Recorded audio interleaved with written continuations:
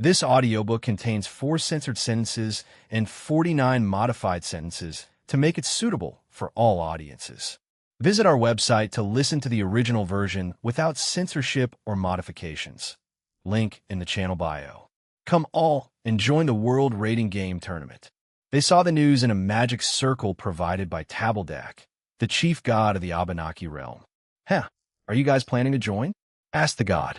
Isn't it obvious, sir? Of course we'll join. I know. We want to become even more known. I think it's also time to challenge Jin-san again, shouted Hirokazu. His teammate agreed. So Kita and Hirokazu traveled to his home in Japan, and they were told that he'd visit them again to fight. And that day came. It was a hard-fought battle, but in the end, even with all of them working together, that man defeated them again. You've all improved a lot. Hirokazu, your sacred gear, it's close, very close to a change, but I can't classify it yet as a new Longinus. However, if you can evolve it into your own unique sacred gear, then I'll definitely add it, said the man in front of him. Evolve. He had to evolve his sacred gear. Hirokazu had heard of the many unnatural occurrences with the sacred gears in this generation, in this era, so he decided to focus on that. Twice critical, it was regarded as a very common sacred gear. When he first found his power, he felt like he was chosen. However, that quickly faded as he found out the true name of the sacred gear, but he didn't let it get him down as he continued on his path. One night, as Hirokazu thought about this sacred gear, his team, the tournament, and his life so far, Kita approached him. We've registered successfully. We'll be relying on you more now, Mr. King, said Kita. We have our first game in 2 days. Let's do our best, said Hirokazu. Let's go as far as we can, and if we can make it to the main stage, he grabbed Kata's arm, surprising her and making her blush. Hiro? She asked, unsure of the situation. It's nothing. It'll wait until then, or a better time, he said, and kissed her forehead, shocking her. Oh, okay, she muttered, completely shocked, but at the same time, very happy. Hirokazu understood that you could gain power in various different ways during his journey so far. But the one he wanted to replicate was none other than the middleman, his boss and superior, Gene Skyward. One day, he contacted Gene about his upcoming match against Team Trumpcard of Heaven. They spoke at length over the phone, and he mentioned that he was pursuing and following in his footsteps. But Gene became silent for a few seconds. Hiro, I'm flattered that you think so highly of me, but I'd like to suggest you follow your own path. Even if it's just a small deviation from mine, if you do, you can make it your own, and your sacred gear will definitely respond to it. You know how they work, right? Gene asked over the phone. Yes, of course. They respond to their wielder's feelings, will, and desire. He replied enthusiastically. Right. It's also a journey of self-discovery. Do you notice how each twice critical differs in appearance? They usually manifest themselves like that because of their wielder's desires. So, as long as you want that change, and it's strong enough, ITLL evolved to accommodate your feelings and power. Hirokazu stood there, thinking about what he had said. My own path, my own desires, he thought. He'll get going, and set that up for you. So, come over in a day, he heard Gene say through the phone before he hung up. My own path, and my sacred gear will evolve with me, muttered Hirokazu. He remembered the fight between Gene and Sarorg, and saw for the first time his queen form. It was unlike his regular balance breaker, or his illegal move Triana. He'll do it, he shouted. He'll evolve in a different way. He'll go down a different path, but he'll keep on chasing you, Gene-san. Hirokazu had no idea on how to do it, but he would just follow his heart and how he had done things so far. Hirokazu, we have 2 of these devices that'll locate the area where the goal will appear at, said Kita as she walked over to him and gave it to Hirokazu. He noticed that Kita had worn hers already. They resembled a watch. Thanks. Both teams will know where the goal is at all times. We only have to worry about their strength and our own stamina management, said Hirokazu. Since we can't rely on beating them for retirement, we'll have to rely on stamina as the deciding factor, mused their Bishop Mason Walker. He was a slim fellow with a spiky brown mohawk, piercings all over his body and tattoos. The clothes he wore were typical of biker gangs. The most important thing right now is stamina management. Compared to the other games that simply involve defeating the opponent, this is an even more taxing game. Even for players with incredible strength, if they don't possess the necessary stamina and plan their energy usage, opponents can come from behind to win if they become exhausted. I'd guess this is the same problems in the Devil's Rating games, said Daiki Himura. Before the match begins, we will provide both teams with 2 devices which are capable of projecting a full view of the field. So we have 2. Let's try to split into groups then. I'll lead one half, and Kita will lead the other. Hirokazu fiddled with the watch-like device, and a full projection of the field was displayed. The entire field had been divided into 8x8 regions. The goal would appear at random in any of these areas. If the goal appeared at any of the far ends, then each team would have to expend a vast amount of energy to reach it. This was a rather terrifying and unpredictable type of game. In a space that had absolutely nothing, anything could happen in this space. On the contrary, it was impossible to hide anything because there were no obstacles. There were advantages and disadvantages to this. Very well, the match between Team Fantastic Dragons and Team Trump Card of Heaven will now begin. The time limit is 2 hours. There will be water replenishment stations at various points, as hydration is also an important part of this. Now start. A buzzer rang out across the field to mark the beginning of the game. Hirokazu and Kita used their projection device to confirm the first goal, and it had appeared in E4, right in the center of the field. Their current location was D1. Dulio's team was currently in E8. They were exactly opposite it.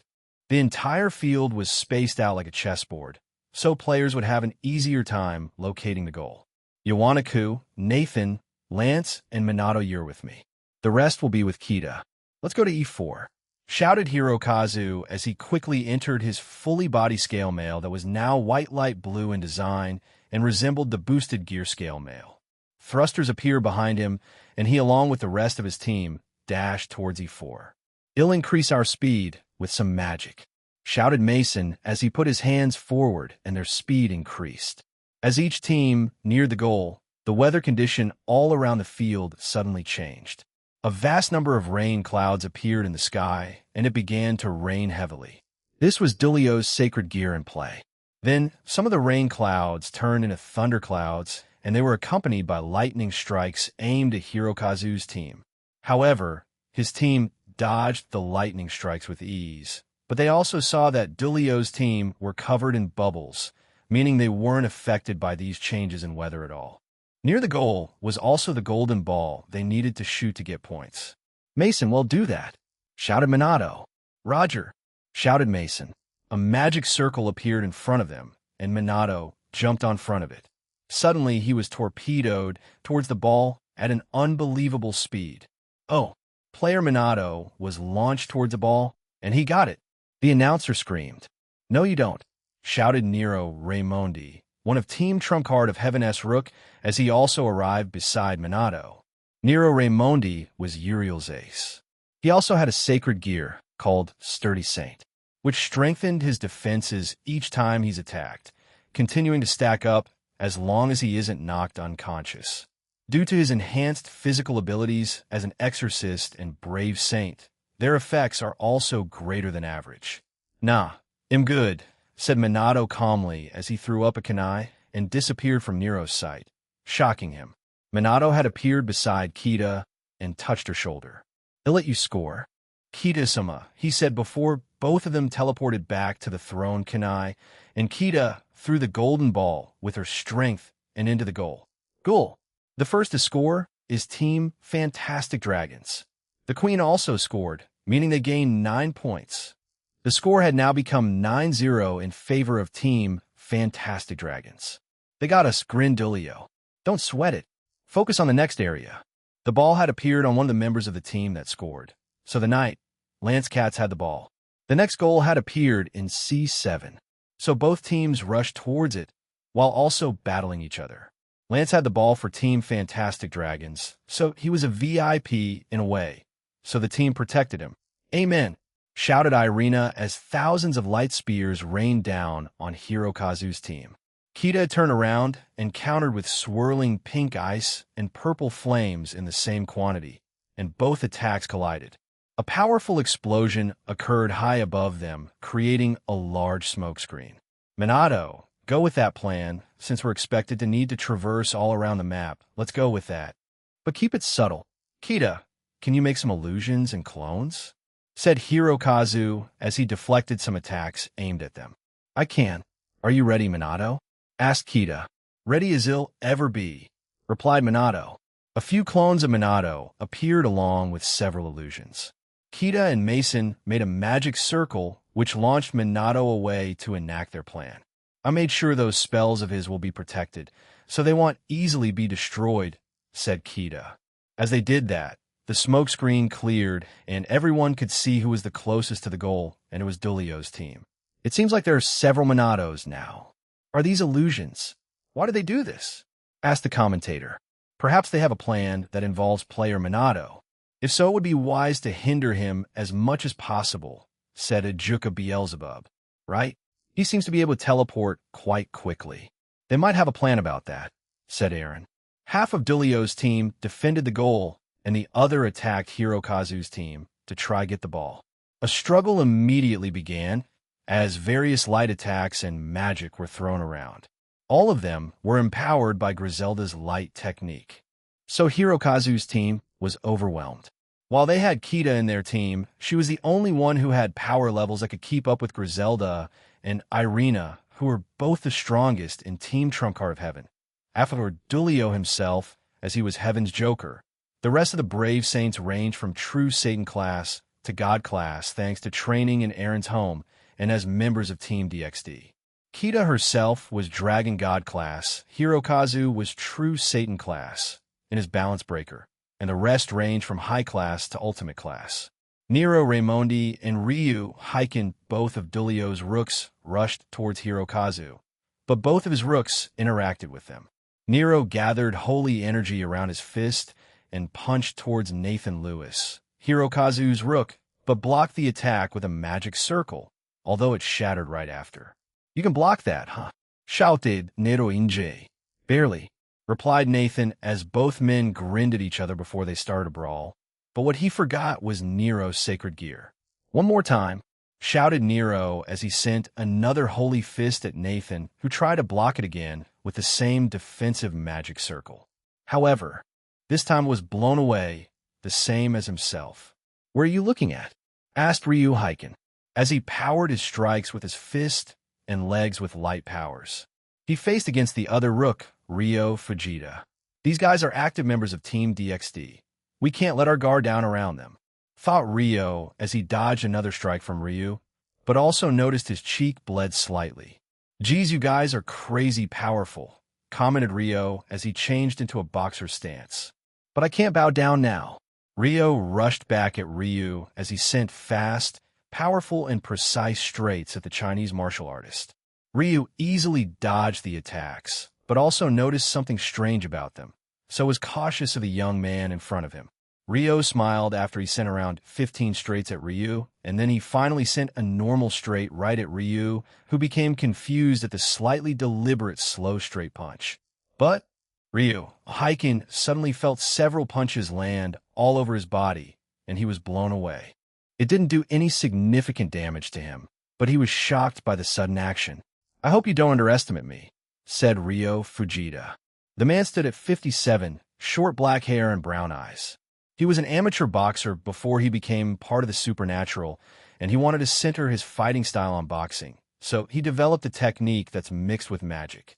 He calls it delayed phantom dynamite. Every time he sent a punch, a jab, or any type of attack, including kicks towards his opponents, it would create a phantom strike. He could also stack those attacks over time, and then unleash all of those stored phantom attacks on his opponent. Ryo compared it to racing games where there are ghosts of cars that had the best time. He just made it into reality with magic. Ryo Fujita's current limit was 100. He could store 100 phantom strikes and then unleash it on his enemies. I never did, young man, but I like this matchup, Gahale. Team Trump Card of Heaven has scored a goal. King Dulio Gesualdo scored a goal. Now the score is 9-10, with Dulio San's team in the lead by 1 point. Before either of them could continue, a team had scored forcing them to stop their battle. "Let's continue if given a chance," shouted Ryu Heiken as he flew away with his team. Ryo turned around and ran away with his team too. The new location of the goal was in G3. Yumi Kira's soliloquy, the match between Hirokazu-san's team Fantastic Dragons and Dulio-san's team Trump Card of Heaven, has been going on for about an hour now. The score was currently 72-70 in favor of Team Fantastic Dragons. The fighting has been fierce, and a lot of everyone's stamina has been drained by a significant amount. I, along with Team Rias Gremory, were in a VIP booth with Rudiger Rosenkreutz, the upsetting sorcerer, as we watched the match. He was Dulio-san's team's advisor, and he watched with interest the entire time. He had made a comment during the 1 hour that had passed, but the smile on his face only grew bigger. Currently, Kayatora Shinra, Dulio-san's knight, had the ball, and he was being protected by several angels of his team, while Hirokazu-san and a few of his teammates were chasing after them while the rest protected the goal. In the lead of the other team, chasing down Kayatora Shinra-san, was Lance Katz. He was of mixed heritage descent, but he wasn't American. He was European, but was raised by foster parents in the USA. Kayatora Shinra-san suddenly threw the ball to someone else and faced Lance-san. He pulled out 2 katanas that emanated powerful light. Lance-san also summoned his own sword, and the two clashed. They struggled for a few seconds before Kayatora-san pushed Lance-san away. His teammates rushed past both of them as they began to battle. As they did, Rudiger-sama slowly leaned forward. "It's about time," he muttered, confusing all of us. 2 people suddenly appeared above them. It was Griselda-san and Irina-san.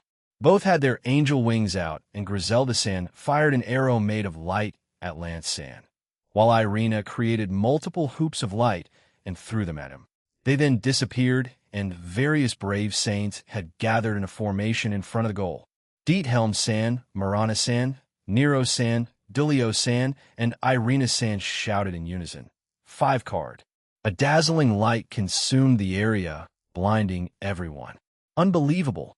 The angel team's bodies are emitting light.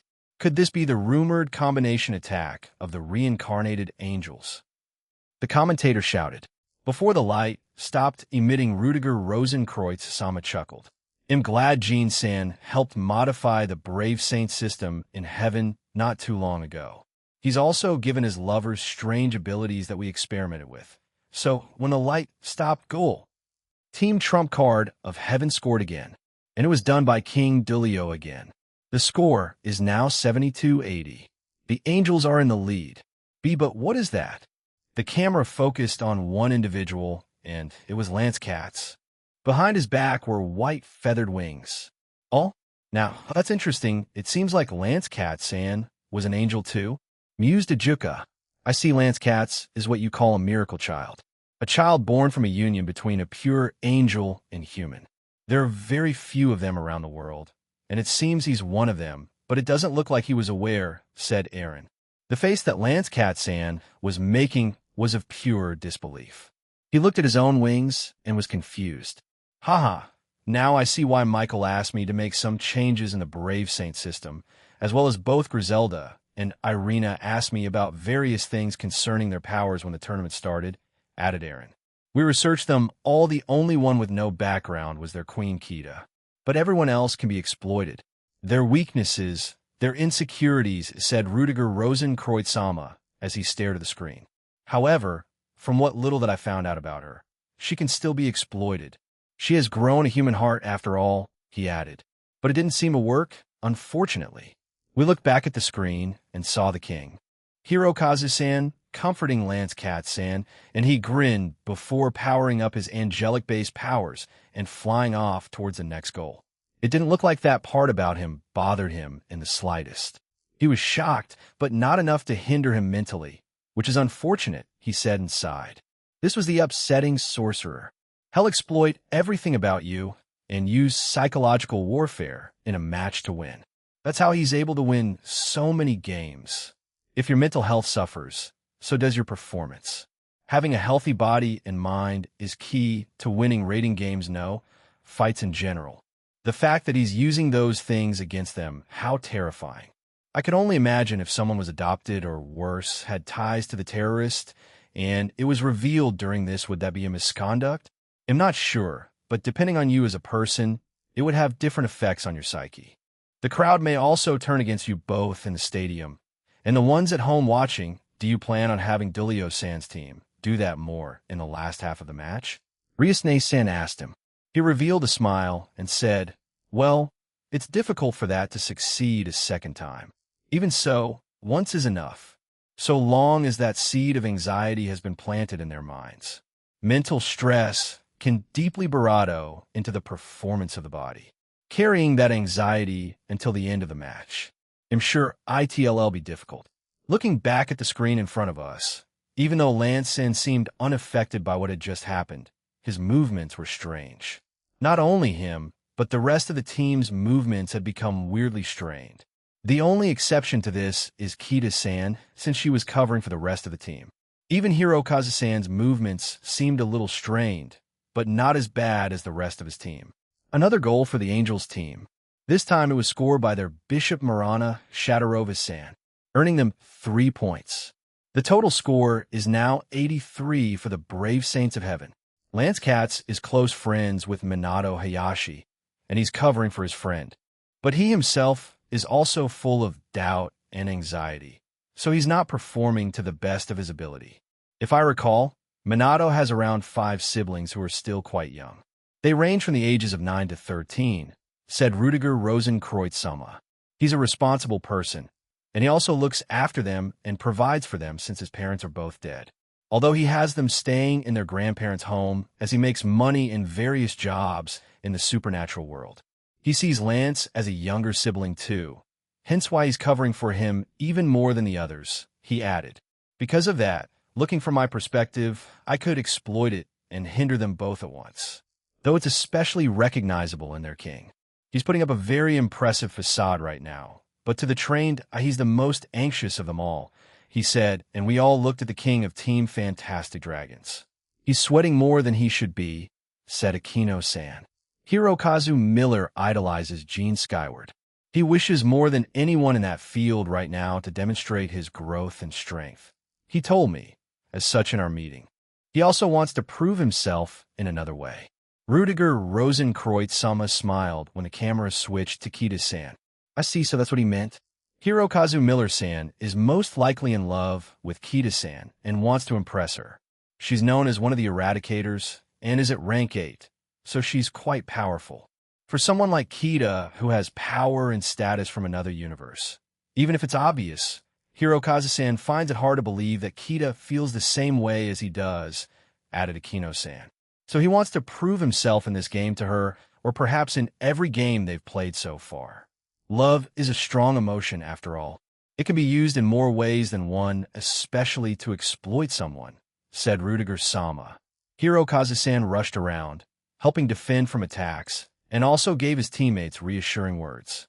The sweat around his face was way too much for someone with a lot of stamina and power. Also, when I used appraisal on him earlier, he was at least Satan class in his balance breaker. Kita-san is being held by back both Irina-san and Griselda-san. So she can't go rampaging with her power since they're both stronger than her. It seems like Team Trump Card of Heaven has all their bases in check. It seems like the other team was nearing a checkmate. He is the king, the leader, and one of the strategists for his team. The other is the queen, Kita. If both are preoccupied and both are under mental stress, they can't give out commands leading to chaos within their own team. Hirokazu-san suddenly used his boosters to their highest speed and pushed their Bishop Yawana Kashima-san out of the way. As he did, a large spear of light came out of the ground. In the distance stood Marana Shadorova-san, had her hands clasped together. It seemed like she was the one to use that attack. It missed, she muttered sadly. You okay? Hirokazu asked his teammate, and they quickly nodded before they got up and dodged several attacks aimed at them. Even ultimate-class devils would be vaporized by Marana-san's light powers. She is Gabriel Samus Ace, after all, and is quite close to Gene-san himself. Both the king and Ace are close to the middleman, meaning much more special treatment. Every member of the team has their own way of living, their own opinions, and their own personality. And that's why each person has a dream that they wish to embrace and a darkness that they carry within them. Even if they polish their techniques and strengthen their bodies, they'll simply collapse if they lack mental strength. If this situation expands within the team, then that will lead to a collapse, said Rudiger Sama as he leaned back on his chair. Many of the members of Team Fantastic Dragons seem to be nearing both their mental and physical limits. However, there was one exception, Kita-san. Meanwhile, Team Trump Card of Heaven seemed to be doing fine. That's the difference in their overall abilities, huh?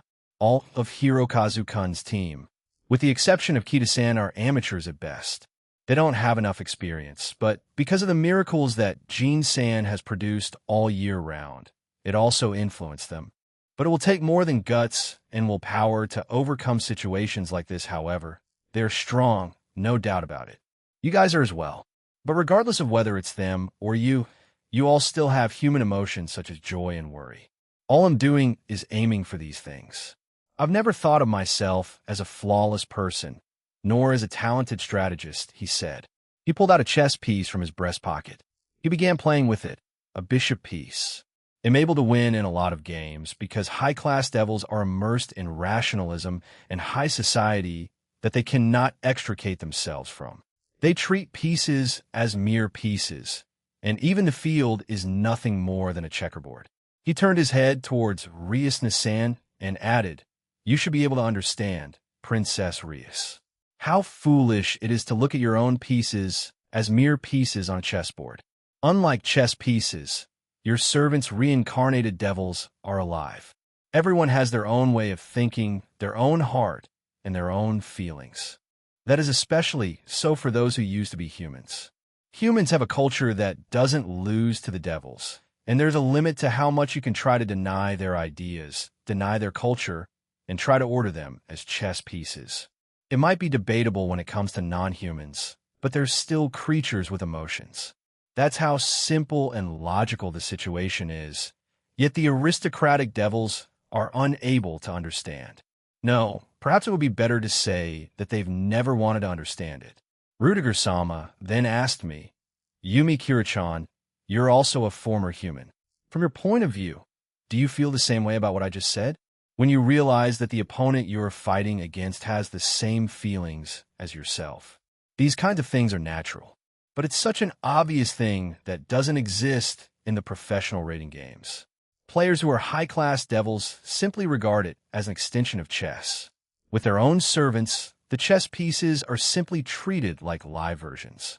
Rudiger-sama placed the piece on top of the chair's armrest and then declared, "Devils are conceited because of their superior existence in the supernatural world, and this arrogance is exposed in the rating games. And the one who painted that image is Rudiger-sama," said Riasne-san. Rudiger-sama showed a sorrowful expression when he heard that. Regarding that, I don't think it's flattering, nor something worth feeling proud of, Princess. I just want to compete in an ordinary game. Of course, the top players such as Daihauser are well aware of this when they stand on the field.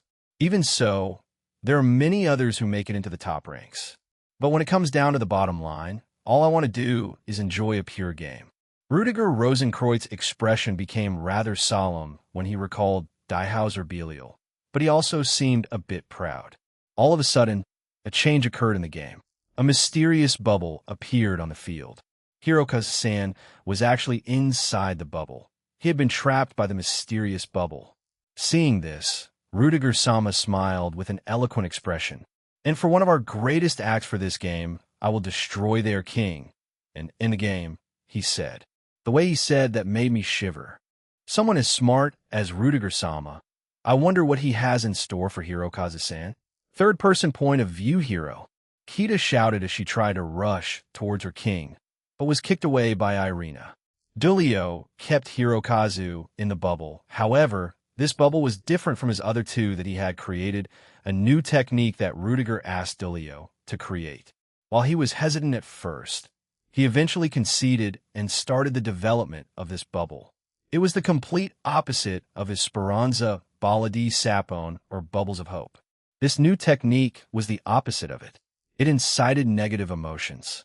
It would cloud the ones trapped in it with various negative emotions that it would force them to become depressed and very negative. Currently, Hirokazu Miller was being subjective to such things. For every failure he had, every doubtful thought he had, every mistake he made, all of it was being relieved by the young man. This was all in an attempt to break his will and have him lose the will to fight for the rest of the match. If the original technique was called the bubbles of hope, then these were the bubbles of despair. "They'll leave it to you guys to score," Dulio shouted. He had to watch over the technique himself and put his concentration on it. Otherwise, it would deactivate, freeing Hirokazu. "Get out of my way," Kita shouted as she charged at Irina and fired several attacks at her. Irina countered by launching her own balls made of light at them, inciting another explosion to transpire. "He'll be your opponent, Kita-san," Irina declared as she summoned Hotaclear and slashed at Kita. Kita herself summoned a sword, and it collided with Irina's. "You use one too?" "I learned how to, but I typically don't," replied Kita. "What does that bubble do?" "It's the opposite of Dulio-san's bubbles of hope. He dubbed it as bubbles of despair. You can probably understand why I'm implying," said Irina with a sad smile. Goal. The Angels team scored another point. It was done by their queen, so another 9 points go to them. The score is now 72-89. The goal has moved again. Kita looked at Dulio in the bubble. Dulio was being guarded by Griselda, as the man himself pointed his hand at the bubble. Any attempt at interrupting Dulio, it was shut down by Griselda. Meanwhile, the rest of the Brave Saints kept the others busy with the game. None of the Brave Saints liked this, but it was due to their advisor's advice that they used the plan, and it proved to be effective. Suddenly, the pawn and cousin of Hirokazu, Daiki Kimura, shouted into their transceivers. "Stop fucking around. You guys want to win, right? Aren't we here to prove ourselves? Hiro will get out of that. And it doesn't matter who put him there, so pull your sissy asses up and beat them." He continued, "Minato, let's do that already. We can't keep losing now." Minato, who had been waiting for this, grinned. "Kenji, with me," shouted Minato, and the other knight of Team Fantastic Dragon appeared beside Minato. "Let's kick ass." "Hell yeah," replied Kenji. He brought out his katana, and a green aura covered it. That aura slowly turned into the shape of a dragon's head. "The goal is an F5 directly under my teleportation circle," Minato said while grinning. "Tear anyone apart who gets in the way." "To the one with the ball," shouted Kenji as they teleported towards Jessica Lagerqvist, who was in possession of the golden ball. She noticed that they had arrived and was about to run away with it when she was fired at by several bullets. The one who had fired bullets at him was Lance Katz. Earlier it was revealed he was a miracle child, a human and angel hybrid, but what people didn't know was "don't mess with me. I'm not just some angry European that lives in the USA. Because of that he shouted, and numerous guns appeared out of thin air and slammed into the ground. "If sword birth exists, then gun birth does, doesn't it?" he asked with a grin. He flicked his hand, and the guns that had slammed into the ground floated up and began firing their bullets towards Jessica. She said very tiredly. "I don't like being a knight when I'm always tired," Jessica countered by throwing several light balls toward the bullet and blocked them. "Huh. I'm an angel with a genuine sacred gear. Rejoice. It'll become the most powerful angel hybrid to exist." He shouted and started channeling light bullets through his gun berth, and they started firing normal bullets, magic bullets, and light bullets. One of the bullets hit Jessica's hands that was holding the golden ball, and she dropped it. Another bullet blasted it away. On cue, Minato and Kenji appeared in the trajectory direction and caught the golden ball. Minato and Kenji teleported away at various points in the field at a rapid speed. Earlier, Minato had left to engrave various teleportation circles around the entire field. Minato had 2 types of teleportation circles. Ones that would be used for long distances, like traveling to different parts of a country, an ordinary magic circle, and a different one, where he would flicker at shorter distances, at the cost of his magic depleting quickly. However, he trained to increase his magic and stamina, as well as maximize those magic circles by modifying it over time. "F5. Throw it, Kenji," shouted Minato, and the knight did. earning his team 3 points. Goal. Team Fantastic Dragons scored a goal. They earned 3 points. The score was now 75-89, but Hirokazu's team was still behind by 14 points. But since Kenji and Minato were the closest, it meant one of them would receive the ball and the goal had just reappeared. Next, we'll catch up just like Thias, roared Minato. Leader better get out of that before we overtake them, added Kenji. Both of them blinked away again and arrived at the new goal. It was at D7. Again, with no one near them, they easily scored another 3 points. Oh my goodness, Team Fantastic Dragons. Is it 78 points now? This tactic, was this their aim earlier with the clones? Has player Minato put various teleportation circles all over the game field? Asked the commentator. It seems so, and it looks like it's a different kind of teleportation circle. It may be unique to that man, said Ajuka Beelzebub. Yeah, it's nearly instantaneous teleportation, but it works at short distances, hence why he needed so many drawn on the field. I can also feel some powerful barriers protecting them, so they won't be destroyed so easily by Dulio's team, added Aaron. Both the Pawn and Knight kept this up until their team was at 87 points.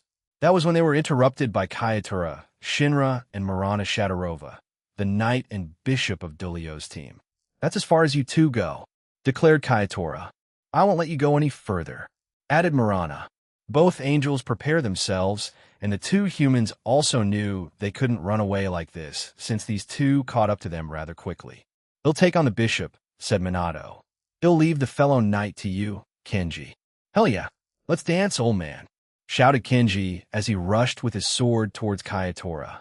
Their blades clashed in the distance, creating various and powerful explosions. Both Kayatora and Kenji arrived at a spot that was away from Marana and Minato. What kind of power is that, young man? Asked Kayatora as he looked at the green Easter dragon around Kenji's blade. I don't know, it's just like that. I learned swordsmanship from our other pawn, Daiki, and I just manifested it one day. Maybe I have some kind of old family lineage that could help with this? But as far as I can tell, both my parents are normal humans, replied Kenji. I see very well. I shall challenge you as a fellow swordsman, said Kayatora as he dual-wielded 2 katanas, and they were covered in holy light. Hell, let's do it then. The dragon fucking becomes me, shouted Kenji as he jumped towards Kayatora. Both their blades collided, creating a powerful shockwave. The green dragon flew towards the older man, but he pushed Kenji away, forcing the dragon to miss him. Kenji didn't stop there as he dashed towards Kayatora and slashed his sword down at him. The older man stopped his attack with one of his katanas and thrust the other towards him. Kenji moved his body in time, and it grazed him. Meanwhile, the green dragon had flown towards Kayatora, and he was blown away by it, while also slicing him at various parts of his body. One win for me, shouted Kenji. Ho ho ho, the youth sure is energetic today. He'll take you a little more seriously, young man. We were warned not to use too much of our power against weaker than us. But you'll be fine, said Kayatora. He spread his wings, and the aura around his blades shone even brighter. At a speed that Kenji could barely keep up with, he was pierced in the shoulder by one of Kayatora's blades and was pushed backwards. He let out a pained groan as he tried to attack with his own katana, but was blocked by his other one. Stalemate, huh? Asked Kenji. Kayatora smiled, but shook his head and summoned various light balls behind him, and they began to take the shape of countless weapons. Shit, let me go, old man. Kenji tried to shake Kayatora away, but he couldn't. The man had pierced his body with his swords quite deeply that they had come out the other side of his shoulders. Kayatora finally released his light attacks at Kenji, and he separated from him at the last second. A large and powerful light explosion consumed the young man as Kayatora watched from a distance. Oh, is this the temporary removal for Team Fantastic Dragons Night?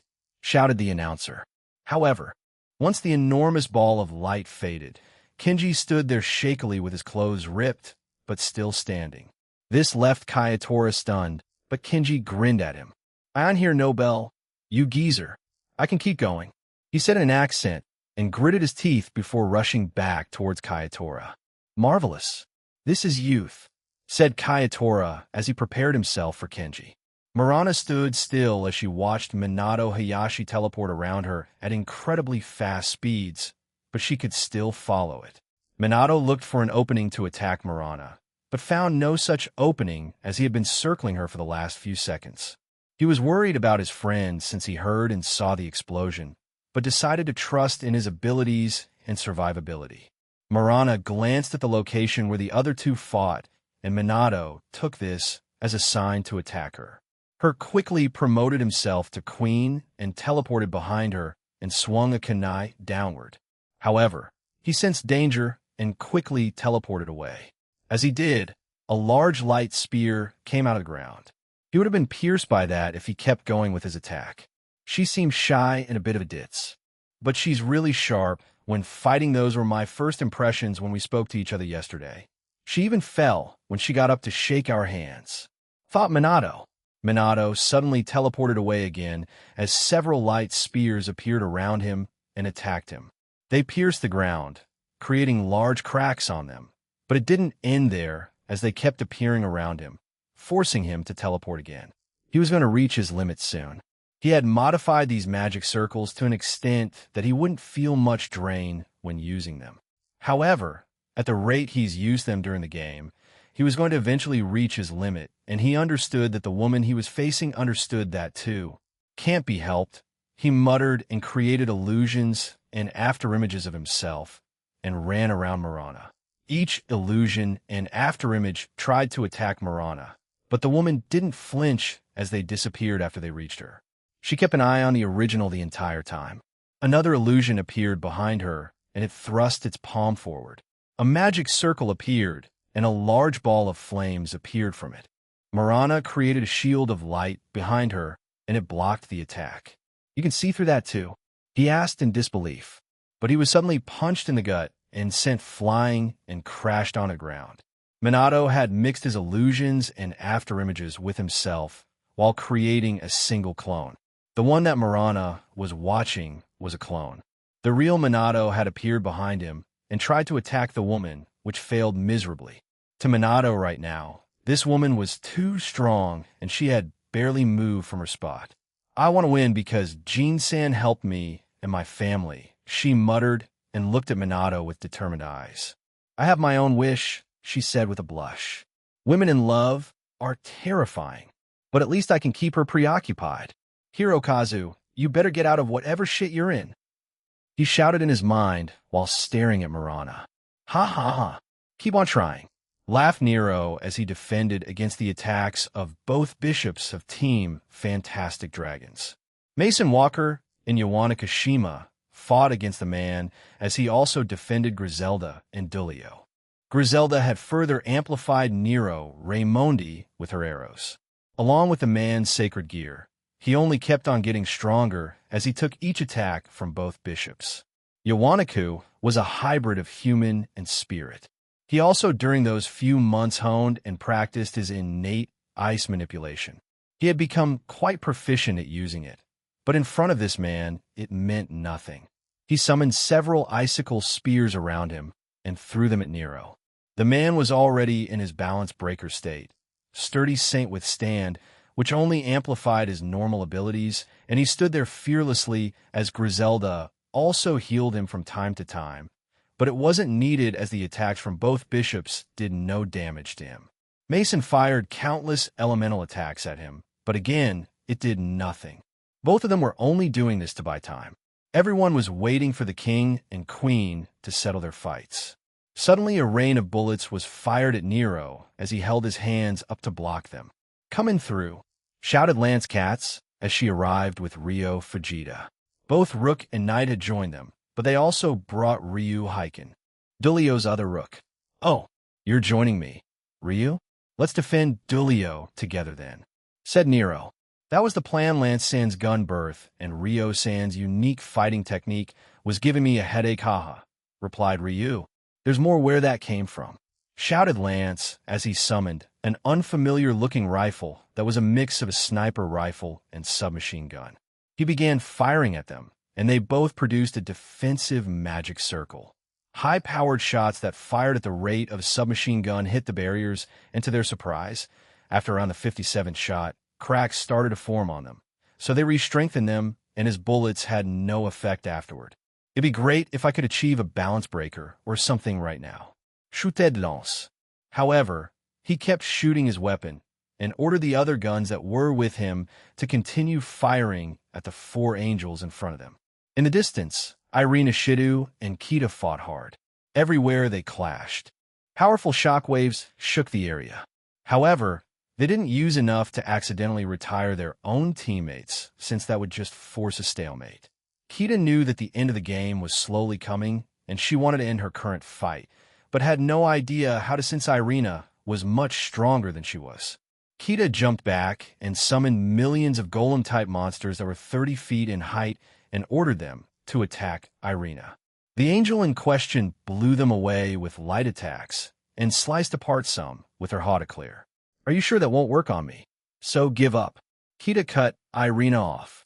She tried to use the same move that Barakiel had used on Rosweiss, but Kita wasn't having any of it. She flew back at Irina, who blocked her attack. Kita's hands were glowing, and small diamonds appeared around her, and then targeted Irina. The young angel dodged them, but saw that they were locked onto her and began following her around. She quickly created lassos around her and caught the diamonds and threw them back at Kita, who stopped them. I control these, shut up. Irina quipped back while blushing. However, Irina's blush didn't stop there as she looked around and stared at one of the cameras in the field, confusing Kita. I need a different kind of power. Kita became even more confused as she flew towards Irina and tried to attack her. However, she was quickly blown back by the angel with extra force, shocking her. Was she holding that much back the entire time? Also, what did she mean by as Kita's thoughts were forming? Irina's face became even redder. Giant Skyward Senpai AI, please make me your Bri-ID. She screamed, and her entire voice echoed throughout the raiding game field. Kita was stunned as she stood there on the ground. The angel above her face had turned so red that it looked like it was bleeding. Now, that was unexpected, mumbled Ajuka Beelzebub through the mic, sounding surprised. Irina Shidu, Michael Samus Ace, and Pawn of Team Trump Card of Heaven has just done a reverse proposal. How will Jean Skyward Sama respond? The commentator screamed. Ah ha ha ha. Aaron's laughter was heard from the mic. HAA. He's laughing. The commentator became even more confused. Irina, you bastard. I wanted to do that during our upcoming match against a team. Zenobia shouted in irritation in their VIP room. The rest of her team were also equally stunned by her anger and annoyance. Awawawa.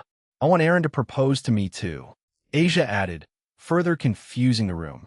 Ha ha ha. Now this is youth. Vasco Strata said while laughing. Crum Crutch, who came with them, stood confused at the back of the rooms with his arms crossed. I don't get it, said Crum Crutch. An evil dragon like you who has only had fighting and training in mind won't understand it. But if you learn more about it, you may. How about it? I believe Jean's library has many books on the matter, said Vasco.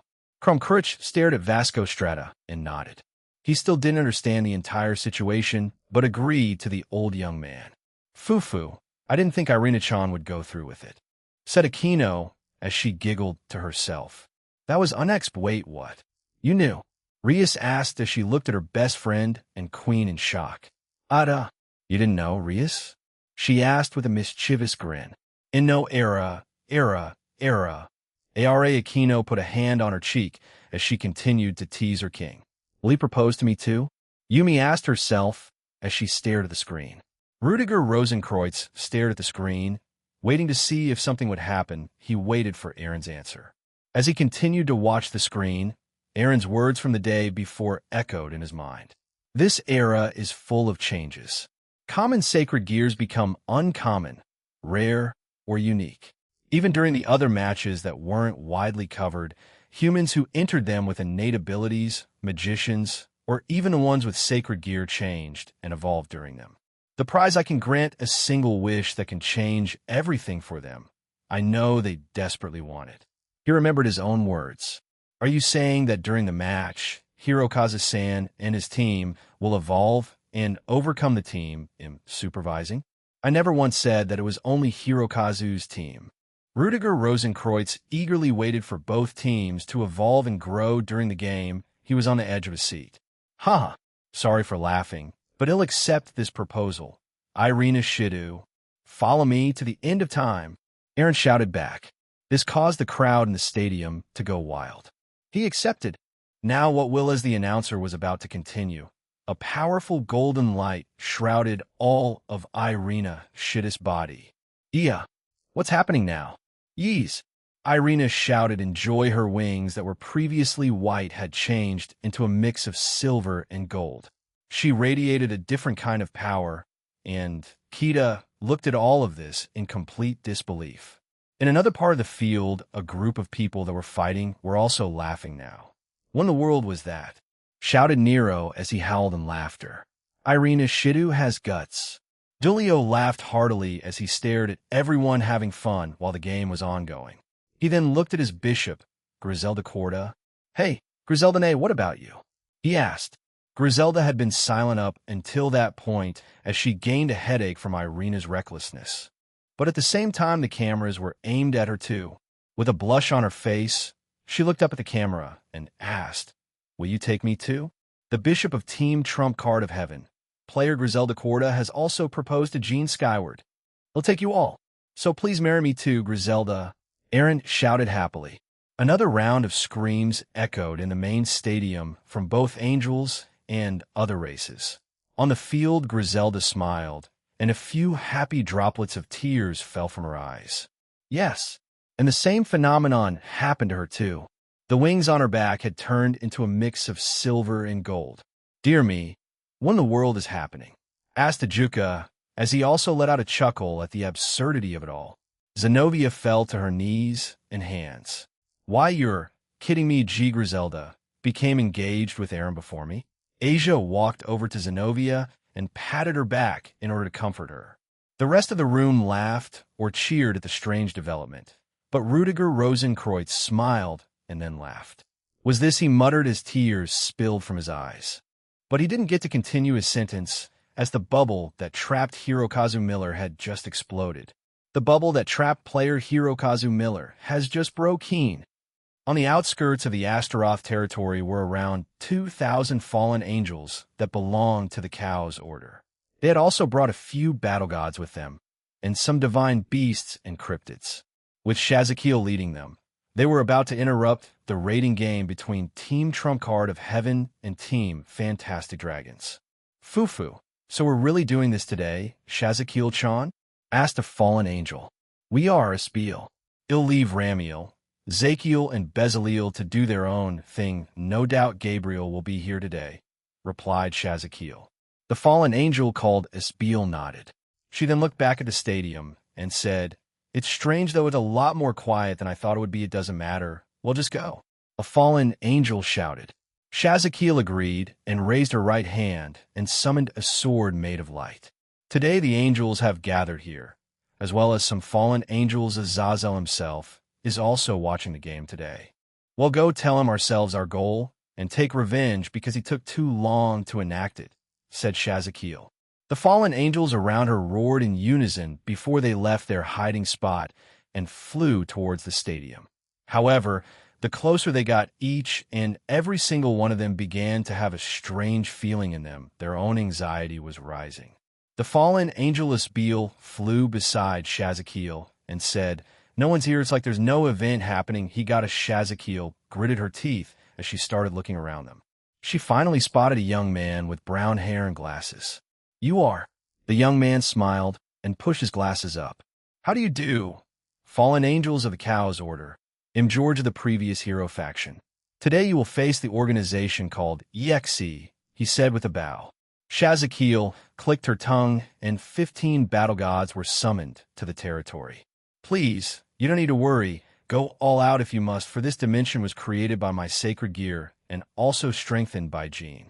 George looked back at them and clicked his fingers. Countless magic circles appeared around the territory, and out came several members of EXE.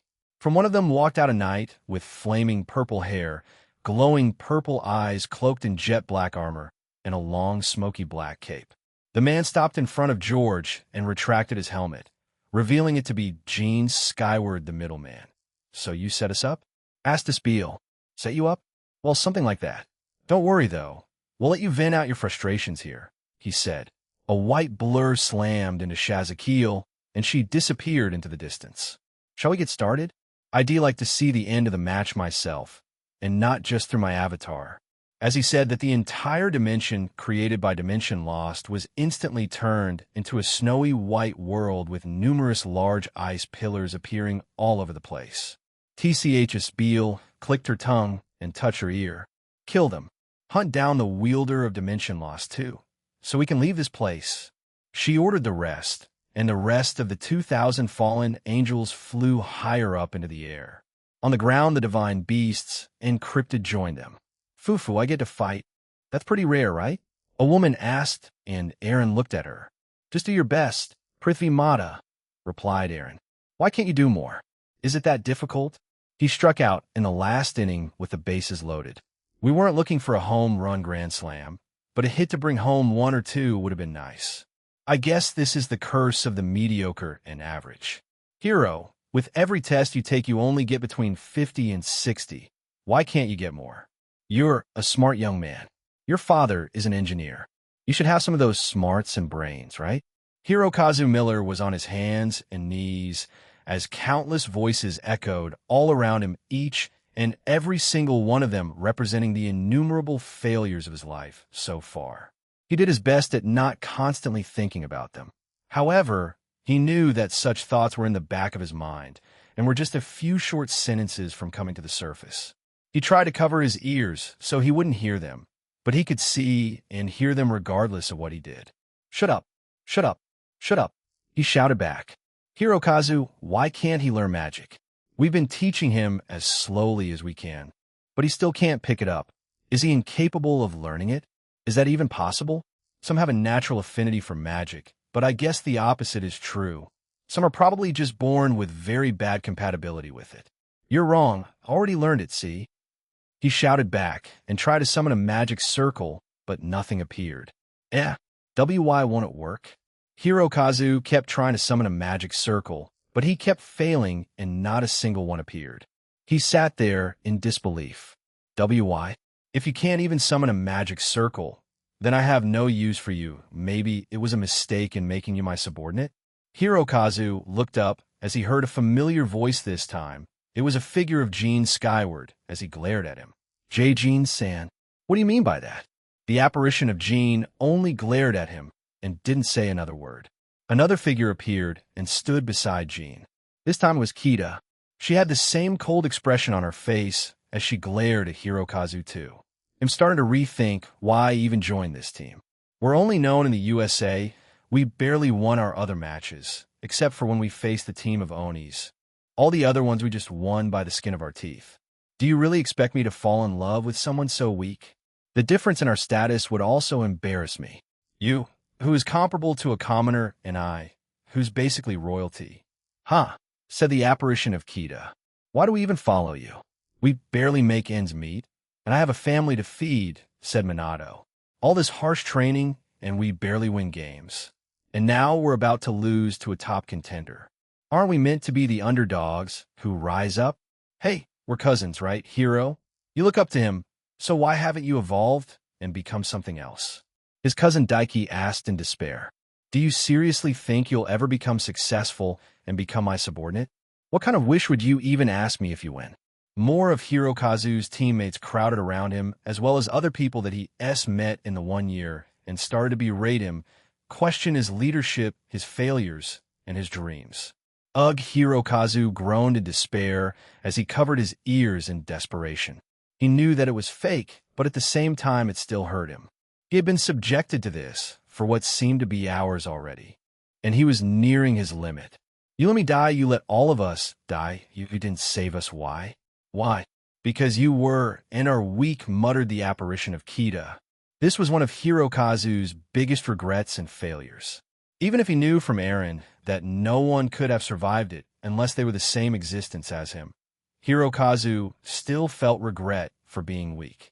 As he was about to succumb to despair, a light suddenly illuminated this strange place. They were both gold and silver. Hirokazu looked up and saw that there the lights were in the shape of wings. It confused him, but the negative emotions that were building up inside of him were cut down by half. The light enveloped everything around him, and he felt a warm and happy feeling bubble up inside him. "What is that?" he asked and stretched out his hand. However, the voices began to berate him again, and he closed his eyes. We lost again," said Hirokazu as he kneeled down in front of Eren. He and his team had their second sparring match against Eren Tool again, and they lost. However, this time around they did a lot better than the first. With their new teammates, more experience under their belt, and as well as a power teammate like Kita, they made the match last for at least an extra 4 minutes. You guys are amazing, you know that? To improve this much in such a short amount of time, and even finish your incomplete balance breaker, you did well, but I can't classify this as a new Longinus yet. You need to reach an Abyss side or X side balance breaker. Hero. Eren looked at him seriously and said, "You need to evolve and go on your own path. I'm flattered that you think so highly of me that your sacred gear changed to copy my boosted gear scale mail. But you need to be your own unique person." Hirokazu stared at Eren, unable to answer him. Eren put his hand forward and healed them all. "I'm not saying do it right away. Hell, it took me a long time to do it myself, but you saw my queen form, right? That was my own direction," he said, and offered his hand to Hirokazu, who accepted and was pulled up. Eren then balled his hand into a fist and put it against Hirokazu's chest as heart. Follow your heart. Follow your own desires. That's when change naturally occurs. Whatever path that is, it's the right one for you, so for now, mull it over. Eren turned around and began walking away. "But for now, this is fine. You guys have become my official subordinates starting today. Go out there and make me proud. I'll contact you guys if I need help with anything big," he said while waving at them. "My own path." Hirokazu looked at his own hand and closed it. "Why can't you shut up?" Hirokazu screamed after he remembered his second sparring match against Jean. A powerful aura enveloped his body as he stood up. "My teammates, Kita and Jinsen, would never say those words to me," he shouted. His aura pulsated and calmed down the negative emotions that surrounded him. Hirokazu felt a new power rising from within him. He also felt a warm feeling enveloping his body. He clenched both his hands and stepped forward and smiled. This is the future path I'll follow. A powerful burst of blue-silver aura erupted from him. "Watch me, Jin-san. Watch me, Daiki." His eyes glowed, and he shouted, "Watch me, Kita." And then his aura burst open, blowing away every negative emotion around him. The bubble that trapped player Hirokazu Miller has just broken. Hirokazu roared as the area around him exploded, and a silver-blue pillar of aura burst from his body. Once the dense aura subsided, Hirokazu stood there in his brand-new armor. It looked futuristic. The main body was mostly white with black accents around him. In the middle was a circular gem that glowed blue, just like his eyes. Behind him were light wings of blue-silver color and a sword floating behind him.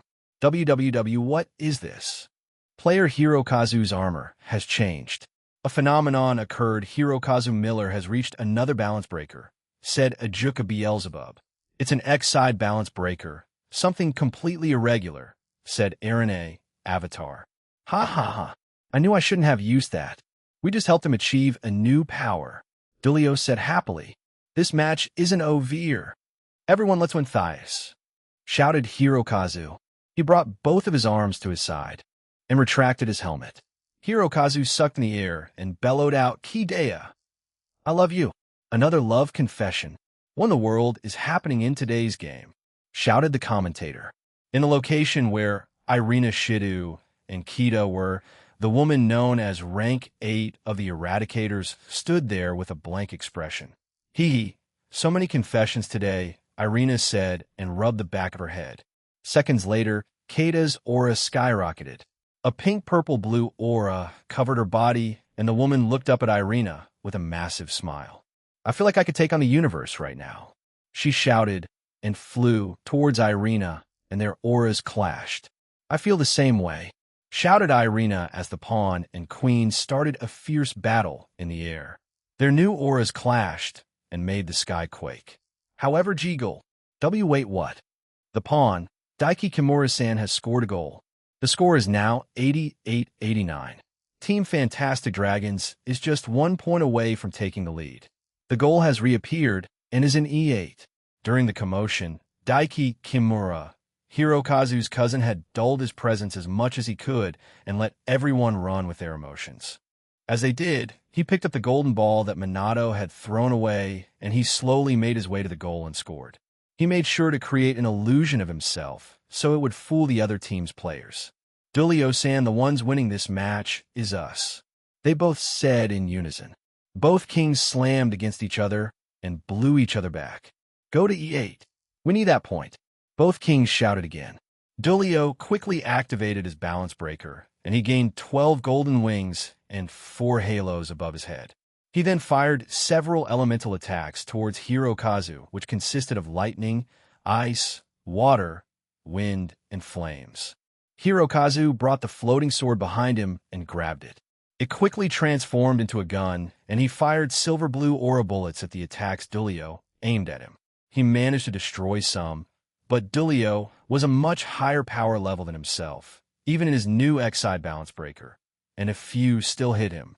KH, I'm still far from your level, Dulio-san, shouted Hirokazu as she changed her gun back to a sword and dashed towards Dulio while activating his boosters. I'm enjoying this, Dulio replied, and created a sword made of light. Both men's weapons slammed against each other and created powerful shockwaves. Their other teammates also ran towards the objective and also battled against each other. All of their stamina was slowly reaching their limited, and they all panted heavily as they fought one another. HAA!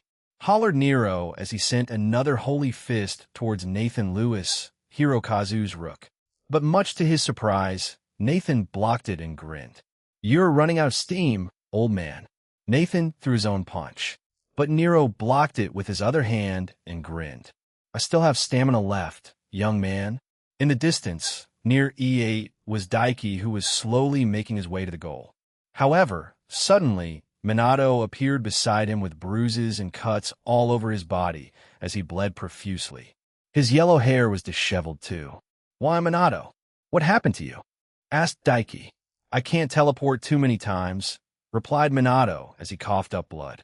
Give me the ball, we could take the lead now. Daiki nodded and handed the ball to his fellow pawn, and they both teleported near the goal. Oh, both pawns of Hirokazu's team have appeared above the goal. Are they about to tie the game? As Minato prepared to throw the ball, a powerful gust of wind that seemed more like a hurricane hit both of them and blew them away. A woman in a nun's attire with gold and silver wings appeared and caught the ball. It's Dulio-san's bishop, Griselda Quarta. She just stopped him. And goal. The score is now 88-92. Team Trump Card of Heaven widens the gap even more. Fuck. Shit. Minato shouted and then coughed up more blood. I can't teleport anymore, damn it. Then run. Daiki shouted as both of them began running towards Griselda, who flew away at a much faster speed. As she approached the new goal at F4, she sent a light ball to her side to block an attack that was thrown at her. Griselda looked to her side and saw 2 people floating on a large silver-blue sword. The ones on the sword were Yawana Kashima and Ryo Fujita, the bishop and rook of Hirokazu's team. She was surprised to see them on it, and when she looked at Hirokazu, he was having an all-out fist fight with Dulio instead. They'll support you, do it. Yawanaka shouted, and they flew towards Griselda, while the bishop fired several ice attacks at the angel, who countered with her light spears. Griselda kept flying towards the goal when she suddenly turned around and summoned orange fire and fired it at the 2 men. Jump! Shouted Yawanaku. Ryo jumped forward, and the bishop created a large icicle and threw it toward Griselda. Ryo landed on it and shot towards the angel. It quickly approached her, and Ryo used his delayed phantom dynamite technique. Griselda easily dodged the punches that Ryo threw at her, but Griselda-san, it's a trap. Don't let your guru Ryu hike and try to warn her, but it was too late. Ryo Fujita had been storing his technique for a crucial time like this. He had stored around 82 phantom attacks, and they were all unleashed on the unsuspecting Angel. However, since Griselda's superior speed, she blocked all of the attacks except for 2 of them, which were aimed at the golden ball, and Rio had successfully knocked it out of her grasps. Player Griselda dropped the ball. It's on the ground. Who'll reach it first? Griselda furrowed her brow as she flew down to get the ball, but a sudden and powerful explosion interrupted her. Once the dust settled, they saw both Irina and Kita lying on the ground, and the ball GGG goal. Player Kita knocks the ball into goal. Team Fantastic Dragons earns 9 points. They take the lead, and there are only 10 minutes left. It seemed like a comeback was imminent. The scores had turned around. 97-92. Dulio's team was now behind by 5 points. I win, Kita said with a maniacal grin. Damn you, Irina shouted back, smiling. Do your best, Angel Samus. Oh, Gokaeda-sama. Hirokazu-san. The crowd was equally fired up as the cheers only kept getting louder and louder. The new goal was an H6. Get the ball. Both kings screamed. Everyone scattered toward the location again. As all of them scattered towards it, a symphony of attacks flew around the field. People were blown up and knocked down, but not a single one of them stayed down. They only got up. But one thing was for certain: all of the players on the field right now had smiles on their faces. They were enjoying this match to their heart's content. Both kings clashed against each other again. Powerful silver blue and golden light auras slammed against one another. Oh, huh. Dulio's punch landed on Hirokazu's abdomen, and it shattered the armor. But he quickly repaired it, and Hirokazu's fist landed on Dulio's gut. Both kings felt pain throughout their bodies. Dulio was much more durable than Hirokazu. Even though he achieved his X-side balance breaker, he could only maintain it for so long, and his time limit was nearing its end. At a minimum, he had around 8 minutes left of it. The 2 kings entered into another fist fight. It's almost reminiscent of Jin-sama versus Sarorg-Samus fight from a few months ago. The entire stadium is in a frenzy right now. Fufu. It certainly is, said Ajuka Beelzebub. We're both fighting for our dreams, Dulio-san, but Hirokazu grinned behind his helmet, and Dulio sensed it too. The one's whole win is us. They both shouted in unity as both their fists hit each other's cheek. From the mic of Aaron's avatar, he chuckled. This is youth, and an amazing show at that. Fufufu Rudiger Rosenkreutz suddenly stood up, and everyone was shocked as tears were streaming down his face. The entire room was tense as they watched in suspense, as neither team backed down with a few minutes left on the clock. How do I say this? It's just as Gene-san said, both teams are really unbelievable. Even though I expected something to happen because of what he said. But all of them actually threw it all out like this without any hesitation. I have no words left to say. Their greatest weapon is youth. I had also perceived it as a form of weakness, but it's true that it can be turned into a weapon. The youth is always full of surprises. It's because of this that my tactics were defeated, Princess Rias. Diauser, are you seeing this? The things that we lack are right here. The things that we were longing for are right here. Hey, Diehauser Rudiger Rosenkreutz wasn't speaking to them anymore. He was speaking to himself and the champion of the rating games who was currently locked up. With only a few minutes left on the clock, both teams scored a few more times, leaving the score at 109-109. With the scores tied, the next goal would be the deciding one, and the last battle would be fierce. Chapter 3, Part 3, Winners, Losers, and Return of the King Asia Argento's soliloquy this year again. We had the ball tournament. Our homeroom teacher this year was Penemu Sensei. She, along with several others, are staying in this school until everyone that's part of the supernatural graduates. This means it's until Princess Kunu graduates from the high school division. However, they already have plans for what they'd like to do after their time here. This year, Penemu Sensei wanted to win against the other classes, and so did I since I was the new president of the Occult Research Club. I also didn't want to disappoint Riasne-sama, Akino-san, and Aaron. Everyone knew and old saw them as the leaders of the club, and we wanted to make them proud. Even though we didn't mention the ball tournament to them, They all knew and silently cheered for us to win any and all of our games. Last year, we won many games as a club and as a classroom, and we aim to do so again this year. However, unlike last year, we wouldn't have Zenobia-san for our club since she'd be participating in the new student council. However, she and Irina-san weren't here during it, so this year would be their first and last. Everyone was excited and wanted to perform to their best standard. I was happy with that, but at times I wonder if I'm doing a good job as the new president. Yumi-san reassured me that I do, but even when she was still a male and just a member of the club, she would have said the same thing. But I'm reassured by many of my friends and by my boyfriend. I'm not engaged to Erin yet, but many others girls are already. I have discussions that pertain to that with others too. Ryusune-sama recently got engaged to Erin.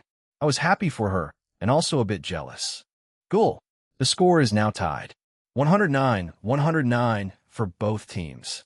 There are only 5 minutes left on the clock. Whoever scores next will definitely be the winners of the game. Ho ho ho. They sure are energetic. It does make you think who will win. His Eminence Vasco Strata said while laughing heartily. That's why this type of rating game is always, in my opinion, even more intense than the others, because the weaker teams can come up with plans and strategies to win even if they can't match the stronger team in strength and power, said Rudiger-sama. Ryusune-sama nodded along. There have been many upsets with Rampage Ball, Object Break, and Scramble Flag games in the original rating game and in the World Tournament so far. I put my hands together in a prayer as I watched the match and then closed my eyes. I hope the ones playing come out of it happy with their own performance. Flashback: Aaron and Latiya-san returned from Majuka Beelzebub's visit a few hours ago, and they came back from closing the restaurant just now. I was currently in the training facility practicing my own form for the basketball match, we'll have against the basketball team for the ball tournament. Last year we won against them, with Aaron acting as point guard. This year, Yumi-san will play that position, and I was left as shooting guard for some reason. I wasn't that confident in my own aim, even with my higher specs as a devil and from the training we received in Aaron's dimension. Though he did say it just gives you raw strength. What we do with our time in there is up to us. I aimed the basketball with my own form I saw from a video and shot it. The ball missed as it hit the backboard. I made 6 shots out of 10. Is that good enough as a shooting guard? I asked myself. You could improve some of your arm placements, or we could try to find a unique form for yourself, said a voice behind me. I turned around and saw Aaron. Aaron, I muttered and brought the basketball back with my powers and held in front of me. How long have you been watching? Oh, just for a few minutes. You're practicing for the ball tournament, right? I wish the college division had something like it, but it's on a smaller scale according to my avatar. It's a bit of a disappointment, he said and stood beside me. We are, but how do you usually shoot? I asked and handed him the ball. He accepted it and casually threw in. Like this, he said in deadpan expression. The ball made a swish sound as it didn't hit the rim as it went in. That doesn't really help, I said, and awkwardly smiled at him. He nodded and said, All right, show me how you shoot again, and he'll observe it more carefully. He handed the ball to me, and I used my usual form and released the ball. It went into the air and hit the rim, but went in. Aaron retrieved the ball using telekinesis and handed it back to me, so I shot it again. We repeated this a few times, and he finally nodded. Out of the 10 shots you took, you made 7 of them. Your form isn't terrible, but you're copying someone, right? He asked. Why, yes, I saw someone called Jewel Lloyd and copied her form. Gasper was the one who showed me the videos. I thought they were part of the WNBA. I said, and he nodded. It's not a bad idea to copy forms, since it's a decent way to start in a sport. But developing your own form would be better since ITLLs suit your own body, stature, and other areas like a hem.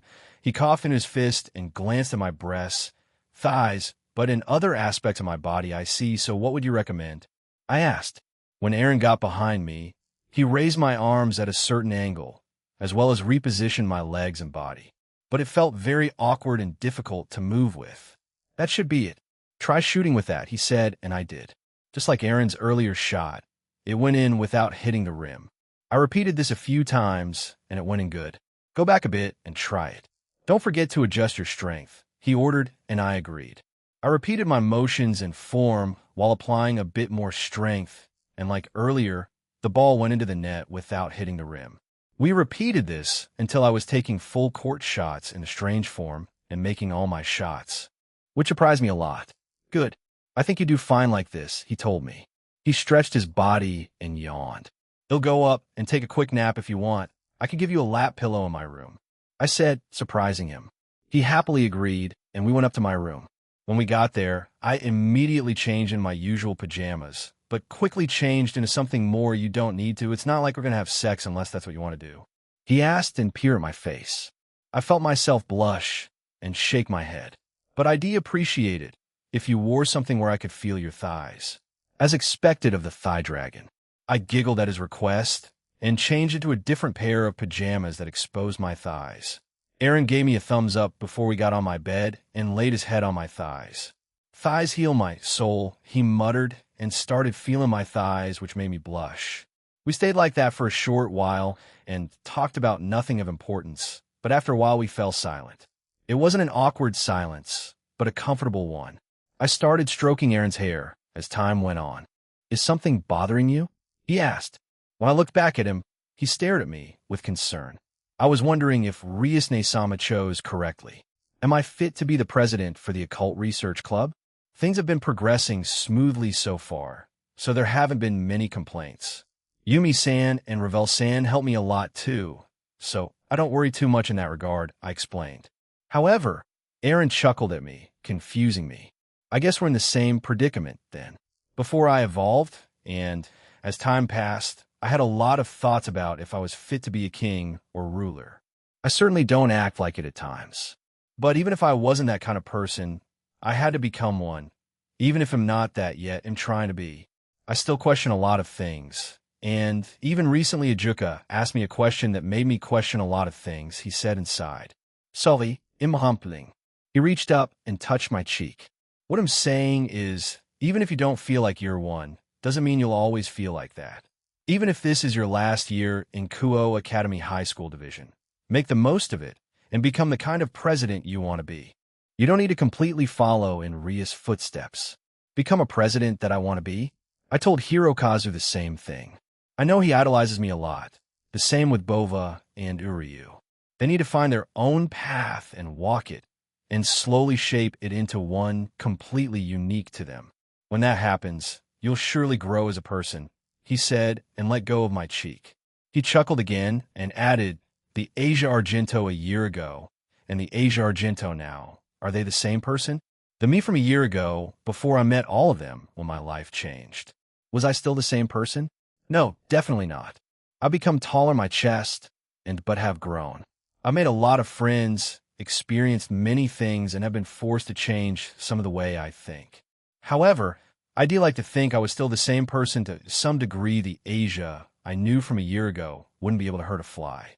But the Asia I know right now can one-punch most ultimate to low god-class beings for the sake of her comrades and friends. I do say you have changed a lot.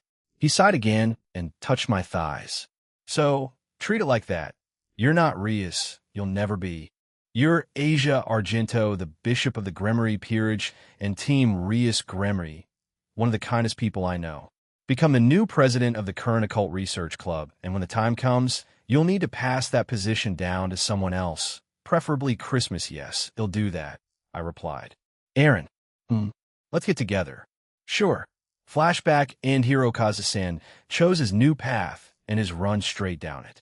I also want to become a president that's different from Ryusne-sama and be remembered in the club's history. I looked over at her, and she smiled at me. Gabriel's soliloquy in our home. I was in my room reading over things Brother Michael sent me. He wanted me to come up to heaven and help with a few things. I didn't mind and plan on going back soon. But since Alteria-chan and Layla-chan were there, he told me not to rush. Those two were very reliable. Gabriel, can we talk?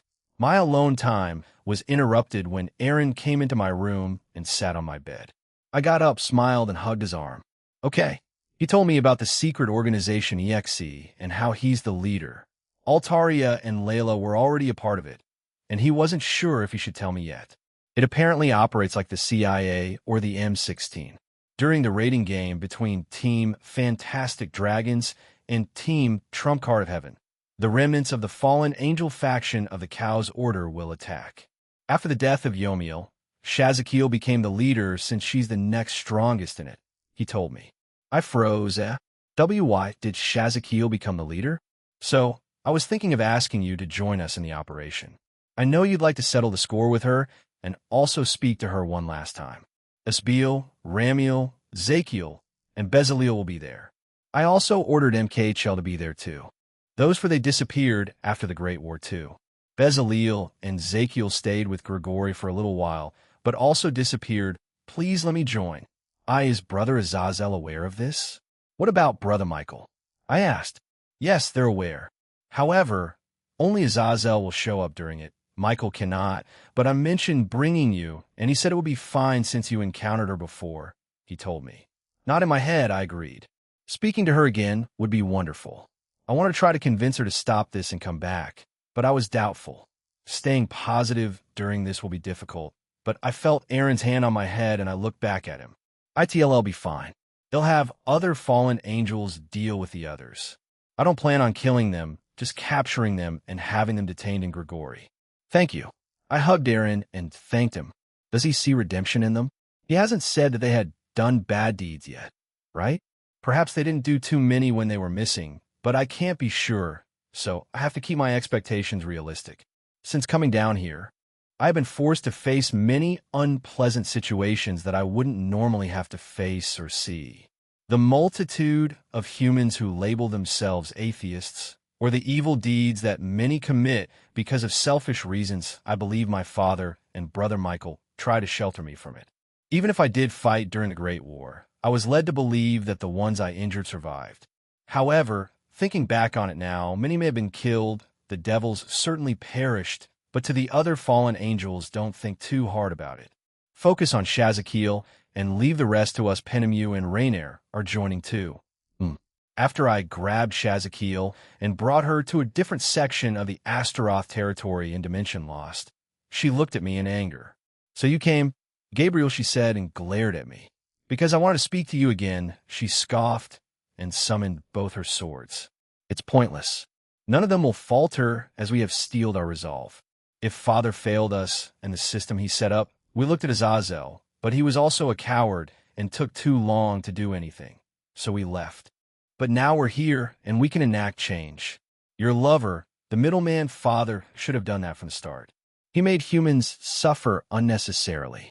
Do you see how happy they are with so many of their viruses, diseases, and other ailments gone? But there's also been an increase in how the government and private companies produce and distribute them. I've read about it online. Certain new drugs and cures cost too much. Even with the universal healthcare, the EU, other countries suffer. And that's just a temporary consequence. Your lover will just change it, won't he? His new restaurant. There are rumors of him growing it just beyond that. If it comes larger, he will surely fix it. It's true that Aaron has many plans, but leaving it up to him seems very dystopian. But I know Aaron wouldn't do anything bad. He wants to help people. We can't just rely on what Aaron will do in the future. Humans by themselves have to step up and better themselves. How can they ever evolve? I asked and summoned a whip made of light. It should be both the supernatural and humans working together to further all of us. Naive, humans are failures that can't do anything after our attack here. We'll go and take over various governments of the world, assassinate corrupt leaders and officials, and bring a brighter future to the world. She shouted and flew towards me. I dodged her attack by flying upward. Next, I used my whip to attack her, but she quickly turned around and tried to block it with one of her swords. However, my whip wrapped itself around the score, and I pulled it away from her. Now, with only one sword, she glared at me with a lot of animosity. Storing the sword in my ring, I looked back down at her. Shazakil, please surrender. If you do, you might get leniency from the Alliance. I can even speak to Aaron about it. I told her, almost begging. I didn't want to fight her, nor hurt her. I love everyone in heaven and Grigori. They're all like brothers and sisters to me. For the first time since I saw her again, her face softened up. It was like the one she used to have when we were back in heaven all those years ago. Gabriel, I chose this path and I plan on walking on it. Back then it was the right one for me. Even if last year had the most changes out of the time we've both lived, it's too late now. Such changes should have happened years ago. So I can't stop now. Her face changed back to what it was previously, and she stared at me with hardened eyes. So fight me like a warrior, Gabriel as a warrior, and as the strongest woman in heaven. If you don't, it'll defeat you. Get out of this dimension and continue with our current plan. Shazakiel was serious about this, so I can assume that the rest of them have this same resolve. They're aware that what they're trying to pursue might not actually work, but they're still going through with it. I wonder what Father would say right now. I closed my eyes, sucked in some air, and breathed it out. I opened them back up and stared at Shazakiel. You're still family to me, so they'll bring back the bad children. Please prepare yourself, I told her, and increased my power by a significant amount. That's it. Those are the eyes you had when we fought during the Great War. Show me that power. She shouted and flew back towards me with even greater speed. I don't know what kind of eyes I have right now, and I don't think I'd like to see them if they're any way cruel, but I wanted to make this as painless as possible for her. Aiming my light whip at her, I changed its shape to mimic a bow and produced a single arrow of light. She arrived in front of me and slashed her sword down with minimal movement. I avoided the attack and kicked her back down to impact, and strength used was enough to knock her out temporarily as she fell to the ground with no signs of movement. Increasing my arrow's power, it began to release a massive amount of light. Within seconds, the entire realm was covered by my golden light, and seconds later, Shazakiel woke up. She put her free arm in front of her face to not be blinded. This arrow is meant to convey how I feel to her. When she's hit, I hope all of our past memories, my feelings, and thoughts will be conveyed to her in a way. I copied Dulio Chan's bubbles of hope into this single arrow. She tried to get out of the way, but I had put a technique to bind her to the spot when I kicked her. The invisible light ropes became visible as she tried to run away. She continued to struggle for a few more seconds as I kept charging my attack. As if accepting her fate, she stopped and looked up at me with a despondent face full of sorrow. My heart felt like breaking, but I finally released my attack, and it turned into an enormous single light arrow that flew towards Shazakiel. The size was almost comparable to the Eiffel Tower. It hit her, and the powerful explosion consumed the entire area, and it brought us to a different place. These were memories. In front of us was when we were younger and more naive. Father was also still alive. It was a time that was considered peaceful. Many of my brothers and sisters were still alive, and we frolicked through heaven happily while Father watched over us. I was with several others, including Shazakiel and Penemu. In a way, we acted like teenagers having fun. When I looked to my side, I saw Shazakiel there with a sorrowful expression watching the scene. It was peaceful back then, she said while holding her left arm in her right hand. So many of us were still alive. We saw many of our brothers and sisters that are no longer with us as they ran around with us or simply watched from a distance. Even Brother Michael appeared, slightly younger here. Azrael and Kokabeel were also there. They didn't look so tired and broken in this. We watched our younger selves play for a few minutes before the scenery in front of us changed. This time, I, along with Brother Michael, Uriel, and Raphael, were in Father's office, and this time we had grown up quite a bit. Michael, Uriel, Raphael, and Gabriel. I'd like to appoint you to what I want to call the 4 great seraphs. The 4 of you will have power and authority just below me. Michael, from now on you will be known as an archangel. You will have power slightly above the other 3, Father told them. All their reactions were a surprise. I remember that day. Brother Michael looked very shocked. Will also have the 10 seraphs after you 4, but that will be made another time. Are there any questions? Father asked. Brother Michael raised his hand, and Father nodded. Why have you chosen us specifically? And why was I chosen to become an archangel? He asked. The rest of us nodded along, curious to know what his reasoning was. Father nodded. I have my reasons. However, to put it simply, all of you show qualities above my other creations. In other words, you 4 stand above the rest in terms of power, wisdom, and qualities to become something more. As to what that is, even I do not know. Michael, if a day ever comes where I stop existing, you will be appointed as the next leader. Our younger selves were shocked to hear that, and I ran up to Father and hugged him while crying. Everyone tried to comfort the younger me, but she was inconsolable. Gabriel, it was just a theoretical scenario. I won't die, I promise, he told me.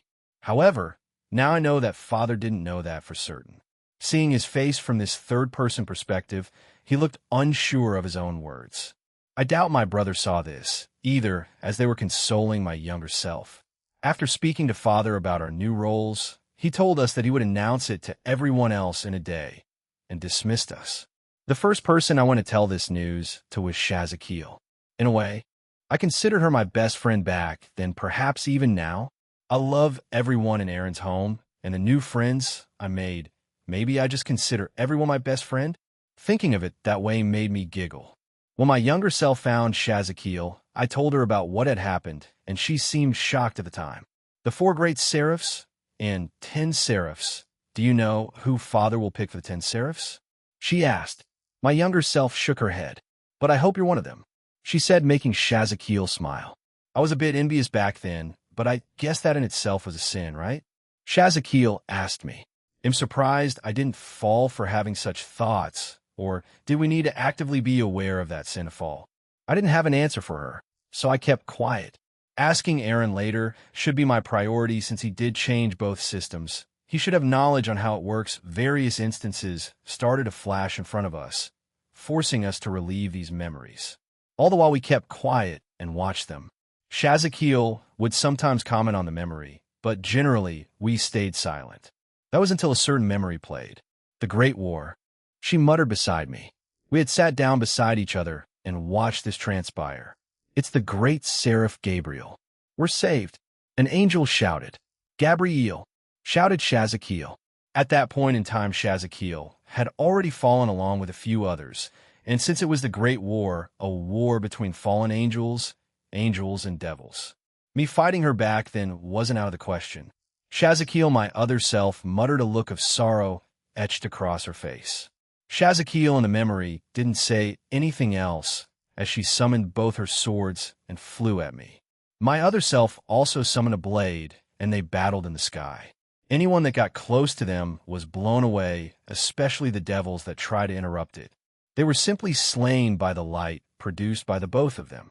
You were a crybaby back then, but that was the first time I saw you with those eyes, said Shazakil. With that, I looked at my own eyes. They were crying, but at the same time, empty. They looked soulless, like a machine designed to only kill. Seeing myself like that even scared me. Those are the kind of eyes I showed to everyone during the war. And even before we were transported here, you're too kind, Gabriel, just like your lover. Why do you cry for me? She asked. Because you're my sister. I love my family, both my new and old one. He shouted to her. Touching my face, I noticed that tears were streaming down my face. The memory changed to countless other ones. It started with my happy yet slightly lonely life as a seraph after passed away. I cried many nights, however, because I bore the title of a great seraph. I had a smile for everyone, and slowly over time the pain dulled. But Father's presence always left a hole in my heart. Many memories played, various incidents that happened in the supernatural world and human world played. Many of them were sad memories because not many happy things happened during those years. But it changed when he came. So this is where the tale of the dual dragon emperor started? She asked, and I nodded. Because it was from my memory, it started with our date, which made me blush. You went on a date with someone you barely knew? It was an outing. However, before I could explain myself, Aaron gave me the necklace as a gift and told me what it did. I still wore it, even if its effects were redundant. It was his first gift to me, not including the dress. More and more memories played until it reached the most recent one, his proposal to me and Father being revived. That Christmas Eve was one I would remember forever. I never thought I would hear Father apologize like that, said Shazakil as she sighed. All of those miracle-like scenarios were achievable because of him, right? Do you know what he's being referred to in our organization? I shook my head. I had no idea. He's referred to as a miracle-like existence. The outer god who goes against his very nature of chaos and destruction, but he's also a dragon. So if you start to call him the miracle dragon, But recently the leaders of the Alliance of the Evil Gods started referring to him as the dragon god of hopes and miracles. That's the kind of impression he gives for people, and they completely detest him. I couldn't help but smile. That certainly sounds like the things people would call him. Shazakiel suddenly stood up and stared at me, so I got up too. The memories had stopped at this point, so we were back to silence. Shazakiel, can you please stand down? Aaron himself doesn't need information anymore, but the Alliance does. So, can you come to our side? I asked. My aim was to use this technique to sway her using emotion. She stared at me with an uncertain expression now. Her resolve must have wavered, surely. I third-person point of view Aaron in his Abyss Extinction Balance Breaker walked around the Ajuka Stadium as he saw various members of EXE fighting fallen angels and cryptids. He had provided them with the dragon tattoo to boost their strength. People that were high class became Satan class, ultimate class became God class, low to middle tier, and Satan class became God class, high to peak tier. With Nyarlathotep's blood gone from their veins, he could tell that the fallen angels ranged from middle class to high class, with some being ultimate class. This included the leaders. Although they were close to breaking into Satan class without the boost in power, Aaron walked around with a certain Chinese goddess beside him. His various shadow soldiers did his work. "You're not going to move?" he asked the goddess beside him. "Along with your tattoo, I have also provided everyone with some enhancement magic to further amplify their powers," replied the goddess. "I believe they will be fine." This goddess was called Nuwa. She wanted to meet him when he went to the Chinese pantheon, but she wasn't there at the time and missed the chance, much to her dismay. So when EXE was set to go on their first mission, she jumped at the chance of meeting the Apay dragon. "I see. You brought the 8 divas, didn't you? They're part of your group in EXE?" asked Aaron. "Yes. However, due to short notice, only the leader Rixia and the energetic Zhang make it come with me." "Forgive me," said Nuwa. Aaron shook his head. "It's fine. We have more than enough members here." He looked around them and saw a section of the dimension was covered in a white dome. Kanami with the Slash Dog team were also here. "How is the Chinese team doing?" Aaron asked as they arrived in the stadium. There were a few fallen angels there, so he put his hand out and created large hands out of shadows from their own shadows that gripped their entire bodies. What the hell? Shit, I can't break free. They're doing fine. They lost to a God class team, but they've won their other matches apart from that single game. Nuwa glanced at the trapped fallen angels and asked, "What shall we do with them? Surely, we want you to capture all of them, correct? Right? There are only a few that we need to capture. The rest can be killed, as they serve no purpose. The vast majority of them only join to incite chaos and suffering, so they're practically useless scum," replied Aaron. Nuwa nodded as she faced the fallen angels. She gestured with her hands, and several pillars of light appeared around the fallen angels. They slowly closed in on them and crushed them. Their cries and fear could be heard the entire time. Aaron only sparingly gave them one last glance before looking up at the sky and seeing more fallen angels being fought by various members of EXE. Aaron saw that the levels of EXE range from high class and up. For now, it would do, but he would like most of them to be at least ultimate class to Satan class and up, otherwise the enemies they face in the future would kill them. Aaron summoned a magic circle beside him and connected it to Antares. "Aaron-sama, how may I be of service?" asked Antares through the magic communication circle. "Antares, build a condominium beneath my home in the dimensional gap. I'd like to make that the base of organization EXE. You'll also be joining in this along with Leanne and the Starter," said Aaron. "Why, yes, at once. I will create it right away," replied Antares with a stutter. "Good, I'm counting on you." Aaron dismissed his magic circle and noticed that the fallen angels that were previously in the sky were on the ground dead. To his left was Zhang Mei grinning at him. "Joe, Leader Sama," she said, and put her hand up. Aaron nodded her way and said, "The rest of your team, they're on a mission in China, right? They're in pursuit of 2 groups, actually. Latia-san told us about it briefly. The Tiles of Dog City and the Z team. The former mostly operating in China, while we believe the latter entered it for their own benefit. Or they perhaps partnered up with them. We're not sure yet, replied Zhang Mei. Aaron nodded. He already knew how those two teams were beaten and disbanded. However, he'd leave it to that. Then, since various people that joined in those operations grew in experience, including his own mother, although he was still quite worried about her, Zhang Mei saluted him once more before jumping away and fighting more fallen angels. Let's go south. A fight there will finish once we arrive, said Aaron. Nuwa happily agreed, and they started walking at a leisurely pace. You were nothing back than just a year ago. How did you get so strong? A female fallen angel screamed at another. The other fallen angel was Rainier, also part of Team Lightning, and the fallen angel she was currently facing was Espiel. Espiel was someone she vaguely knew. She had heard things about Espiel while she was in Grigori and from both Gabriel and Penemu while talking about this day's operation. Lovin', shouted Rainier while blushing. This stunned Espiel as she stared at Rainier in confusion. Espiel was a female fallen angel with the moniker of the deserted of God. She fell because she was drawn to sleeping human males, which the God of the Bible considered a sin. So she fell just like Barakiel and Azazel. She had long blonde hair with twin tails. She wore a black gothic Lolita dress, black pantyhose, and black kitten heels. She had a necklace that was silver in color that looked like fallen angel wings around her neck. What? Love, Embarado? Did you finally lose it after being attacked for so long? She asked while summoning a light spear and throwing it at Rainier. No, my fiancé finally did. You know him, the middleman. She screamed back and slapped the light spear away. Rainier spread her 16 jet-black wings and countered Espiel with hundreds of thousands of light spears.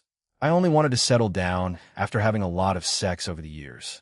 Why the hell did I agree to join the Cow's Order in this stupid operation? Thought Espiel as she stared at the light spears that were coming down towards her. Rainier, wait. See, can't we talk? I don't wanna die. Espiel screamed, looking at her in desperation. Espiel wasn't a fighter. She nearly lost her life a few times during the Great War, but she was lucky enough to hold out long enough for help to arrive. Azazel, Barakiel, Kokabil, and Penemu saved her during those times as well as many others. She wasn't a researcher, scientist, or anything really. What she provided was relief for the men she met. In other words, she was a glorified escort or prostitute. Yes, she was stronger than most as she was at least ultimate class, but she never trained much and only did so when she was forced to. However, apart from her escort duties, she would help with the general workings of Grigori and then the Cow's Order. Because of that, she had lived a long life. In her words, I would rather live life as a cockroach or a leech. That's how I've stayed alive for so long. Espiel knows that it isn't healthy. But she can't change her ways now, or at least she thinks she can't. Anytime she did try, it ended in disaster, and she would usually go missing for a few years before re-emerging. She was weak in many ways, especially her heart. But the truth of the matter concerning Espiel started after she fell from heaven. The human she had a relationship with abandoned her. At the time, she was quite naive about many things. She thought the human loved her back and didn't just want to use her. However, she was forced to face that harsh reality, and she broke. She threw herself into relationship after relationship to compensate for that love that she lost, and that's how she's been for the last few hundred years. Espiel closed her eyes, waiting for the inevitable, but it never came. When she opened her eyes, she saw that the light spears had stopped right in front of her. Rainier was also in front of her. A bit of hope came back into her. Well, Aaron did say to bring back the leaders of the fallen angel faction of the Cow's Order. I don't know how serious you are with your words, but hell definitely won't let you escape. For now, good night, Espiel San, said Rainier as she appeared behind her, and karate chopped her neck, knocking her out. Rainier caught the woman as she fell. She stared at her for a few seconds before sighing. Was I like this too? If I hadn't met him, where would I be now? Dead? In a fallen angel faction of the Cow's Order? She shook her head. I'd rather not think about it. Too much traitor, shouted Bezaleel. The person he was fighting right now was MK, one of the original leaders of the fallen angel faction. However, due to various unknown circumstances, after the disappearances of Israfel and Jibrail, MKHL stepped down from the position of leader and Yomiel took his place, but following his death, Shazakiel became the next leader. Bezaleel was a buff fallen angel with long black hair and red eyes. He wore a black t-shirt and tight brown pants with brown boots. He was a very devoted follower of the God of the Bible, and because of that he was given the moniker Shadow of God. However, upon his death, Bezaleel lost much of his meaning in life. He didn't know how to act or live as an individual person. So in his spiral, he committed grievous sins which made him fall. He briefly stayed with Grigori, but after some time, he left without telling anyone a reason. He seemingly disappeared for years until he reappeared as part of the fallen angel faction in the Chaos Order. No one knew what he had been up to for all those years. He had not told anyone even after re-emerging into the supernatural world.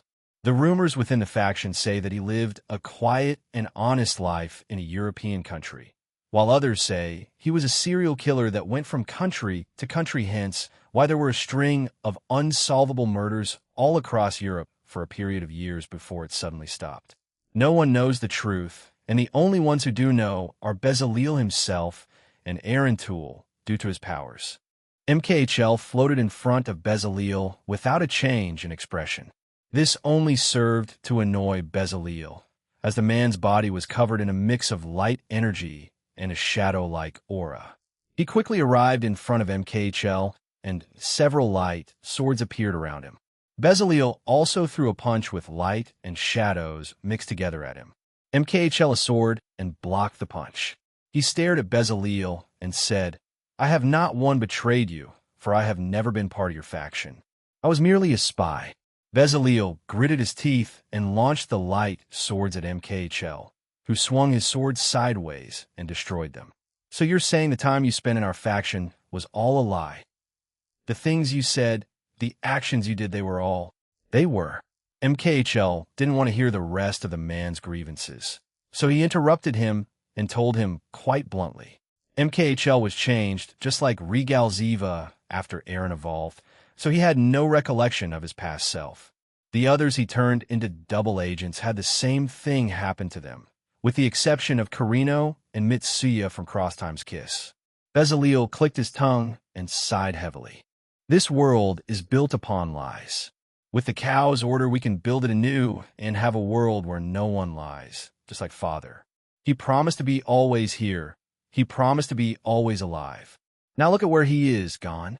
And liars deserve nothing but death, he said, and his power increased again. He fired thousands of light spears towards MKHL, so countered with his own.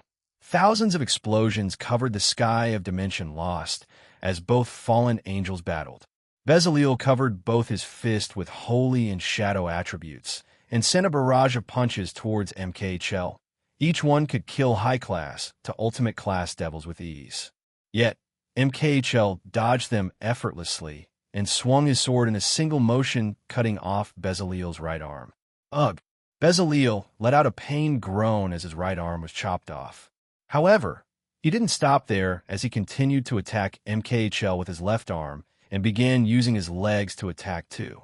The difference in strength was palpable even before he was injured.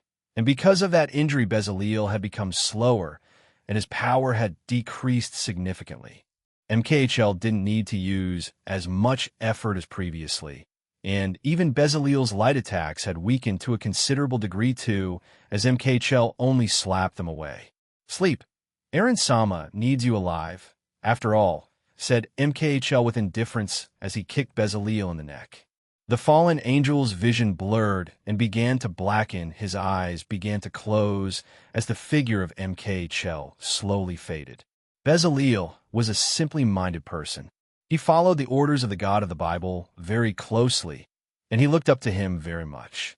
So when he died, his world was turned upside down for a time. He tried to ask others to give him tasks, especially Michael, but he was told to try to find his own person and reason for being alive. And that was when his troubles began. He spiraled and fell and became a fallen angel. In that despair, he committed unforgivable acts like a broken child trying to get attention from anyone for someone to give him direction in life. Bezaleel wanted to change and find his own reason for existence, but couldn't and fell victim to the sweet words of the cow's order. Damn traitors! MKHL caught him and began flying towards Aaron. He wanted to fulfill his job without delay. He glanced at Bezaleel and sighed. You failed to change after father's death. Try again when Aaron Sama has a hold of you. Ramiel stood on top of a tower, while Penemu and Barakeel stood on a smaller one. All three fallen angels stared at each other with Penemu pouting slightly. He was a man in his late 30s. He wore a black fedora hat, had gray hair and emerald green eyes. He wore a long gray trench coat, blue jeans, and black boots. He had gloves on both hands and had a single earring on his left ear that resembled a crescent moon. Ramiel, like many of the fallen angels like Azazel and Barakeel, fell because he had sexual relations with humans. Ramiel and Barakeel had a long history with each other. Barakeel was known as the lightning of God, while Ramiel was known as the thunder of God. Both Barakeel and Ramiel worked together like brothers for the longest time, even during the Great War, when they had to go against their brothers, sisters, and father. They took down many devils and angels during that time, and were known to be the unstoppable duo. It's been a long time, you two. I take it you're well? Certainly. Brother Barakeel has done well, hasn't he?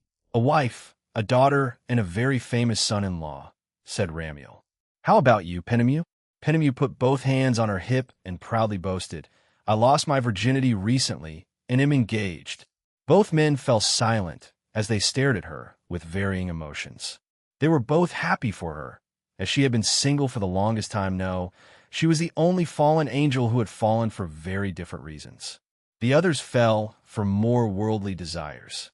Is that so? I'm glad for you then. If it's the middleman, then you'll be fine, said Ramiel as he awkwardly chuckled. Ramiel, brother, are we going to fight? Barakeel asked, looking uncertain. However, to both their surprise, he shook his head. Do you wish to know why I disappeared for so long? He said to them, and they agreed. I was soul-searching after the Great War, and after so many things that happened in the supernatural world, I wanted to find more meaning in life, so I traveled the world as a human and not as a fallen angel. I was known as Constantine Malvolk. Yes, it's a strange name, but it did its job. Over the years, I have seen many things happen in the human world that made me sad, angry, and happy. But I think by the end, I saw hope for humanity, and in turn, when the middleman came along, that hope came back for me for the supernatural world. I joined the cow's order to bid my time. Every assignment I was assigned to, if I could help it, I would try to prevent as many casualties as I could. Of course, I'm only one man, so I couldn't prevent it all, nor did I have the power to stop the ones I traveled with. So you're coming back with us? Penemu asked. Yes. MKHL worked for the middleman, did he not? I simply asked him in the last few months, and he told me. So I worked with him with hindering the cow's order as much as we could. I think we succeeded, he said with a smile after explaining himself. Barakeel flew over to him, and they linked arms. Good to have you back, brother. If given a chance, I'd like to help you find your happiness too. Ramiel laughed. If given the opportunity, then he'll gladly accept Barakeel. Well, we didn't need to fight. That's good then. Aaron just informed me that Espiel and Bezaleel have been captured. All that's left are Shazakiel, who Gabriel left to confront, and Zakiel, who's being confronted by the Slashdog team. Zakiel, it's best to be careful around him. He's quite unstable and unpredictable. Even MKHL and the others were wary of him, said Ramiel while frowning. We never knew much about him, did we? Asked Penemu as she looked over at the white dome where the Slashdog team were at. Yes, as his epithet suggests, hidden weapon of God. He's quite a mysterious individual. The rumors that spread in our organization were that he had powers like Samuel, Ramiel said grimly. Then we need to go and warn them, Barakeel said as he turned to face the same direction as Penemu. Barakeel, back when the Slashdog team were still students under your guidance in the Nephilim Institute, you saw their potential and power. You helped raise them too. Even if most of the members now are new, there's still those who are the same. Can't you trust them? Explained Penemu. They've also been under the care of Aaron, and you know how people grow and change when they're near him, she said and chuckled. Barakeel stared at Penemu, then back at the dome. He sighed and felt a pat on the back from Ramiel. All right, let's go back to Aaron then. Oh, trust them. Is this really necessary, Kanami? Maruam asked.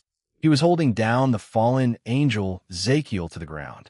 Although he couldn't even move anymore because of Kanami's true Longinus balance breaker. It's fine, better safe than sorry, right? Kanami asked while putting some handcuffs on him. Those handcuffs were designed by Aaron to completely seal supernatural powers and abilities, while also forcing the wearer to have the power of a newborn human baby. I am judge, jury, and executioner. Yeah. We heard you scream that a bunch of times already. Geez, do you ever shut up? Natsum asked as she put her light gun away. Zakiel gritted his teeth. He had a slim stature, short green hair, and green eyes. His teeth were sharp like those of a shark, and he had a necklace with a tooth from an unknown animal.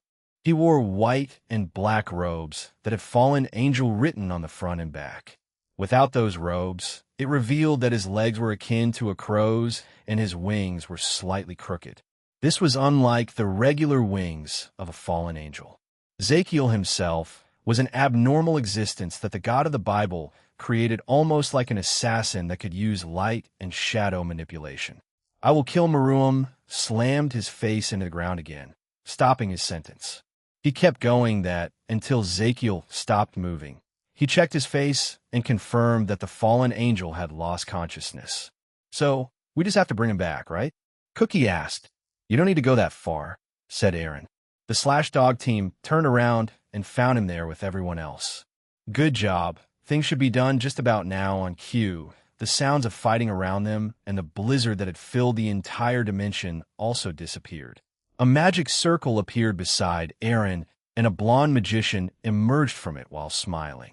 Good job, everyone, she said, and looked around them. It was Lavinia Rennie. Aaron also looked around as the rest of EXE joined him. Not everyone could be contacted on short notice, but a decent portion of this new organization was present for it. I'd say this was successful. Let's bring them back to Grigori and interrogate them. I'll deal with the bodies, he told them, and he clicked his fingers and gathered the bodies in a pile in the distance. Aaron summoned a ball the size of a marble and stored them in it. Once that was done, George canceled the dimension and they were brought back outside Ajuka's stadium in the underworld. Thanks for the help, George. You guys were busy training, right? Asked Aaron. George shook his head. It's fine, it didn't take that long either. I also got to test out new magic, so it wasn't bad. Are we going to have a meeting in the future, Leader San? Zhang Mei asked as she stepped closer to Aaron along with Rixia. A few of the members looked at Aaron and waited for his answer. Yeah, it's due soon, so he'll try to set a date for it and have as many of the leaders join it. Certain events in the future will be dealt with by us and not by Team DXD, replied Aaron. After they heard that, the rest of EXE started teleporting away. Phew. So, are you heading back to watch the match? Kanami asked. Yeah, it should be ending soon, but I'd like to see it. A lot of them evolved and changed during the match after all. Aaron looked over at the stadium and could hear the loud cheers of the fans. Feel free to join Ria's team in their VIP room, he added before walking away and undoing his balance breaker. Lavinia Rennie followed after him as they entered the stadium. Geez, so we're bringing them back, right? Asked Natsum. But they're gone, said Shigen. Their team looked over at where the prisons were, and they were gone. The only one left was Shazakiel in handcuffs with Gabriel waving at them. Let's go. I haven't been to Grigori in a little while, she said, and the rest of EXE joined them. What are you going to say to Azazel? Barakiel asked Ramiel. The truth. I think he'll accept it and hopefully give me leniency, said Ramiel. They'll convince Avetsa to give you some too, and Shell definitely convince Azazel. Penemu added and flexed her right arm. On the game field where Team Fantastic Dragons and Team Trump Card of Heaven fought for the rating game. They were down to the last few minutes of the game, and the score was tied at 109-109 for both teams. The next goal would decide who the winner was, and on the field, it had become even more intense. Ryu, shouted Kita as she threw the golden ball towards one of her team's rook. The man caught it, but was immediately body slammed by Nero Raimondi, one of Dulio's rooks. Damn it, old man. Rio screamed as the ball left his hands, and Nero caught it and began running away. Both teams were running toward the goal. Their stamina were all low and were considering the last bit of their power to use at the goal. It was obvious to all of them that their next fight in that area would decide everything. Nero kept running until he was interrupted by one of the pawns of Team Fantastic Dragons, Daiki Kimura. He torpedoed towards Nero at a much faster speed than he could counter with, and Daiki slammed his foot into his arm, forcing the man to let go of the ball. As Daiki passed the ball, Minato, the other pawn of Hirokazu's team, stared at the ball with bloodshot eyes.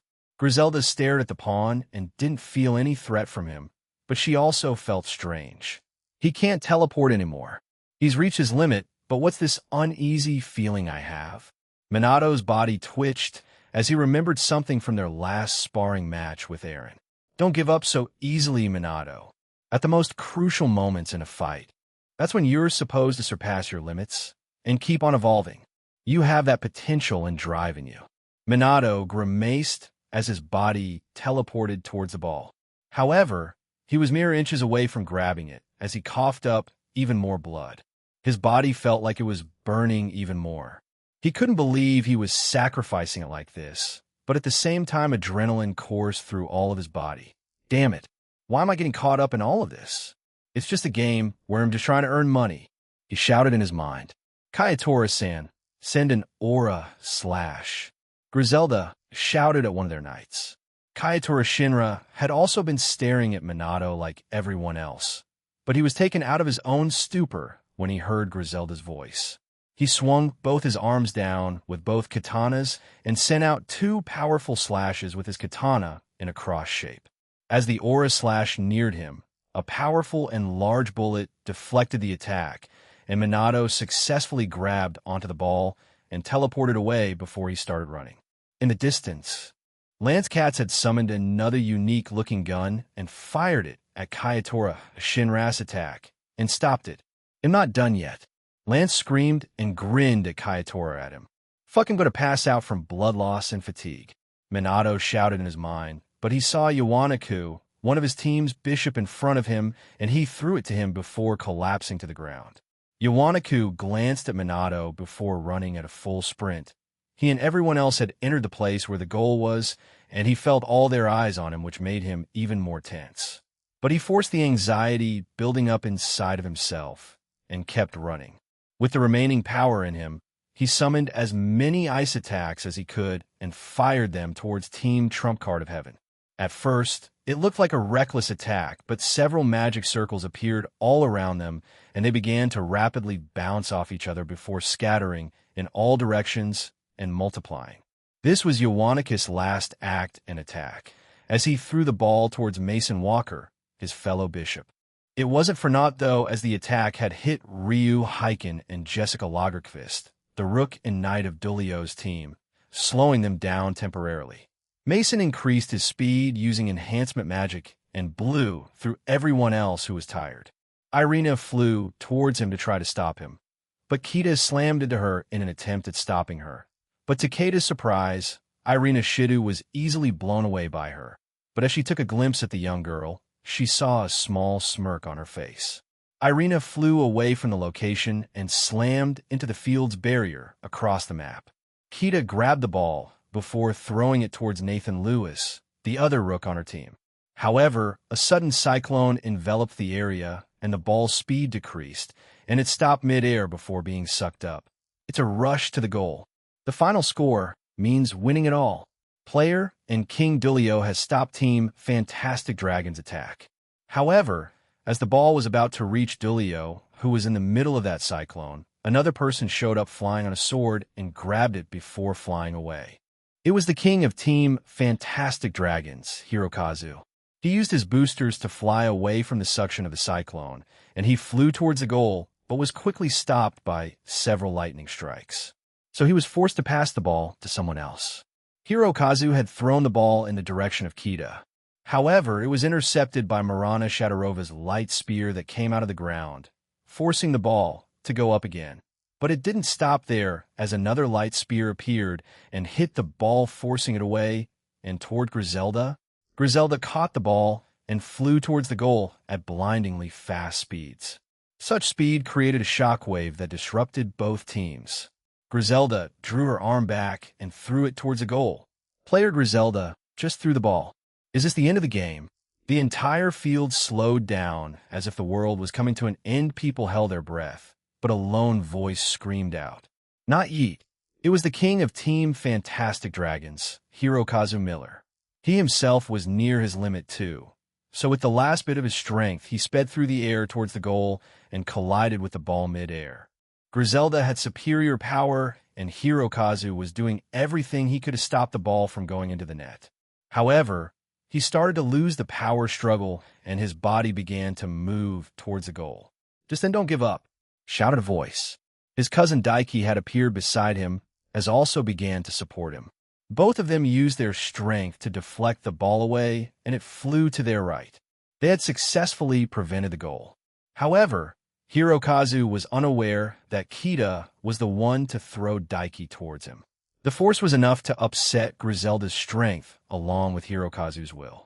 Diethelm Waldsimmler, the queen of Dulio's team, had grabbed the ball as it landed on the ground and began running towards the goal too. As he did, the other rook, Nathan Lewis, appeared and tried to attack him. However, he was blocked by Dulio himself and was blown away by a powerful wind attack. The king has joined the attack, and he was defending the queen. As both of them ran towards the goal with the rest of the brave saints around them, Kita herself charged toward them, using everything she decided to take them on. Griselda, sensing that her team would be wiped out, flew towards Kita and sent a powerful beam of light towards her. Kita countered by sending a powerful beam at her attack, and they collided, creating a tremendous explosion and shockwave that blew away several of the brave saints. The ball that Diethelm was holding was also blown away, but none of them could find it. However, over there, Ryu Heiken shouted. They all turned their heads toward it and found Hirokazu Miller with the ball. However, he wasn't in his balance breaker anymore. He was just in his base form. But that didn't stop him from running towards the goal. As he did, various attacks were aimed at him. Their Knight Lance did his best at sniping those attacks with his gun berth. However, he was also running out of power and stamina, so he was a lot slower. He can't reach it. He doesn't have the power anymore. He'll need to use his queen, who's still full of stamina. Shouted Nero. I'm not done yet.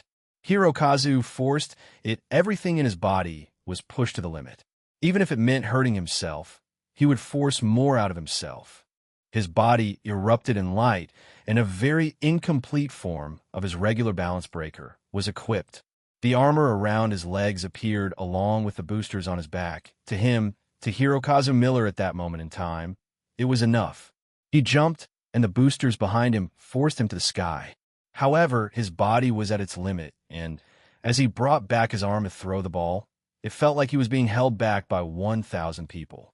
Griselda was the only one left who could stop him, as Irina hadn't come back yet. Much to her confusion, she prepared to flew towards her, but felt arms grabbed onto her ankle. When she looked down, she saw Minato Hayashi, one of the pawns of Hirokazu.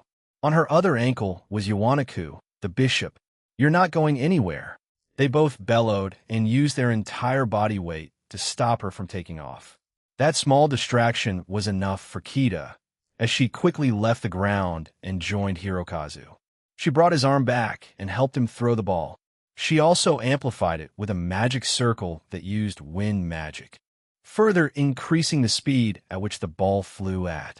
He threw it with the help of his queen. It's going and going. Does this mean Team Fantastic Dragon wins? The announcer shouted. Dulio put his hand forward and began to use his sacred gear, but Lance Katz appeared in front of him, confusing him. Why is he here? I don't have the if you guys can do it, then I'll give it a shot too. Lance shouted, and he spread his angelic wings, and his body immediately glowed brightly. Is that the Brave Saints' 5-card move? Oh my, I didn't think he could do it himself. No, it looks similar, but it's different. He's doing a fine job at mimicking it though, said Ajuka Beelzebub. Ack. Dulio was forced to cover his eyes and stop his attack.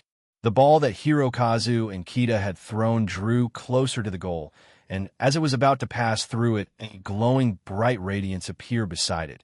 It was a silver and gold aura, and this was the only pawn of Team Trump Card of Heaven, Irina Shidu. Both Hirokazu and Kita stared at her in complete shock. The hero arrives at the last second, right? Irina shouted. She got in the way of the ball and was hit by it. She then twisted her body and used her light powers to smack the ball into the goal.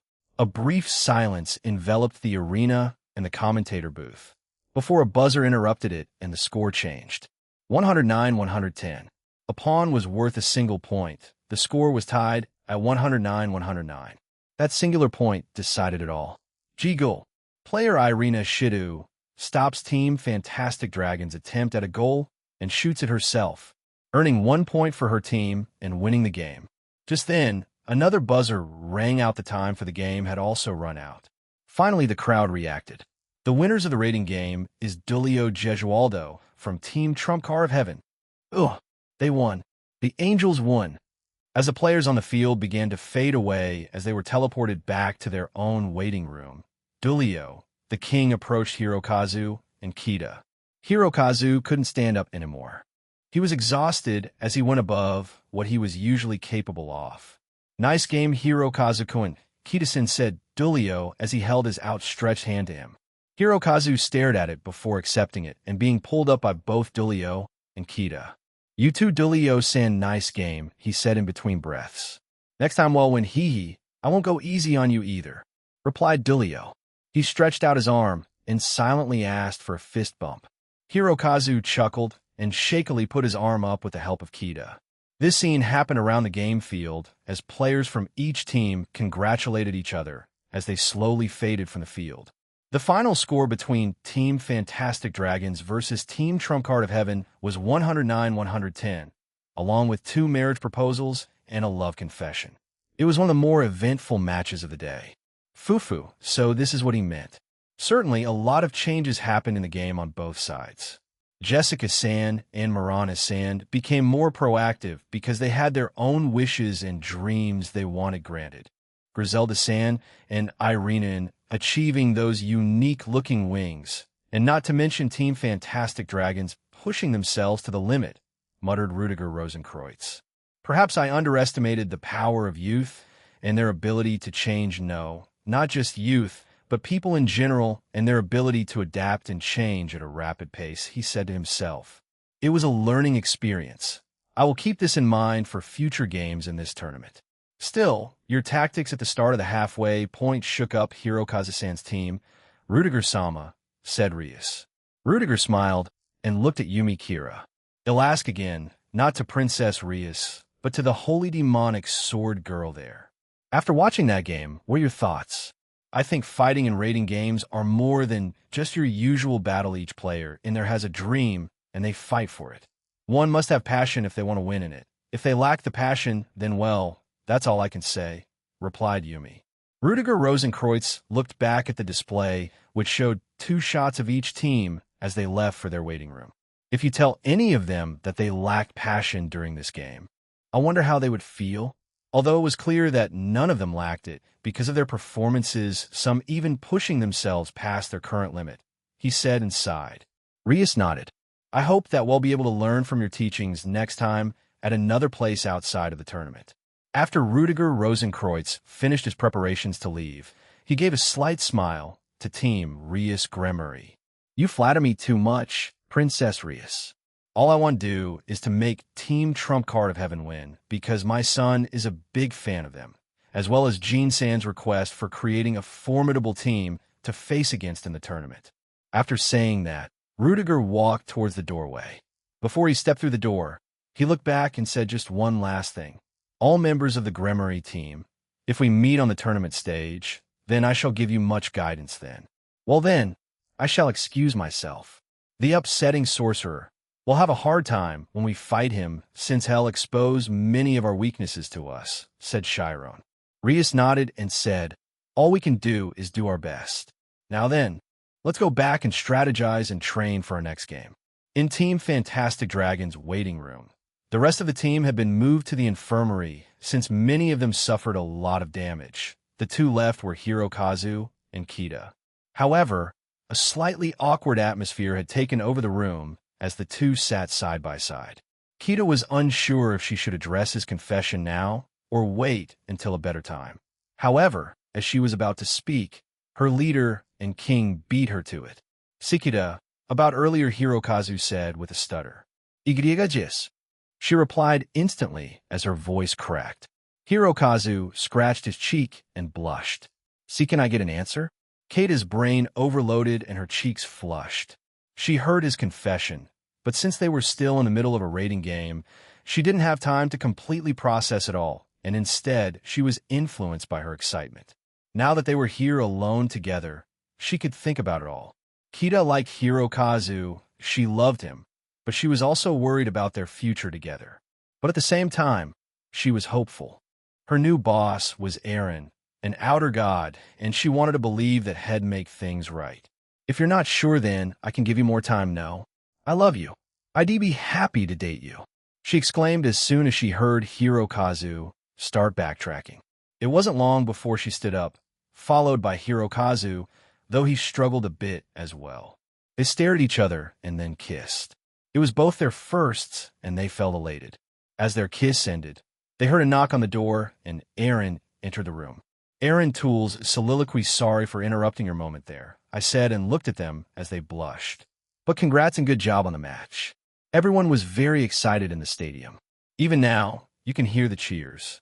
The cheers hadn't stopped, as everyone in that place was still reeling in the shock of the entire thing, especially the second half of it and, of course, the final few minutes. I managed to come back with Lavinia to witness those few minutes of intense back and forth. We still lost, though, muttered Hirokazu as he looked at the ground sadly. Kita put a comforting hand on his shoulder. I walked over to them and put my hand on his other shoulder. Losing doesn't feel good, but you, along with everyone else in that match, grew even more.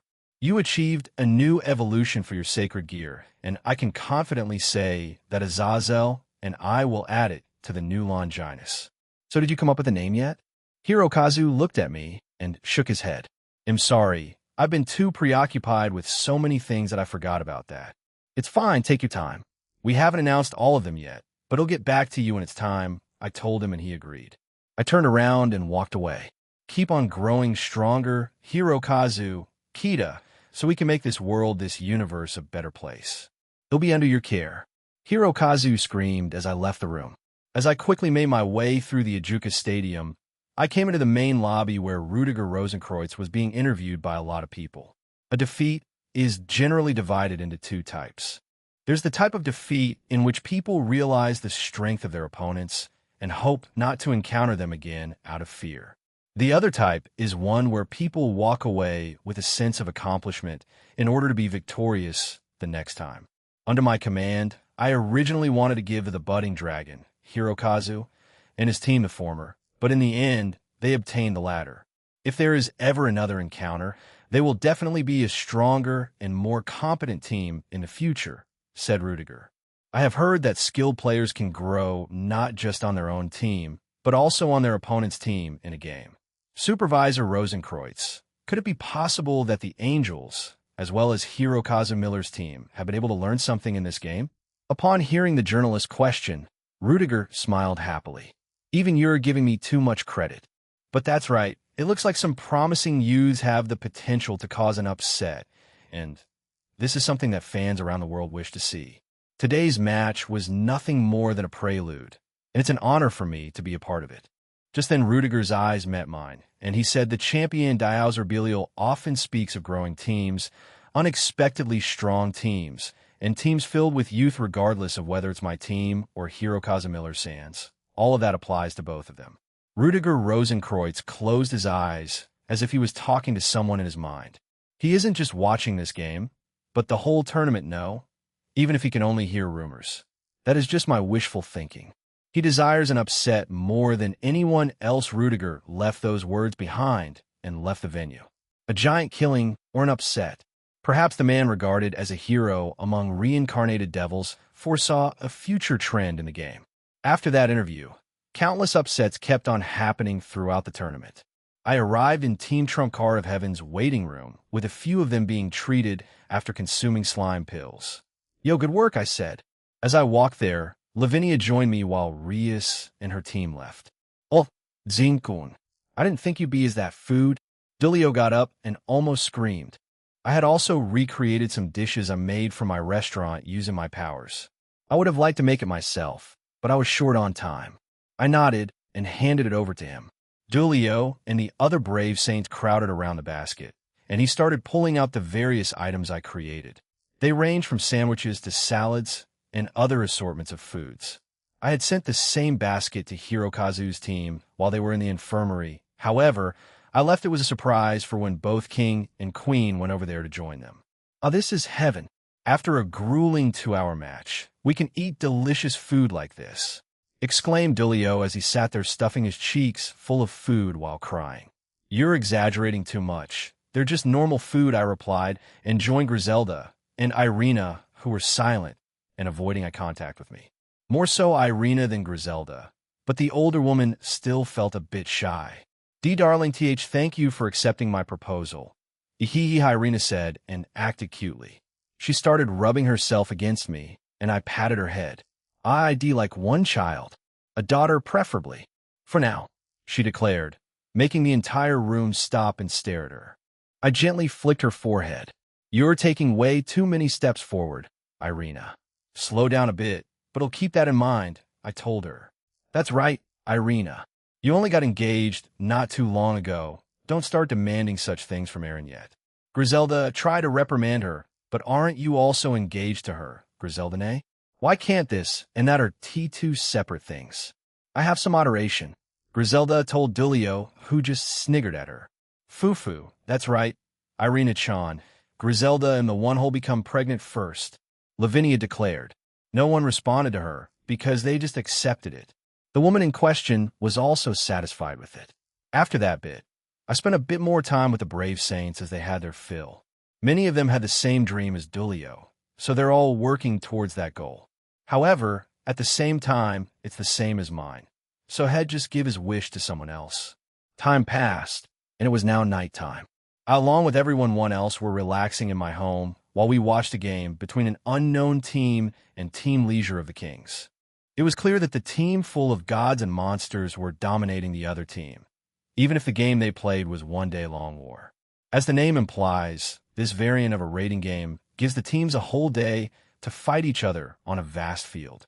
The rules are similar but opposite than that of Lighting Fast, as this game type is a drawn-out battle that takes an entire day. It is long and drawn out as the rules enforce a full day time limit, during which players would traverse a vast area and take down their opponents. Due to the size of the prepared field, the ability to search and locate an opponent became important, and it was a test of each player's stamina and endurance. The game can be ended early only if one of the kings is defeated. Since the early day was focused on Team Trump Card of Heaven versus Team Fantastic Dragons, this didn't get a lot of coverage. However, it was the second most anticipated game of the day, and Team Leisure of the Kings indeed took their sweet time with it. The gods and monsters took a stroll through the vast field, very much underestimating the other team. But even when they used tactics and ambushes, the other team was blown away any time they tried to attack them. So the other team became cautious and tried to ambush the king instead, and it caused more retirements as the king for Team Leisure of the Kings was Typhon, the king of monsters. It ended with an overwhelming victory for them. As they arrived back at the stadium, their only rook, Vidar, stepped forward and started speaking to the journalists and reporters. Who are your next opponents, Vidar-sama? Asked a reporter. Vidar, with a giant grin on his face, said, Our next opponent is Team Golden Rakshasa, and I'd like to challenge Jean Skyward to a duel. Be a temporary member of that team and fight me. You've avoided my sparring match for the entire year already. Didn't you promise to fight me? The venue became silent for a few seconds before it erupted into even more ruckus. Vidar kept his grin the entire time and summoned a magic circle that connected to me. Well, what's your answer, Jean? Everyone around me in the living room stared at me, waiting to respond. Normally I would accept, but I don't think it's a good idea for me, an organizer, to just hop on any team to fight. That's why I set up the exhibition match at the end for the winning team. I told her through the magic communication circle. How about we let the viewers make the final decision? Let's make a poll online on the supernatural internet. Everyone at home, Vote if you want Gene Skyward, the middleman, to substitute for Team Golden Rakshasa and fight our team. Vidar shouted to the crowd, and it made them go into another frenzy. Aaron and I. A poll was just made, and it's getting hundreds, thousands, no millions of upvotes. And they're all agree with Vidar Sama. Gasper shouted and threw his tablet towards me, and I caught it. The poll only said, let Gene Skyward substitute as a player in Team Golden Rakshasa? Yes, 65, 263 number 2, and it was still increasing. I'm more impressed and curious as to who voted for no said Rias. She then looked at my other hand with the phone. It was you. Coldly smiled here. Indeed, it was I, the great Aaron Toole. Also, Mom voted no for me, since she's been spoiling me since she came back to life through the TV. Vidar laughed and said, see, you can't say no to the viewers at home now, can you? Well, I still need to confirm with the other organizers that this will be a one-time thing, and that it's okay, I replied. Fine, but I expect great results, replied Vidar before dismissing the magic circle. However, the TV changed to show the games that would be played. Team Imperial Purpur versus Team Spear of the Draconic Emperor, Team Sona Citri versus Team Golden Rakshasa Sarord versus Chow, then Sona and Aurelia. However, the next games after them were announced. These are games that would take place immediately after them. Not many of them caught everyone's interest except one. Well, 2 for me. Team White Dragon Emperor of the Morning Star versus Team Rias Gremory. And the other one that not many cared about was Team Shooting Star versus Team Moon Rabbits. Shooting Star and his team versus Kurosagi and Varys' team. Who challenged who? I asked Rias. Valley approached me, and I accepted. We'll have our match after Sona and Aurelia have theirs, she explained. I wanted to challenge myself, and my team agreed with me. Especially Crow, our pawn, looks forward to it. You could just call your pawn by his name, you know. The rest of us already know who he is. Hell, he's eating a banana and grinning like a maniac in the corner of the room. I see. Good luck to both of you then. He'll be cheering for both teams, I told her and looked back at the team. Lavinia, who sat on the couch with Shin, was muttering to herself. She looked troubled. She must be wondering who to cheer on for. Third-person point of view, Diehauser Belial awoke quietly in a room made for one person. The place he was staying at was a prison in the underworld that housed political prisoners. Upon awaking in the single room, he sighed deeply. He had a dream recalling memories from his childhood. The Belial house could be considered among the poorest aristocracy. He grew up in a house located in the depths of a small mountain. Although his father was a high-class devil with average ability, his ancestors from the previous few generations were unknown people. And in the previous war of the 3 factions, as well as the civil war of the old government, they had constantly made various errors. So the strength of the Belial house continued to decline, and the family's authority also fell significantly. During the 2 generations spanning his grandfather's and his father's time, when Diehauser was young, the Belial family faced financial difficulties. However, they managed to get by. Under circumstances where his entire family could have broken apart, the 2 heads of the Belial house still maintained their ideals. You should take proper care of your family and country's citizens. As long as you strengthen the bonds between your relatives and protect the citizens' lives, the House of Belial and the Belial territory will continue to exist. That was the ideal his grandfather and father had always practiced.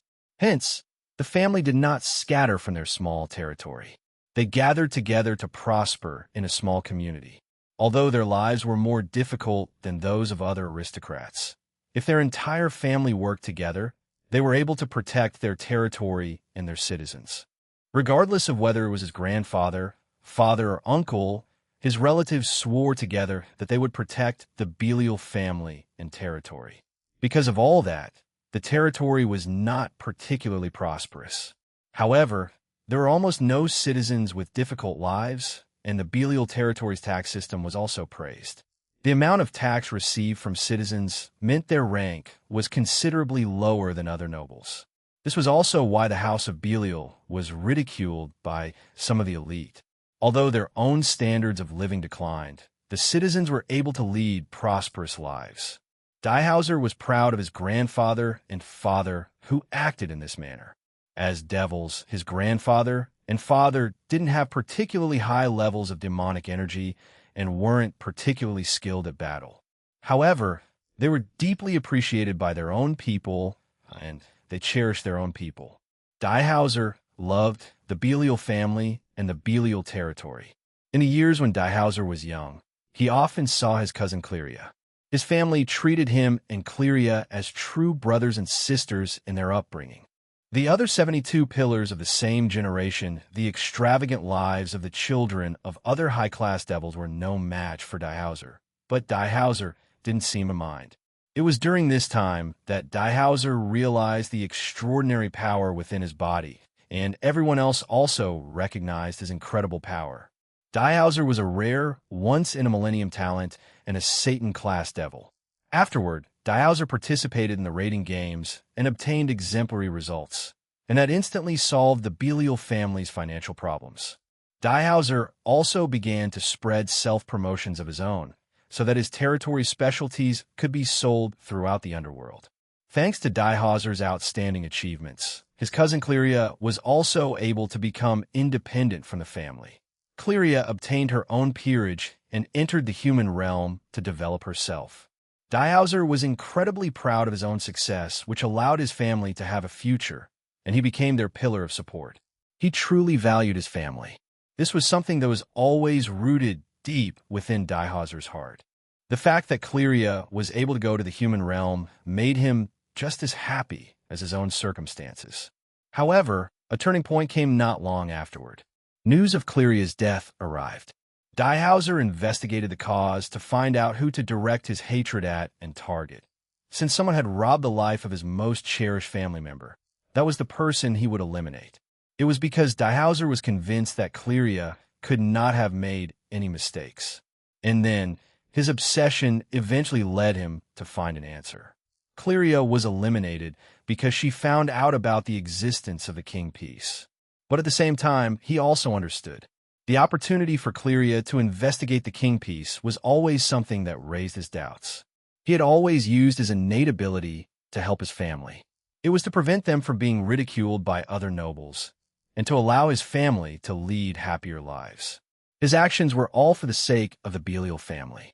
However, as a result, this led to her death, and Diehauser constantly blamed himself for that.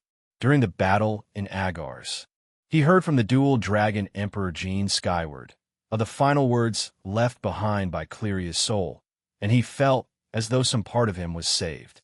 But the crime he committed could not be erased. He originally wanted to use his power to make his most valued family member happy. He once believed that fate had gifted him this power, but in the end, he brought trouble to his family and other factions, and sacrifices were made. Diehauser intended to spend the rest of his life here quietly and repent for his own sins.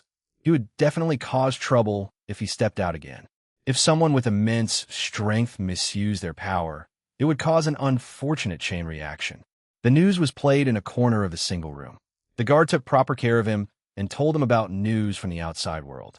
The Raiding Game World Tournament was held on an international scale. Diehauser suddenly recalled something the detective had said when he was interrogated. "My son turns 9 this year. He's a big fan of yours. Most children are looking forward to seeing Princess Rias, who is engaged to an epee dragon, or Prince Sarorg, the Lion King. But my son isn't interested in the epee dragon or the Lion King at all. He's only fascinated by you." The detective wore a complex expression on his face as he spoke proudly about his own son. Although what I'm saying may sound exaggerated, my son is very clever.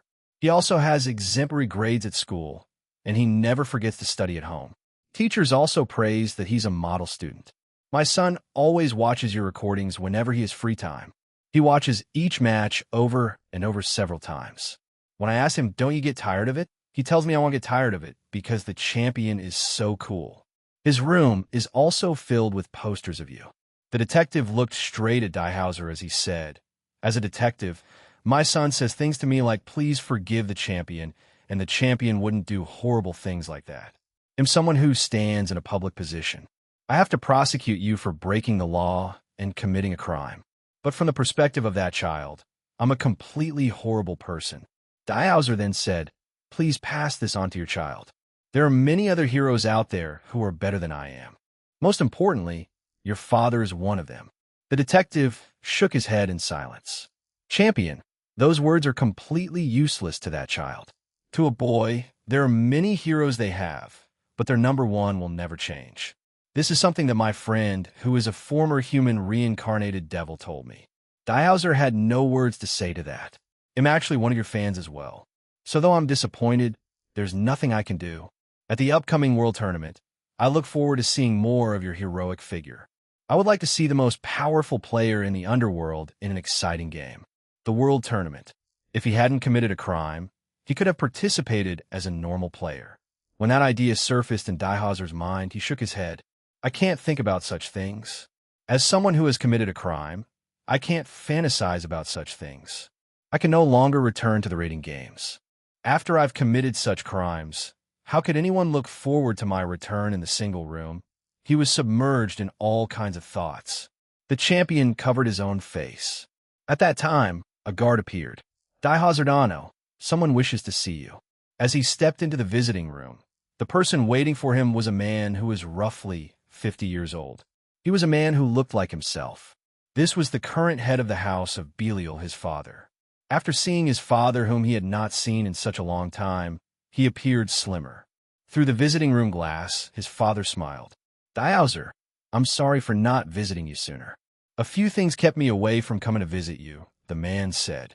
Father, replied Diehauser. He couldn't look him in the eyes. His father casually began the conversation. Have you been watching the games? He asked. I haven't watched television, but I heard the news. Explained Diehauser. It has been a series of continuous defeats for the professional devil players. Even the much-anticipated underdog, Hirokazu Miller-san, was defeated by the Angel team not too long ago. As the makers of the rating games, we devils have been defeated by various factions one after the other. After all, there are players who are god-class beings, and there are also highly ranked players who have chosen to assist other factions, so I don't consider devils weak. But, in response to his father's question, Diehauser shook his head. Nothing, it's nothing. Diehauser swallowed his words. If it was me, those were words he could not speak. As someone who had committed a crime, he didn't have the right to speak such words. He still longed for it, and he realized it. Diehauser also realized that his father had also understood his yearning after just a brief exchange of words. Is mother well? The current head of the house of Belial nodded at Diehauser's question. Yeah, she's doing just fine. I originally wanted to bring your mother along today, but only one person can visit, so I'll let her stay at home. I must be an unfilial son to my mother. Even at first, she opposed my participation in the rating games. Diehauser's mother was not pleased with his participation in the rating games. No matter what he did, his mother refused to watch his games. But that didn't mean his mother hated him. The current head said, you don't have to worry about the rating games, as I've already stated many times. Your mother would rather not see you fighting. Your mother is afraid of her only son fighting, even though it's practically impossible for you to lose. But even so, your mother doesn't want to see you get hurt. But I watch your mother share as well, so it's okay. Diehauser apologized to his father. You've obviously put in a lot of effort, but I can no longer compete in a game again. Father, you've done so much for me to allow me to participate in the games for his sake. His father did everything possible to ensure a high education standard. His father allowed him to receive education equivalent to those of the same generation from houses that produce Satans. At the same time, finances were difficult, and for the poor aristocrats of the Belial house, this was not an ordinary expenditure. However, his father did his best to support him without causing trouble for the family. Diehauser knew this. To pay his tuition fees, his father reduced the number of social outfits he kept, and his mother sold her valuable jewelry. This was an immense amount for nobility, and even the young Diehauser understood that. And so, when he won his first rating game, he gifted the finest, noble clothing to his parents. He never once thought that would be enough to repay all of the expectations that his parents had. Just the fact that his father could wear the finest, noble clothing made Diehauser happy. Noticing this, the current head pulled on his sleeves and said, "Ha, These clothes, it's a brand that even the Satan Samus often wear. Dihauser, the Belial House's subjects, as well as all citizens, are thankful to you for allowing them to be seen by the outside world. There is no one on Belial territory who blames you. The current head of the House of Belial moved on to the main topic. I think you should get out of here, his father told him, leaving Dihauser speechless. His father continued, thanks to your fame and established relationships through various channels, I want you to return to the raiding games anew. I have also pleaded to the 4 great Satans. This is something that I can do. As the current head spoke with an overbearing tone, he suddenly remembered something as he said, I can't use the connection to the Great King's side anymore. A puzzled expression appeared on Dihauser's face. His father had joined the Great King faction in the past, and his own status in the underworld had continued to climb, resulting in his father being in a similarly high position. Father said it couldn't be used anymore? Thought Dihauser. The current head answered his doubts. No, it's nothing. I just spoke to the first-generation Baal Sama to ask about you and Cleria. Well, what should I say? In the end, I couldn't hold back, and I ended up hitting that first-generation old man. So that's why I can't use my connection to the Great King faction. I'm sorry, your father is still immature. His father laughed boldly.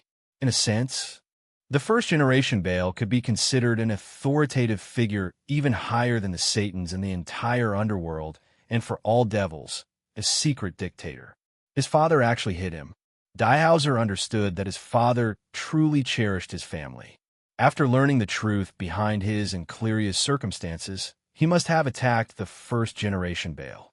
His father's actions evoked a certain emotion in Dihauser's heart. That's what happened. So am now in the care of the current Satan Samus faction. How could I possibly allow my father to deal with this alone? He could no longer allow his father and his people to be troubled by his own problems. However, his father looked up at the ceiling and said, Kalfa, as of late, your mother has constantly been watching video recordings of your matches. It's a bit ironic. You've already been locked up here, and she's been watching as if she's looking back on the path that her son has walked. What? He was shocked. His mother was watching his matches. His mother had always avoided it, but she was now watching his games. The current head continued. Seeing your mother like that, I also made up my mind. No matter what happens, and regardless of what I need to do, I want to send you onto the tournament stage. Don't worry, as long as you and the family are fine, they'll even start over back in that house deep in the mountains. After all, I've long been accustomed to the lifestyle of a poor noble. If I say that, they'll be scolded by my ancestors. In that instant, Dihauser's feelings poured out as he could no longer contain them. Tears streamed down his face without stopping. His father smiled gently. I want to see you fighting in the World Tournament. Your fans are also looking forward to it. Their voices reach me every day. If Dihauser was there, it definitely wouldn't be the same. As long as the champion is there, the devils will fight better. As long as it's the Emperor Belial, he could defeat them no matter which team it is. Everyone has been shouting or begging for this. In any case, they all wish for you to get out of here. There are so many people looking forward to you. His father thumped his own chest as he faced Dihauser. He said to his son, I have neither talent nor merit, but I am your father. So, I want to protect my son's honor. With his face covered in tears, the champion could only cry. He expressed his gratitude to his mother and father, to his citizens and fans. The champion loved the raiding games. That's why I approach another person and share my story with him. The 4 great Satans were the ones that pointed me in his direction, his father told him. And with the support of those around him, he told me, leave it to me, they'll see what I can do. There were many rumors about how much he treasured his family and loved ones, but after meeting him, I finally understood. Perhaps it is greater than ours than yours. Dihauser understood who his father was talking about, and even more tears fell from his eyes. To him, he only caused trouble for that man, yet he's helping him. Dihauser, let's repay your crimes together. The House of Belial will not abandon you. So, I also hope you won't cast aside your own possibilities, as well as the hopes of the fans that are waiting for you. Dihauser suddenly remembered something his cousin Cleria had said to him. Dihauser and Sama, I really admire the way you look when competing. It's really cool. You are the pride of me and the Belial family. Cleria, will you also watch over my battles from afar?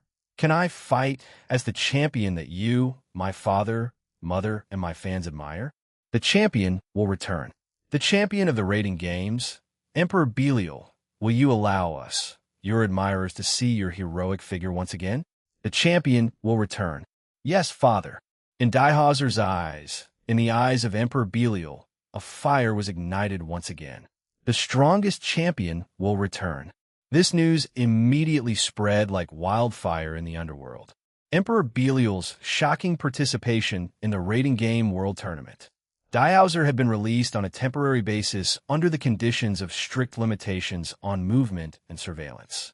Rias Gremory and Vala Lucifer would clash in the preliminaries, while Gene Skyward would participate as the pawn of Team Golden Rakshasa and fight as only the Red Dragon Emperor. As soon as his participation was confirmed, the supernatural world became engulfed in a frenzy. Team Leisure of the Kings versus Team Golden Rakshasa. The hype for the game was even larger than the matches that would take place before it. Many were looking forward to it. Chapter 4, Part 1. The Great King Without Destruction and the Man Who Lost the Holy Spear. Third-person point of view. That man was born without anything to himself. He was born with a weak and fragile body that did not have any demonic energy in it, so he was shunned by his own father and by those around him. His only ally and solace was his own mother. This young man tried to fit in, but because of his unique circumstances, no one paid him mind, no one wanted to be his friend. Eventually, he and his mother were sent away to the countryside where they lived their days peacefully. That was until tragedy struck. The devil sleep disease is a unique disease to devils that afflicts both ordinary and noble devils. When devils develop this disease, they fall into a deep sleep and won't be able to wake up. Then their bodies gradually starts to become weak, and they will meet death. To the young Saror Baal, his mother, Misla Baal contracted the disease, and before she fell into her deep slumber, she made a single promise to her son, to become stronger than anyone else. This was the promise he made to his mother. Sarorg held on to that promise, as he didn't want an unfair world where anyone he held dear would be subjected to the hardships he had to face. However, a miracle happened, and he didn't have to go through it all alone. After training for many years and building his body up from nothing, he faced a certain haughty female devil. To the young Saror Baal, it was just another noble devil who was brought up with everything they wanted, someone he would eventually put down with those rugged and ugly fists of his. "You, state your name," the young woman demanded. The young girl was tall in height, with straight waist-length blue hair that had bangs split on both sides. She had deep purple eyes, and she wore lavish and extravagant female noble attire. Beside her was her butler, who looked indifferent as he stared at Sarorg. "I am under no obligation to tell you that," Sarorg replied defiantly. At this point in his life, he hadn't gathered a peerage yet. He was still yet to receive his evil pieces, but he would have to receive them through a ceremony. Sarorg's defiant nature left the young lady speechless as she stood there, mouth agape, and staring at the young Baal who had his arms crossed. The butler was amused by the situation, so he decided not to interfere here. "Why you?" she shouted, and aimed her hand towards him while holding an umbrella with the other. A ball of demonic energy formed in front of her and flew towards Sarorg. The young Baal had been training for this very moment. His eyes sharpened, and he pulled his arm back. To the shock of both the young lady and the butler, the young man threw his fist forward and hit the demonic ball, obliterating it. A young man recklessly training on top of a certain mountain. His fists shake those very mountains as he desperately chases after something. Could this young man be? Thought the butler as he stared at Sarorg. Sarorg in an instant appeared in front of the young lady, who was surprised and fell on her back. She stared up at Sarorg with fear in her eyes. Remember this well, because these fists will eventually be known throughout the underworld. "I am Sarorg Baal, the man that will become a Satan one day," he declared. It is him, the Baal who wasn't born with the power of destruction. Because of this, he has trained his body, those fists, to be able to destroy demonic energy at such a young age. The The butler was surprised and giddy at the same time, but knew he had to step in. Serorg Baal Sama, please forgive the young Lady Stolas. She didn't know who you were, he said and bowed. The young Serorg stared at the now terrified and young Silvatila Stolas. She looked up at him with tear-filled eyes tinged with a bit of arrogance. That was the fateful meeting between Serorg Baal and Silvatila Stolas. Over the years, as both young devils grew up, Serorg continued his diligent training to hone and shape the perfect body for himself, a body that could become destruction itself. Through those fists of his, he would produce the destruction that the Baal family was known for, but his destruction was different. Silvatila Stolas also began to master the abilities of her clan, which enabled her to produce very potent and toxic poisons.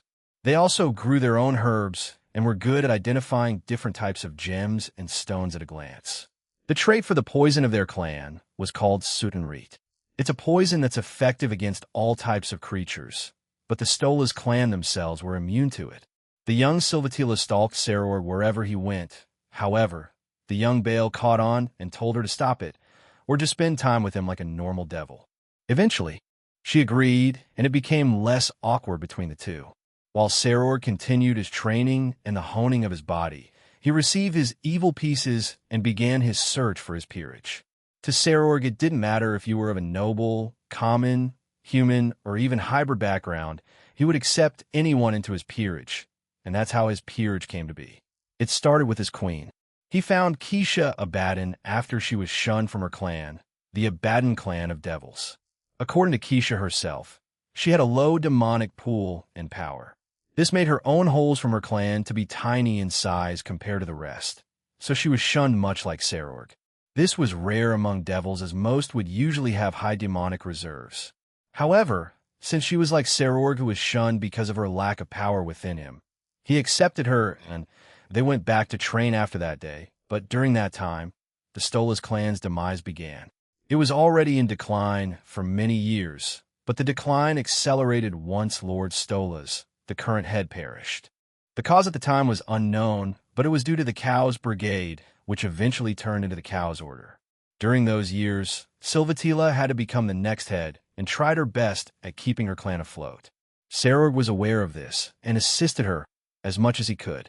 But since he had his own dreams and ambitions, he had to focus on that. Silvatila also told him that one day, in the gardens of the withering Stolas clan, stood Silvatila Stolas and Serorg Baal. They were at the ripe age of 13 years old. Serorg, I am grateful that you're assisting me in my house, but you have to focus on your own dreams, she told him. Do not fret, Silvatila, as she shook her head. No, you made that promise to Miss Lasama, did you not? Achieving that dream takes priority over helping me and my crumbling clan. I appreciate the assistance, but please let me handle it, and before we temporarily part ways, I would like to apologize for my behavior all those years ago. Serorg was surprised by this, but he smiled in the end. We were both young back then, so do not agonize over things you said back then. I have already forgiven you. But are you sure? I have my peerage now, and we can assist you. Have you forgotten that I also have my own peerage? I have a queen and knight now. Serorg, I will be fine. All I need to do is become a competent head and, well, pull through this, she said with a reassuring smile. The young man stared at her for a few seconds and nodded. Very well, I will accept this decision, but, he shouted and stepped forward. Serorg then embraced Silvatila, which made her blush. When you truly need my help, do not hesitate to call me. He looked at her with a gentle smile. I'll come running to help you. I did not forget your attempts at looking at herbs and stones that would help wake my mother up, Tila. With a face as red as the Grimory's hair, Silvatila Stolas nodded in embarrassment. I will hold you to that, Serorg, she replied, and hugged him back. In the distance was Silvatila Stolas' butler, who watched her grow up, and her current peerage. The butler had a handkerchief in his hand as he wiped tears from his face. Oh, the youth of today, the love, seeing them grow up, he said and wiped the tears from his eyes. Both the queen and knight watched on, happy for their king. Not too long after those two temporarily parted ways, Serorg found the rest of his pieces besides the pawn. He had also challenged his half-brother to a duel and the seat of head, to which he won and became the next head of the Baal clan. He, along with his peerage, moved into the main house, but Sarorg visited his sleeping mother daily. He tried to have her moved, but Lord Bael, the current head, was against it. He wanted to bring the issue up with the first-generation Bael, but held back since he would only ever go to that figure if he was up against a wall. Eventually, Sarorg came across a peculiar sight. A golden lion was fighting devils in a certain area of the underworld. He had gone out to train by himself and came across such a sight, and once the golden lion was finished attacking its attackers, it turned to Sarorg and attacked him. He accepted the challenge, and after a gruesome battle, he came out victorious and tamed the lion thanks to his mother's original clan's ability. Lion taming from the Vapula clan of devils. However, much to his surprise, he had attained one of the original 13 Longinus. Regulus Nemia. Huh? To think you would be down here in the underworld. Was your previous master a hybrid of a human and devil? Sarorg asked the now transformed sacred gear. Regulus Nemia in his human form. He had the appearance of a young boy with spiked dark orange hair, golden eyes, and facial markings. Yes, that was my previous master, but he was ambushed, and as you saw, I killed the attackers, but he lost his life. However, I thought you were part of their group, that's why I attacked. You please forgive me, replied the sacred gear. Sarorg nodded. I will help bury him, but after that, what will you do? Normally, don't sacred gear return to heaven and then given to a new wielder? He asked. Yes, but I believe a bug occurred, and I became like this, so right now I am roaming and looking for a new master. With that said, I'd like you to be my next master, he said, surprising Sarorg. I can feel some sort of pull towards you. I do not know why, though. Sarorg couldn't help but smile. It must be because of my mother's blood, he told him and explained to the sacred gear. The sacred gear nodded. I see the ability to tame lions. Certainly, if you had the blood within you, that's why I felt a pull, so what is your answer? I have an axe form, and I do not use weapons. These fists of mine are more than enough.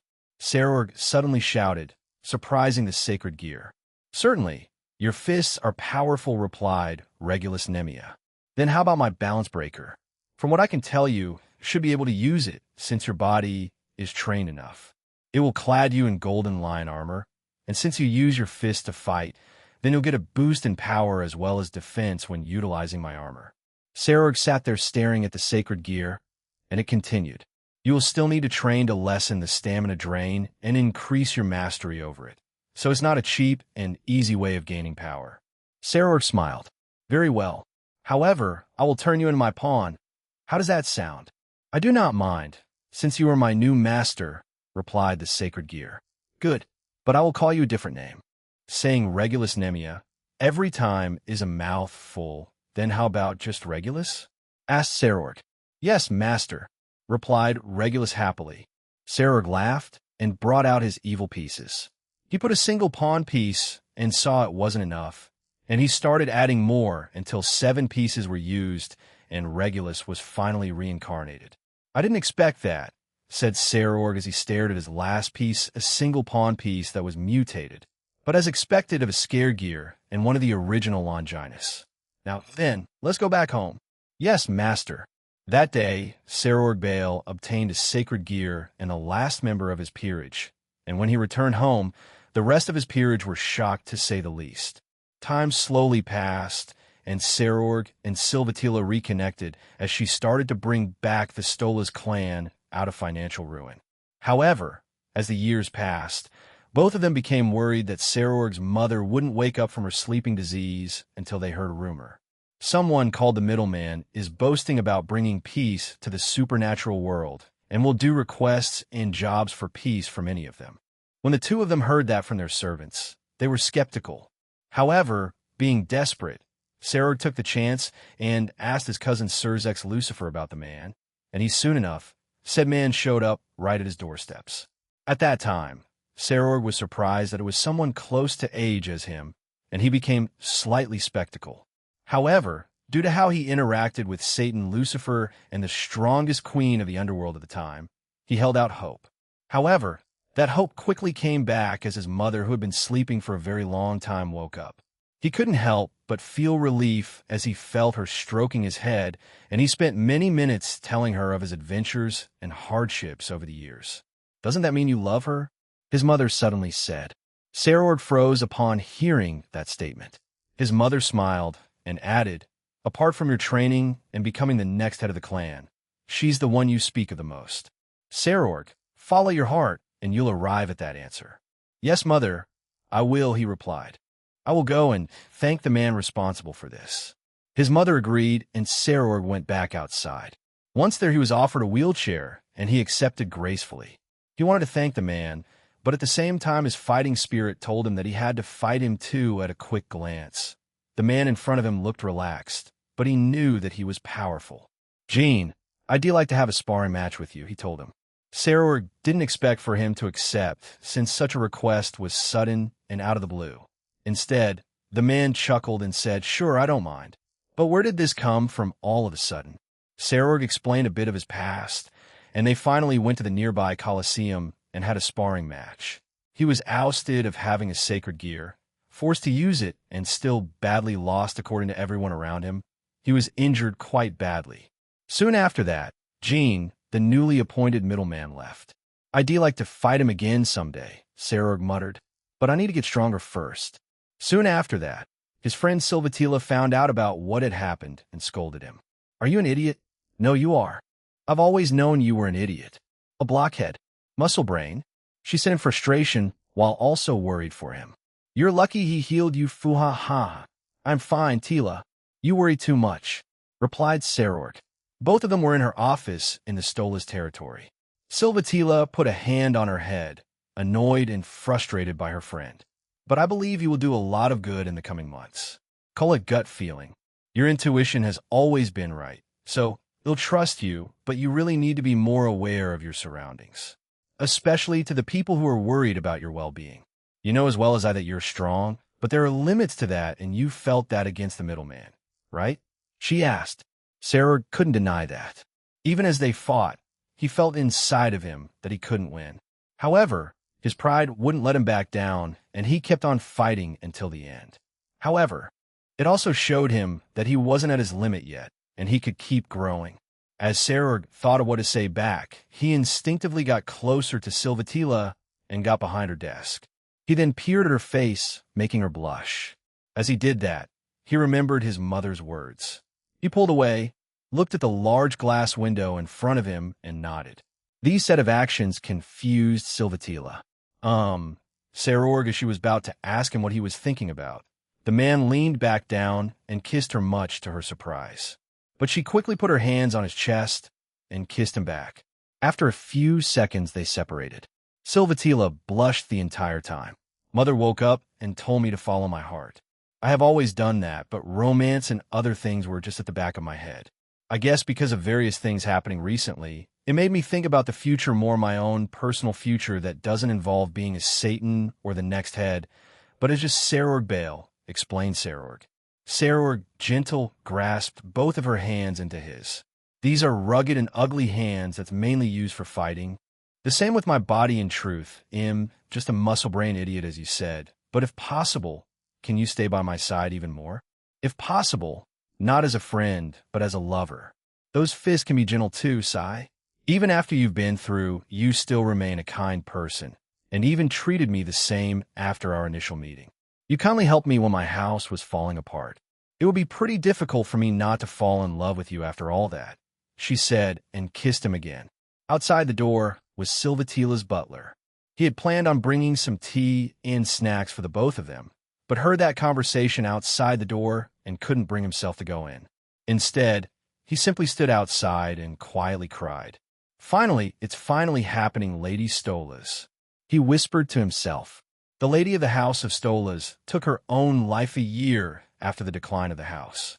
However, before that she was a loving mother and wife to her daughter and husband. It may have looked selfish, but Lady Stolas had a sickness she kept secret from everyone and knew that the medical bills would be too much for the household. So she left one day and took her own life. It was only 4 months after her disappearance that her body was found along with a letter to her daughter and Sarorg. That day, Sarorg Bale and Silvatila Stolas entered into a secret relationship. Aaron Toole's soliloquy right after the match between Team Fantastic Dragons and Team Trump Card of Heaven. I, along with a few others, immediately headed to the underworld to perform a live show for the paid dragon show. Instead of letting my avatar do it, I thought it would be an enjoyable change of pace by doing it myself. The show itself ended on a good note, as everyone performed well, and the children enjoyed watching it. Even after Kiba became Yumi and the character was revealed to be a woman pretending to be a man, her popularity just skyrocketed even more. However, I fear I gave future generations a new fetish. Several hours after our performance, event signings and meetup were held, we moved to another location. The truth of the matter is our schedule today was filled with events like these. We had a hero show at an outdoor theater during the daytime, and in the evening, there's going to be a talk show between young kings. The topic of the show was the future of the international rating game, the 10k Cup.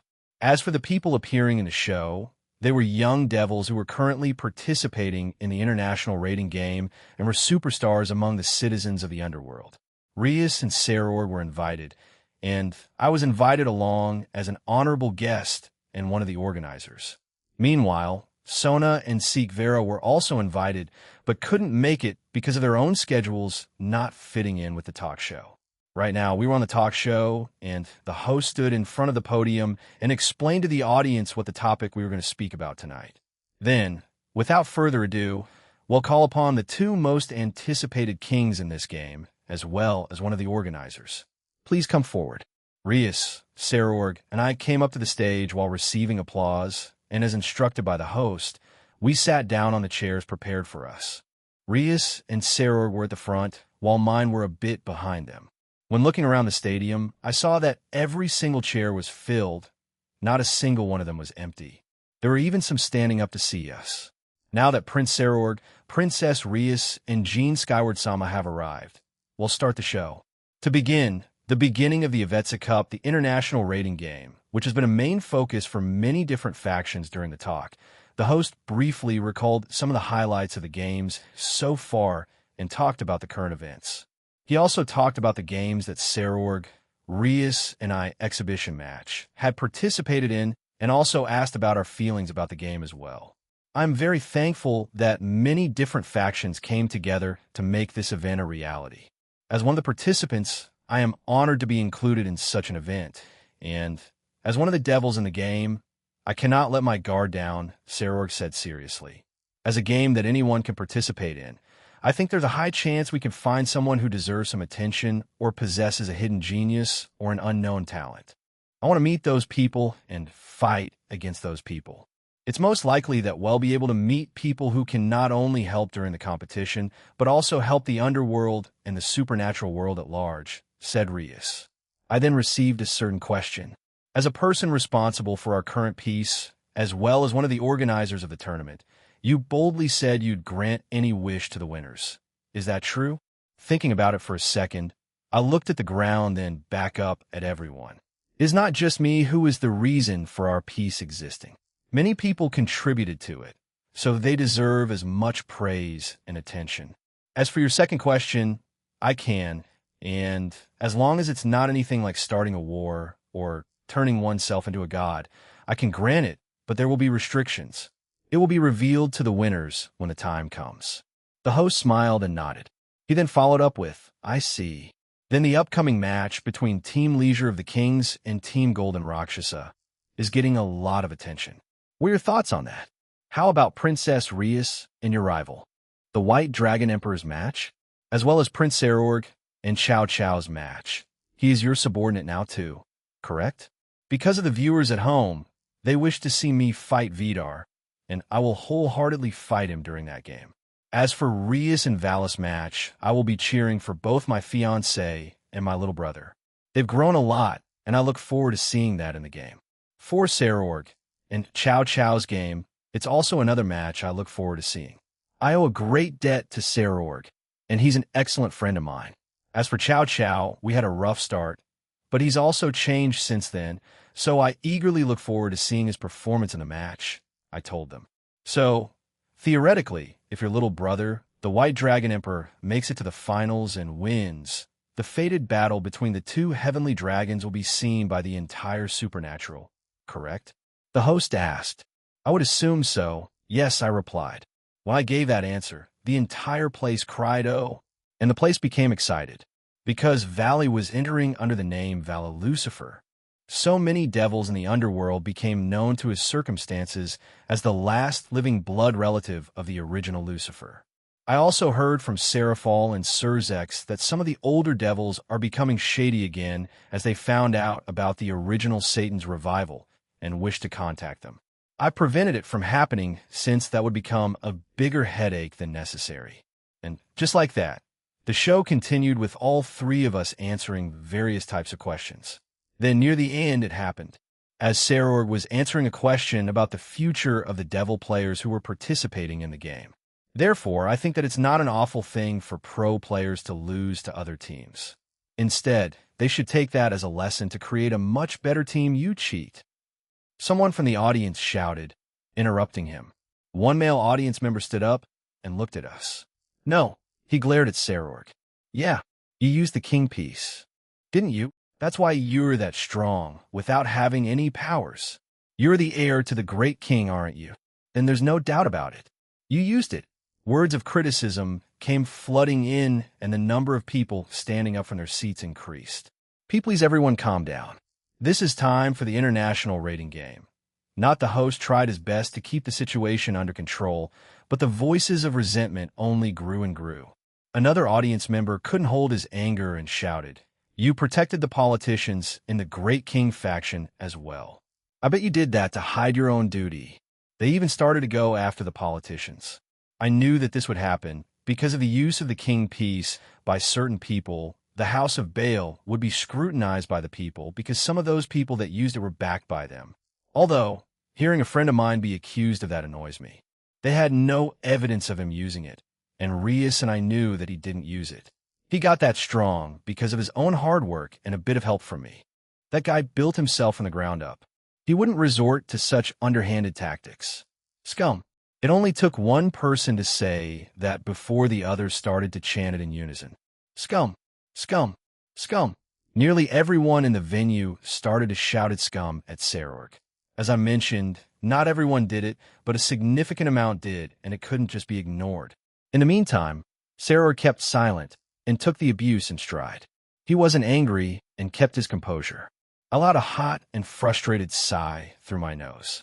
Losing my cool here wouldn't do anyone any favors. But as much as I wanted to defend my friend, it would probably worsen it. Rias, who had moved her chair back near mine, put her hand above mine, indicating that she was frustrated at the situation. Both of us wanted to do something, but we didn't. Rias and her peerage would come under attack and suspicion. She, along with many others associated with me, grew strong. Incredibly so, but it was accelerated at such an abnormal rate and speed that the crowd would definitely start accusing her too. I would also come under fire since I said I could grant any wish. So it wouldn't be far-fetched to say that I could create the king piece and give it to them, right? Or use another method to increase their strength. The fact that we're friends will also make them think I'm doing it in favor of them. You're a king and also a ruler now. Protecting yourself, as well as your subordinates, allies, friends, and loved ones comes first and is your prime duty. However, you also can't act recklessly to endanger them socially, said Rudra. This is the start. You can't let this get to you. He was right, so I closed my eyes. I will do my best in helping him once we were in a more private setting, but for now I'll hold my tongue in anger. You cheat. Go get burned by the angels. Curses were still thrown at Sarorg while he was getting escorted out by the security. He would never resort to that. As someone who exchanged blows with those fists, that person, I understood that very well. He's a man who wouldn't resort to those things, ever.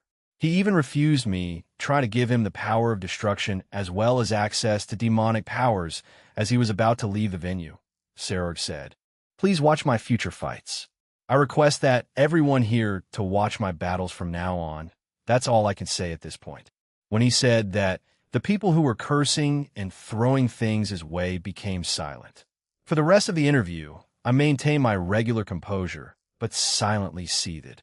However, as he said, I let Sarorg's actions speak for themselves during his upcoming game. After finishing the talk show and the hero show, we stayed in a high-class hotel at Lilith. I was in my own room with Lavinia, who came with me, as well as Rosweiss. However, neither of them could come with me onto the stage, so they were in the backstage. Rias traveled back to the Gremory territory as she was summoned by Venelana. Lavinia left earlier to buy some food around Lilith along with Rosweiss, so I was by myself in our room until I heard a knock on the door and I got up to see who it was. When I opened it, I was surprised to see Sarah fall there with Scat-Hack. That's a rather odd combination. Come in, and how can I help you guys? I asked as they came into my room. My schedule cleared up, so I have time to come home more often.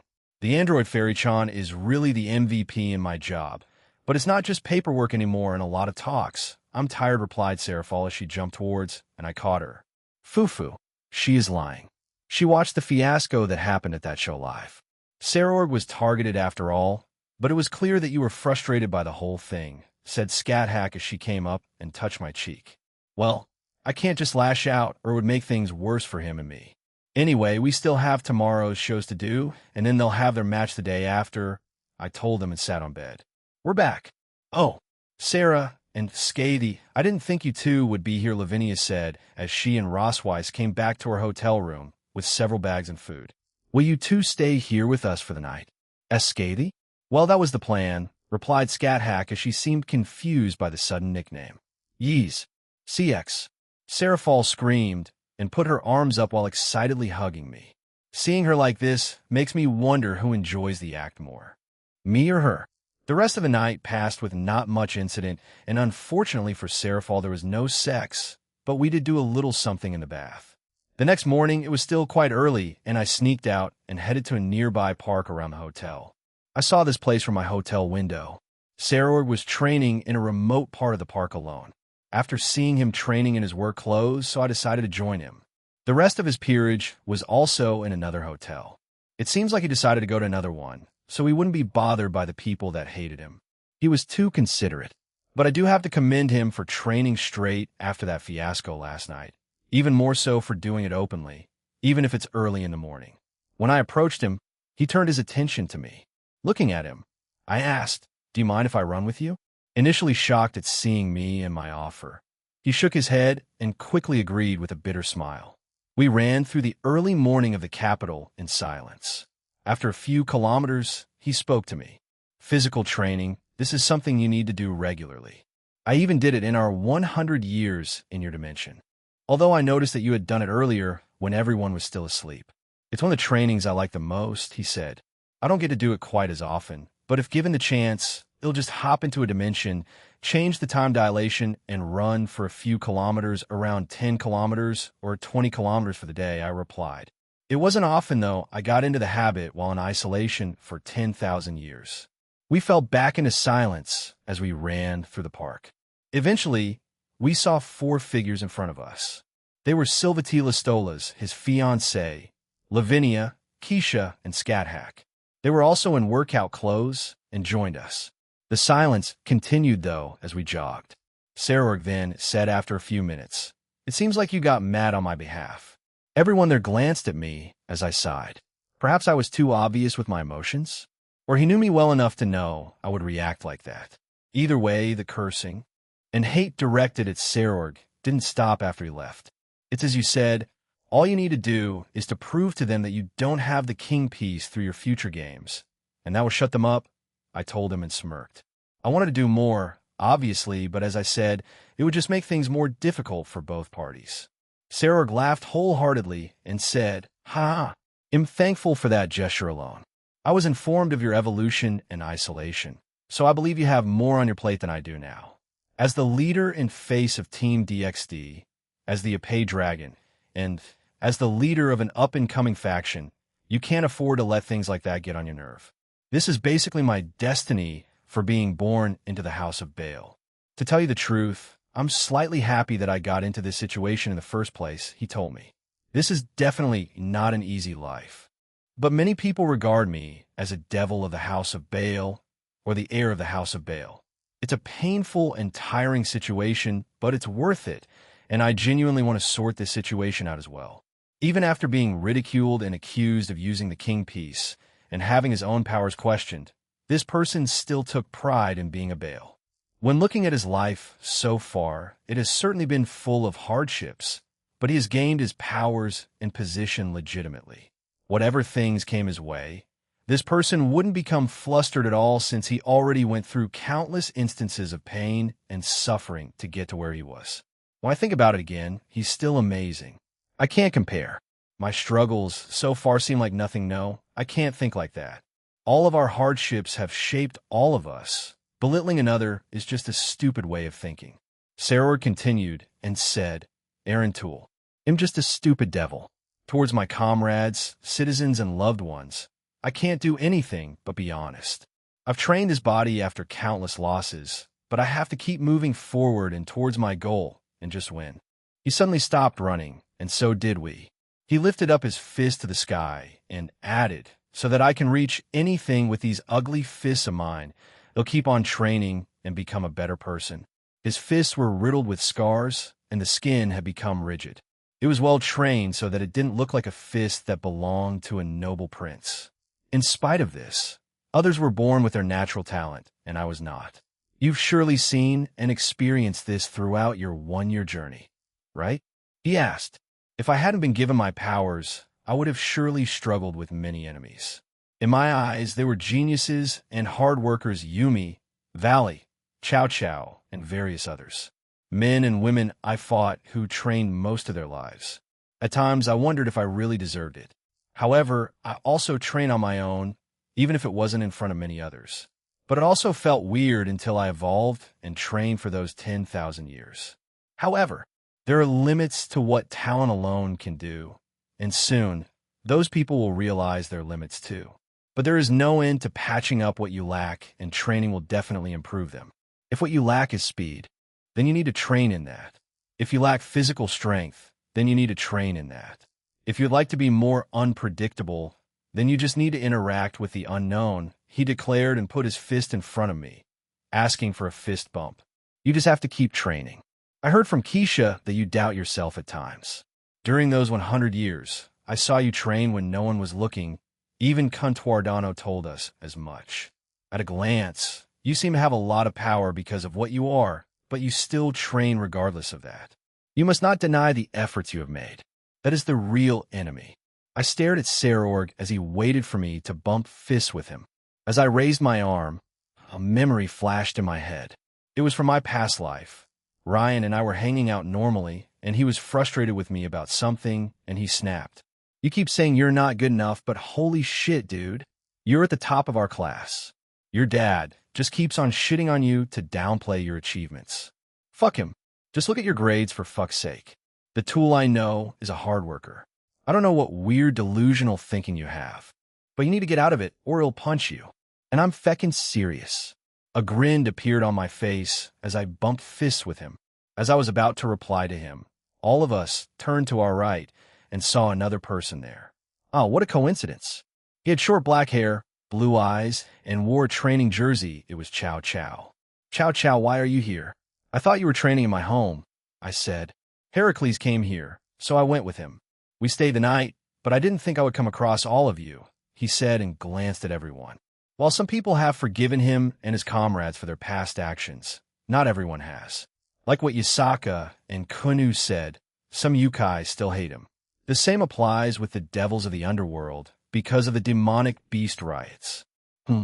Is something on my face, Silvatila Stolas? He asked. She shook her head and said, No, it's just that this is the first time I've seen you without your spear. You're usually carrying it around, he smirked. It wouldn't be wise to do that.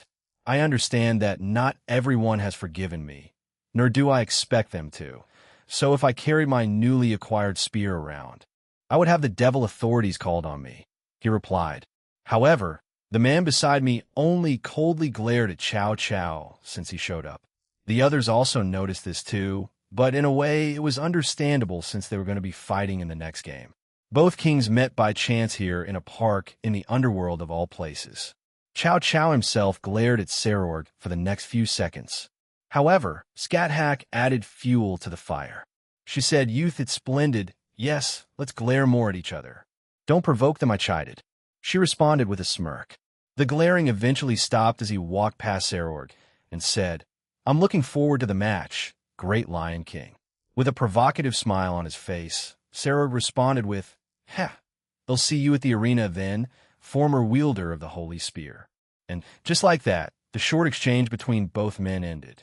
One was known as the incarnation of strength of the devils, while the other was known for his former spear. They didn't need to exchange too many words, as those simple ones were enough to convey their feelings. Even though the most anticipated game that was coming was between Team Leisure of the Kings and Team Golden Rakshasa, this one was also all over the newspapers of the underworld. "So what's up with the slight animosity?" I asked, knowing exactly how he would answer. He shook his head and said, well, it's just that I only ever meet that guy when something big is about to happen. The Kyoto incident and the demonic beast riots. I know he repented and even risked his life to fight for another universe. But are you curious?" I asked while grinning at him. Sarorg nodded in response. The power and mastery he possessed while still wielding the holy spear was second to none. However, since he lost it, you informed us you bestowed him a new spear, one that rivals or is stronger than the true Longinus. I can't help but be curious about it, he said while looking at Chow Chow's back. In addition, I can't help but think that his life so far has been very complicated, maybe even more than mine, he added. A life that can't be summed up in just a sentence.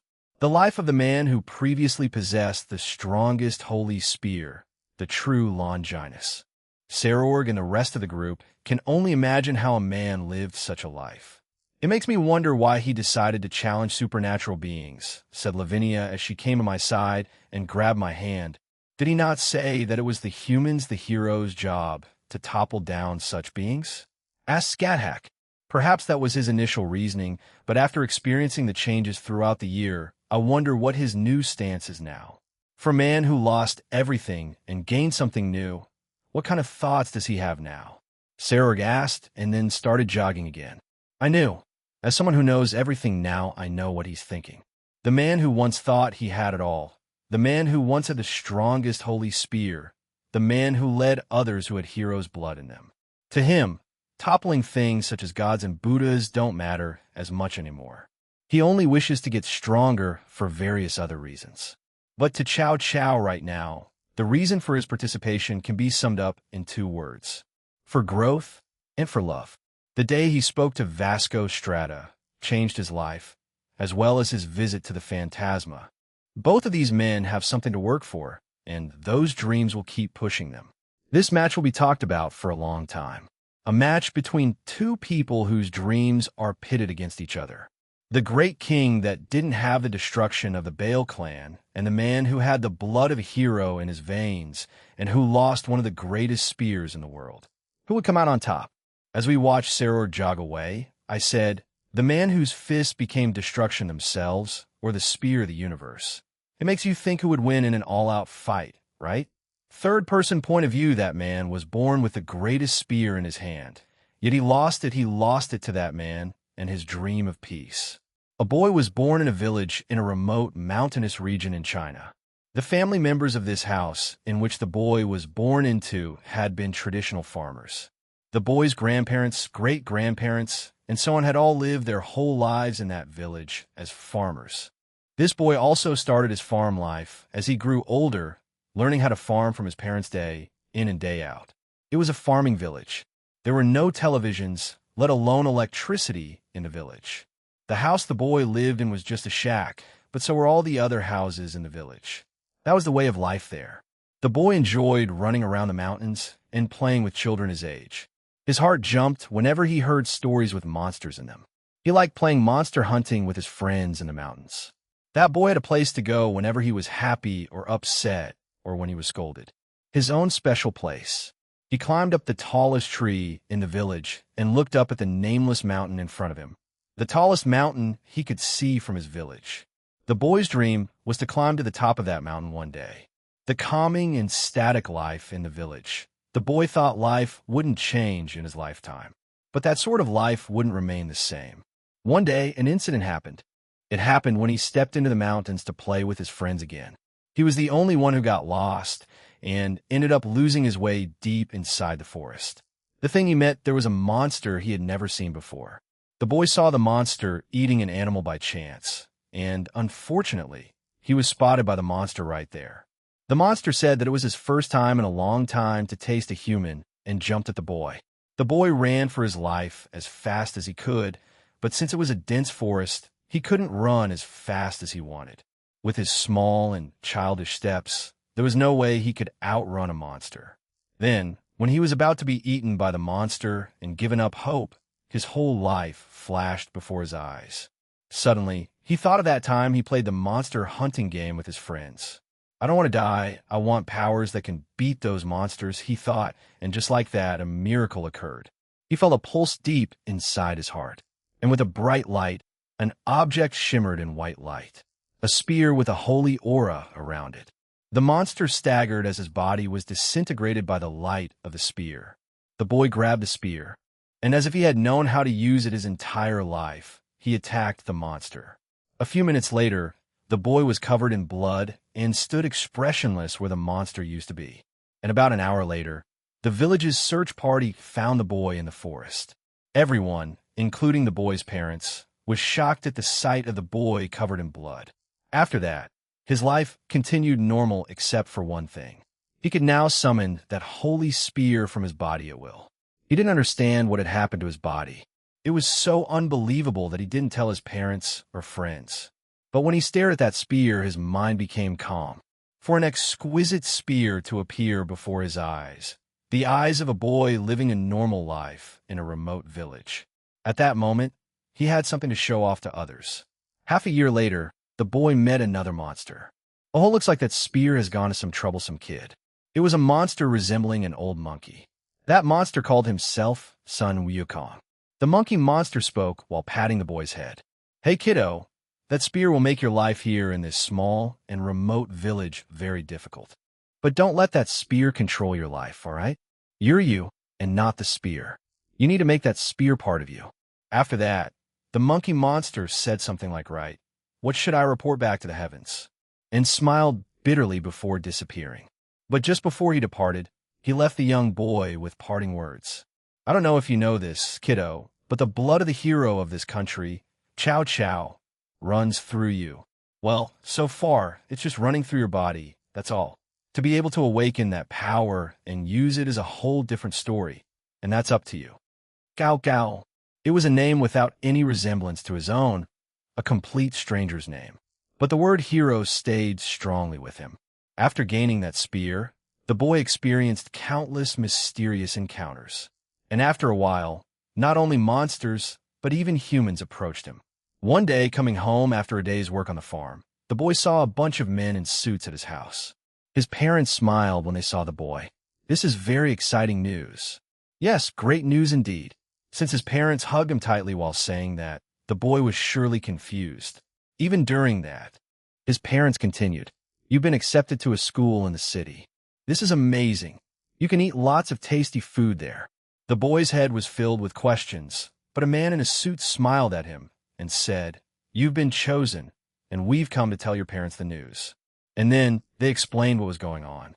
However, as they used all sorts of difficult words which the boy couldn't understand, he couldn't follow what was going on. However, he knew one thing for sure. His gaze was locked on his father's hands. His father was holding a thick wad of cash. Even this small child could understand what was going on. He had just been sold. That night, the boy, only with a small amount of food in his pocket, ran away from his home. He thought that, by leaving the house for a few days, he could return to his normal life after that. But his delusions were shattered when a visitor from a world outside his own came to him. Adults wielding weapons targeted the boy, and just like that, an unequal and struggling life had started. Waving his holy spear around, the boy ran away from these adults. Even after being caught by his pursuers, he escaped with his life thanks to his spear. Even after being cornered by wild animals in the middle of the forest, he escaped with his life thanks to his spear. Even after being confronted by human traffickers in one village, he escaped without dying thanks to his spear. Having experienced many events that could change his whole life around in a row, the boy saw the wide world for himself. Shiny buildings with towers as tall as mountains. Roads that could host countless people once the festival started. Even in that huge town, his pursuers targeted him and his spear. Give up your spear now. That is an object that the likes of you should never handle. The day-to-day life of risking his life continued, and there were even people who tried to recruit him using sweet and tempting words. However, after being sold by his parents and chased by many people, the boy became a person who couldn't trust anything but his spear. And just like that, a few years after leaving his home village, the boy left China for another country.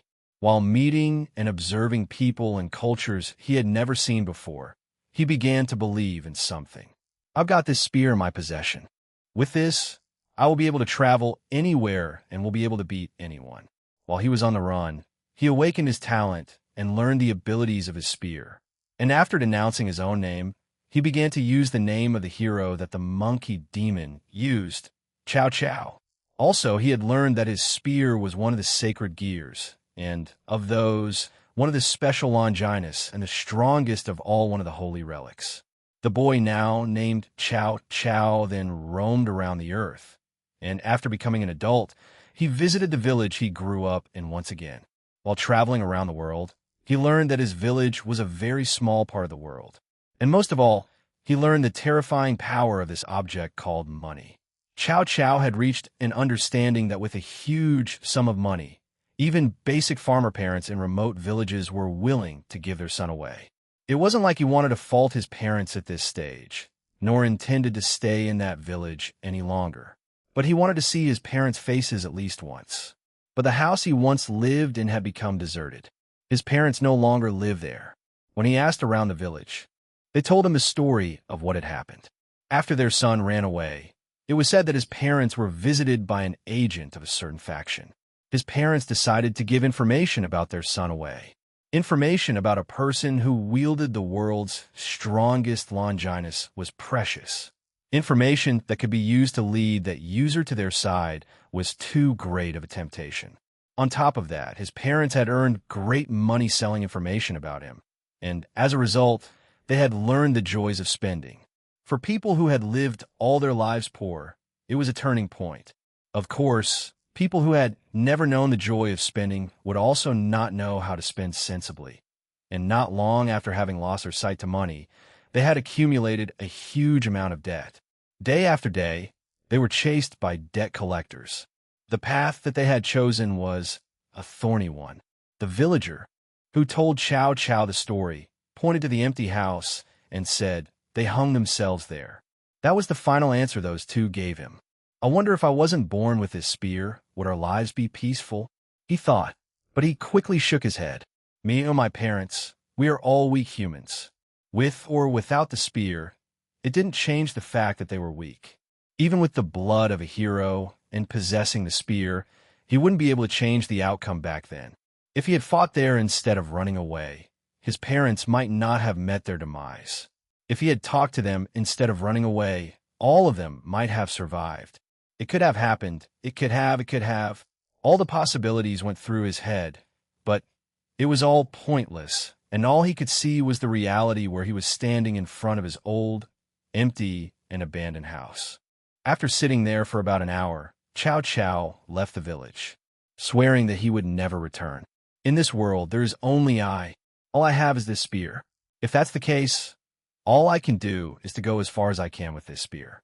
That was what Chow Chow used as his fuel, his reason for living. After that, he had met people whose lives had been ruined because of sacred gears just like himself. And in the process of meeting them, he learned about the supernatural beings, such as God and such. Devils, Satans, dragons, dragon kings, dragon gods. They all possessed power that transcended human power, and they were hiding at the edge of their world. Naturally, Chow Chow began to think of something. Gods and Buddhas, will my spear ever reach them? Gaining his first ever objective, his purpose in his life, in the blink of a second, many sacred gear users gathered around him. With the sacred gears that had ruined their lives, they found new meanings to their lives, and thus began the daily life of endless fighting. Chow Chow's group fought ability users, devils and dragons, and they showed off their power. And in the middle of that, they met a certain man, Gene Skyward. the human who boasted about bringing peace and unity to the supernatural world, and also claimed to be this generation's Red Dragon Emperor. To him and his comrades, he was a fool. Peace. Such a thing was impossible in their world, and any fool who chased after it would end up dead quickly yet. He defied all logic. Incident after incident, that man, caused miracle after miracle. And the ones who initially made fun of his dream, the peace that he pursued, their mouths started shutting up as it slowly became a reality. To them, to the ones who have been in the supernatural for a long time, it defied common logic. Over time, his achievements grew, as did his influence and allies. And in the end, Cao Cao, his faction, and the organization they were in had to act. They had to stop this abnormal existence from becoming more powerful, more influential. For someone like Cao Cao, who had never cowered in front of any god or demon, the beings that made him truly feel awe and made him shudder was one of the heavenly dragons. However, amidst all of it, he also came across another valet, Lucifer. This one showed off even greater talent than himself, while the now called middleman created miracles far greater than his own spear. Then one day, because of Gene Skyward's group, he lost his life, he lost his spear, and he lost his reason to go on.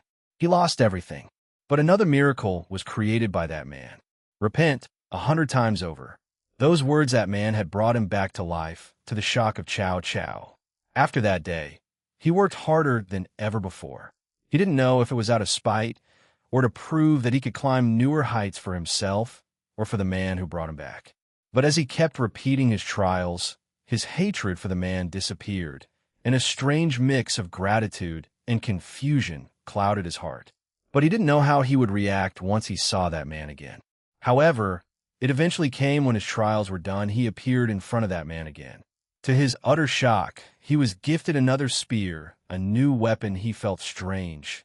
But he also felt like that weapon that was gifted to him, it belonged to him even more than the holy spear he previously wielded. Eridoval, that's the name of that spear. Take care of it. It's also known as the spear of the universe. How you evolve it, what powers it will have, they will be dependent on you and you alone. Show me what kind of resolve you have. Cao Cao. Again, such strange words were said to him by that man, but he accepted it, and he left to gather up his team again. This time, he had an ambitious goal, to surpass his previous self and grow to new heights. As he did, he was told that he would be sent to a different universe, and he and his team's sole purpose was to kill the evil within it. He found it ironic, since that was what he did before being resurrected. The heroes were now traveling to a different universe to slay the bad guys, the evil. But before he departed, Cao Cao visited a certain old man in a certain country, and the conversation they had would change his life. Those words that Vasco Strata left him still rang in his ear to this day. Go and love something, young man, whether it be yourself or even something intangible. Love. If you don't have the heart that loves something, then you won't be able to reach someone who has love. The object that you love will appear in front of you one day, and at that time you will gain power from within your body and soul. First, you should keep on chasing the dual dragon emperor. That man, he is at the mercy of love. He loves as many people around him as he can, whether it be his lovers, his friends, his comrades, or the random people of the supernatural world or the human world. He will show them love. Gene Skyward is a man that loves everything around him, and in turn, he is loved back by those around him. Compared to my old bones, you're still near his age, are you not? Yet his presence is tens of thousands of times brighter than yours. Cao Cao, as he looked up at the underworld sky, sighed. I prefer a blue sky, though, he thought while walking down the streets of Lilith. He then looked back down, and straight in front of him, he clenched his fist tightly. Is the me of now a person who has love? He asked himself. His comrades, his group of friends, and a certain woman of a different universe flashed in his mind. I'm not sure, but I hope I do. In a residential area somewhere in Lilith, Cao Cao arrived at a certain corner of the town. At that specific part of town was a kindergarten for devil children. Cao Cao approached the building and showed his eye deep to the guard, who silently stared at him for a few seconds before nodding and leading him inside. Inside the building and at the yard of the kindergarten, near some flower beds, was a huge and muscular man. It was Heracles, his current teammate. Heracles was currently a worldwide worker, in his words. He would tend to daycares and kindergartens across the supernatural at his own request. After he was settled in Grigori with his job there, he wanted to do this kind of work in different pantheons and factions to repent for his sins. While many devil parents there were reluctant, in the end they accepted the decision as it was backed by the four great Satans, several other leaders, especially Surzek's Lucifer and the middleman himself. Currently, it was the end of the day, and so many children were now going home. They left the building while holding their parent hands. As they left, they waved at Heracles, who worked on the flower bed. "See you later, old man." Bye, old man Sean." Heracles, with a strained smile, waved back at the children. "Be careful on the way home, and stop calling me an old man." Chow Chow and Heracles' eyes then met, and the muscular man put his hand up. "Hey, you're earlier than I thought. So are we meeting at Grigori after this?" The young leader nodded his head. "Yeah, I already sent the text to everyone, so they'll be making their way there. It'll wait until you're done," he said, and moved to a nearby bench and sat on it. He summoned a book and read it. The words of his new boss rang in his head as he read the book. "Chow Chow, you need a different hobby apart from just training and fighting. If you can't think of anything, then go read a book. And no, I don't mean books about fighting and techniques. I mean regular books that tell stories here. Take this." The book that he was given was called The Devotion of Suspect X by Kigo Higashino. At the start, Chow Chow was confused, but he kept reading the book, and in the end, he ended up liking the story that was told. So he continued reading more books by the same author. The Miracles of the Namiya General Store, The Camphor Keeper, Silent Parade, a Detective Galileo novel, Kirin no Tsubasa, and many others. However, Chow Chow began to read different genres and from other authors, including fiction, and he started to like reading and turned it into his first ever hobby. But then, after he came back to the Draconic Dais, he wanted to have another one cooking. When he was in the Phantasma's universe, they ate things that Aaron had prepared in capsules, so they were allowed to eat delicious food every day. However, he wanted to be able to cook such meals by himself. For himself, his teammates, the Resistance, and her. He had approached two people about this issue, Tobio Accuse and Aaron Toole, and he was taught by both. Each person had a different way of doing things, and, in the end, he mixed both to make his own style.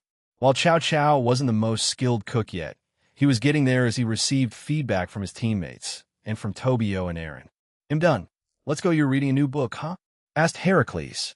Chow Chow got up and put his book away. "Yeah, it's called I'm a Cat by Natsume Soseki.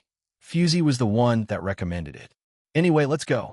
In one of the free meeting rooms of Grigori gathered a certain team for the tournament. All of them were present as they sat around the table, waiting for their leader to speak. Finally, Chow Chow stood up and addressed them all. "Tomorrow, we will fight Team Imperial Purpur led by Saror Bale. All you are already aware of how powerful he is and how he fights. With that said, leave him to me from my conversation with him today. That seems to be what he has in mind too," he told them. "Then, will we fight our own matchups or see who we come across?" asked Heracles. "We don't know what kind of game we'll have, Heracles, so we can't really say how or who we will fight yet. But it will depend on where we go to," replied George. "I guess," grumbled Heracles as he looked at the table in front of him. "Well, it matters not. We will simply blow them away with our powers," said a young-looking girl. She was one of the new members of the team, and as well as Chow Chow's group. Her name was Zhuge Liang. She is the descendant of the General Zhuge Liang from the Three Kingdoms era. Zhuge Liang had the appearance of a cute young girl, about the age of a middle school student, that wore a classical Chinese Taoist robe. "Will my Yukai be allowed to participate in this?" "I was limited to 1 or 2, depending on the game," asked another member of the team. He was Mamono Kibutsuhiko. He was the inheritor of the soul of Mamotoru. Like the original, he is accompanied by animal companions, such as a monkey Yukai, a dog Yukai, and a giant raven. Mamono Kibutsuhiko was a Japanese-looking man who wore a battle fur coat and a colorful pink headband. He also had black hair and strong-looking brown eyes. He wielded a sword in battle with his animal companions assisting him. Cao Cao found him as he journeyed across Japan and accidentally came across him. The two of them fought, and Cao Cao told him of his plans both for the international raiding game and fighting monsters from another world. That piqued Momono's interest, and he joined his team. Well, if 2 or 3 of us go and face 3 of them, or even one, wouldn't that mean it would be easier for us? Asked another man. This young man was called Marsilio, and he is the descendant of Marsilio Ficino, and was also part of the hero faction. Marsilio had short spiked white hair, green eyes, and wore a white suit that resembled a Japanese middle school uniform. He was also a wielder of sacred gear called Dreamlight Curse. I doubt they'd let us do that so easily, man, replied Perseus, another member of the former hero faction. He left due to differences of opinion between himself and Cao Cao, but was sought after by the man after the faction fell apart. Especially if it's Sarorg-san. I mean, he values his peerage just as much as Jean, added Jean. Jean? Huh? When did you become buddy-buddy with our boss? Asked Marsilio while eyeing Jean suspiciously. Huh? I asked him if it was all right to call him that, and he said yes, so I'm calling him that, she replied while giving him a confused look. In response, Marsilio rolled his eyes. Regardless, Cao Cao said with a raised voice, we will continue with that plan with George when the time is right. Sarorg's team has trained in the same place as us, but our other trump card is my spear and Leonardo. However, because it's the international raiding game, several restrictions have been placed on his sacred gear. Leonardo, their only pawn, sat there eating some ice cream and nodded. He played a large part in helping the resistance with his sacred gear's creation. Because he had read a lot of manga, light novels, and watched anime, his creations became even more vivid and diverse. What does that mean? Zhuge Liang asked. George adjusted his glasses and explained, Leonardo's sacred gear so far has been heavily restricted during the tournament. So far, we have played 2 games, and in those games too, he was limited. He's limited to creating 3 of his creations on the field, but the great thing about that is he can make them as powerful as God-class beings, but nothing more. Furthermore, Leonardo can't use his balance breaker, whether that be the subspecies that Shalba forced upon him, the Bandersnatch or Jabberwocky, or his other one, said George. Then what about his X side? It's 2 for 1, right? Asked Heracles. Georg frowned. That's the thing, we don't know, because so far we haven't used it, but I will speak with Jean about it, and he'll speak with the other officials regarding it. It can make dragon god-class beings after all, so it might be heavily restricted or even outright banned. Leonardo's X-side balance breaker was what helped Cao Cao's team in the Phantasma, along with Cao Cao's Eridoval, and the other unique X-side balance breakers that the rest of his team achieved. Then George, I'll leave that matter to you. Let's continue, then, while plan for various scenarios of each raiding game. So we won't be leaving for a while, said Cao Cao. There were a few exhausted sighs. But Cao Cao opened a pill that had various foods that Aaron prepared, and they became a bit more motivated. George-san, can I come with you when you go to Jean-san? Leonardo asked. George glanced at him and nodded. Over the short course of their time, when Aaron introduced Leonardo to the literary world and anime, it quickly caught his interest, and he would frequently ask Aaron for more books and anime to watch in a way. They had a sibling dynamic much like Valley and Aaron had. Everyone on their team knew this, and for the first time since they met him, Leonardo started acting more his age thanks to that. The day of the battle between Team Imperial Purpur and Team Spear of the Draconic Emperor, various prominent people watched the match in the Agrias, the floating city in the Agar's territory. This was the same stadium at which Rias and Sarorg's peerages fought in the youth raiding game, as well as the one where Sarorg and Aaron fought at. Aaron, his group, the ORC, both new and old, as well as the student council, were in a VIP room in the stadium to watch the match unfold. With this place being a very popular place for raiding games, the seats in the stadium were full and many more were watching outside as there were no more seats left. Amidst all of this, one of the announcers, Nod Gamagen, the same announcer for the match between Aaron and Sarorg, was also commentating today. Now, then everyone, the match that's been quite hyped up the last few days. The match between the elite group of Young Devils, the rookies 4, players Sarorg Bale.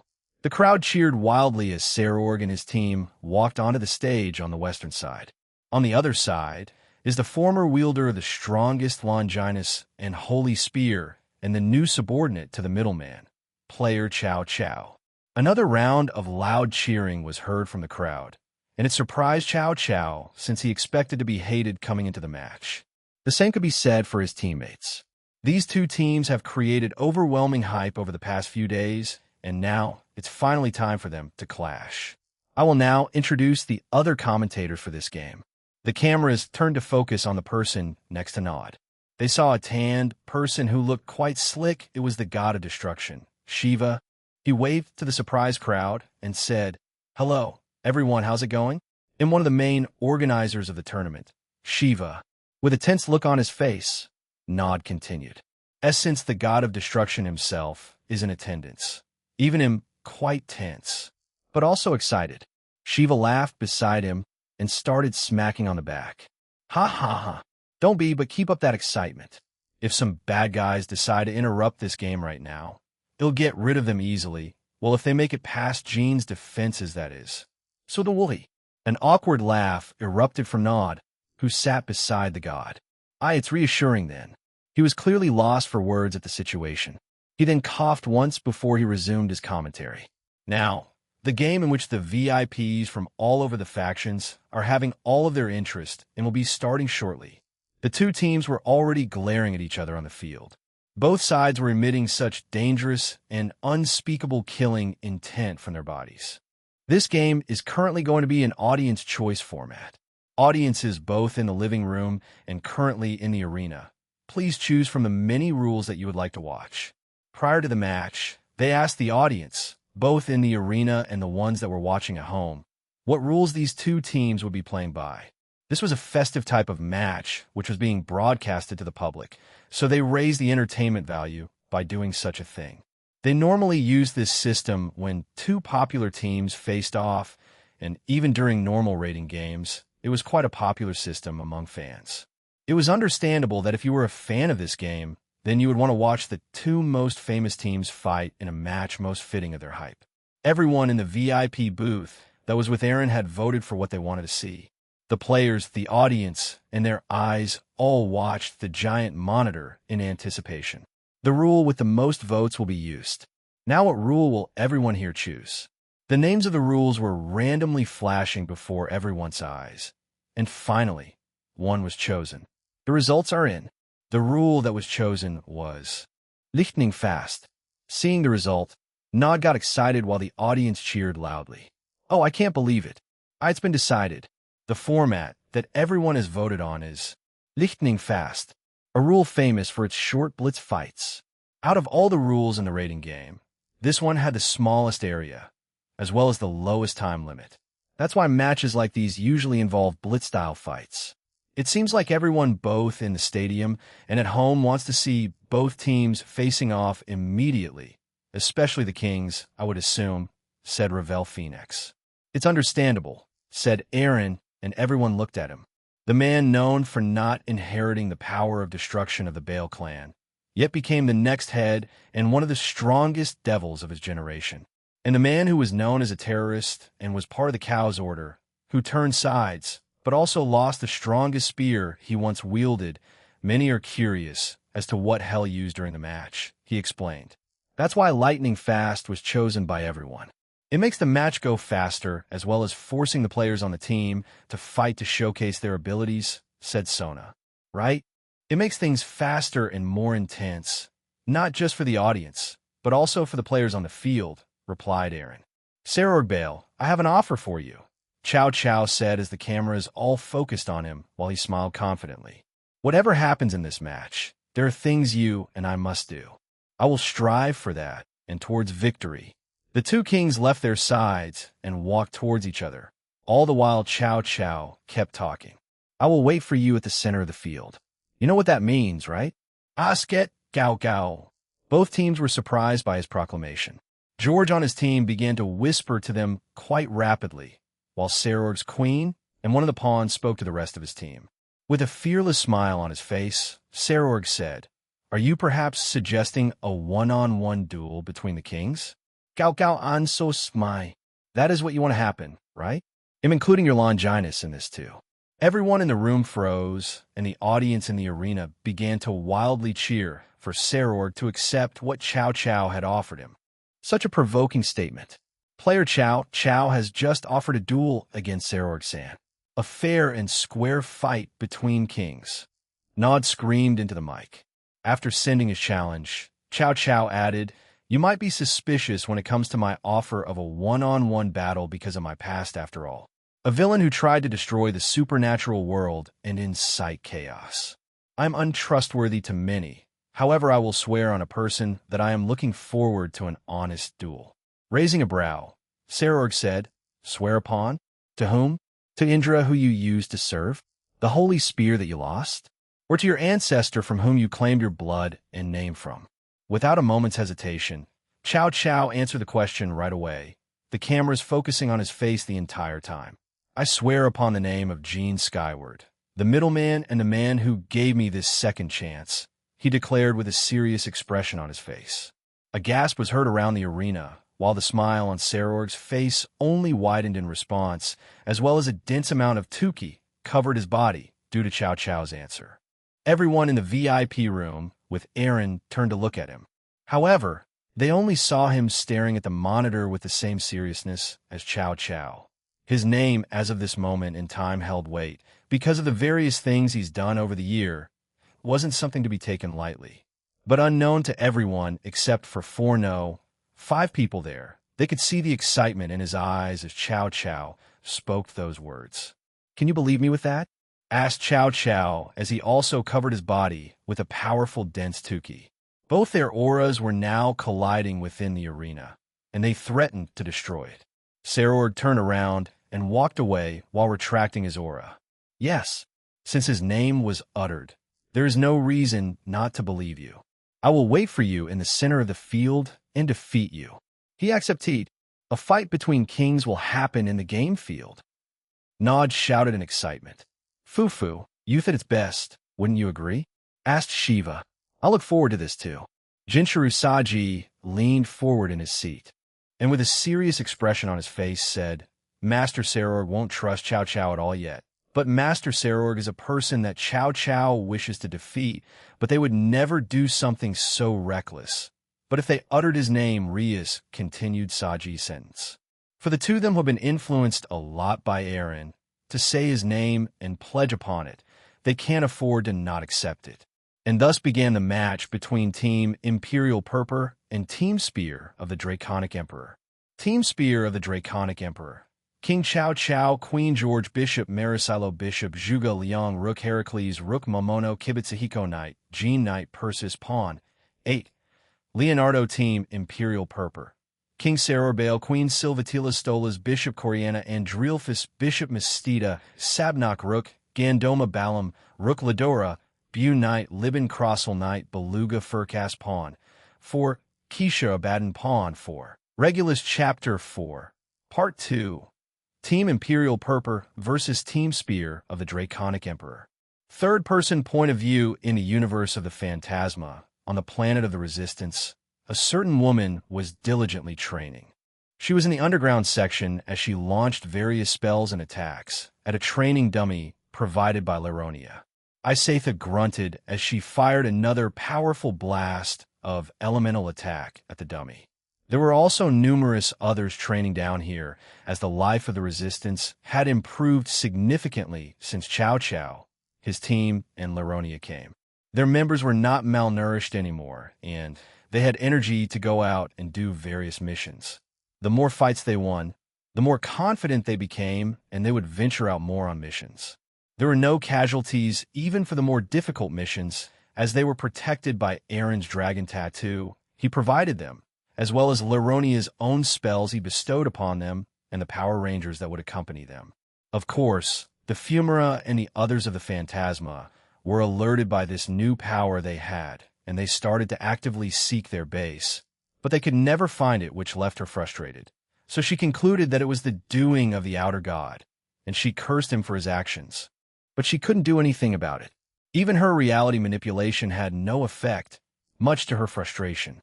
"Isatha, I need to talk to you for a second," said a voice.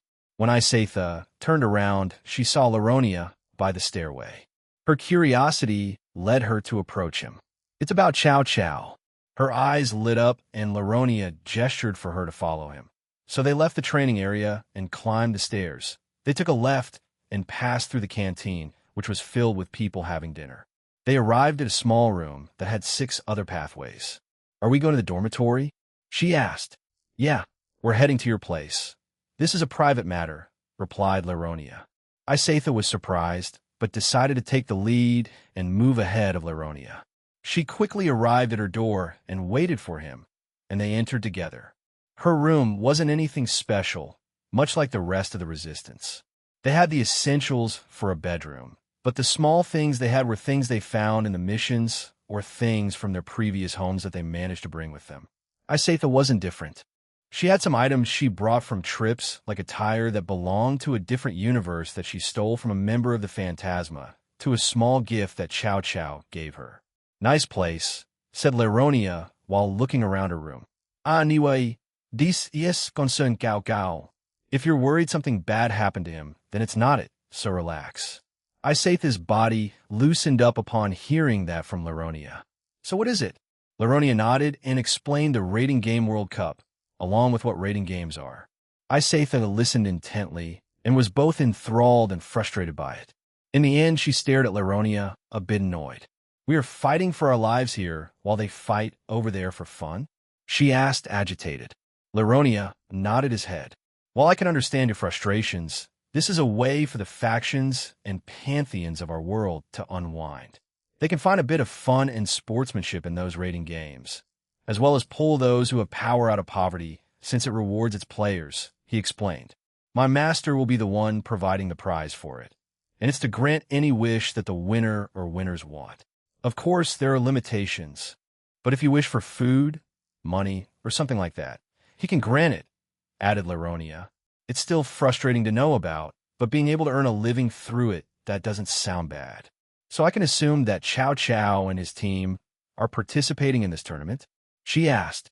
"Yes, they are, and their next match for the preliminary rounds is about to start," he said, and clicked his fingers before a floating monitor appeared and showed a certain field. He then explained who his opponents were. She frowned and was anxious for her friend, as the person that Laronia described was powerful along with his team, as they were apparently helped by his master and creator. Laronia sat down on a chair, while Isetha went to her bed and sat on it. Both eagerly waited and watched as the match was about to start. "Ween, Gao Gao," she prayed while intently watching the monitor. In Aaron's home, in a new and different dimension, were most of the members of Team Golden Rakshasa. They were initially training, but when the match between the teams of Chow Chow and Saror Bale was about to begin, they stopped to watch it. The two who were most eager to watch this match were Bovatanen and Ryuta Nakiri. They lost quite badly in their previous match, and it left them frustrated. However, they couldn't deny Atsudara Himajima's power and mastery over both his flame manipulation and artificial sacred gear. Since that day, both of them have been hard at work, driving to better themselves as individuals, as people, and as warriors. They didn't overwork themselves as they followed their king's instructions and kept a healthy lifestyle, and they quickly noticed a difference. One other thing did change between the two. They had a slightly not-so-good relationship prior to this. They were working on ice with each other. One wrong move, and they would have most likely blown up on each other. However, due to losing to Atsudara Himejima, they set aside their differences and helped each other grow. Aurelia knew this and let it happen. She wanted them to work it out themselves while also discreetly guiding them there. Hence why she asked Ravel to position Nakiri and Bova near each other during the match. If by a miracle they won their matchup, great. If not, they could learn from it. Those were Aurelia's reckless thoughts. She knew losing now, or more so death since she died to Lapis. It felt her frustrated and bitter, but she couldn't stay like that forever, so she also began to train from the basics. Leanne and Scathack pointed this out to her, and she just laughed at them like usual, but still continued with it. To Aurelia Le Guin now, she believes anyone can keep on improving, regardless of what your power or status is. If you think you've hit the pinnacle, then you're wrong. Die once and see, you idiot, is what she shouted at a certain person during an interview after one of their games. You could say death humbled her slightly, although her haughty and intimidating nature still remained. Apart from those three, there were two more that wanted to improve Yoru and Haru. They lost against Ezuri. That much was obvious, but they also gained more insight into themselves. Edel, who was also part of the team, and Akaza helped them with their training. Edel with their magic and innate abilities, and Akaza with their hand-to-hand combat. Although neither of them got to fight much in their past games, they were fine with it as they saw the budding members growing and getting stronger. What say you, former second-rank player?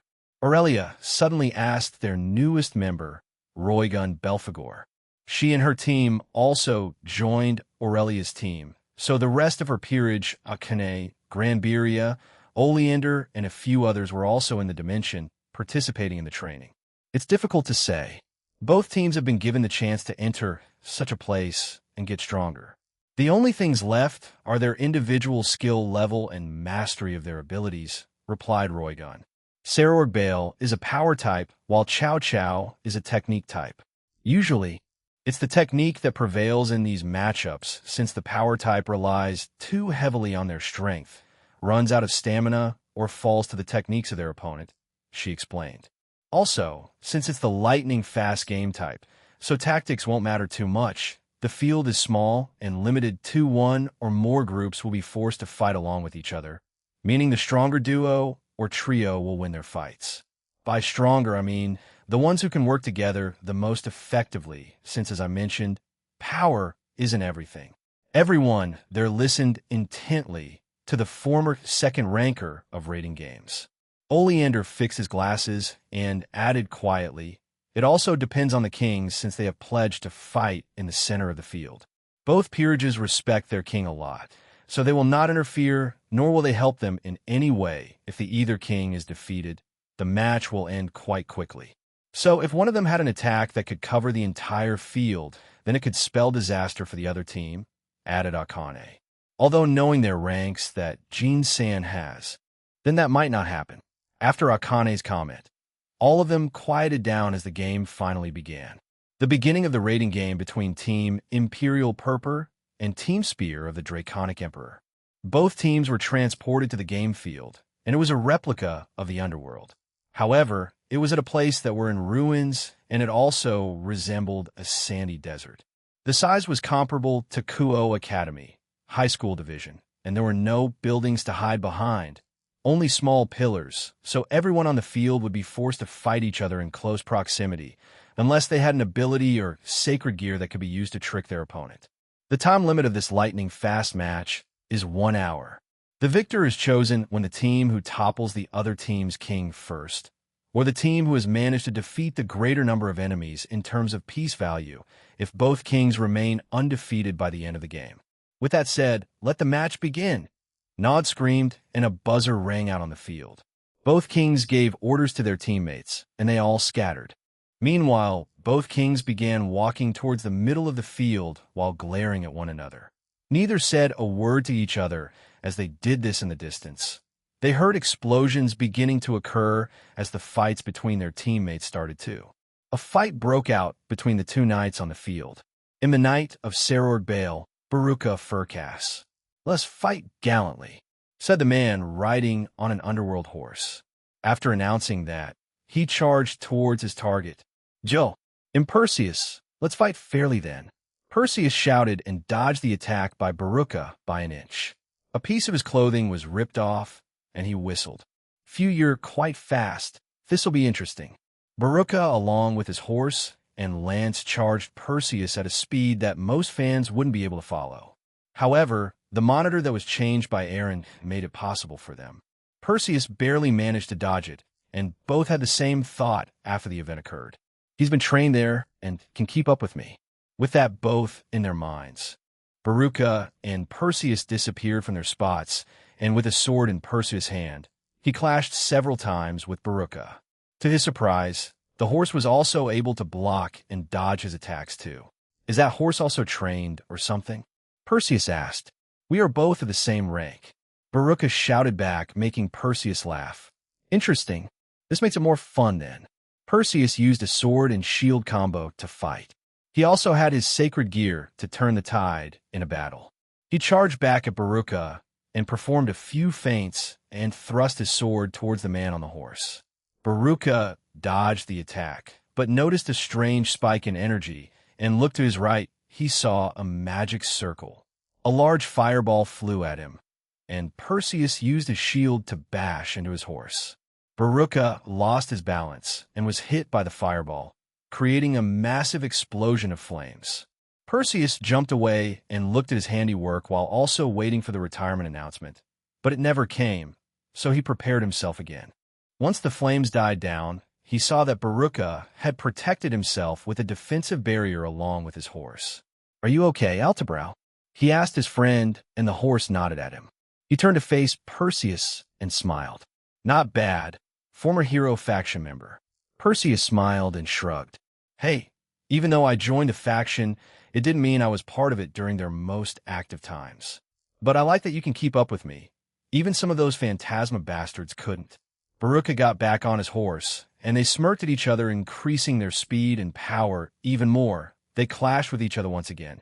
Each time they did, the entire game field shook, although they weren't the only ones doing that.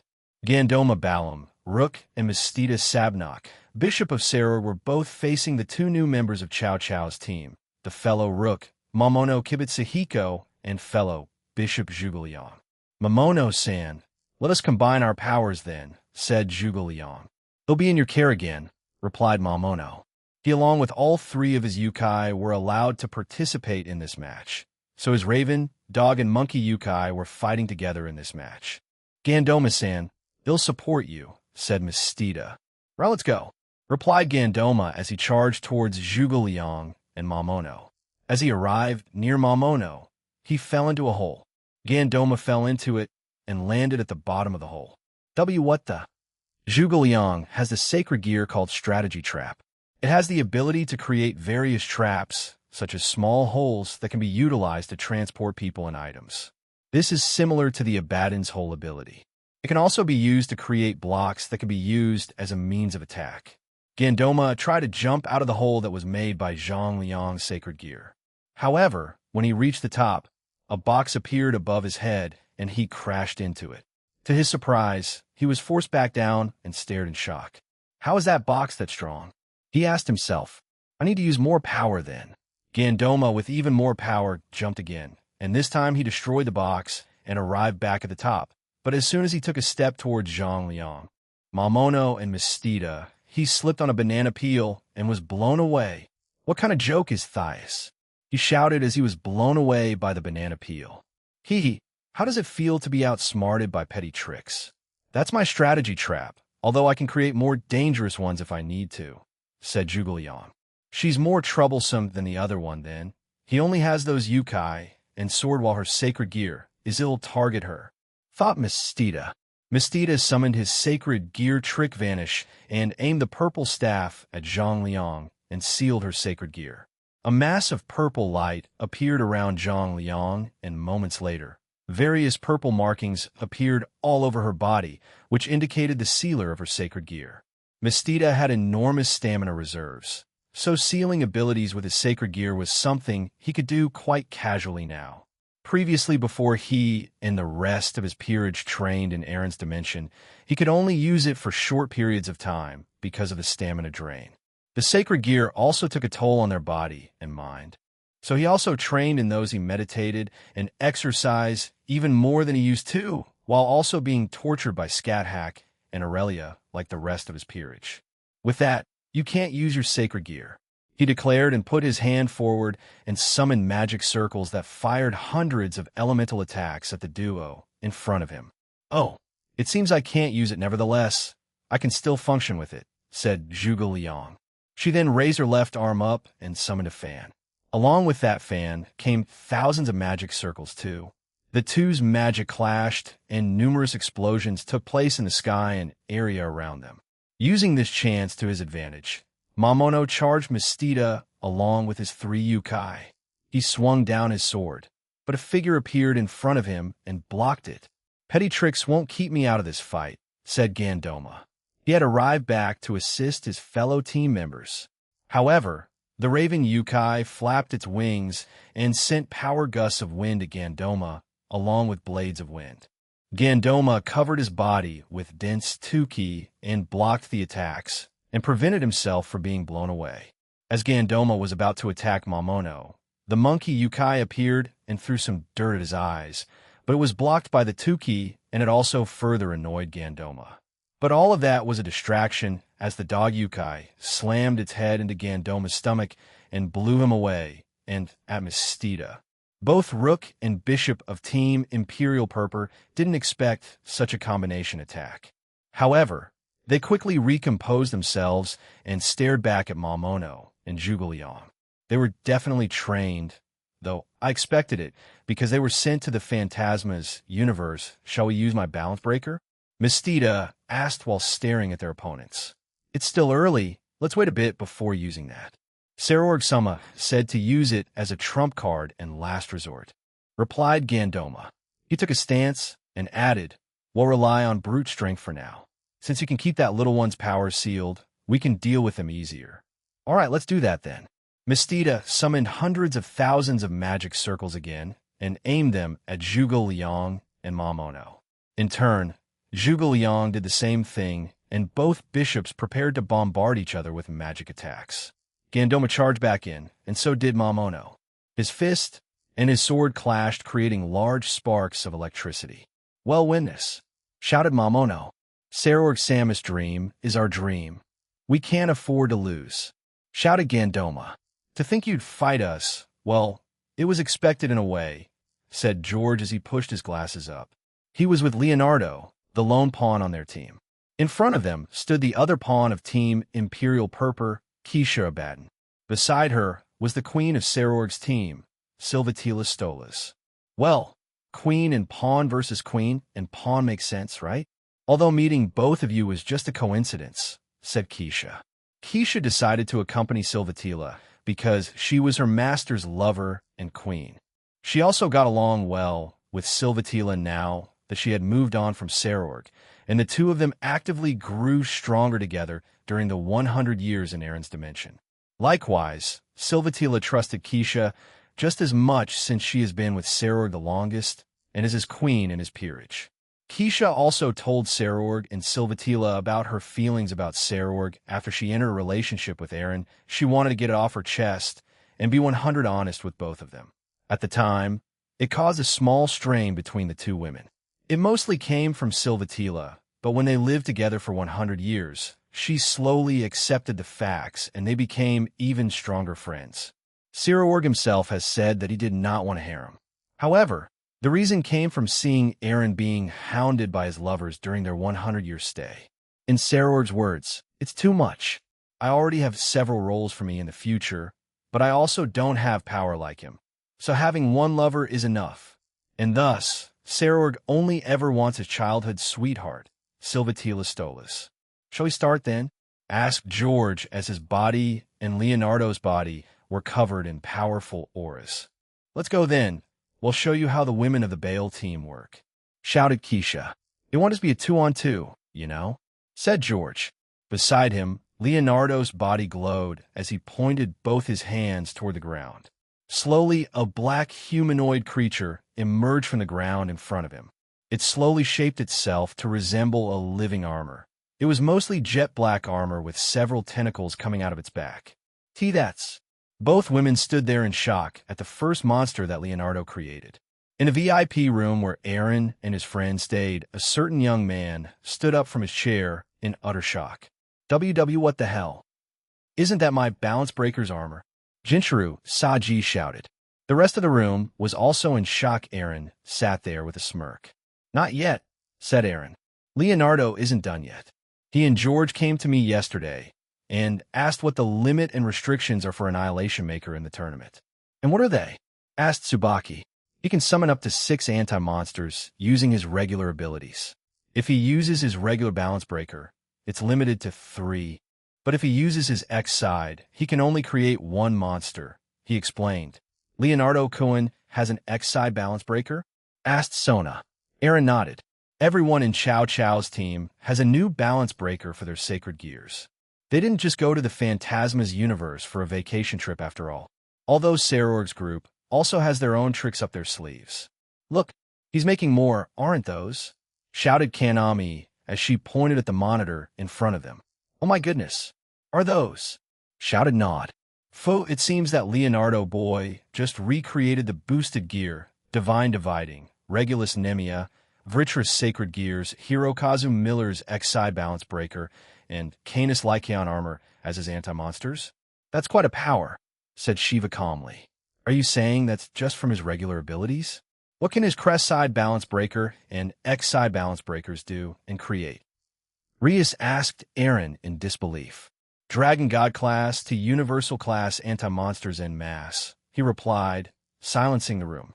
Of course, if he pushes himself, then he can reach multiversal, but Leonardo will most likely exhaust himself if he does that. He needs more training. Don't forget that they're anti-monster, meaning they're going to have advantages against both, which is light and holy attributes. But since Aaron removed those from you guys, I wonder how it will work, said Velgrind as she stared at the monitor.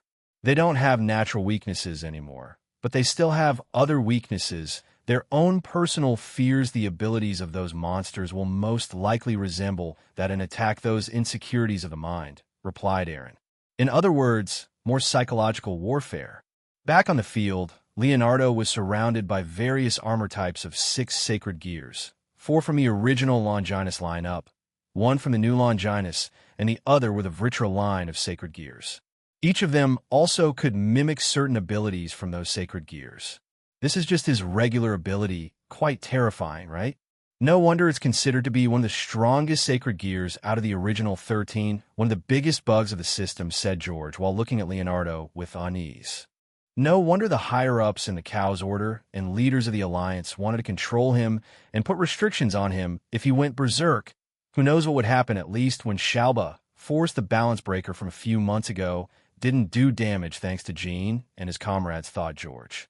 Without saying another word, Leonardo pointed his right arm towards Keisha and Silvatila, and the 6 armor-type anti-monsters went at them at full speed. All 6 arrived around them in a flash and attacked them. Boost. Transfer. The anti-monster boosted gear boosted itself once and transferred the power to the other 5.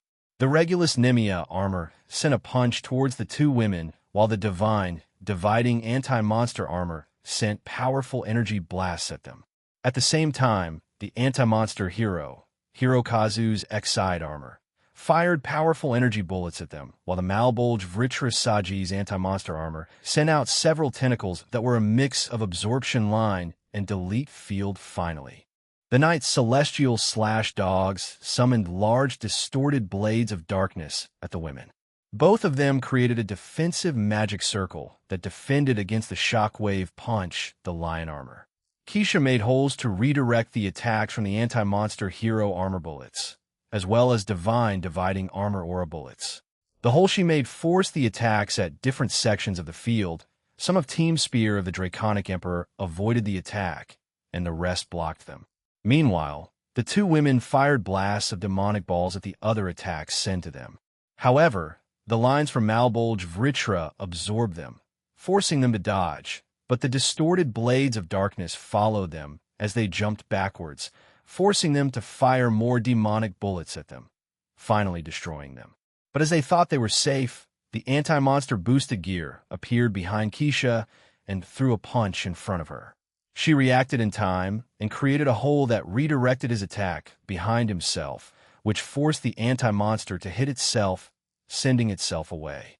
Keisha summoned holes around Leonardo's monsters and fired the aura bullets and demonic attacks by Hirokazu's armor and Divine Dividing at them. But just like the regular armor, the anti-monster Divine Dividing armor stepped in front of the rest and used its reflect to redirect the attacks away. This will be a tough battle. I heard from Aaron about these anti-monsters. They work on our weaknesses, but since he removed our weaknesses as devils, we shouldn't have any theoretically, said Keisha. Silvatila looked at Keisha and smiled. Then let's do that. Perhaps my house's poison can affect those monsters? If not, then those 2, who are still humans, may be affected instead. First is the setup, thought Silvatila. Both women nodded at each other before they summoned hundreds of thousands of magic circles and fired them at the two. The armors blocked and reflected many of them, but some got through. George stepped forward and aimed his right hand forward from them. A purple mist shot out and blocked out all of the attacks. At the same time, George also fired magic attacks back at the two, and they all range from different types. Leonardo, save that for when we're near the end of the game. Although Chow Chow wants to fight Bale on a one-on-one setting, if I sense we might lose, well, wipe out the rest of the members of Team Imperial Purpur, all right? Said George. Leonardo glanced at George and nodded. His Xi balance breaker were their trump card, as well as combing it with George's own balance breaker. Two top-tier Longinus Annihilation Maker and Dimension Lost. In a small space like this, a combination of both sacred gears would be devastating. For now, let's go with that. Since they lack their original weaknesses, attacking their minds and insecurities would be the next best solution. Use the Canis Lycaon and Divine Dividing plus Malbolge Vritra as a combo. Drain their power with Divine Dividing and Malbolge Vritra, then use the darkness of Canis Lycaon to creep into their minds and hearts, ordered George. Roger, that replied Leonardo. He then ordered his anti-monsters to do just that. First, he sent out the Boosted Gear and Regulus Nemia to attack the two ladies first. The Boosted Gear anti-monster focused on Keisha, while the Regulus Nemia anti-monster focused on Silvatila. The Divine Dividing and Malbolge Vritra anti-monster hovered further away, waiting for their opportunity. The Hero anti-monster provided both support as it sent out energy bullets at both ladies at set intervals. Keisha and Silvatila dodged the continuous attack from both monsters as they slowly and methodically enacted their own plan. Keisha could control how large the holes she could produce, and the poisons that Silvatila made could be manufactured and removed without the need for an antidote, as she had full control of it.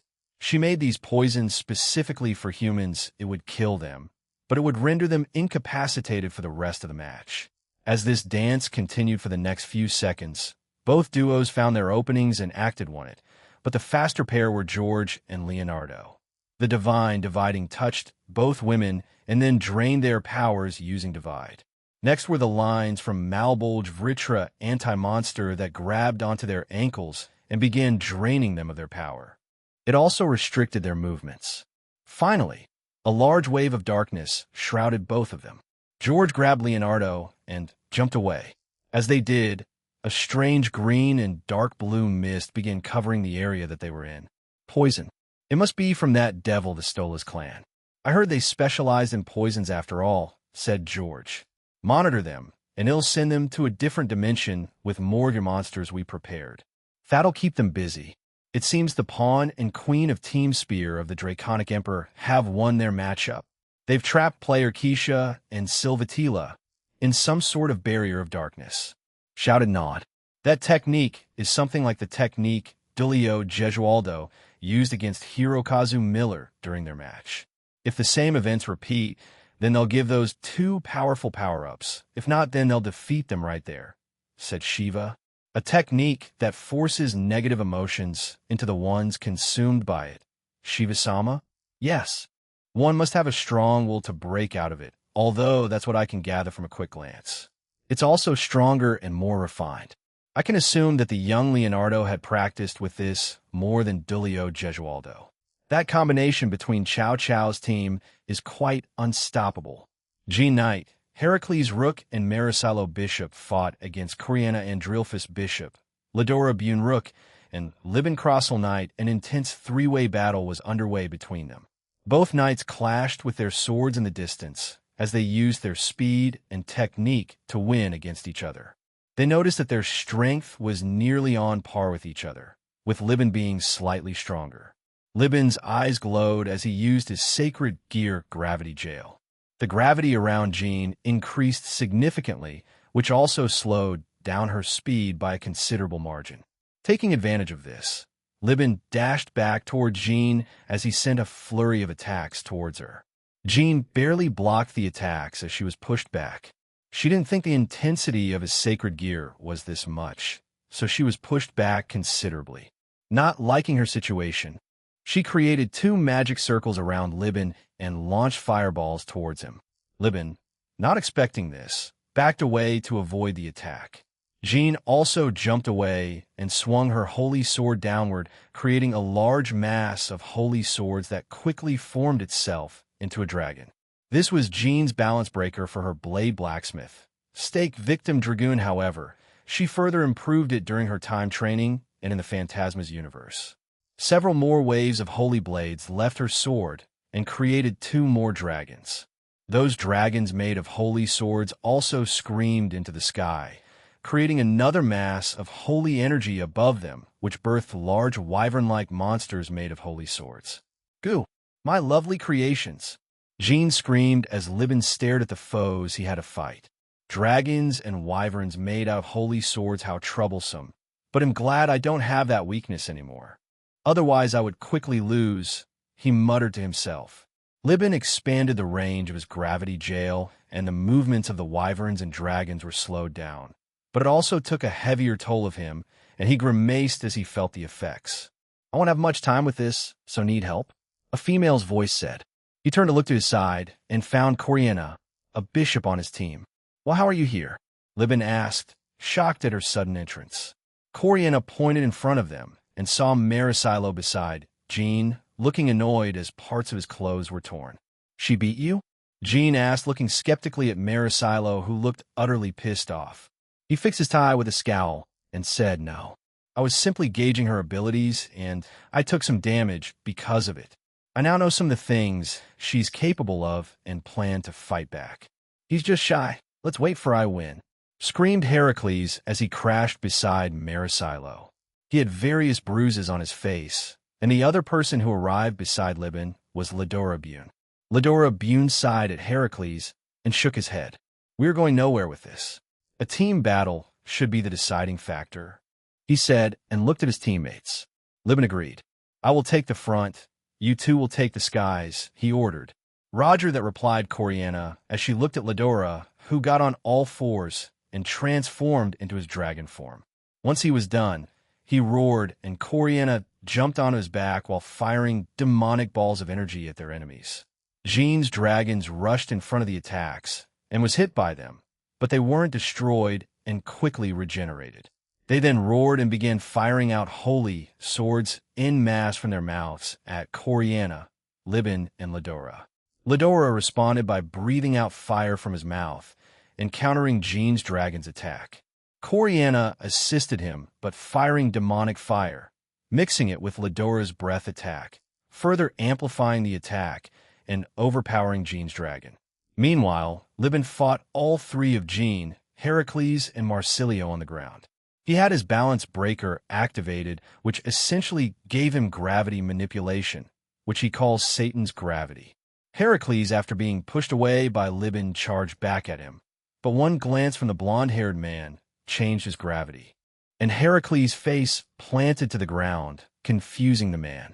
Marsilio fired a few magic attacks at him, mainly fire and water magic, but Libin increased the gravity around the spells, forcing them to not reach him, and he also created his own and fired demonic aura bullets at the man, forcing him to defend and be blown away. Marisilo wasn't the type of man to lose. No, he hated losing. The fact that he was blown away by Coriana irritated him to no end, and he had already been plotting to get back at her. The current Marisilo was a lot tamer than how he previously was. Of course, it was due to a combination of factors, a combination of individuals. Aaron Toole and Gaspar Vladi.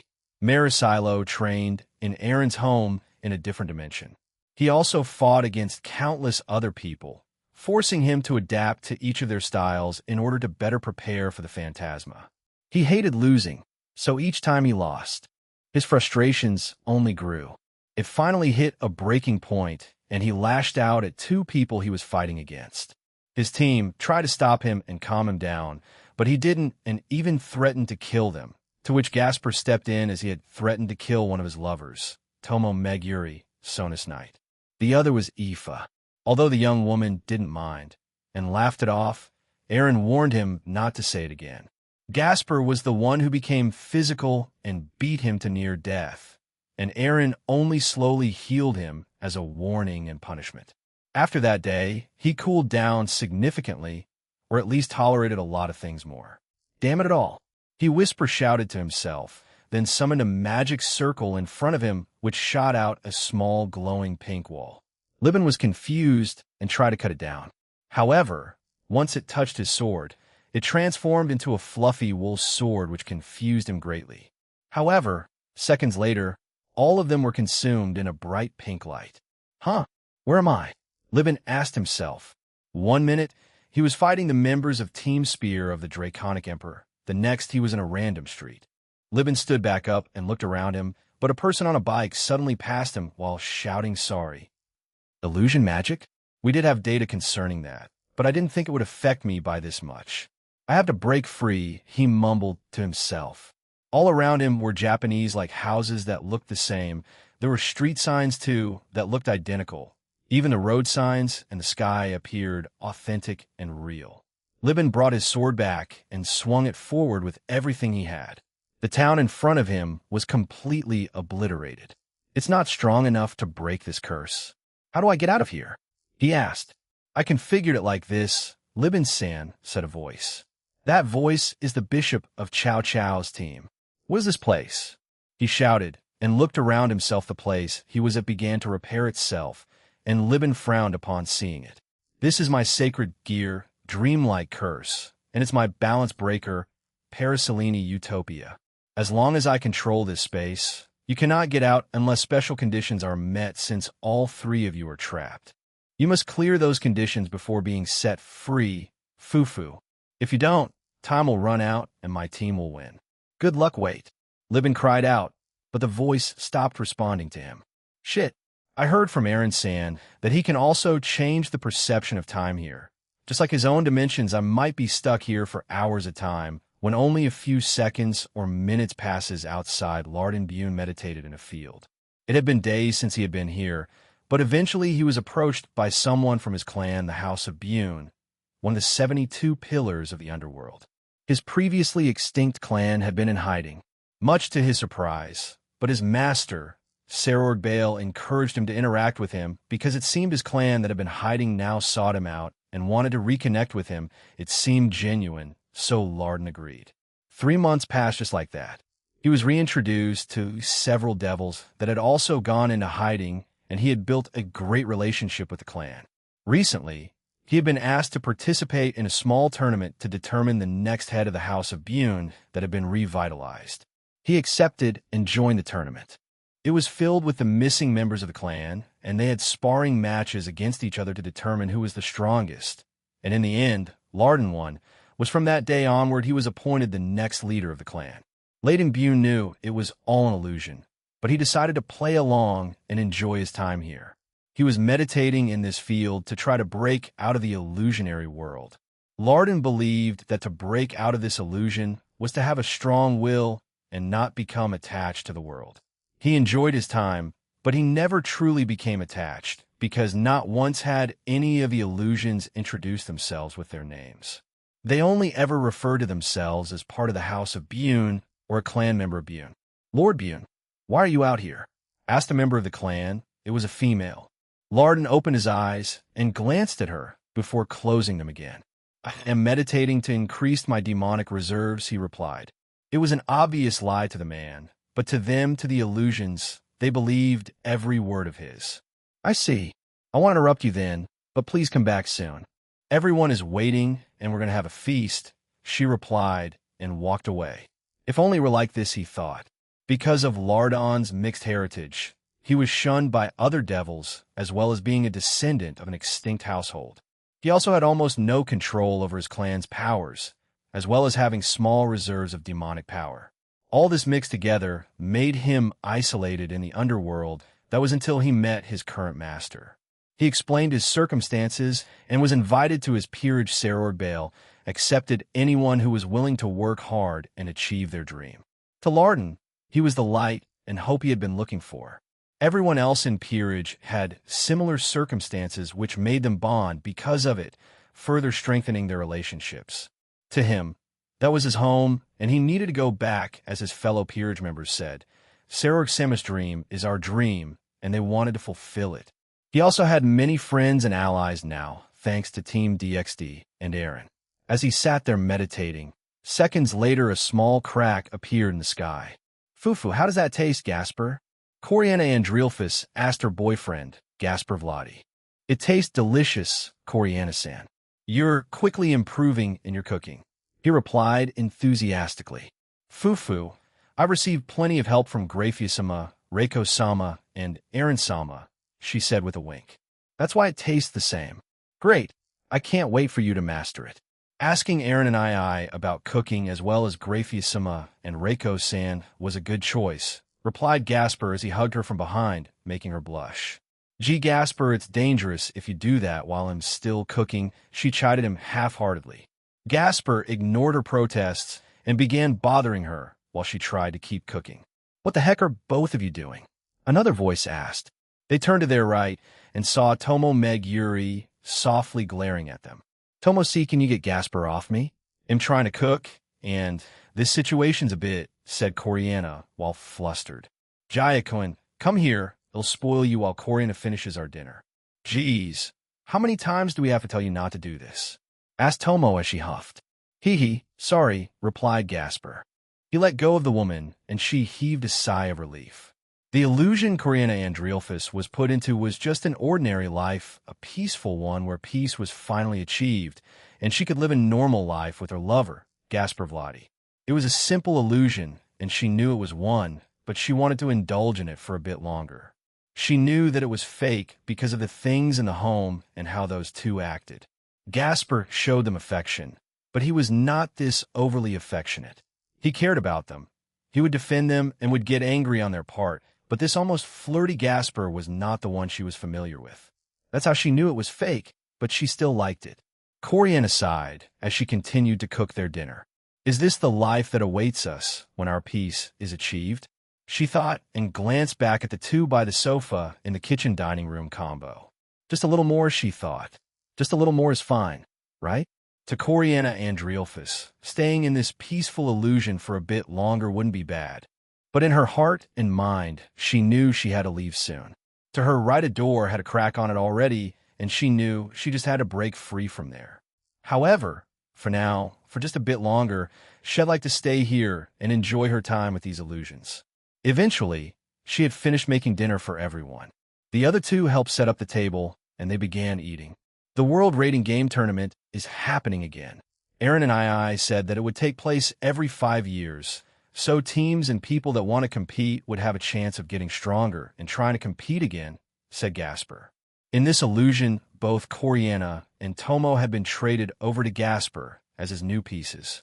Like in Aaron's team, these two fought for the place of queen, and in the end, Coriana won, and she was Gasper's new queen, while Tomo was his lone knight piece so far.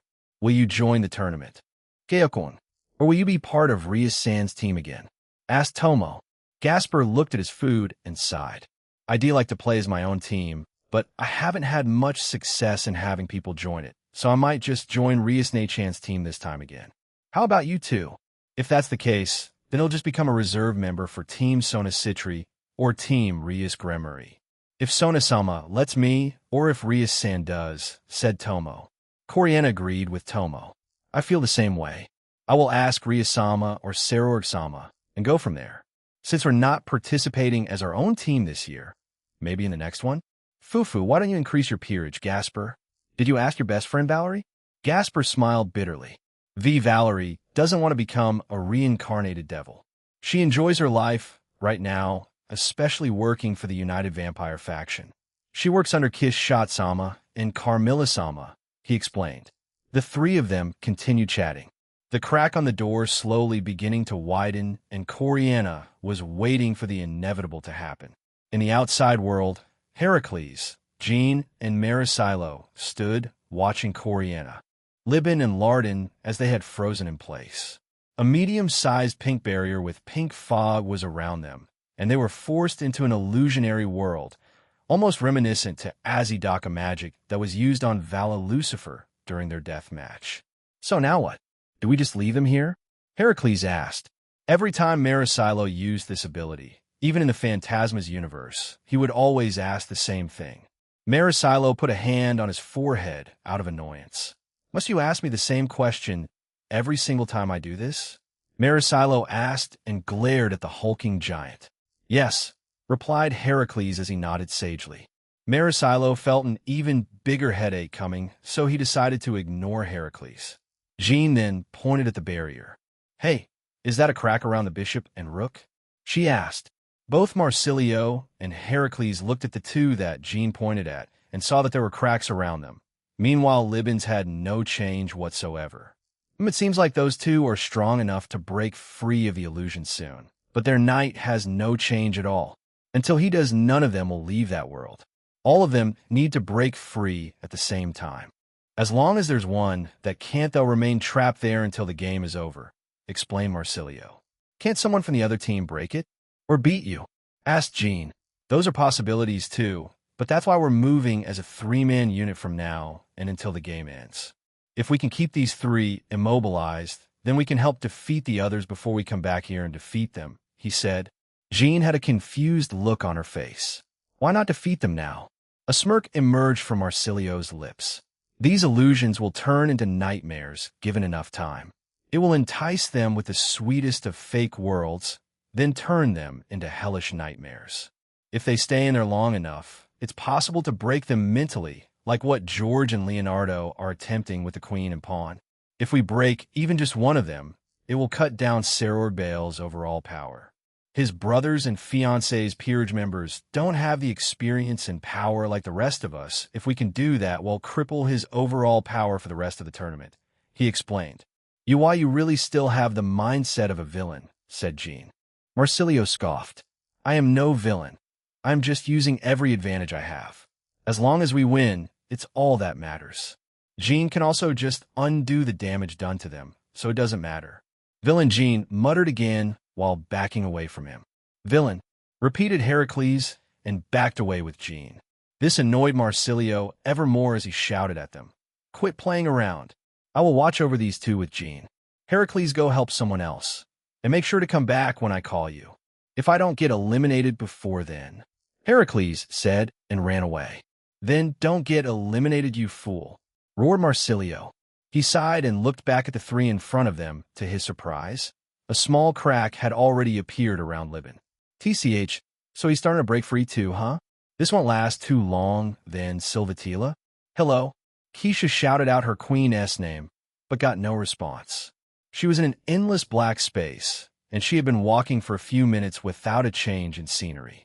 The last thing she remembered was getting ready for the raiding game between Team Imperial Purpur and Team Spear of the Draconic Emperor. After he left the bathroom, she was here. Where am I? Was this the cow's orders doing? An attack then? So illusion magic? If so, I'm stronger than them and can easily break free. She muttered to herself and tried to do so. She covered her body and mind with a dense and powerful demonic aura. However, nothing happened which confused her. She tried a few more times with different techniques at dispelling illusion magic, but none of them worked. Frustrated, Keisha kept walking forward for a few seconds before she began running. She became worried as she thought the rest of her team was attacked too. She knew that everyone was strong, but she was on guard because she couldn't break out of whatever she was in. To her, even if it sounded arrogant, she was one of the strongest in the peerage, bar her king, Seror, when using his sacred gear. If she couldn't break free, how would the rest fare? As she continued to run, she eventually saw a figure in the distance, and she prepared herself for a confrontation. But as she got closer to the figure, it felt familiar.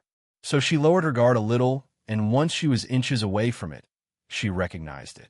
Aaron, it's me, Keisha, she shouted and grabbed Aaron's shoulder. The man slowly turned, and what she saw next horrified her. It was the disfigured face of her boyfriend, and she took a step back. Keisha, what's wrong? Don't you love me? The figure asked. What the hell is this? She shouted in anger before killing the figure away with a demonic blast of energy. As she continued to run around this pitch-black world, she continued to encounter disfigured versions of her allies, and she was forced to kill them. This is messed up if I come across the one responsible for this. Keisha. Hearing another familiar voice, She turned to it and found her king and previous love, Saror Bale. However, this one wasn't disfigured like the rest. Relief washed over her body as she ran over to him. Saida Orgsama, she shouted and arrived in front of him. What happened? The last thing I knew was that we were getting ready for our game. Sarorg nodded sagely and sighed. I'm not entirely sure myself, but it seems we're in some kind of powerful illusion, perhaps someone from the Cow's order. If it is, then did a new threat appear? Someone that's the same power as Lapis? She asked worriedly. We should inform Aaron. Sarorg nodded and got closer to Keisha. But before that, he said and tilted her chin up to face him. How about we have some fun? He asked with a grin. Keisha froze for a few seconds before she pushed Sarorg away. She was shocked and horrified. The Sarorg in front of her frowned no. He was enraged by what she had done. He took a step forward and powerful darkness covered his body. How dare you? She shouted and fired a demonic ball at him. The fake Sarorg didn't dodge, and a large part of his stomach was torn away. My master and king wouldn't do such a thing. He's loyal to his fiancée. The darkness around the fake Sarorg began to mold itself to become a replica of his Regulus Ray leather Rex and dashed towards Keisha. The fake cocked his arm back and threw it towards Keisha, who easily redirected his attack with her hands and kicked the fake in between his legs, making him stumble back. She followed it up by using demonic ice to freeze him in place and firing multiple demonic lightning bolts at him, damaging him even more, as well as stunning him in place, all the while the ice stayed while still freezing him in place. The fake Saror began to chant his own version of Break Down the Beast, but it was muffled and distorted. However, eventually even more darkness erupted from his body, and he was in a different armor, and he broke out of the ice. Will I get out of this illusion if I defeat you? She asked, but received no response from the fake. It only continued attacking her, and she avoided it all. Keisha sighed and dodged another attack before covering her body with demonic energy. She dodged yet another punch from the fake, which created shockwaves behind her. She quickly twirled and did a downward motion with her right hand that was covered in even more powerful demonic energy. Seconds later, the arm of the fake was cut off, and it groaned before backing away. Keisha smirked and scoffed at the fake. My master would have dodged that or blocked it. A fake is a fake and can't replicate the power and experiences he's faced. Her body began to glow even more, and elemental snakes appeared all around her. Die, so I can leave this place, she said, and the elemental snakes rushed towards the fake before it could react and blew up. When the explosion disappeared, the only part of the fake that was present was its head. The head smirked at her and said, "You cannot simply leave this place just because you defeated me. Part of your memories have been locked, but with my defeat, you should have them back." The head disappeared after conveying those words to her. Moments later, memories flooded Keisha's head, and she sighed. This is the anti-monster night, celestial/dog's world? A world of infinite darkness. I need to find it and defeat it here, though I'll still need to defeat them in the outside too, she said before she dashed around the world. Keisha had no idea how powerful this version of the Balance Breaker armor was. She only heard rumors of Tobio Ikuse's battle prowess. And since he's taking time off from the front lines to take care of his recently born daughter, she and many others don't know how powerful he is. However, she saw Aaron use his own version of Canis Lycaon a few times, but never in battle, so she could only speculate to an extent. After a few minutes of running around, Keisha finally found the source of her entrapment. In the distance stood a figure of a humanoid beast with its eyes glowing red and staring at her. "Finally found you," she shouted and flew towards it with her devil wings. Thousands of large, distorted blades of darkness were projected towards her as the humanoid beast stomped on the ground. Keisha summoned 2 balls of demonic energy from both her hands and threw them at the blades, which destroyed them, and they headed towards the beast. The humanoid beast summoned a scythe and swung it down at her attacks and cut them apart, causing Keisha to click her tongue. Blades that can cut anything, including magic, concepts, time and space, but that was Tobio Ikusan. What about this thing? It's made from Annihilation Maker and by Leonardo. He and the rest of his team have already trained in Aaron's dimension. How much stronger or weaker is this? Just experiment it'll use varying percentages of power. Keisha proceeded to do that. Starting from her lowest percentage, she would attack the anti-monster with the same demonic ball over and over again while slowly increasing her power. All of them were easily cut apart, yet the anti-monster did not go forward and attack her. It simply waited for Keisha to attack it. However, this strange back and forth eventually ended when she increased it to a certain percentage, and instead of cutting it with its scythe, the humanoid monster jumped to its side to avoid it. Keisha was using around 95 of her power at this point, and the monster couldn't cut it anymore. So those things are around 95 of its original's power then. It'll assume it's the same for the other 5 too. That's troubling. Then what about his balance breaker? I'd rather not think about that right now, she thought, and sped towards the anti-monster. The humanoid monster put its right arm forward, and large blades of darkness flew from behind its back and towards her. Keisha summoned holes and absorbed the attacks. She hurled some bolts of lightning at the humanoid monster, and it jumped up to avoid the attack. However, Keisha summoned her holes around it and used its own attack against it. With even more power and speed, the blades of darkness left the holes and pierced the humanoid monster. But it didn't defeat it right away, but it did cut off an arm from its body, and to her joy, it didn't regenerate. Perhaps it was due to the illusionary world or something else, but she didn't care as she knew she'd get out of here when she defeated it. Keisha kept up her assault as she exchanged powerful attacks with the imitation of night celestial slash dogs. In a genuine fight with either wielder, Aaron and Tobio, she didn't know if she could win as both of them had mastery of the power. But as long as it was just an imitation, she was confident in winning against it. The humanoid beast dashed towards her and swung its scythe at her. At the same time, various blades appeared out of thin air and flew towards her. Just like earlier, she absorbed the attacks with her whole and dodged the scythe's attacks, while also firing her own demonic attacks and elemental attacks at the creature. She froze the humanoid creature with demonic ice and launched a series of elemental attacks that were shaped like snakes, like the attacks he used on the fake Sarorg earlier. At the same time, she summoned her holes again and sent the blades of darkness towards the imitation of night celestial slash dogs. All the attacks hit, which created a powerful shockwave that also blew Keisha away and shook the illusionary world. She floated there and waited for the dust to settle, and when it did, a small part of the humanoid beast's body remained.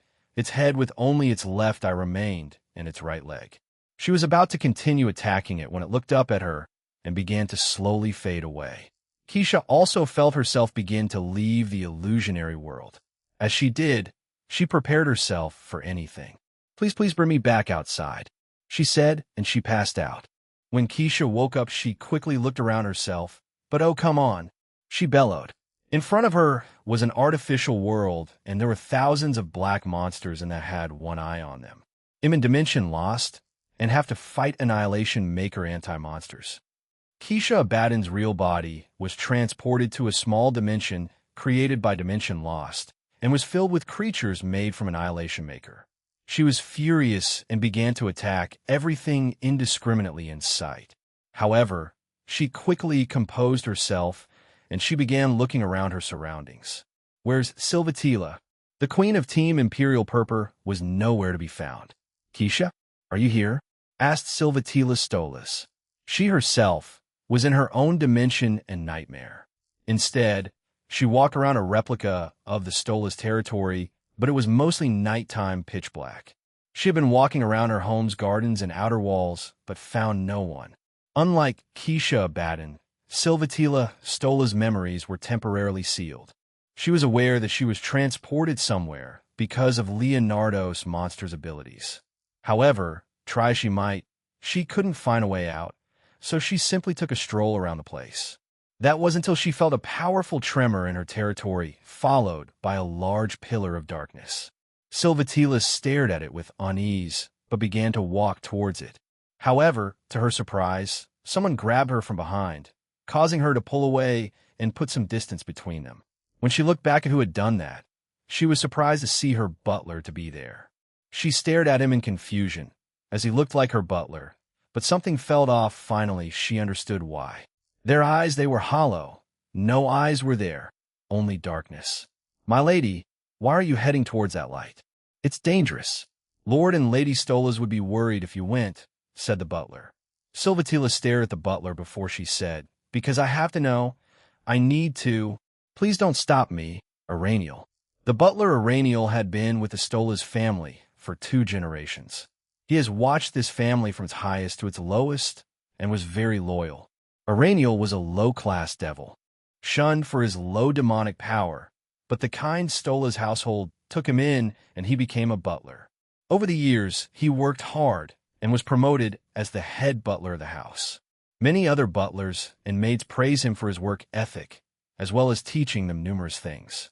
He has seen many leave the profession and others stay. He was a kind and compassionate man, but Silvatila Stolas found none of that from the thing in front of her.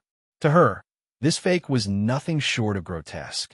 Iraniel supported every whim she ever did. Whether it was the morally right choice was left up to the young lady. Looking back at her life, she knew that he did it for her own good, so she could learn from it and grow as a person. Because of that, she met Serorg and many other people, so she trusted Iraniel with her life, as did many other generations of the Stolas household. But the thing in front of her was nothing like him. "That's reckless, my lady. You should stay here and send other lowly servants to investigate it," he suggested, which made Silvatila's blood boil. "Enough." She muttered and fired a demonic blast at him in the shape of a spear. Once it pierced the butler's head, the appearance of her butler, Iraniel, vanished and was replaced with just a black humanoid shape made of darkness. It screeched before dying and disappearing. "Why would you do that?" asked another voice. "That was cruel," added another. When Silvatila turned around, she saw her mother and father. They're giving her looks of disgust and contempt. "To kill our beloved family, butler, the future of our household, is in trouble. We must exile you," her father shouted, and his body was covered in darkness. "That is too soft, dear. We must get rid of her. If she is no longer part of this world, we won't need to worry about a rebellion from this failure," her mother added, while also darkness covered her body. "That young child is really trying to bring out my anger," she muttered before she blasted the imitations of her parents away. "I need to," as she was about to move away. A figure dashed towards her and punched the building in front of her, destroying it. With a grin on its face, the figure asked, "Tila, where are you going?" The dark figure had morphed itself into the figure of Serorg Bale, her fiancé. Upon seeing that, Silvatila's face darkened as she glared daggers at the fake in front of her. The fake touched her chin and tilted her head up. "I've been looking for you, my beloved. Why don't we go to my home and create memories alongside my queen and bishop?" the fake Serorg asked. Silvatila touched the fake's cheek and smiled.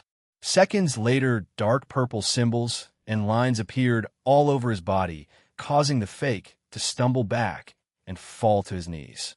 He then started to retch out blood from his mouth and clutch his throat as he began to struggle to breathe. Sudanrit, the trait of the Stolas clan. They can create poisons and toxins that are fatal to all kinds of creatures. Devils, fallen angels, and angels aren't safe. However, Silvatila wasn't sure if it would be effective against gods or Buddhas, nor against powerful dragons, like the dragon god of infinity, Ophis. To the thing in front of her, even if it was an imitation of her fiancé, it was nothing like him, and she immediately took the chance of using it against him. She had no idea if it would work on a thing that was made by a sacred gear. However, her anger clouded her judgment on that, and luckily for her, it worked. Seconds later, the poison spread all over his body, and all the dark purple symbols were everywhere. Then, the fake Seror tried to screech, but nothing came out, and it died. She looked at where the thing was and spat on it. "You'll need to spank that boy when I get my hands on him," she muttered and angrily walked toward the pillar while killing anything that tried to get in her way. Nothing was safe. Not her other noble devil friends, the pets she had, the other maids and butlers in her territory, or even her peerage members. All of them were killed by Silvatila with no mercy. Whatever the sacred gear was trying to do to her, it only made her even more angry rather than break her down emotionally. As she angrily stomped her way to the location of the pillar, she encountered more humanoid creatures made of darkness. The sacred gear had stopped trying to trick her by changing their appearances and was now sending the monsters towards her en masse. But like earlier, using her demonic powers and poison, she killed them all easily. She suddenly stopped. Silvatila was close to the site of the Pillar of Darkness when she started spreading her poison in the air and ground. She wanted to make this quick if it was a battle, and she would catch her opponent off guard when she confronts them. After a few seconds of making her poison airborne and had it gone into the ground and spread itself in a wide arc, she began walking forward again. She quickly arrived at the location where an enormous crater was created. In the middle of it was a black humanoid figure made of darkness, and it resembled the balance breaker of Canis Lycaon and another fake Sarorg in his balance breaker armor. This thing is really testing my patience, she whispered to herself as she quickly fired a powerful ball of demonic energy at them, using her full power. When the dust settled, she saw that both were heavily injured and she smirked. The fake Sarorg ran towards her and began throwing a flurry of punches at her. However, since Silvatila was Sarorg's fiancée, she was also trained in hand-to-hand combat. She also had access to 10k after being helped by him and several others. So she dodged a right hook and quickly countered with her own punch that landed on the fake's face, throwing him backwards into the crater. With an angry expression on her face, she screamed, "My real fiancé's punches are faster and stronger. A stupid fake like you can't live up to it." The fake charged back and threw another punch. Silvatila covered her own body with 10k that glowed a dark blue and purple, and she matched the fake's punch.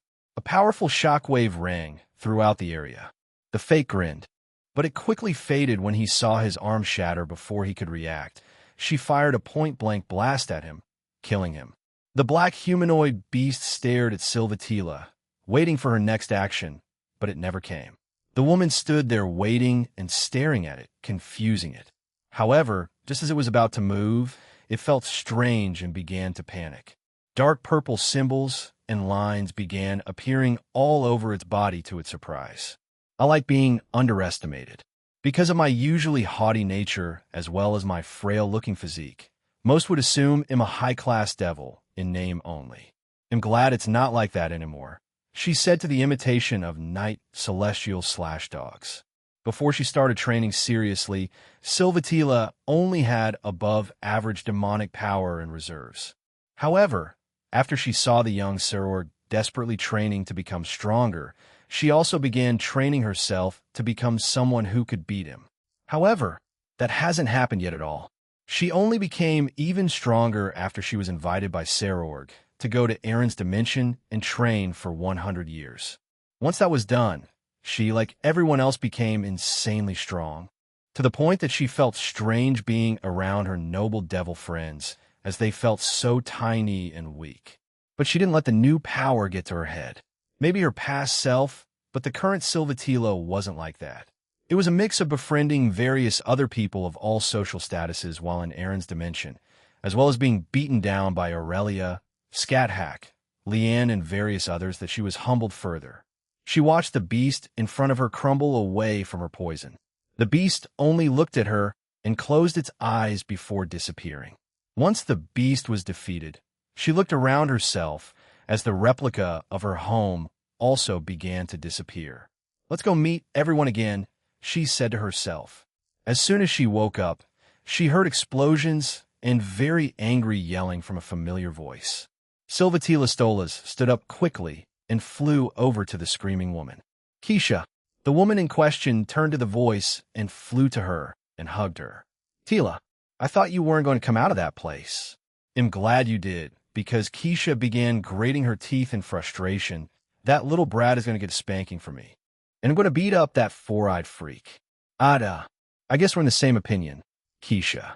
I'd like to spank that little boy Fufufu. Fufufa." Both women were insanely angry and planned on torturing George and also spanking Leonardo once they got out of their current predicament.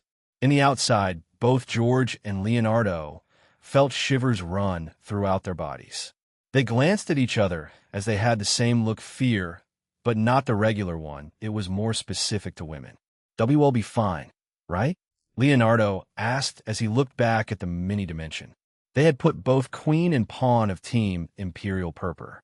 George scoffed and fixed his glasses, although he couldn't forget the sudden chill he just felt. Attacking a team outside of the tournament is grounds for being terminated. If they did so, we can just report them, he explained. Yes, we don't need to worry about such things as Serorg and Chow Chow were about to face off against each other. A hulking man ran towards them, interrupting their confrontation. Oh, the rook of Team Spear of the Draconic Emperor player Heracles has come running towards both kings. Shouted Nod. Cuckoo. I wonder how both will react. Asked Shiva. What? I'm fighting him first. Heracles shouted as he arrived in front of Chow Chow. What are you doing? Chow Chow asked, flabbergasted by his appearance. Jean and Marsilio said I should go and help someone, so I came here. They said they'd be fine, explained Heracles. Serorg Bale, I challenge you to a one-on-one fight before you face my king. Oh, player Heracles just challenged Serorg Bale-san. What will he say? Serorg stared at Heracles as the man crossed his arms in front of him, waiting for an answer. Chow Chow, sensing that Serorg may accept, backed away and gave him space. Once he was a distance away, he silently watched on as the two large men stared at each other. May I ask why? Serorg inquired. Because we're in a rating game. I also want to test myself, Heracles explained while slowly releasing more of his power. I would normally decline, but since, as you say, we're in a rating game, I cannot really decline, replied Serorg. He himself covered his body with 10k and prepared to face Heracles. A sudden, powerful shockwave exploded in the area where Serorg and Heracles clashed. They had disappeared in a split second, and their fists collided against each other. Serorg was surprised that the man in front of him could match his physical strength. They're both evenly matched. Serorg grinned as they both disappeared again, and at every point their fists collided, the game's field would be blown away. Sand would fly everywhere, as well as the pillars that were near them would crumble at the vibrations their fists made. However, none of them directly made contact with any other part of their bodies, as they would easily and quickly avoid such an attack. Heracles sent a barrage of normal-powered punches at Serorg, to which the latter dodged skillfully while bobbing and weaving. Once the attacks finished, Serorg himself closed the distance and sent an uppercut towards Heracles, to which he blocked with his left hand, but to his surprise Serorg's other fist was about to right his face when he stopped it too. But Serorg grinned, and what Heracles had tried to block was just an afterimage, and he was hit on the face by Serorg's real fist. Heracles staggered backward, but wasn't blown away again, much to Serorg's surprise. Not bad, shouted Heracles as he charged back at Serorg, who also did the same thing. Again, the two large men began fist fighting in place. Each time their fists collided, the ground beneath them began to crumble away. After a few clashes, Serorg stopped and jumped away. The other pawn of Team Imperial Purpur, Regulus, joined him. It seems like I can't defeat you without using my sacred gear. Very well, Heracles, former member of the hero faction and current rook of Chow Chow's team. I will use it, declared Serorg. This is what I've been waiting for, bellowed Heracles. Balance break. Heracles' body exploded in a large orange glow. Heracles wore some kind of helmet that resembled the tip of a missile. On his shoulders were also spikes that also looked like the heads of a missile. They also appeared on his elbows, wrists, knuckles, and knees. This is my Abyss Side Balance Breaker. Ignition Cosmic Detonation. I developed this while I was away at that place, he said, and changed into a stance. Serorg nodded before he shouted, Regulus. Yes, replied the sacred gear. He vanished and turned into a golden light that hit Serorg. My lion, king of Nemea. You, who has been called king of lions. Answer my howl and turn into my armor, shouted Serorg. The entire field around him shook violently as his form was swathed in a bright golden light. Balance break, both Serorg and Regulus shouted. Once the light show was finished, Serorg was clad in golden armor with a lion's head in the middle of his chest. Let's go, Heracles. Can you keep up with me? Asked Serorg. Heracles did not answer as they disappeared again. Except this time, The entire field trembled violently with each strike that collided. The whole game field is shaking every time their fists are colliding, shouted Nod. If this field was made by anyone other than Jean, it would have already collapsed. I can tell that each one of those strikes could split this planet in half, said Shiva. As surely you jest, as Shiva-sama, said Nod in disbelief. I am not. That's how powerful those strikes are. I also believe that they're still holding back because of their teammates around them. It would be unfortunate if they accidentally knocked them out by themselves. Nod couldn't find the words to say as he simply went back to watching the match presented to him. In the seats of the stadium, various children along with their parents stood up and began shouting. You can do it, old man. Beat Lion-san. Old man. Do your best, Heracles-san. It took Heracles a while, but after he started his job, not many parents trusted him, but because of his simple and straightforward personality, he won them over. Many of the kids in those daycares began praising him and also talking about him a lot, which made the parents of those places reconsider their opinion of him. The staff also had good things to say about him, and eventually parents began to speak to him over time, and they understood that he was truly trying to repent for his past actions by helping children and families all around the supernatural world to the less fortunate. Heracles donated his money to them, or bought them everyday luxuries. Back on the field, both men avoided fatal punches by dodging them quickly.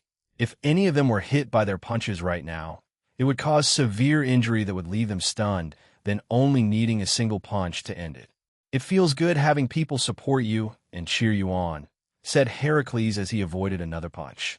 Of course, that's what I and Aaron work towards, letting everyone have an equal opportunity to achieve their dreams regardless of their background.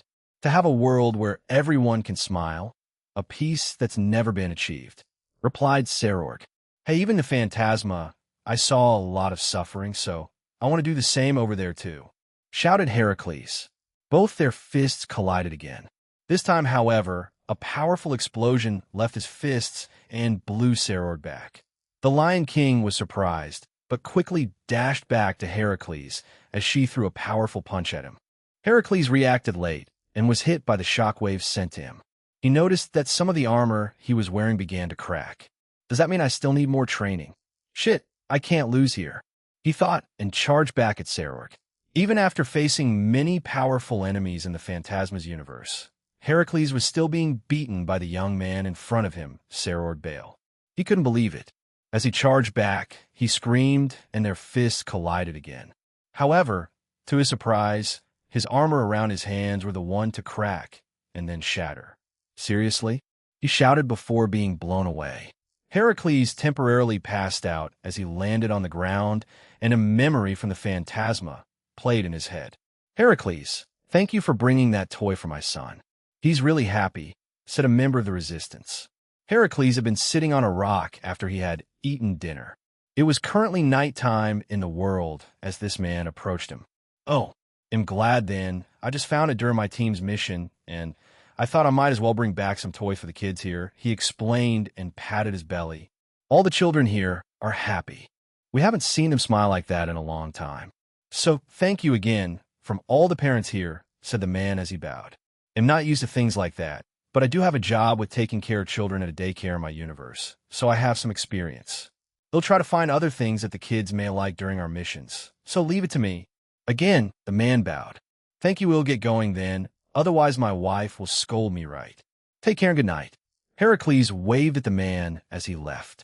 After the man left, one of the leaders walked up to him. It was Savina. For as long as I can remember, the only facial expressions I saw on the children here were of fear and sadness. As adults, we should protect the young from things like that. But because of our world, they are forced to see inhumane things from an early age. Most of them can't even act like children of their age. Savina, who had been staring at Heracles, turned to look at their base. But since you and your team have come here, things have improved significantly. First, it was from Sakudia and the food that the outer gods provided, then the things you and your team did. We are forever grateful.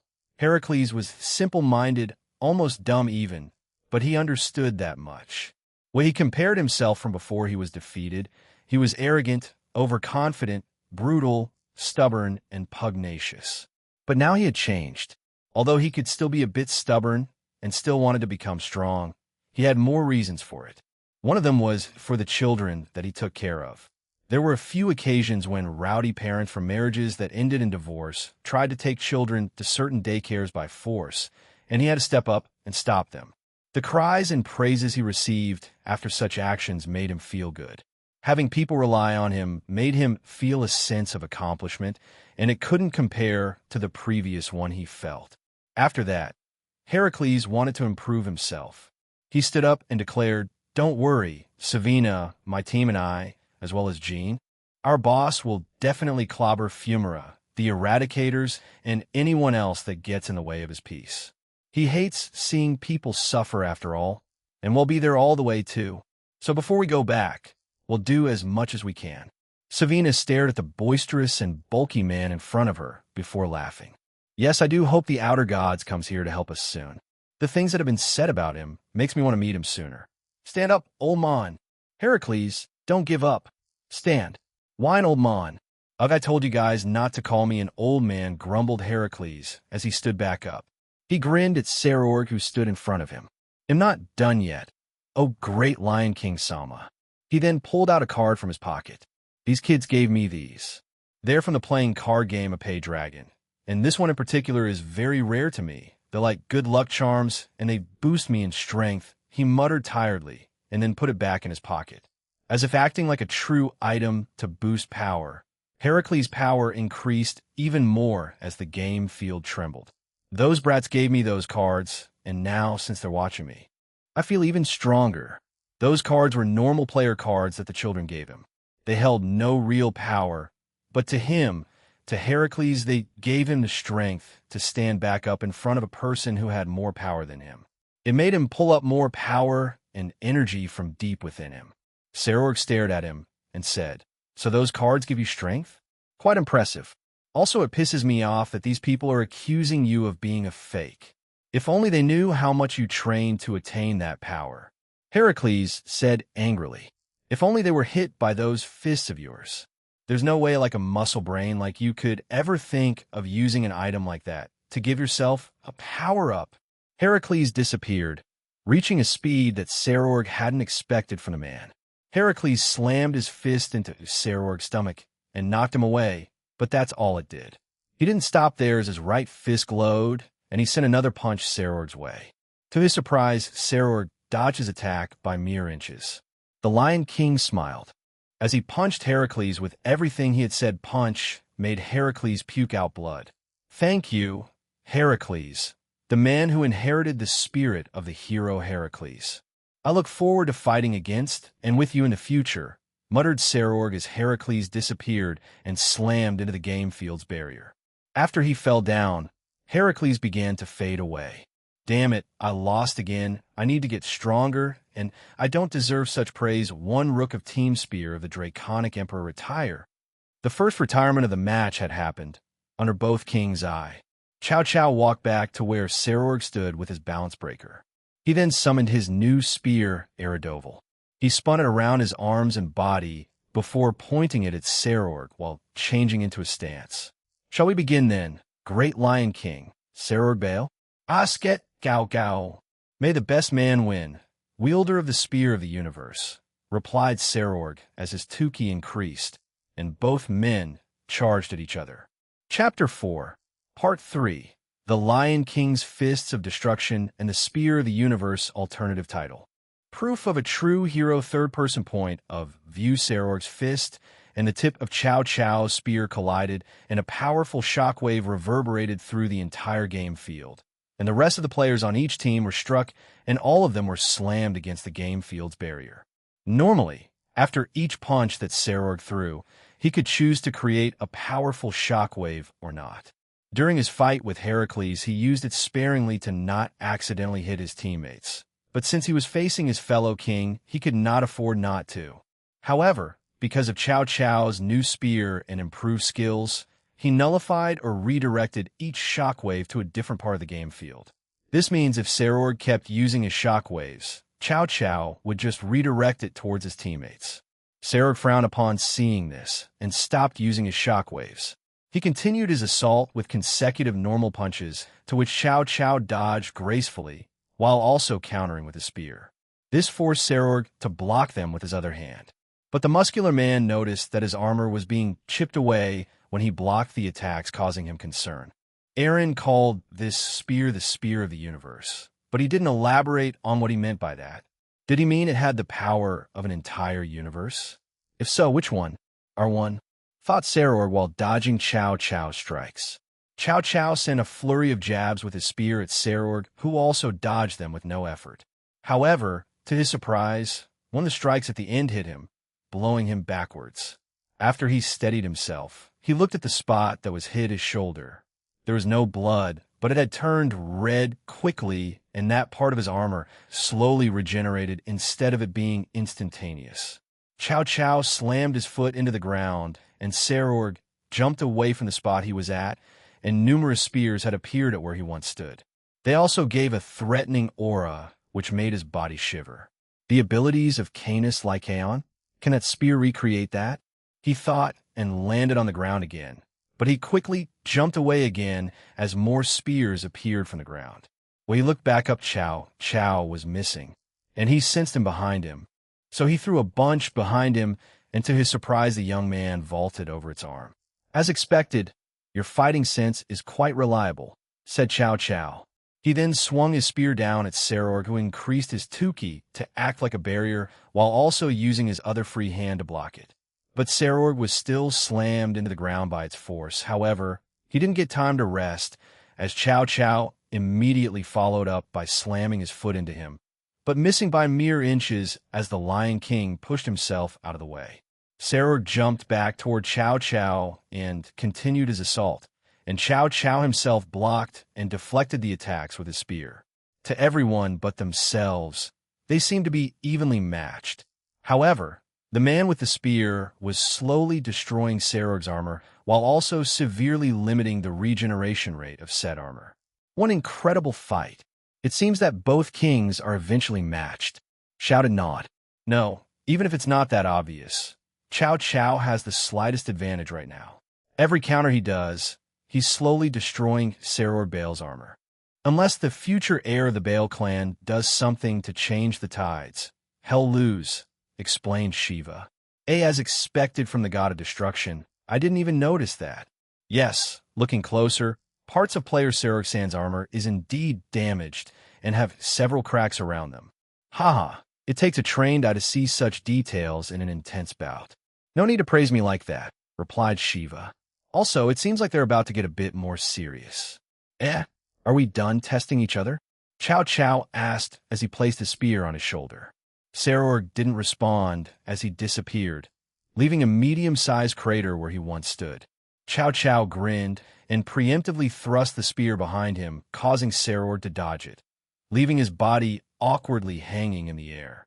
Training is one thing, Serorg Bale, but being subjected to months upon months of constant fighting in another universe along with fighting things that are on par or stronger than you can give you sense beyond your current self. I certainly achieved it, and so did my team to a certain degree, said Cao Cao as he appeared above Serorg and sent a kick to his head. Serorg managed to turn around in time and throw a punch at the young man's foot. This caused another powerful shockwave to blow across the entire field, disrupting several more fights around them. But I'm not trying to say training is useless. It's quite the opposite, in fact, said another voice, surprising Serorg.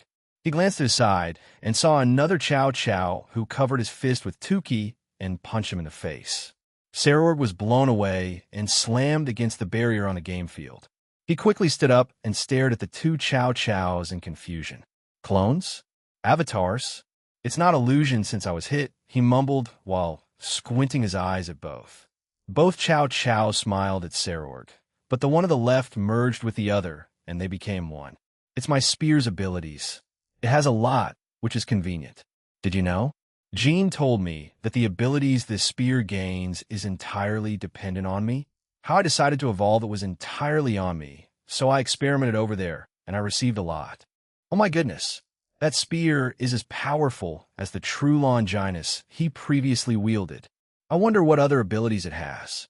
First those spears on the ground, then avatars or clones. But have you mastered all those abilities you acquired? Having many techniques isn't impressive if you don't master them, said Sarorg as he appeared in front of Cao Cao and again threw a punch at him. Cao Cao smiled and ducked, avoiding the punch. However, to his surprise, Sarorg had used his leg to kick him, which was unlike what he had previously known. So he quickly blocked it with his spear, but was still blown away by the man.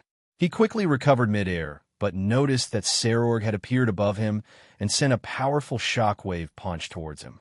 Cao Cao spun his spear in front of him, in turn stopping the shockwave. The man above him flew down towards him and punched him again, but he blocked it with his spear. Cao Cao redirected the other shockwave produced to their right, toward the group of 4 who were fighting. Move! Mamono screamed and grabbed Zhuge Liang and jumped away. Both Mistita and Gandoma also jumped away from their spot as a powerful shockwave tore through the area, completely obliterating the area. Couldn't Leader Sama warn us beforehand? Geez, what in the world is this? Asked Mamono as he landed on the ground.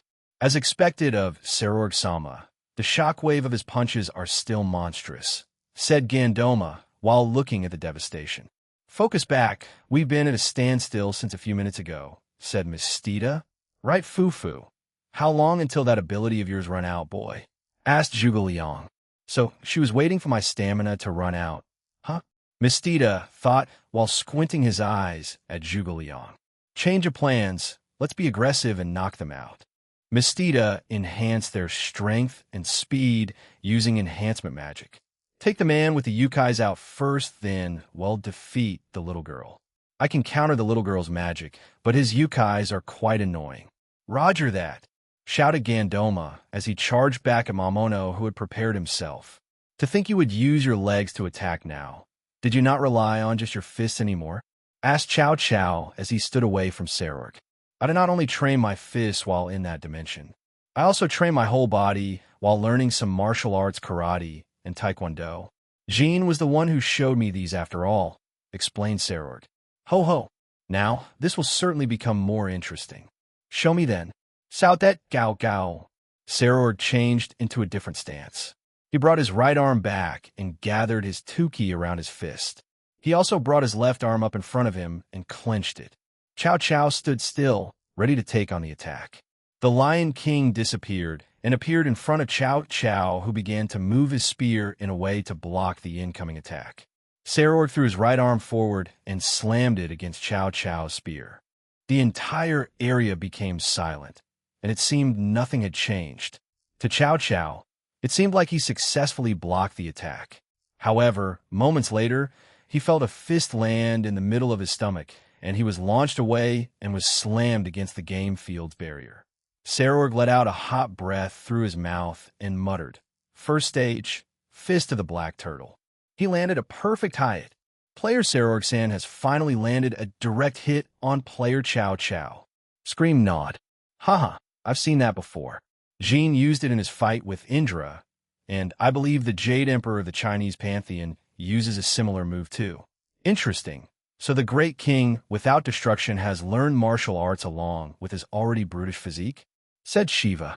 Cao Cao stood up and grinned. He had learned how to use Tuki during his time in Aaron's dimension, so he used that in the last second to defend himself and weaken the power of Sarorg's punch, but it still did significant damage to him. He coughed up blood and wiped some from his mouth. He pointed his spear at his chest, and the excruciating pain that he felt began to fade away. Sarorg looked at him in interest as he saw the indentation of his fist on Cao Cao's chest disappear. You can heal yourself? Asked Sarorg. It only has a limited amount of uses, but yes, it's essentially Twilight Healing S ability, replied Cao Cao. Sarorg stared at the man for a few seconds and thought about the spear in front of him. Aaron called it the Spear of the Universe, but Sarorg always wondered which universe? The one they lived in? The Eviatolds? The Phantasmas? Another completely different one? But when he saw the different abilities of Cao Cao's Eridoval, he came to one conclusion. That Spear's abilities, they're all come from our universe, don't they? You said that Jean said it depends on you on what kind of abilities that Spear receives. Since it's also called the Spear of the Universe, I will assume that it means our universe DXD. So Chow Chow grinned at Sarorg, who had racked his brain to come to this conclusion since he had found out the name of that spear. The Spear of the Universe, DXD. The avatars of Excalibur, the spears that resembled the distorted blades of Canis Lycaon. The redirection of attacks, almost like divine dividing S reflect. And now, the healing powers of Twilight Healing, as Sarorg listed all the abilities of Chow Chow's new spear. Everyone slowly came to the same realization: the spear that Chow Chow held right now was chuckled Chow Chow. You're 90 correct, Sarorg Bale. It can replicate the abilities of every sacred gear that exists, but you haven't figured out the rest. It also has the potential to replicate the powers of other beings, not just sacred gear. I did not have the full mastery of this spear yet, but a small ball appeared at the tip of the spear. That ball resembled the power of detection of the Bale clan I see. So, it can even copy such things? What a terrifying spear, said Sarorg. Eridoval, the spear of the universe, the spear of the draconic dais, DXD. That was the spear that Aaron gave Chow Chow. Gauss, my. I also have access to the true Longinus S previous balance breaker that I created. You could say, I currently wield all of the sacred gears in the world with this spear. Decolet Gao. Vuvuvuvuvufat. What kind of spear is that? It's a cheat. It's too powerful, shouted Nod. Even the crowd in the stadium began to talk to themselves. The topic of his spear was a hot discussion now. This includes the ones watching through their TVs. Such a thing being declared on TV for everyone to hear. Chow Chow already planned on it and silently declared to everyone to try and steal it from him, even if it was impossible. Unfortunately, I do not have access to Truth Idea, but am fine with that. With this spear, I can protect them and repent for my actions, he said, and then changed into a stance while pointing the spear at Sarorg. Come, heir of the Bale House of Devils. Did you build up enough stamina with that breakdown the beast of yours? An even larger grin spread across Sarorg Bale's face as he punched both his fists together. Interesting. Allow me to face your full might then. I will use mine too. Both knights of both teams panted as they had been fighting to an almost stalemate now. Perseus and Beluga stared at one another. Beluga was still on his horse, Altabrow. But it was also obvious that the horse itself was also becoming exhausted. Stay with me until the end, my friend, said Beluga. In response to his master's words, Altabrow neighed loudly, and the two charged towards Perseus. Perseus grinned and shook his head. Hey, I want to look cool too, you know? As Beluga charged towards Perseus, he spread his arms out with both his spears on them.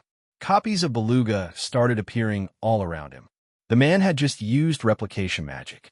These replicas of Beluga and Altabrow also had physical forms and could attack Perseus. Seriously? All right, let's not delay it any longer. Come out, Perseus shouted. Perseus then tossed aside his shield, and a powerful aura formed around his now empty left hand.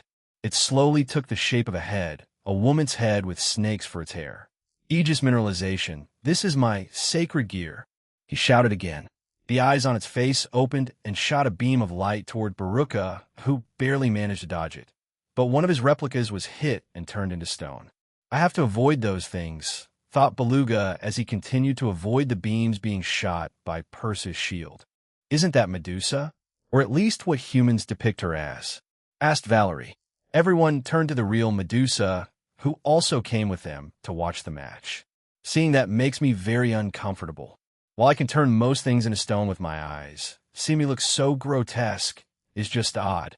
I also don't shoot beams when using that ability, said the woman. I also have purple hair. Why is it green? Maybe a stylistic choice by the god of the Bible? He may have just based it on your abilities and went with that design choice. Perhaps he saw you that way, theorized Tsubaki. Ine said with a snicker, maybe he just thought of making you ugly? Medusa turned her attention to her and appeared beside her before pinching her ear and pulling it. Ow, ow, ow, ow, ow. Imsully, screamed Ine. Medusa, through her mask, glared at Ine, and the younger woman whimpered before running to Aaron and sulking. You technically brought this upon yourself, he said, and Ine looked at him in shock. Ine is shocked. Isn't my husband supposed to defend me? She asked in slight annoyance. We're not even dating, though?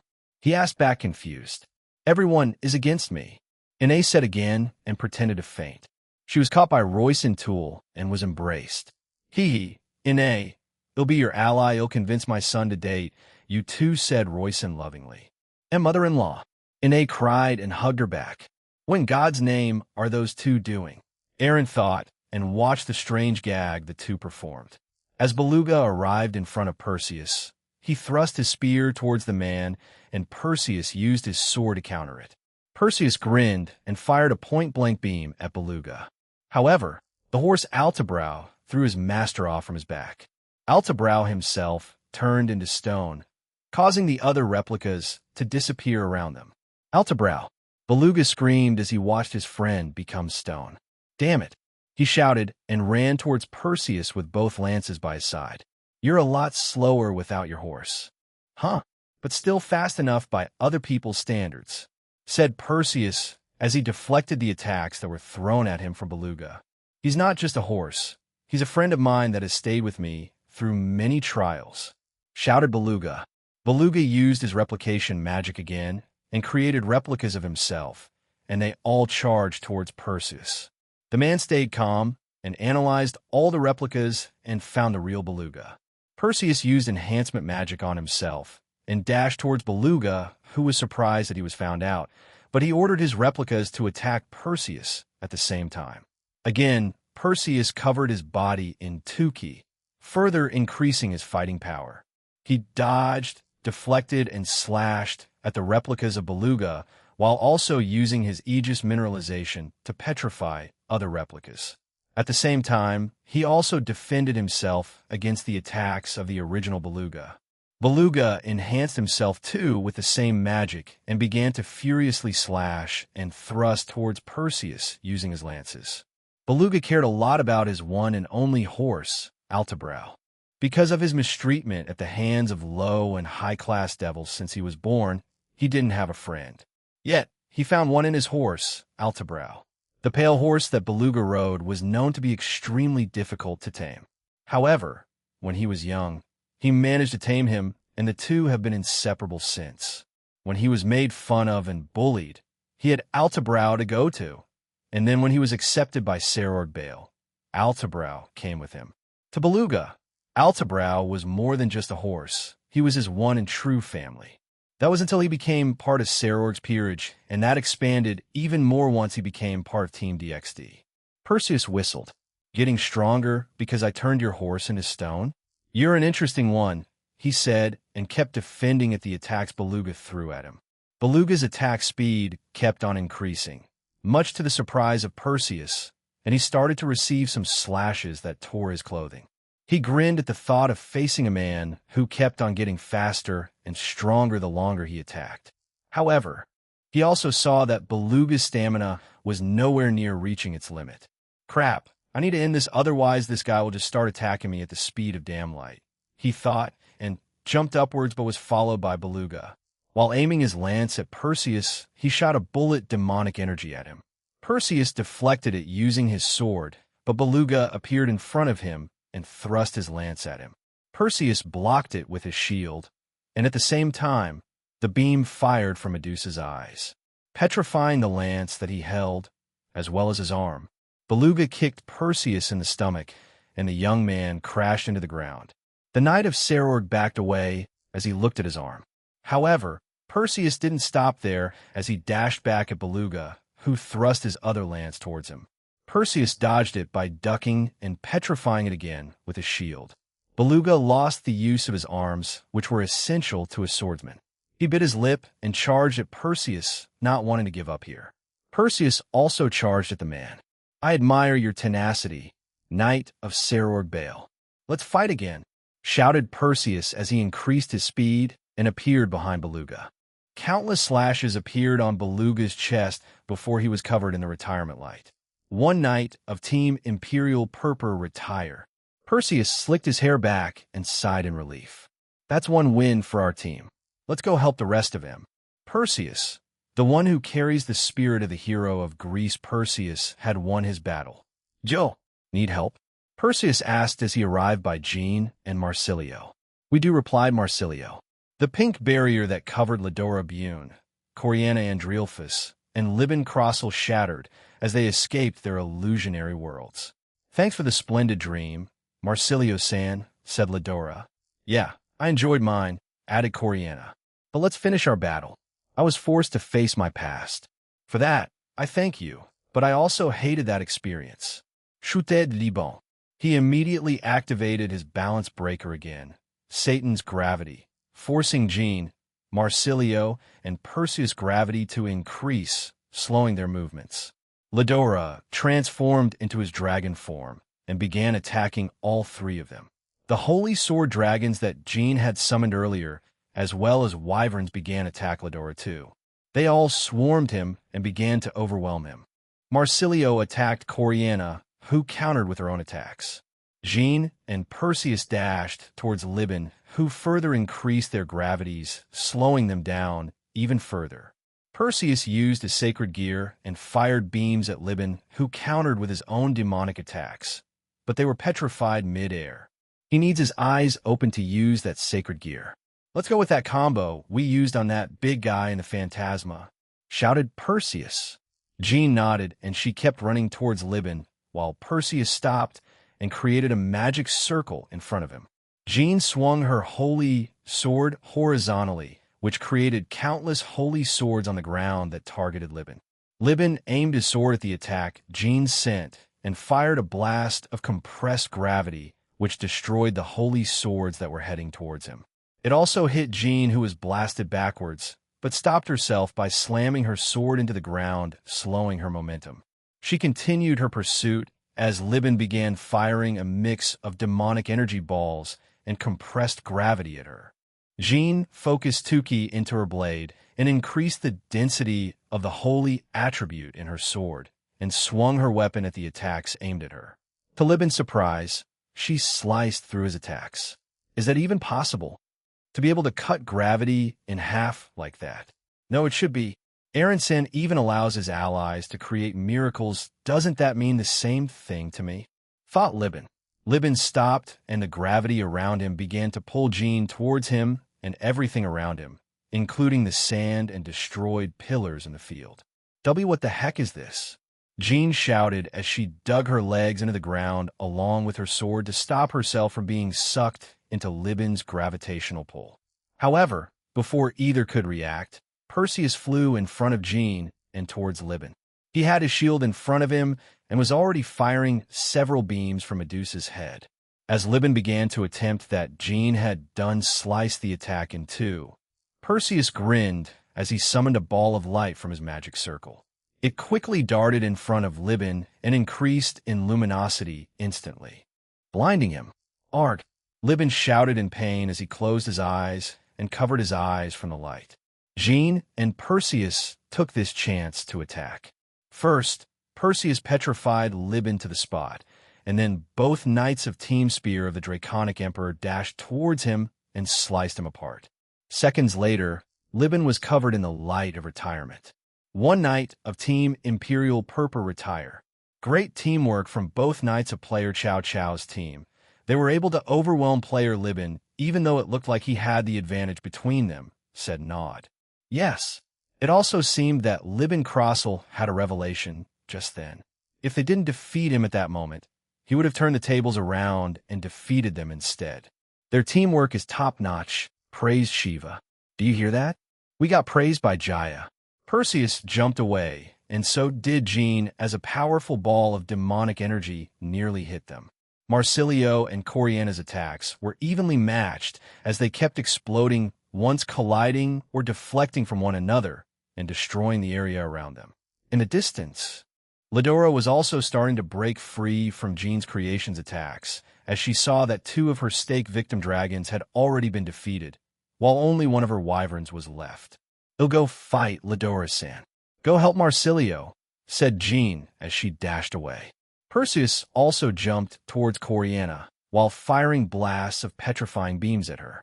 "This isn't looking favorable for us," muttered Coriana as she prepared herself to face both bishop and knight. Gandoma pushed back Mamono with his superior strength. Earlier, He and Mistita had taken out both the dog Yukai and monkey Yukai of Mamono, leaving him with only the raven Yukai, greatly reducing his fighting power. Mamono had learned how to use 2-ki. His Yukai also learned how to use it, but before they could utilize it, they were defeated by the rook and bishop pair. Zhuge Liang was also preoccupied by Mistita, as she relentlessly bombarded her with demonic attacks and didn't let her catch a single break. "Momono-san, can you do the merge ability with your Yukai?" asked Zhuge Liang telepathically. Yes, I can, but it would be more effective if I had all three of them," replied Mamono. "Even still, please use it, and well aim to defeat the devil who uses brute strength first," ordered Zhuge Liang. Mamono nodded and jumped up and away from Gandoma. He ordered his raven Yukai to join him, and they quickly merged through a special technique. Jet black raven wings sprouted from Mamono's back, and he aimed his arm towards Gandoma and fired several blades of wind. Gandoma, using his brute force and 2-ki, destroyed the attacks with a single punch and jumped towards Mamono, who quickly avoided the man.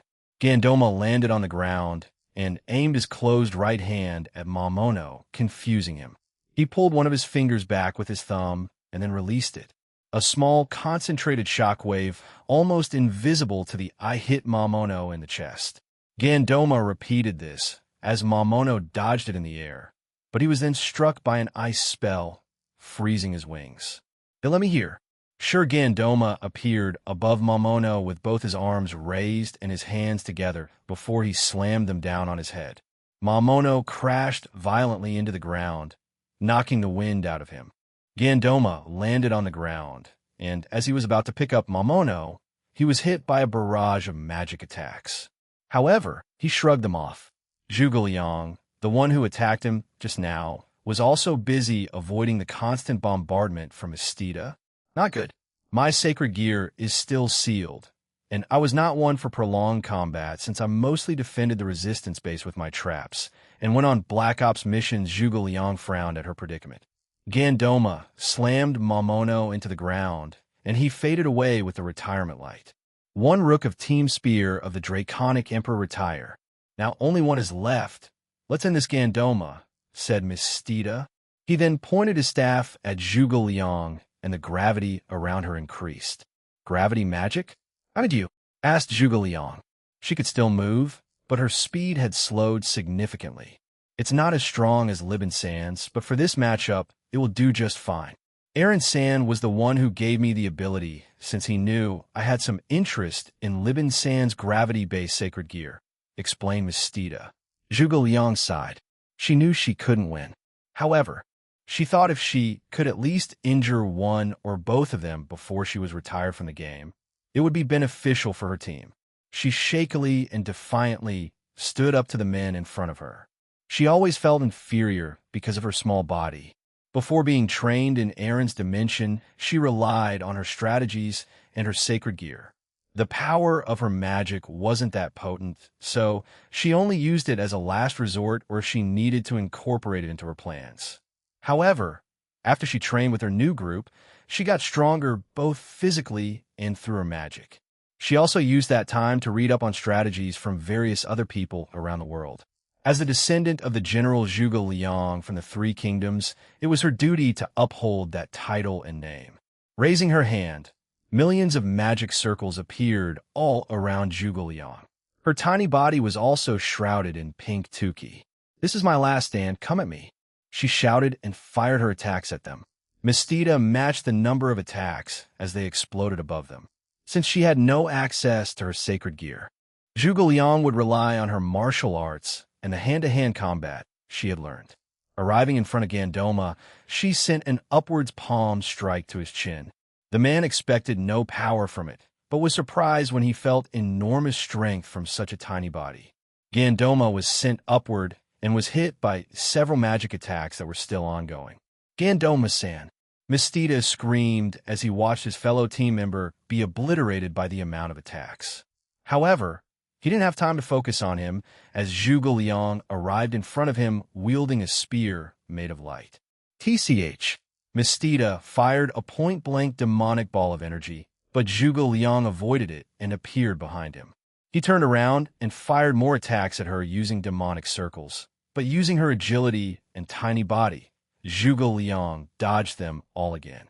She's nimble, even though she said that she didn't excel at physical combat. But did she lie about it? Mistita kept on firing his attacks at him until Gandoma fell back to the ground. He was injured but was still fine to continue.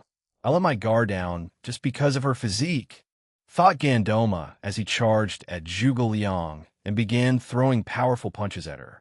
However, she avoided them with her superior speed. Mistita, becoming annoyed, increased the gravity around her body again, slowing her speed considerably and forcing her to deflect and parry Gandoma's attacks instead. She also kept up her magic circles and canceled Mistita's magic and demonic attacks. Incredible. Such a small girl can keep up with two combatants at once. She's using her body frame and technique. Even though she's being slowed down considerably by the gravity magic, she's doing quite well for herself. I do wonder how this would be if she had access to her sacred gear, said Shiva. I'd win, obviously, thought Zhuge Liang. Mistita-kun, go ahead with that plan, but avoid using it on Cao Cao, since Sarorg-sama wishes to fight him, shouted Silvatila through their transceiver. Roger, replied Mistita. He aimed his staff at the sky, and a large ring of purple flames surrounded him and quickly expanded. It began to cover the entire game field. Balance break, he shouted. Purple stars formed all around the ring, and they instantly flew towards the players of Team Spear of the Draconic Emperor and attached themselves to them, except Cao Cao. What did you do? Zhuge Liang asked as she dodged Gandoma's attacks. I used my balance breaker. However, it isn't anything special. It simply seals the abilities I wish from anyone within that purple circle. Since it covers the entire field, all your allies' sacred gear or other abilities have been sealed. Dimension Lost, Blade Blacksmith, Annihilation Maker, Dreamlike Curse, and Aegis Mineralization have all been sealed, said Mistita with a smile and some blood coming out of his eyes. I still need practice with it though, but I can still help fight you with Gandoma. This is really bad. Zhuge Liang frowned as she became worried about her teammates. What the heck is this? I can't use my sacred gear, shouted Perseus. I have also lost the use of mine, mumbled Marsilio. A smile appeared on Coriana's face. Ada, it seems Mistita used his balance breaker. I guess our counterattack starts now, she said, and appeared in front of the two men. With her left hand, she summoned demonic ice, and with her right hand, she summoned lightning. She slammed both attacks directly into both their chests, blowing them away as a result. Both men were injured by the attacks as they reacted slowly. Perseus' body had some ice still on it, while Marsilio's body felt numb. Both men stood back up and stared at Coriana. Did she hold back earlier? Asked Perseus as he wiped the blood from his mouth. It doesn't matter. You have hand-to-hand and magic, and I still have my magic. We can still defeat her. As for Jean, let's hope her sword skills are enough to defeat the Dragon Man, said Marsilio. Well, like any woman who's interested in Aaron San, let's just use that to fuel the fire in her when the time is right, chuckled Perseus. And they say I'm the villain, replied Marsilio. Perseus planned on messing with Jean's feelings, angering her, and hopefully to him. It would result in some strange power-up that would help defeat Ledora Bune in his dragon form. Jean had a sword given to her before she went to the Phantasma. However, she mostly relied on her holy swords that were created by her sacred gear and only used the other sword in do-or-die situations. This was one of them. Jean dodged Ledora's massive body while jumping around the location they were at. Each time the massive dragon tried to hit her, he would throw sand everywhere, briefly obscuring Jean's vision. He would use this to attack her using his fire breaths. But Jean relied on her instincts and Tuki to dodge them, putting both of them at a standstill. Jean summoned the sword that Aaron gifted her, the Cathfrois. This sword was modeled after the one that Joan of Arc used during her lifetime. It looked like a regular sword made from the medieval times, but had 5 crosses etched into it.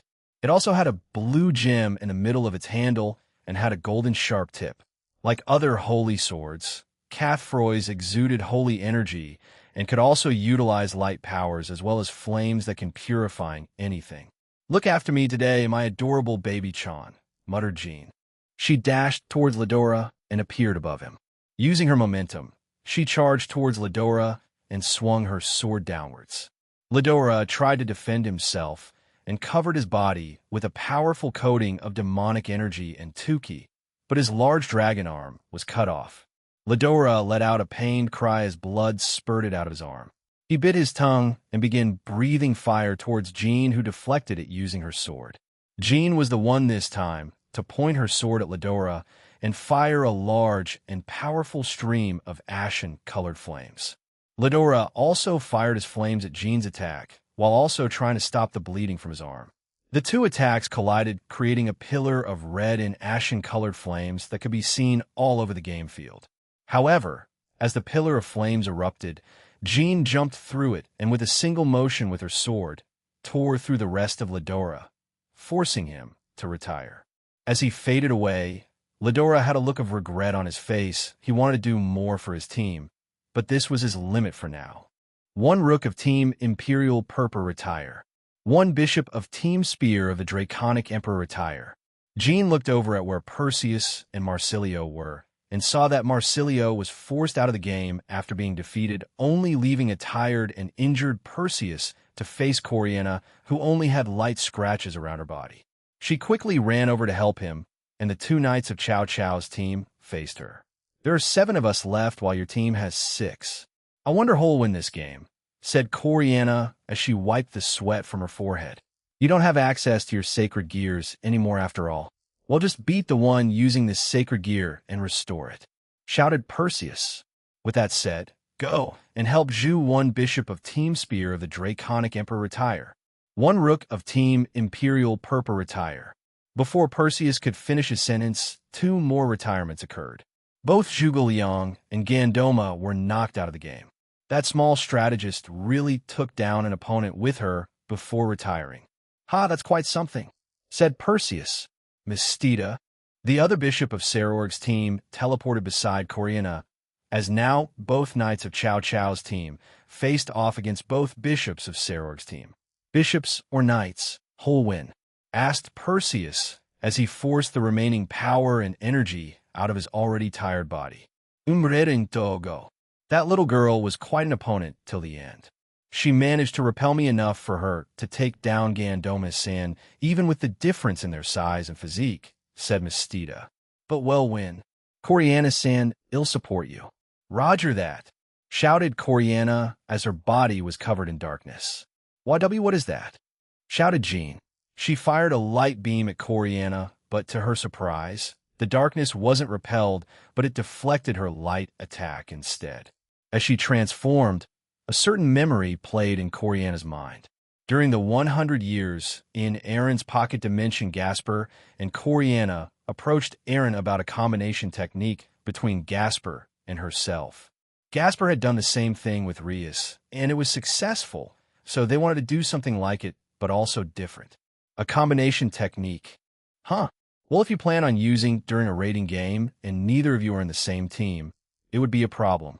Let's also go without a chant since that takes time, said Aaron as he started thinking of something for them. Right, it took us a while to go into that form without the need for a chant. Although Riasne-chan did want a chant since it sounded cool to her, said Gasper as he blushed and scratched his cheek. Make sure you don't call her that before the day of our graduation, Jayasuk. Otherwise I'll ruin the surprise, said Aaron.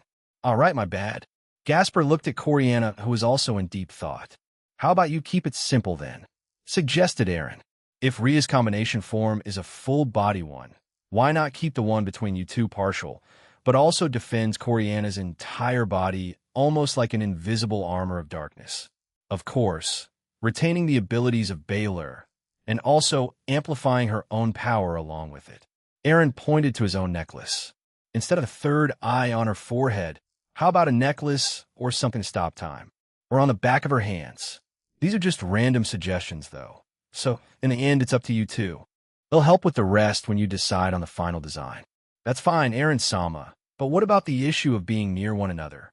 Asked Corianna. You know spirit pacts, right? Use Natsum and Sylph as an example. They've explained to me that it doesn't matter if the two are separated, be it different realms, dimensions, or countries, as long as their bond is strong. Natsum has access to Sylph's wind manipulation.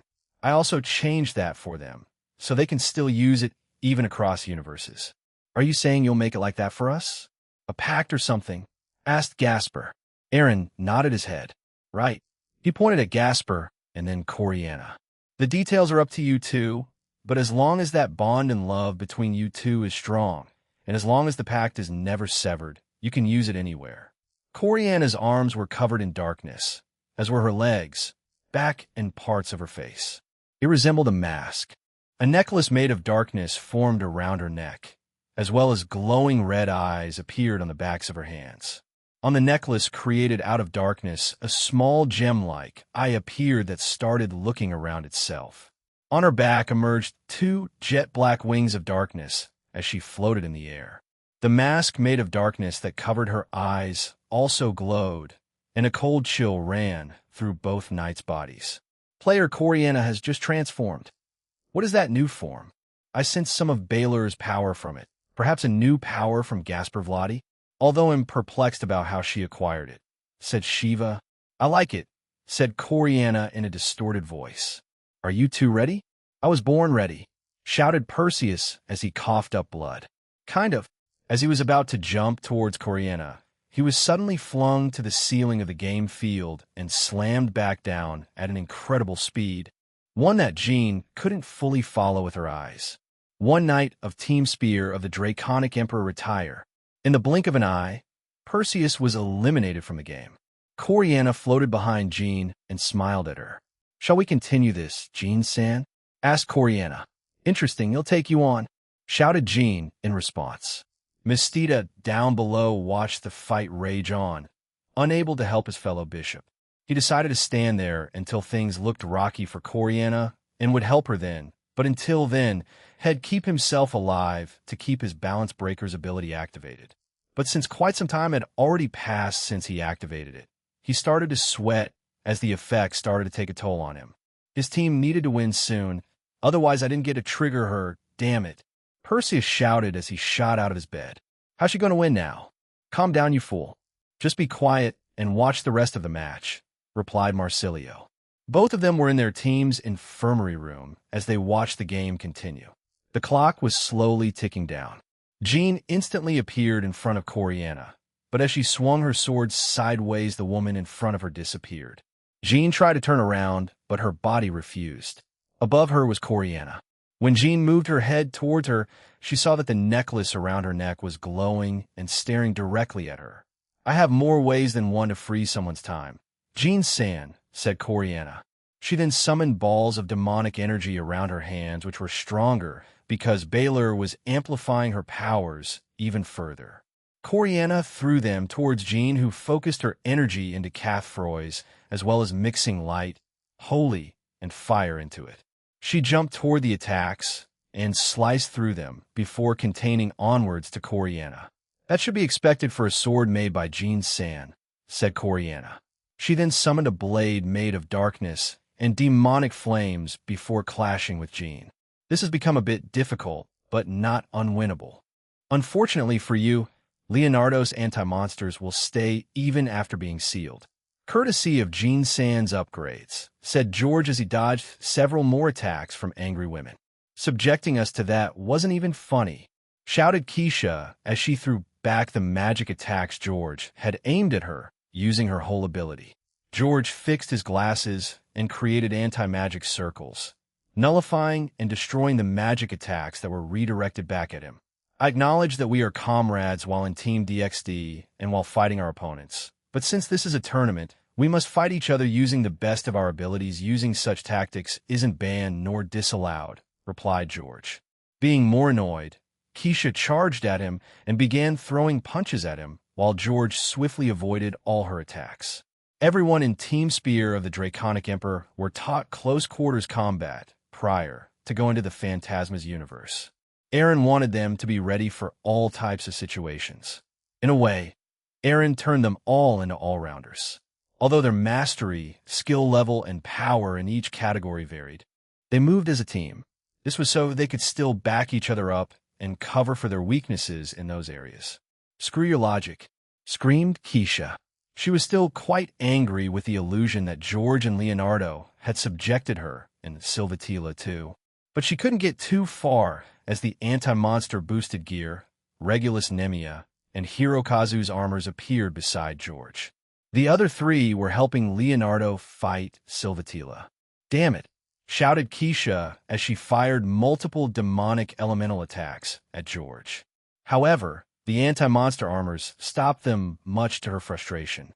"Sarorg-sama, please defeat their king soon. Will you not use your previous Sacred Gears balance breaker?" asked Sarorg. "No, I will defeat you without the need of it, because I plan on mastering several other abilities this spear has during our fight," replied Cao Cao.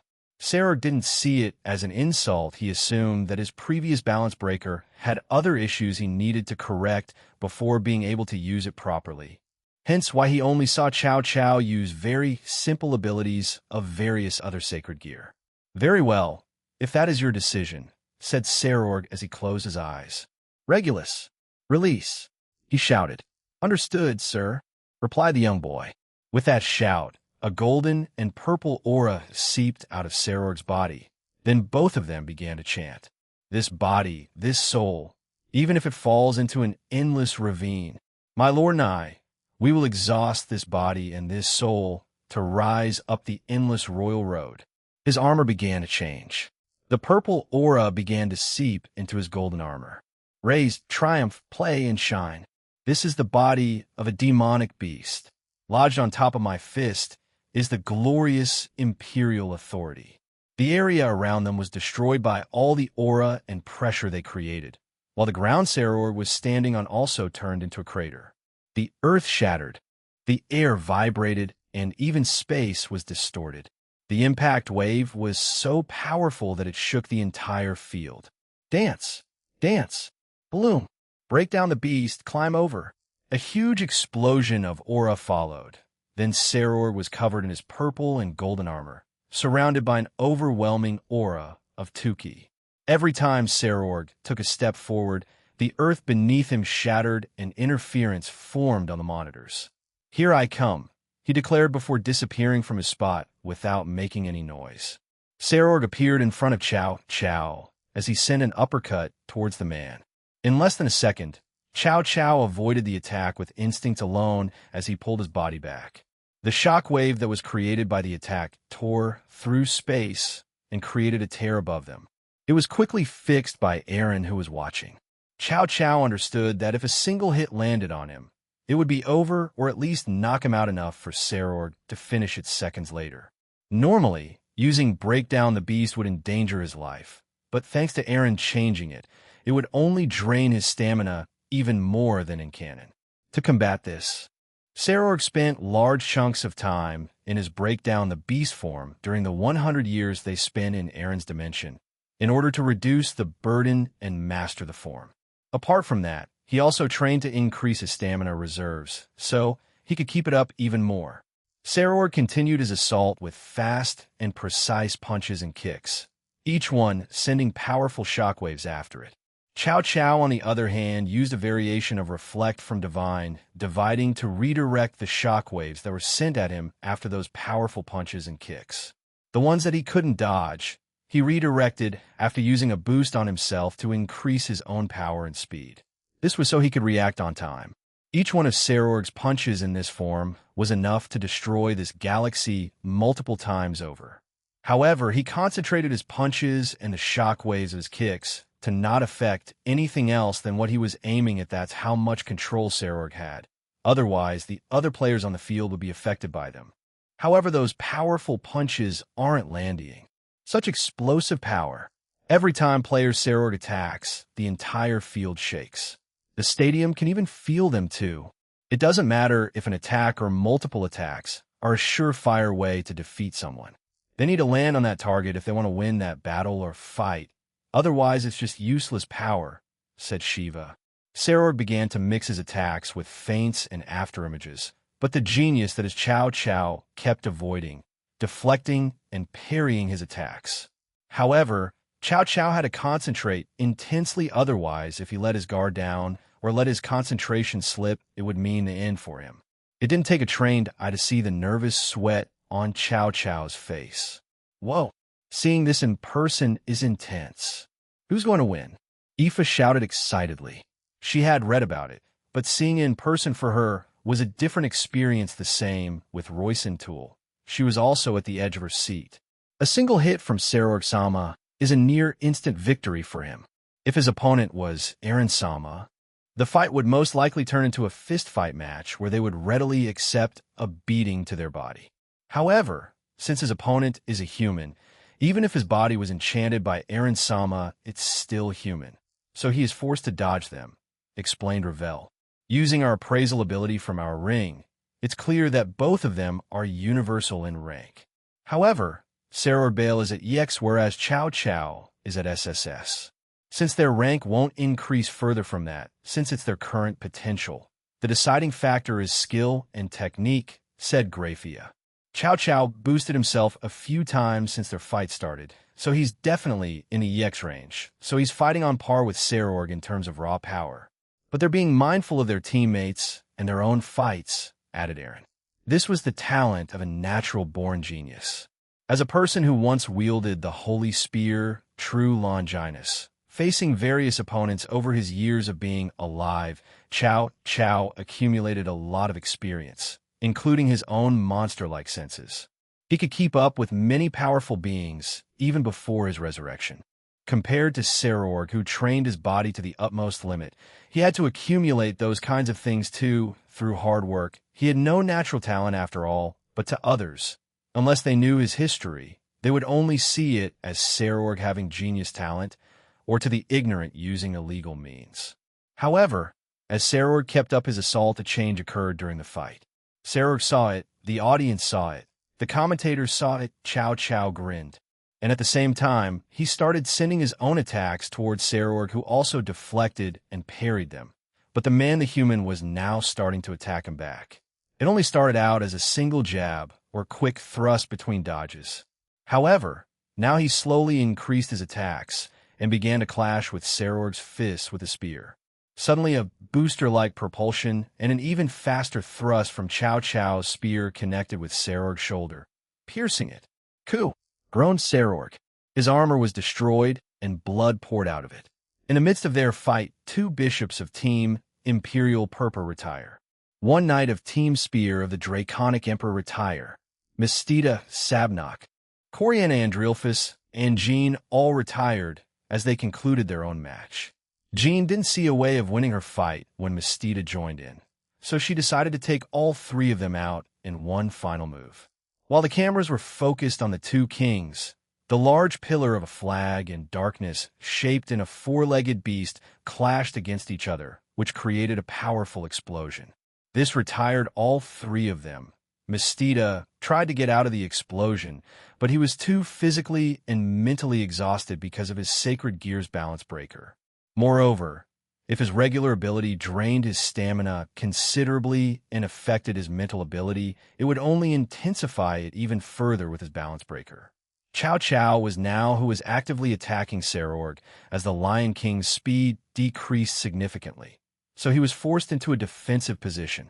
However, Chow Chow began to predict where Sarorg would move to, and he would preemptively attack that spot, hitting Sarorg again. Sarorg Bale's armor began to break down into pieces, exposing more and more of his body, and flesh he bled more. It seemed that Chow Chow was the one winning.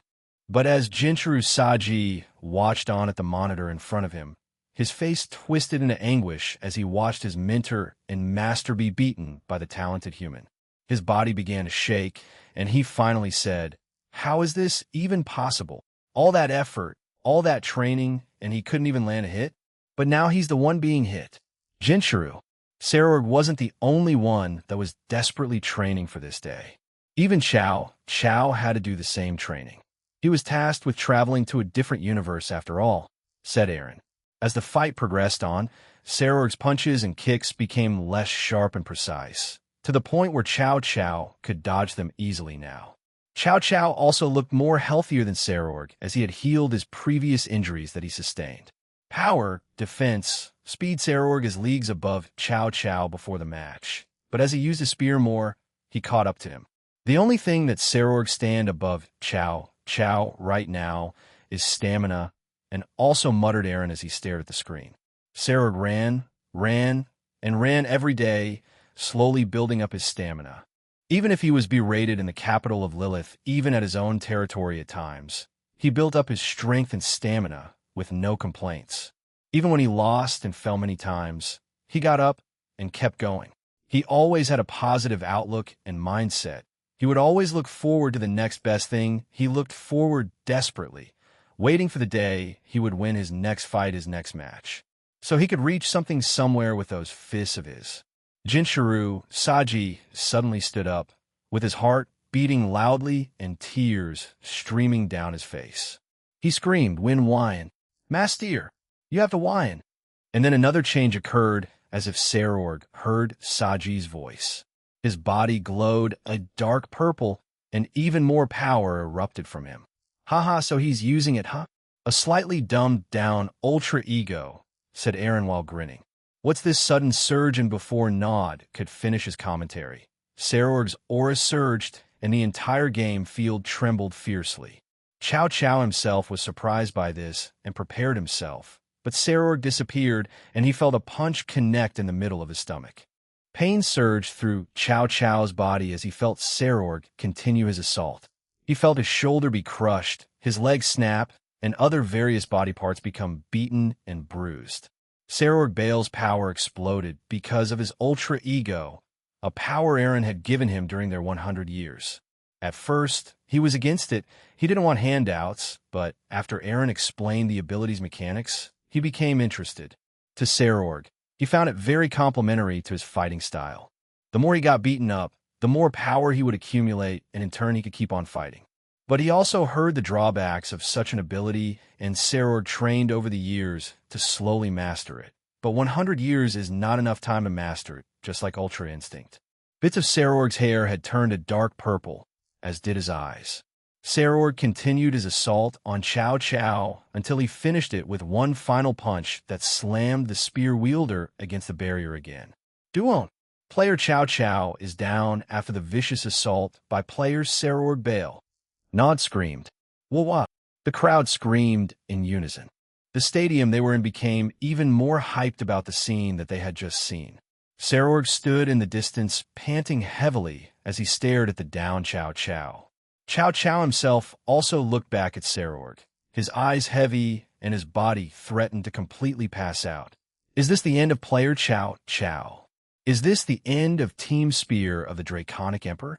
As Chow Chow's body trembled, countless memories played in his mind. They were of his time in the Phantasma. This is Isatha. She's a bit aloof and cold to everyone, but she's also powerful and is a pro at her job. So try to get along, said Savina. I'm Chow Chow, and this is my team. We were sent by the Just Don't Get in My Way. We're here to do a job, and that's it. We don't need to become friends, snapped Isatha. It was their first meeting. Time passed, and they started collaborating more and more with each other and completed various missions with each other. They slowly liberated the countless planets in the Phantasma, giving hope to various species and people there. You guys aren't half bad. Those sacred gear things are pretty powerful, said Isatha. You too, woman, replied Chow Chow. Old man, play with us. The children shouted as they bothered Heracles. Aya, why do they all call me an old man? I'm only in my mid-30s, cried Heracles. Savina and Isatha approached Chow Chow as he sat a distance away, cleaning his new spear. I haven't seen these children smile in many months. To think the toys you brought back would have this kind of effect, said Savina. You also made this grumpy girl more open. Care to share your secrets? Isatha's face turned red. I just needed to work through some things, and Jean was the one who helped me. Fufu, she's blushing. So many new things from her. Isn't it adorable? Asked Savina. Chow Chow stopped cleaning his spear and looked at the two women. He then turned his attention to the children playing with Jean and Heracles. I was a villain in my world, he abruptly told them, surprising them. He then explained his previous philosophy, his goals, and who he was affiliated with. But then that man showed up, defied all logic, and killed me. But he also resurrected me, which confused me for quite some time. However, after some time reflecting, I started to question many things about myself. In the end, he gave me another chance. Cao Cao finished cleaning his spear and dismissed it while standing up. As he continued watching the children in front of him, a strange feeling bubbled up inside of him. I have a hero's blood in me. Cao Cao was his name. That is not my original name. However, I will use it with pride. But coming to this universe and seeing everything being done to them, it made me think, is this what the future had in store if we succeeded? Because all I can see is suffering. The young man squinted his eyes. We thought that it would bring its own peace. We thought people would revere us. But it looks like we were wrong. We saw it firsthand here, the suffering and the destruction. So they looked at both women. Until Jean comes here, we'll do our best in liberating as many planets as we can, and we'll improve this planet as much as we can. You have my word. Fufu. Those are very big words, Mr. Cao Cao. Can you live up to them? Asked Savina. I have this spear, and my team, we can only try our best, he told her. Then you'll have our full support. Let's do our best, said Savina as she stretched out her hand. Cao Cao shook it and agreed. Quite a bit of time had passed since Cao Cao and his team had come to this universe. Cao Cao and Isatha sat together on top of large rocks at the Resistance's base. The night sky illuminated the planet's surface. I'd like to travel to your world. It sounds interesting. A vast blue sky, that's one thing I'd like to see, said Isatha. It should be possible. Zin sep most gununziket viplit gao gao. He then felt a tug on his sleeve, and he looked at Isatha. Can I tell you about my past? I told Jean about it since I opened up to her first, but if you're fine with it. Isatha nodded and told Cao Cao about her past, why she had that kind of personality. She also told Cao how she ended up part of the Resistance and her hopes for the future. The young man sat there silently listening to her story.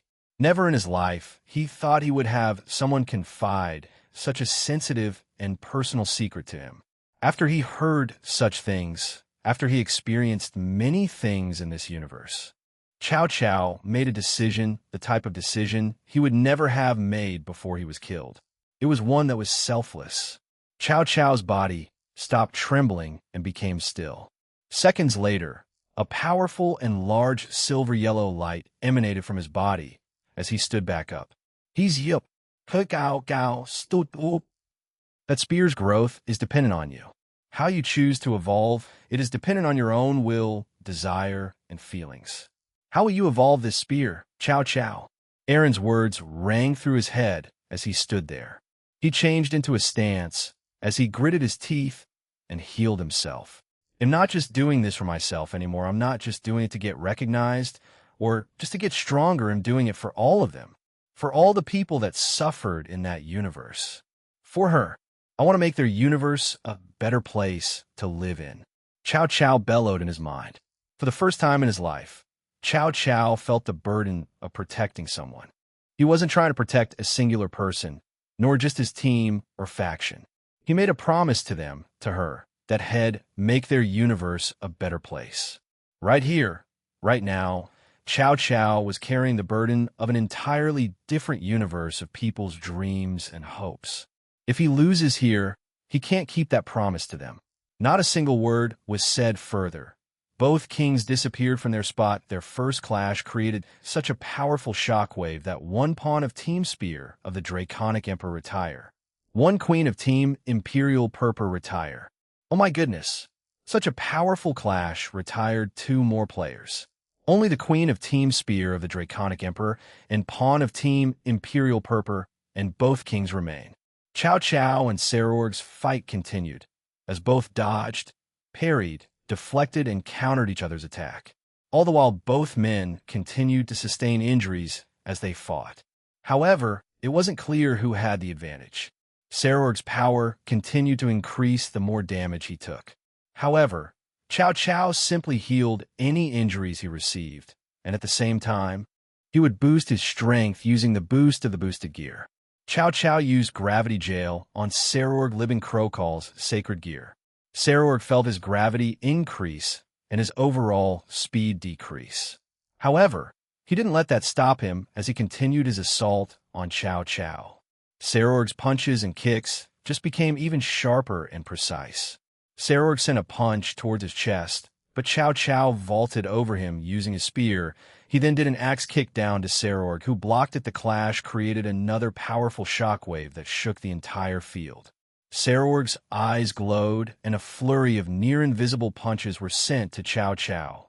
The young man with the spear quickly summoned his spear to his hands and blocked and parried the attacks.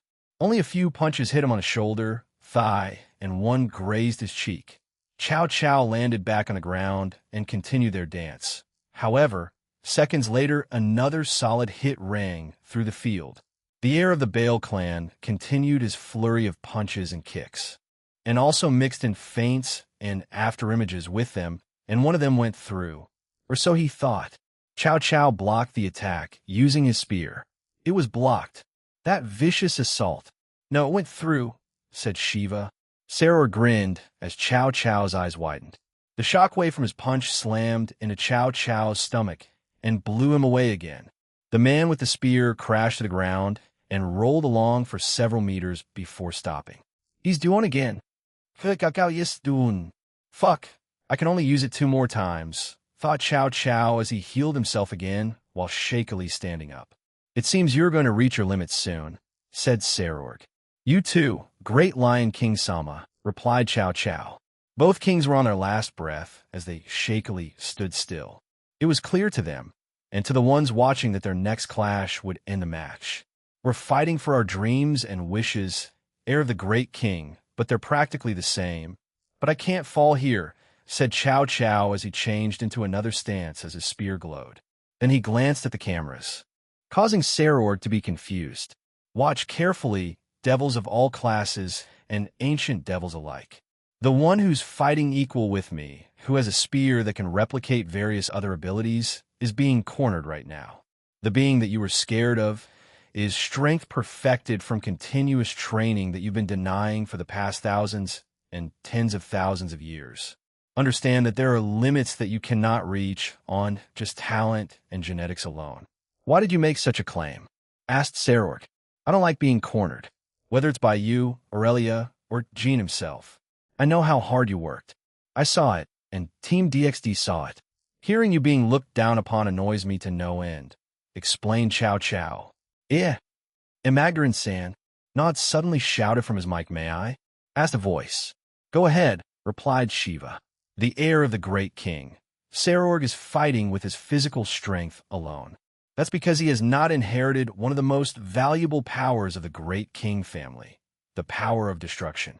Compared to the previous great king, he will wield less political power. Even incidents that happen within the land of the Bale clan, instead of sorting it out by formally sending out delegations, he goes to the incident himself. He really lacks common sense as a noble devil. Reacting to Magdaran's voice talking about his older brother, everyone in the arena lent him their ears as well as the ones watching from their homes.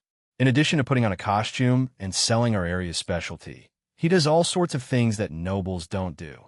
And for any request from the citizens, even if they are the tantrums of a child, he will listen to them all and try his best to fulfill their wishes. He truly tries his best at everything. With a shaky voice obvious that Magdaran had started to shed tears for his older brother, he continued. Even still, I will follow my big brother without doubting him. Sarorg Bale is the true heir of the great king, the true great King Bale. Once he finished, someone started to clap somewhere in the audience. That sound became louder and louder, and soon filled the entire arena. But the voices of criticism were also heard. However, there were also people who acknowledged Sarorg. Both his allies and the enemy had acknowledged that Sarorg was truly powerful. Just then, the commentator Shiva jeered. That was a cool speech.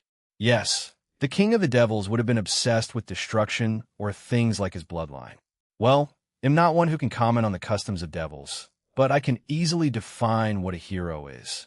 They are the ones who are wanted by the people, and the ones whose name everyone wants and remembers. Surzek's Lucifer and Dihauser Belial are the two that come to mind when I think of the devils. And the one that's most recent, the middleman Gene, known for his and his team's heroism across the supernatural world.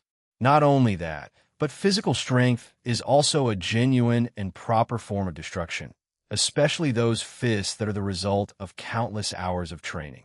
They aren't something that can be easily acquired. It's the word from me, the god of destruction, so you can take my word for it. If someone doubts his power after seeing that, then it's simply out of jealousy. Some of the criticism stopped. However, for the ones who truly hated the great king, they continued. But they were overshadowed by the respect that Serorg Bale received from the others, as the clapping did not cease. Chow Chow and Serorg's battle continued.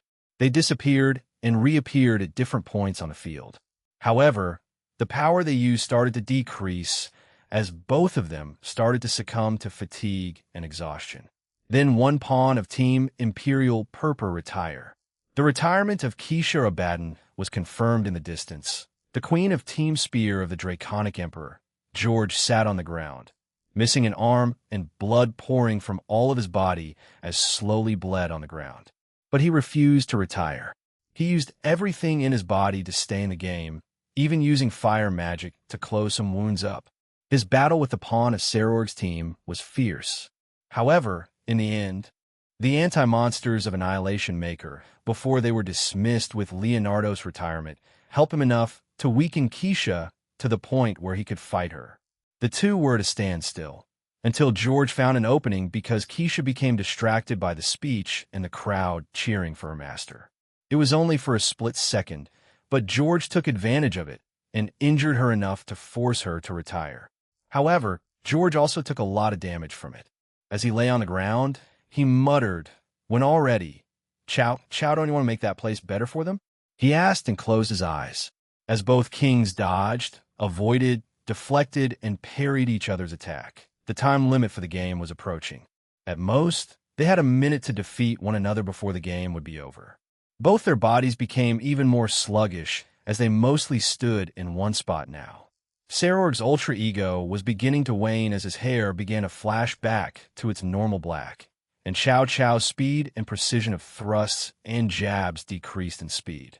Serorg's punch connected with Chow Chow's face, while Chow Chow's spear pierced Serorg's side. Both of them coughed up blood as they continued to sluggishly fight each other. The time limit was approaching. There were only 20 seconds left on the clock. "You're a strange man, and you've certainly changed since a year ago." "I like it," said Serorg tiredly as he threw a straight at Chow Chow. In response, Chow dodged it and slashed at Serorg, who in turn deflected the spear. "Likewise, Lion King, you're worthy of taking down." But both grinned at one another. "The one that's winning is me," they both declared, using the last embers of strength from both within them. They moved forward and were about to strike each other when a loud buzz rang throughout the game field. Time is up. The match is over. And the victory is... Both Serorg and Chow Chow stopped their attacks mid-path as they stared up at the sky. The scoreboard showed their total points. The one with the highest points would win if neither king were eliminated. Team Spear of the Draconic Emperor. Chow Chow's team wins. The crowd burst into cheers as they saw who won. The critics of the Great King smirked at Serorg, who lost, and mocked him. However, a few fans also began punching them because of it. They were quickly separated. Team Spear of the Draconic Emperor had 32 points, while Team Imperial Purpur had 23 points. The difference was massive. The deciding factor was both their peerages battles, but the retirement of Serorg's queen decided it all, and George holding out from being retired and winning his fight against Keisha. Both men who had been shakily standing finally fell to the ground and sat there. "So I've lost again," said Serorg as he looked up at the sky. "Well, if we continued with this fight, who knows what would have happened? Although it seems inappropriate to say such things right now," said Chow Chow. "The results are what matters in rating games. I am also satisfied with my fight with you, but there will be more, right?" asked Serorg as he held his fist up for a fist bump. Chow Chow smirked and bumped his fist with Serorg. "They'll be waiting on the main stage with my team. You better get there, Serorg Bale." "E gonku, gao gao." "You better make it yourself," replied Serorg. As the two kings sat there chatting, they were eventually transported back to the arena, and they made their way back to their waiting rooms. "He won!" screamed Isatha. She had just seen the conclusion of the game, and Laronia dismissed the magic circle. Indeed, his team won, although I would have liked to see what would have happened if the match continued. "I believe Chow Chow would have won," said Laronia. "Yes, with his spear he can beat anyone," said Isatha. She got up and added, "He'll go and do a mission. I'm feeling good right now." Laronia chuckled as he followed Isatha out of her room. He summoned a magic circle and saw the audience's reaction and sighed. "He'll go and wipe out some more of their armies." Then Aaron Toole's soliloquy once the game ended. We left the VIP room. Everyone thought it was quite intense, but one person came out of it with mixed feelings: Jinchuru Saji. He looks up to Sarorg quite a bit and even calls him master from time to time. However, he seemed to come to his own conclusions after watching this game. As we arrived at the lobby of the stadium, Aurelia with Roygun was there, and they came over to us. But before we could speak to her, Jinchuru stepped forward. "Seeing that amazing fight, I want to face you like that, Aurelia-sensei. Please fight me on the field for our game," he declared. There were some news reporters and journalists in the lobby waiting for the two teams that played for today, but after they heard Jinchuru say that, they all rushed over to us and started asking questions and even taking pictures. A declaration of war from Sona Citrus Pawn. "Jinchuru Saji, how will you respond, Aurelia-sama?" a reporter asked. Aurelia smiled like usual and answered, "Ho ho, young student of mine, you wish to fight me one-on-one on the field? Very well, I accept. I want to see how far you've come after all." "She accepted," shouted various people. When I looked at Sona, she had her hand on her forehead and looked stressed. I walked over to her and patted her shoulder. "What will you do? Let him or deny him. If you do, you'll lose a powerful player during the game if he loses, but if he wins, then it's an automatic win. Can I even refuse at this point? Everyone is expecting it now. It'll just create a plan and strategy without him and with him, depending on how it turns out, but it seems like we may lose this match," said Sona as she grabbed onto my arm for support. "Haha, good luck then. He'll be cheering for both of you," I told her. She nodded her head once, but then she pointed in front of us. "Jean Skyward-sama, are you in a relationship with Sona Citri-sama too? Will you be marrying her too, like Ria-sama?" a reporter asked while shoving a mic to my face. I will be. A few hours had passed since the match, and there were several news articles, as well as programs talking about the showdown between Jinchuru and Aurelia in the upcoming rating game. I also checked up on both teams to see their conditions, and apart from the bitterness of losing, Team Imperial Purpur were mostly fine, the same with Team Spear of the Draconic Emperor. However, Keisha did say she wanted to train more to get stronger since she was defeated by George. Silvatila also felt the same way since she wanted to do more, but was taken out too soon in her opinion. As I walked towards my room, I heard the music of a piano being played and made my way to Shigen's room. When I peeked in, I saw that she indeed was playing the piano with Po, Pooh, and Pawn resting at various places in her room. As I quietly entered her room, I sat beside Pawn, who was on her bed, and the little guy snuggled into my lap. Shigen had her eyes closed as she played and was too immersed to notice me.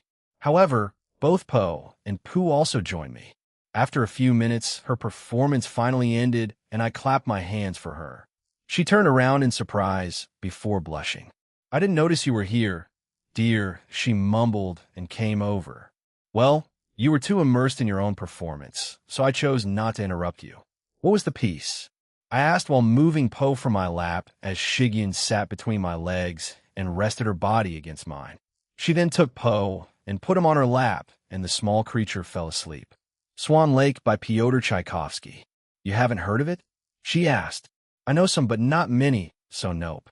By the way, Team Slashdogs has a match at the same time as Sona and Aurelius, right?" I asked. She nodded and then looked up at me.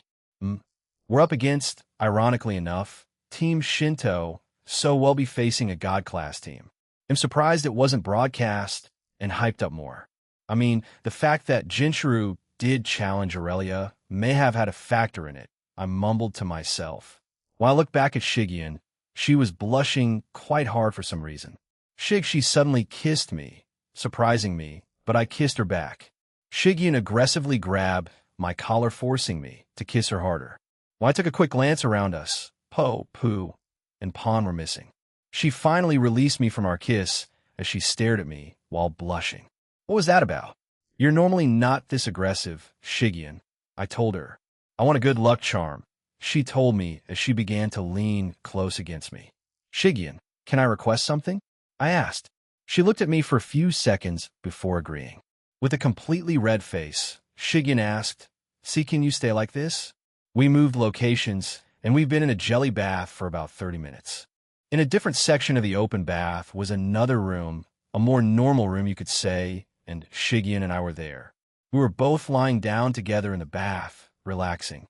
I've enjoyed the interesting texture that was a mix of Shigyun's legs and the jelly bath.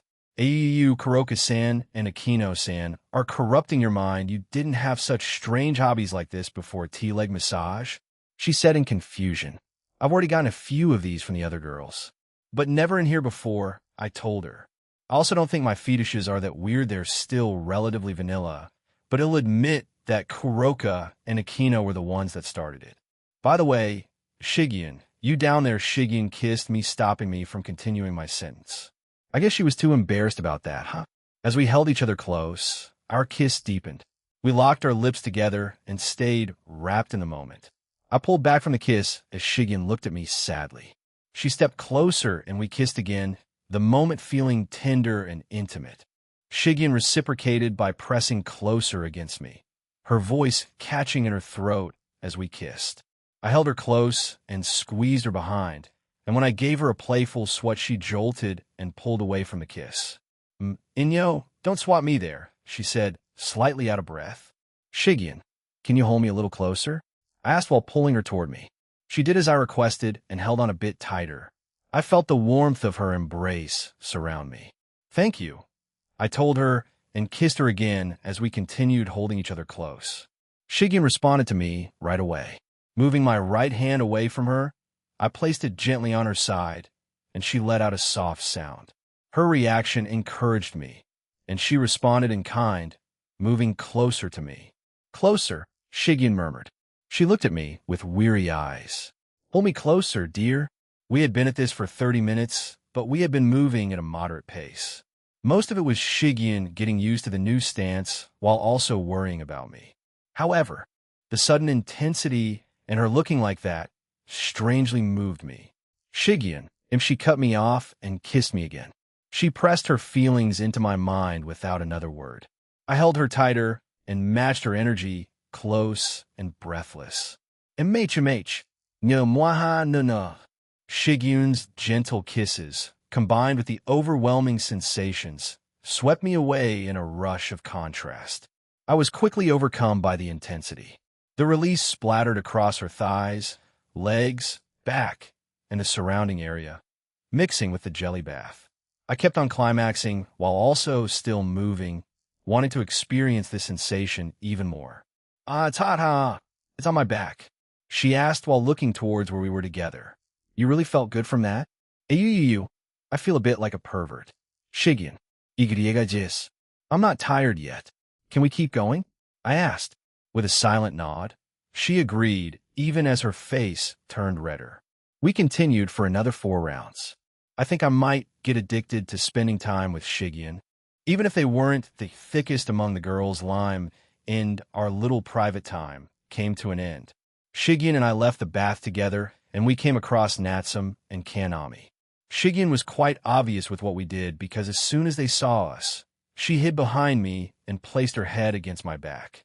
Wow, I didn't think Shigyun would get involved with someone this early, mumbled Kanami. No, she doesn't have that aura, yet she must have done something out of character, though. You'll understand soon, sis, said Natsum. You two are weirdly observant about these things, I replied as we arrived beside them. Fufu, since I've been with you for quite a long time, I'd say I know a lot of things about you now, proclaimed Natsum as she flicked her ponytail. Like how you get all flustered around him, asked Kanami. Natsum immediately tried to hit her, and the two sisters fought as we made our way to my room. Don't mind them too much. Let's go to Hawaii soon, Shigyun. She smiled, grabbed my hand, and smiled. Yes, I look forward to it. Just another calm night at home. My phone suddenly vibrated as we entered my room. I checked it and saw a message from Azazel and Shiva in our organizers group chat. It's been decided. Gene, the venue and stadium for Team Sona Citri versus Team Golden Rakshasa is in your new base in the Dimensional Gap. It's ready, right? Asked Azazel. If it's not, we can relocate it, so no pressure, said Shiva Antares. Yes, Aaron Sama. Is my home in the Dimensional Gap ready? The rating game between Sona and Aurelia is going to be held there. If it's not, we can relocate, I told him. It's ready. Please come by before the start of the match. I will. Thank you for your hard work. We'll meet you there soon. Aaron, is something wrong? Natsum asked. I nodded and grinned. The match between Sona and Aurelia is going to be held at my base in the Dimensional Gap, so I'm heading there tomorrow to check it over before the match begins a few days later. Can we come? Kanami asked excitedly. I don't see why not. It's essentially our second home, whereas Sanctuary is our third. So we'll invite everyone who can come. Maybe we'll start with everyone in this home first, I told them. I look forward to seeing my new home. I wonder how large that place is. I refuse to look at it when looking into the future, if I could help it. Chapter 5, Part 1. The various differences from last year, Jinchuru Saji's soliloquy in our own dimension provided by Aaron Senpai. We Team Sona Citri were training for our upcoming match. It's happening in a few days, and everyone in the team is quite excited. But before then, we'll be training here, and also Aaron said his base in the Dimensional Gap was ready. He's inviting all of Team DXD to tour it before opening it up to the public for the World Rating Game Tournament. Tsubaki Senpai suddenly said, drawing our attention to her. It's finally done? Momo asked. She looked eager to go. The same with Rhea. According to Antares, it is. So he's inviting us for a tour. There are two large districts, the economical and industrial area, where the Rating Game Stadium is, and the residential area, which consists mostly of houses and a few small stores. However, he said he wouldn't open that up to the public for now, since there's no one living there, explained Tsubaki Senpai. Then we'll accept it. That's where our match is going to be after all. It won't hurt to scout out the venue. Also, it won't be a stretch to call it the safest place in the world, minus Sanctuary and his own home in Kuo, said President Sona. It's tomorrow, so let's focus on training for now. We all answered with a yes, President, and continued with our training. I had been in my balance breaker the entire time. During the match between Master and Chow Chow, I saw Leonardo's anti-monster balance breaker of my armor do various things that I hadn't done before, so I tried to recreate them. For the most part, they worked, but at the same time it felt strange. I was copying something his monsters did. Why didn't I think of it? I had 100 years to do things like this, although I did just focus on training my time limit and physical strength since I relied on it the most like Master Sarorg. What's with the serious face, Jen? Ruruko asked me after she jumped towards me with her sacred gear. It's just that I was thinking of making new techniques with my sacred gear. We saw how the anti-monster used its powers, didn't we? I always thought that my lines were just too weak to Barado into the ground. I mean, I made it snake around the castle of the Bale when fighting Bediz Abaddon. I explained my thoughts to her. Then why not cover your entire body with those lines? Both with delete field and absorption line. I mean, you won't be affected by them, right?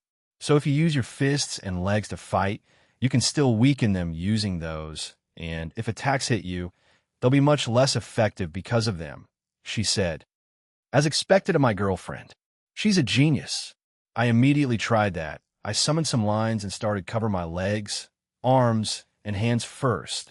It took me a few tries, but I was eventually able to do it. Ruruko-chan, try touching me while your body is covered with demonic aura. I asked and she agreed to do it. Her body was covered, and she reached out to touch my arms, and once she did, her aura around her hand and body began to decrease significantly. You're a genius. I screamed before getting rid of my lines and hugging her. She blushed and looked quite smug. Fufu, praise me. Praise me, that's interesting, Saji. He'll fire a weak attack using magic and demonic power, and he'll slowly increase the output. Let's see how much it can cancel or repel before reaching its limit, said President Sona as she approached us. Yes. I shouted and let go off Ruruko before covering my arms, hands, and legs. I can essentially block attacks with my hand, so that's why I hadn't covered my body yet, but I'll experiment with it later. As soon as I was ready, President started firing a few magic attacks, which included fire, water, wind, and ice. I raised my right arm and blocked them. The powers were nullified because I increased my line's power. Normally, absorption line would decrease the power slowly, and delete field would reduce the power slowly. However, I found I could increase the rate at which they take those by increasing my own power and feeding it to my sacred gear. Hence, why those attacks vanished after making contact with my lines. Meaning those lines are connected to your own power. Meaning anything below, it will instantly vanish. Those won't work on Aurelius-san. Saji, President Sona said with a frown. I sighed and said, I feared as much. I guess I will have to rely on hand-to-hand combat with her then. Maybe using my Blaze Black Flare and Shadow Prison too. I have to be creative in my fight against Aurelia-sensei if I want to have a sliver of a chance at beating her. Or at least force her to take me seriously. Even during our time in Eren Senpai's dimension, she didn't take any of us seriously. She kept on laughing the entire time she fought us as a group. Even the president's tactics were nullified because of her using her raw power to destroy them. It also depends on the type of raiding game we'll have. If it involves tactics and strategies more, we may have an advantage, but they still have Revelchon, so it might not be that easy. Also, Aurelia-sensei herself is quite a tactical and strategic genius, according to Lien-sensei. She just seems to prefer straightforward fights more often than not. Edel-san and Akaza-san are also on their team. Eren also said that all three of them are of the new Outer God rank, so we're essentially facing three people at that kind of power level. On paper, we're outmatched from the very beginning. We have a hope that we have a game type where it involves another way of winning, said Rhea as she joined us. Eren Senpai essentially lets them run loose while the games are played. In their other less covered matches, they completely dominated the other team. The only game so far where they struggled was against Barikil-san's team. Even then, it was only because of Kishku-san and Ezri-san were part of the team. They also may have held back because Barikil-san was Eren Senpai's father-in-law, as well as Akino Senpai's dad. Although that's just my own speculation, so there's no real evidence supporting it. Aurelia-sensei also got new members for her team, meaning we may see some changes to the overall team and how they'll function differently. The rest of the supernatural world still don't know anything about it. So ITLL be a shock, especially with the former second ranker of the game and her peerage joining them. They'll definitely have a plethora of knowledge now. We'll just have to wait until we know what the game type is and go from there. There's no use in worrying about it now. All we can do now is train and then do our best when the match starts. We just need to perform to the best of our ability and win other matches after to qualify for the main stage, I told them. Ruruko-chan nudged my side and then hugged my arm. Again, what did you start speaking like that? Did Eren Senpai influence you or something? Fufu, I scratched the back of my head out of embarrassment. I just said my honest thoughts. We will most likely lose. Most of the crowd should be cheering for Aurelia-sensei too. But if by some miracle we win, then ITLL be a big upset. President Sona sighed with a smile. Saji is right. The odds are against us, and we will certainly be the underdog in this match. But all we can do is put our best foot forward. We didn't train for 300 years for nothing. Now then, let's go back. She then walked away with everyone else, except Ruruko. However, I felt a pat on my shoulder, and when I looked at who did it, it was Rugal-san. You're right. All we need to do is our best and show them that Team Sona Citri doesn't just solely rely on strategy and tactics. We can fight on par with Satan class and God class teams, he told me. Smiled and walked off. Right. The great Dragon King, Jinchuriki Senpai, will stand beside Eren Senpai soon. Keep fighting, said Benya-chan before following Rugal-san. Right, that's all we can do now. Ruruko-chan ran after Benya, and the two of them started chatting. I looked down at my hand while clenching it. A year ago, we were utterly defeated by Rias Gremory Senpai's peerage in our raiding game. Eren Senpai was the one who had been helping them get stronger.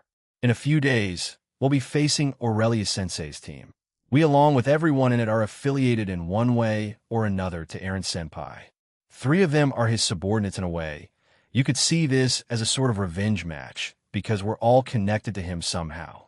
I want to win against him. It'll evolve even further during the match, if it means winning. I looked back up and thought I saw a silhouette of his back and grinned. It's because we're from the same generation. I want to become stronger than him. But at the same time, I know I can't, but still, I want some acknowledgement from him. I'll do my best, he'll do it. He'll do it, damn it. For President's dream, to prove myself to both Aurelia Sensei and Aaron Senpai, and to show that I've become stronger since that time. It'll show the world what the great Dragon King Jinchuru is all about, and it'll make my parents proud. Third-person point of view in the underground supernatural society of China. In a certain building were two groups. One of them was the group named Dogs of Tile City, and the other was the Z-Team. Both groups were considered powerful by the underground society and were notorious in the black market and caused a lot of trouble that were overshadowed by the Chaos Order. We've been in contact with Hades and are planning to attack the games in the future. He believes one of the middleman's lovers has something he wants, whatever that is, said a male's voice. Is it the upcoming match between Citri and Le Guin? Asked a feminine voice. No, it's going to be during a different time. Hades wants to send a different subordinate. The Grim Reaper Thanatos is being troublesome, so he's asking the Chaos Order for help in that regard, replied the male. Mind control, perhaps? They're definitely capable of that, replied the female. Also, why? The two were talking to one another were the leaders of Dogs of Tile City and the Z-Team. Their members, apart from their right hands, were in a different section of the building as they drank and ate the night away. He found out that he was planning on starting a rebellion. The Netherworld is in an uproar because of it. However, mind control is not beyond them, but a new Grim Reaper may be assigned to this. Also, repeated the female. No, it's nothing. Anyway, we'll be participating in that attack, and want to invite you and your team to participate as well, said the male. The female, the leader of the Dogs of Tile City, pondered for a few seconds before she shook her head. They'll have to decline. We already have our hands full here. It feels like Ningguang and her annoying divas have been stalking us for weeks. Around 40 of our members have been taken out, she told him. The male, known as Leon, sniggered at her. The Vortex Bunch has already been defeated by the middleman, so we, along with the Chaos Order, are left. Are you sure you want to go out in such a lame way? He asked. They are highly trained warriors. We have no intention of sitting idly waiting for our demise. We have moved to another base and plan on making our last stand at that location. Also, if you accept that offer to join Hades, you'll have an even bigger downfall than us, since you're actively going against Team DXD. Are you sure about this decision? She asked. An ominous aura seeped out of Leon as he stared at the woman with his dark purple eyes. I was born like this. I am meant to incite chaos and destruction. I am a demigod, born from an evil god and a shitty human. If I wasn't meant to do such things, then what is my purpose in life? Silefia, the leader of the Dogs of Tile City, sighed. So you're just evil for the sake of being evil? You know, most people would just make fun of you, she told him. In those books, there are things that are just born purely out of malice. I am too. I acknowledge that I am beyond redemption and anything of that sort. I was born into this world for one purpose only, and that's to bring calamity to as many people as possible, said Leon. He pointed at her and added, You are a normal human. You don't have a sacred gear or innate ability. You rely on magic and your own martial arts and combat experience. You are the weakest leader out of the 4 organizations. It's a miracle you managed to stay alive this long. Even though your bitch has innate fire abilities, she should in reality be the leader.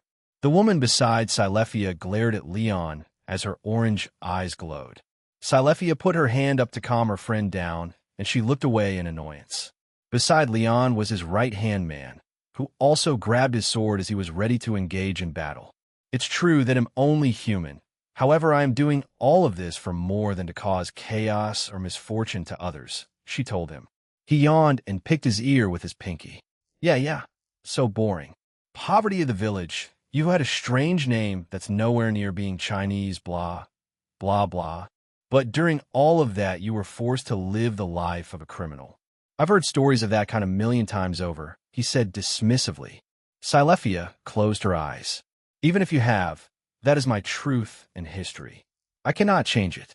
It may not be anything big or world-changing in your eyes, but that's the boring life of a human who's forced to walk down this path, even still I'm doing my best for my small organization. Leon heard enough and got up. Well, there's no point in trying to convince you then. My group will be leaving China after today, since we're going to be officially part of the Cow's Order. See you never then, he said and left the room. His right hand bowed to them before leaving. Even with his mean-looking demeanor, he had respect for other parties, unlike his leader. I hate that asshole. Should I go kill him? Asked Silefia's right hand. No, you would lose, Zixia. That demigod's sacred gear is powerful. Your flames would be rendered useless, she told her friend. TCH, then what about that prick sub-leader? She asked. At least he had some manners. He also has a sacred gear, a hybrid born from a monster-like dragon and a human. Rumors say that he and Leon fought for the group's leadership position, and Leon won by a significant margin. Usually, he kills his opponents, but he saw a lot of potential in him, so he made him his right hand, explained Silefia. What's his name? Asked Zixia. Xiaobis. Do we know any of the others who have sacred gears, specifically? I'm unsure. However, there are 4 confirmed sacred gear wielders in his group, replied Silefia. Silefia was a tall woman who stood at a staggering 510 in height. She had long white hair that was tied in a ponytail and purple eyes with red pupils. She wore a slick black business suit, black gloves, and a red tie. As mentioned by Leon, she was born as a normal human and lived in a poor village in China.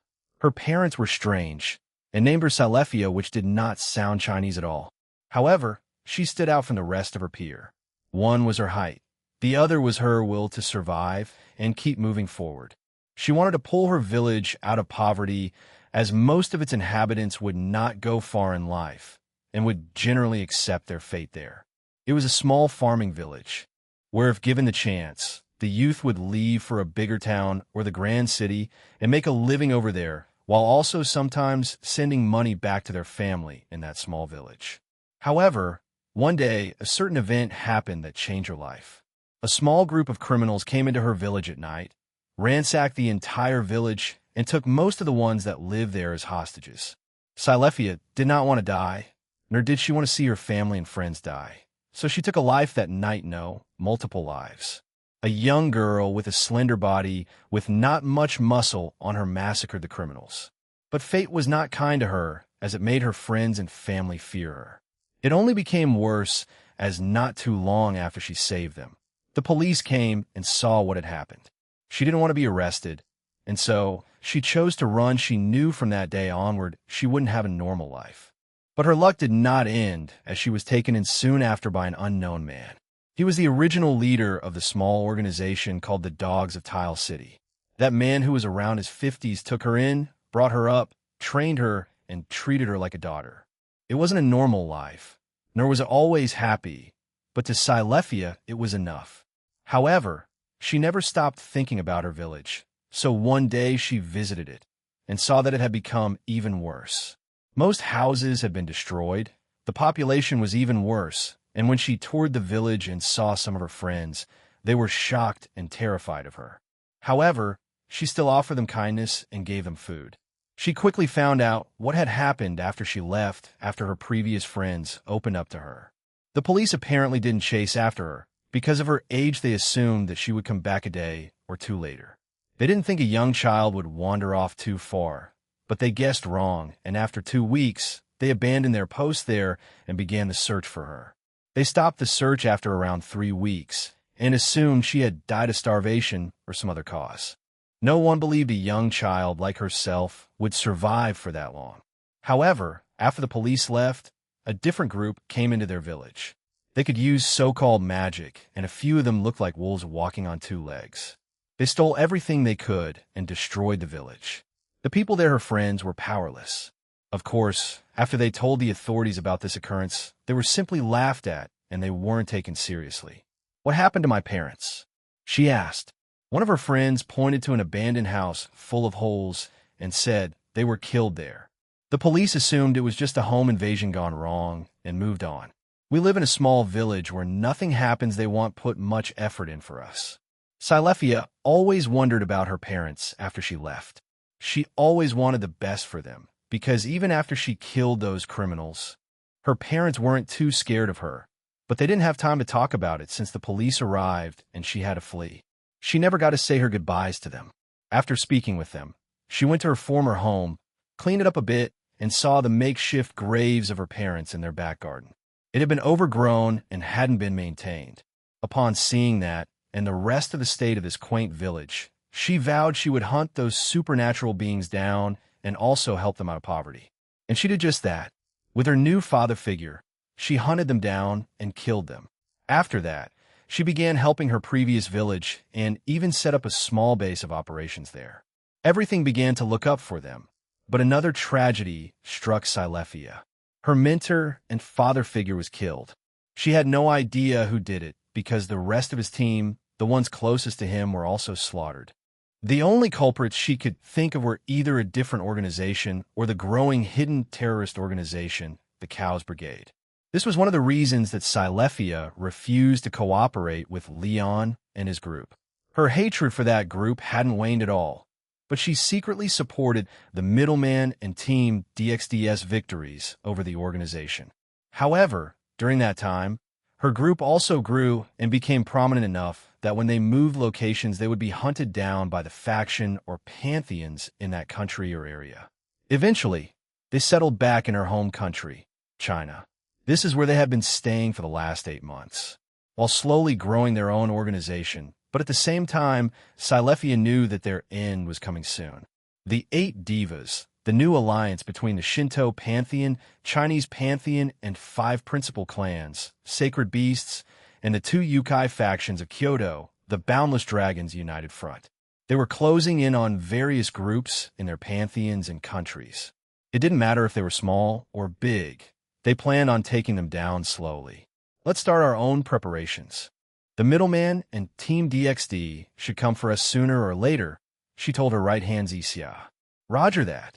I can't wait to fight some of them, Zixia said as her eyes shone in excitement and anticipation. Are you sure about that, Leon? Asked Xiaobis. Most of their members are weak and can't keep up with us. Even if we're only a 12-man group, we can do more damage to places and factions than her shitty organization, replied Leon. They'll only hold us back. As Leon said that, they arrived in a different room. With a simple gesture of his head, the rest of his team joined him and they silently left the place. Where are we headed to, boss? One of their members asked.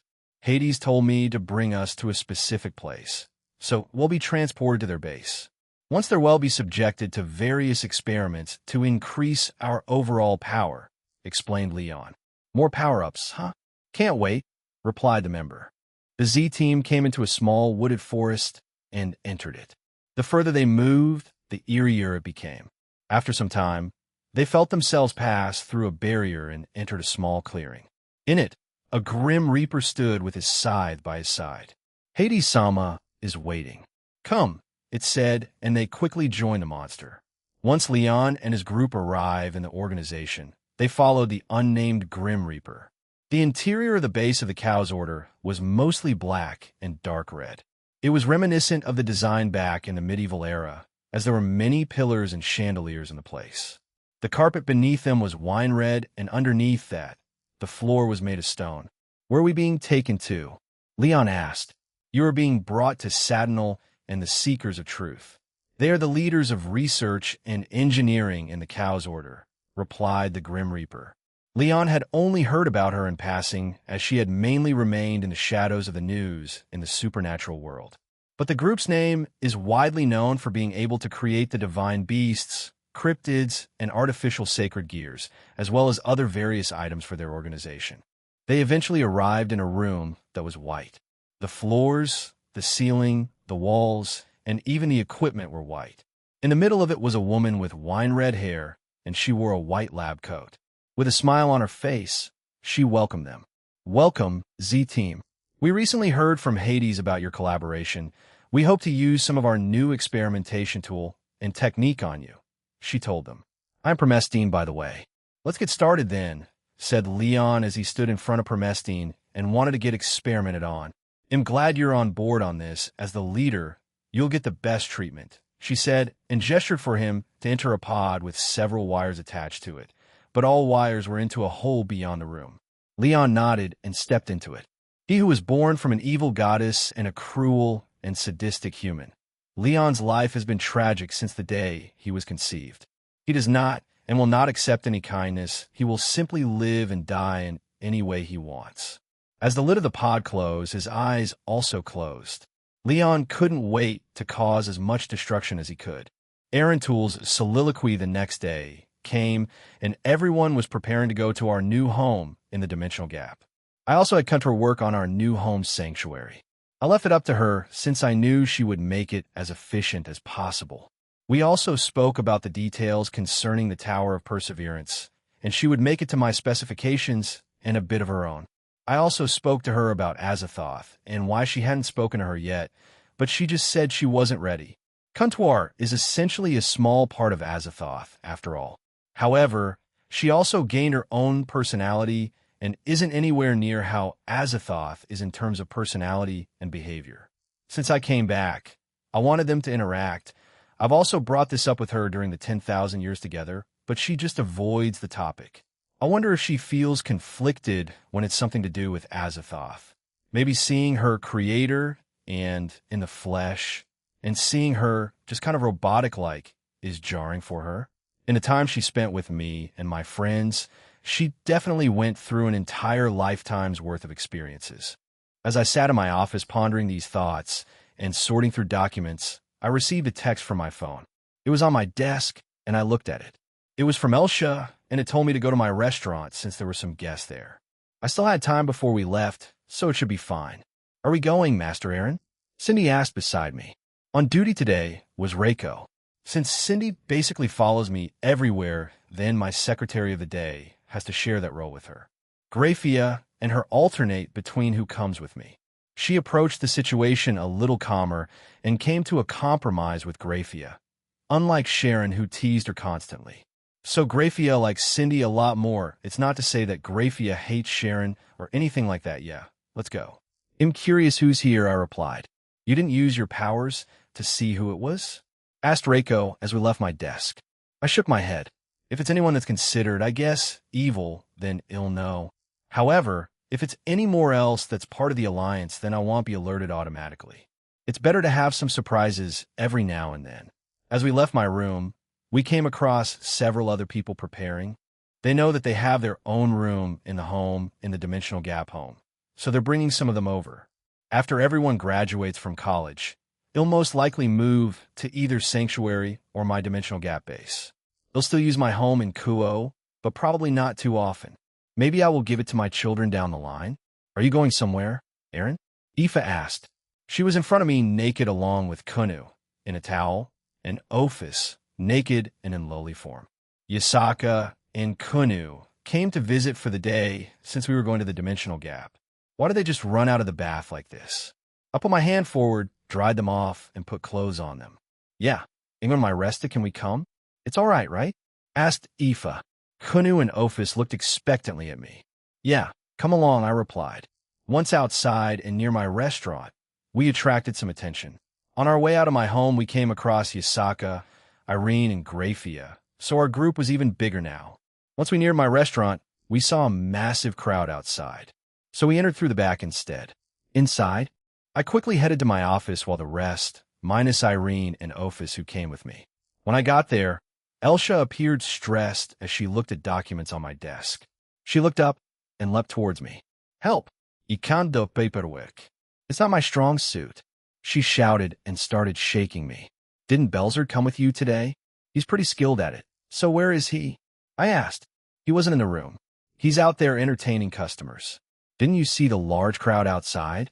WL, he isn't the only one here, she said and had a strained smile on her face. As I was about to reply, I heard a very familiar foo-ha-ha-ha and a strange camel-like laughter. I think I have an idea of who came here today. Well, their auras also felt familiar. I thanked Elsha, and we made our way there. When we arrived, I saw one hell of a spectacle. On top of the stage was a man dressed in a camel costume, singing his heart out. Beside him was a very muscular man in a Speedo, and he had a giant apple mask on. This was Bapalquin, and the ones wearing those costumes were Zeoticus, my father-in-law, and one of my friends. Sarah Bapple, Apple, Bale, Sweet Lord. When I looked around my restaurant, everyone was actually having fun. They clapped and sang along to the very strange song that both of them were singing. It was a duet between a song about a camel looking for the greatest apples in the world. Said camel found friendship and love while he traveled to get that majestic apple. Honestly, I'm speechless at this. When the world is happening. Even Drake is confused by this. This has to be something very strange. Then, at a table, we saw a few others. Team Imperial Purper, and beside them, the Grimmery family with Miss LaBelle. Kaisis was going crazy for Zeoticus as she shouted Zeotan every now and again. Meanwhile, his wife, Venelana, and Sarorg's fiancée Silvatila, along with Sarorg's team, had strange smiles on their faces. Apoli, to you! Sarorg screamed and raised his arms, making the crowd go wild. What in gods is that supposed to mean? At the same time, Zeoticus made strange camel noises, and the crowd started shouting encore. And they started up again. This is going to be never-ending at this rate. Elsha tugged on my sleeve and pointed behind them. Behind Sarorg, Bapalquin and Gomrin was Belzard, and he wore some kind of punk rock star outside. His normal green hair was in some kind of spiked-up mohawk, and his clothes were very death metal-esque. He also was playing the drums rather passionately, as he had his eyes closed while going at it. No comment. I muttered to myself and started walking towards the two tables occupied by the devils. Welcome, Erm. May I ask how this started? Isn't it obvious, Gene Cohen? It's the passions of youth. I would have joined as Satan Red, but Astery stopped me, Surzek said while looking heartbroken. Astery herself looked like she was going to snap on her husband, while Millie Cass clapped along to the song. Youth? Isn't like your dad, even older than you? He still considers his age youthful? I hope I have that mindset when I'm older. You're old, though 10,000 years old, in fact. Please stop. My heart can't take it if you keep reminding me I'm still young at heart, I replied, and Drake cackled at me. Esurgsama wanted to promote Bapalquin in the human world, as well as show them that his company sold the apples to you for the food you make, explained Keisha. Right, even though I told my idiotic fiancé that we could just do it normally, he insisted on doing well. This, said Silvatila, while rubbing her forehead in frustration. My condolences, I replied, and looked back at the five still jamming out on the stage. Five? Wait, what? Ophis? Runias? Ophis and Runias had joined them on the stage, both wearing a headband that said Fight the Dragon Power, and began dancing with fans. Ophis was, luckily, in her adult form, while Runias stayed the same. While the other three on stage were surprised by this, they went along with it, and the crowd went even wilder. When did Ophis and Runias get over there?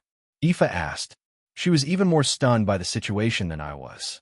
At times like this, I was grateful that she doesn't always just go with the flow and is genuinely surprised by a lot of things in this world.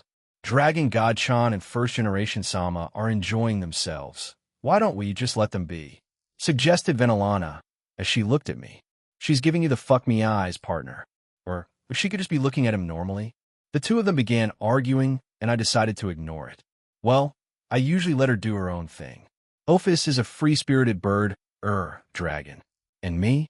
Irene asked while pointing at herself. I just smiled at her and gave her a thumbs up, earning me a pinch on the cheek. Sighing at the scene, we decided to let this continue as we watched from a distance, although at some point Kunu also joined them, making the place even louder than it had already been. Fuhahaha. I'm sorry for barging in like that, Jean, Sarorg said and patted my back. I smiled wearily and shook my head. It's fine. The customers loved it, and you guys had fun. But I looked at Magdaran, who looked exhausted as he sat on a chair. Mistita cooled him down with his magic. Fuhaha.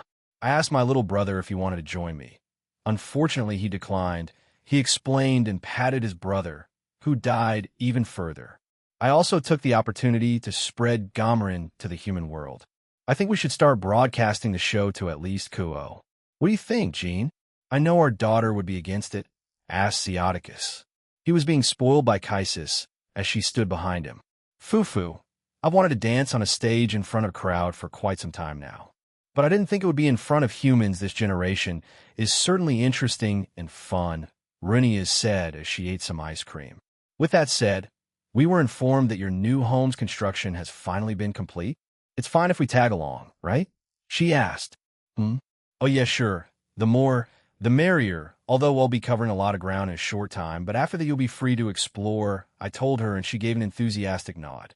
As we were about to continue talking, the door opened, and in came the Himejima family. Shuri, Barakil, Atsudara, Akino, Suzuku, and my mother and Rias also accompanied them. However, Rias froze when she saw her family and father still in the camel costume, minus the headpiece. You guys are joining too?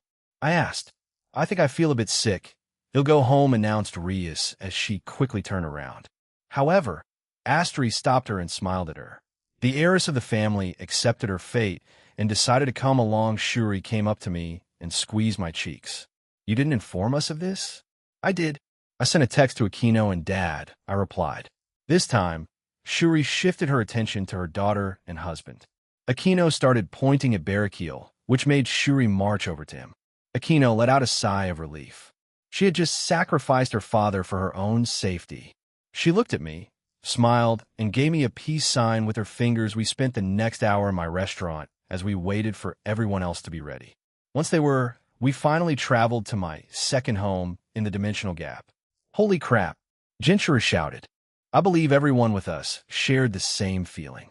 For what I could tell, we were in the economic and industrial zone. In front of us was a large stone monument. We were in some kind of circular plaza too. In the distance was an extremely enormous building that looked like a castle. That should be the Rating Game Stadium. All around us were buildings of various sizes and shapes. From what I could see, they were all made from stone with a few exceptions here and there. There were a total of 6 large canals that connected to the Rating Game Stadium, and they flowed into the far distance in those directions. There were also mountains in the distance that appeared to be part of the newly constructed base. In addition, there was an artificial sky with clouds and a sun. Welcome, Aaron Sama, everyone, to the complete base in the dimensional gap. Allow me to take you on a guided tour, Anteri said with a bow. We'll also tag along. Aaron Sama, said a blonde-haired elf. It was Inialos. He was the deputy leader of the Guardians here. Besides him was Vanby, the leader.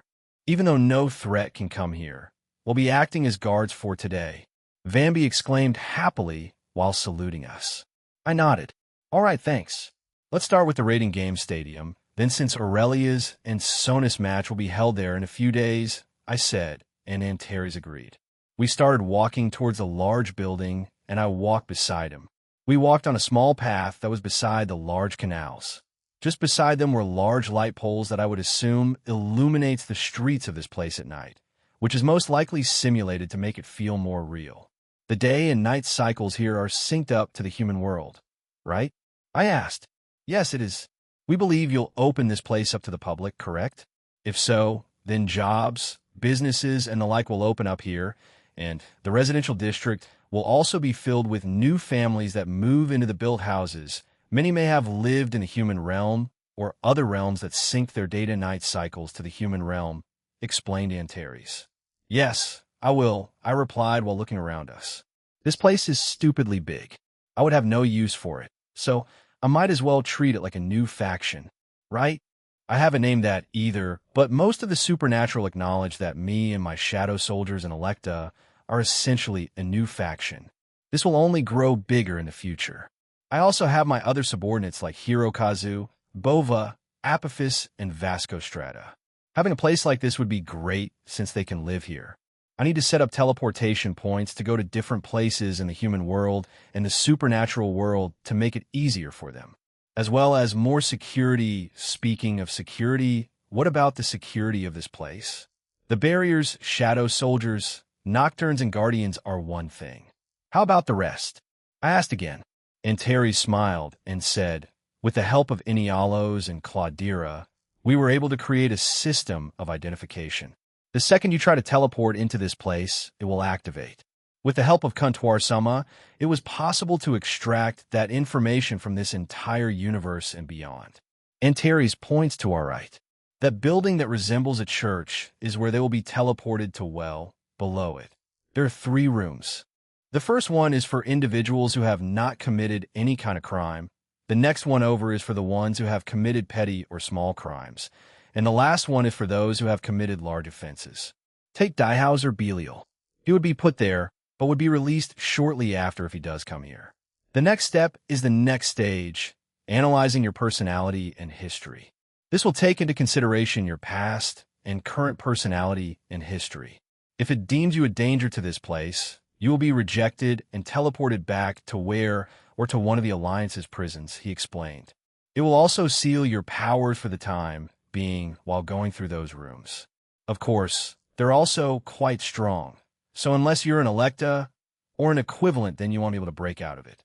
I'm assuming the identification process is also automatic. Knowing Claudira and Inialos, they made some kind of supercomputer, right? I glanced at Inialos while I asked that question. He chuckled and nodded. We did, and we recently moved the supercomputer to the finished condominium of that place for them. He said, so they moved it to the new base for Yexi then. That'd be useful. I'll assign the more tech-savvy members to it, so they can use their skills more there since I did see a few of them loathe the subjugation mission. As we continue to speak more about the place, we eventually arrived at the raiding game stadium. We entered through the main door, but there were a few others. Once inside, we were greeted by a large room with diamond, gold, and titanium furniture. The chandelier above was made of emerald and diamond air. He really went all out with this, huh? Asked Drake. Yeah, ahead of us was a reception area with Baru. We approached him, and he welcomed us. Welcome, my liege, to the raiding game stadium and to your new home, said Baru. Yet glad to be here, but when did you come here? I asked. Previously, Baru was mostly in Ingvild's shadow, but since they've gotten a lot stronger, I removed them from there and let them do their own thing until I needed them for something.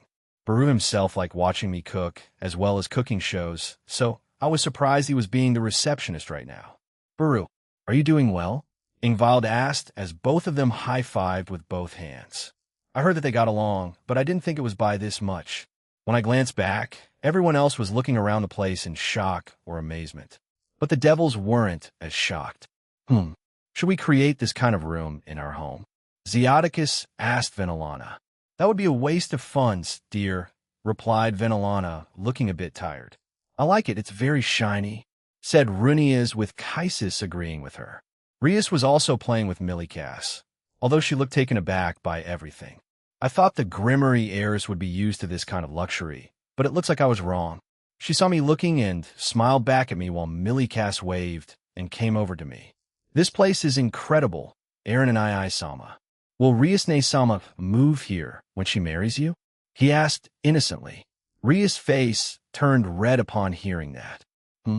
Well, I have another home, but it's not ready, so it'll be alternating between here and there, as well as the one in Kuo, I told Millikas and patted his head. But I guess the home, well, mostly stay at is the last one that's called Sanctuary. Sanctuary, will we be invited to that place in the future? He asked. When it's done, yeah, we can go there, I told him, and he ran away happily after that. After a few minutes of exploring the reception area, Antares led us to the actual stadium, and it was like a giant circular field with a circular concrete ground that's slightly elevated.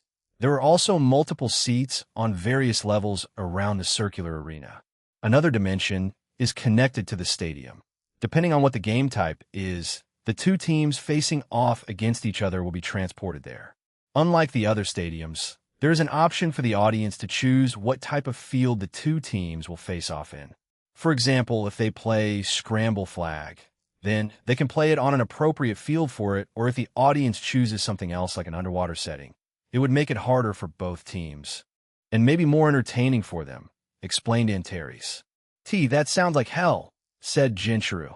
We played Scramble Flag against Seek Vera Agarsan, and it was already challenging on a field that was appropriate for that kind of game. Antares smirked and cycled through a few fields, and there were quite a lot of them. Many of them were based on real-world cities, towns, and villages in the human world. Some were based on the books of this world, the others based on different universes, towns, and cities, and some were just made up by him and the GOB and Guardians. A large variety, mumbled Sona. She must have been thinking of strategies as she saw some of them. Indeed, there are a lot, added Ravel as she smiled to herself.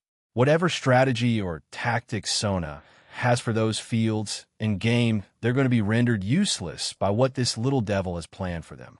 I sighed and patted Ravel's head, confusing her, but she accepted it in the end.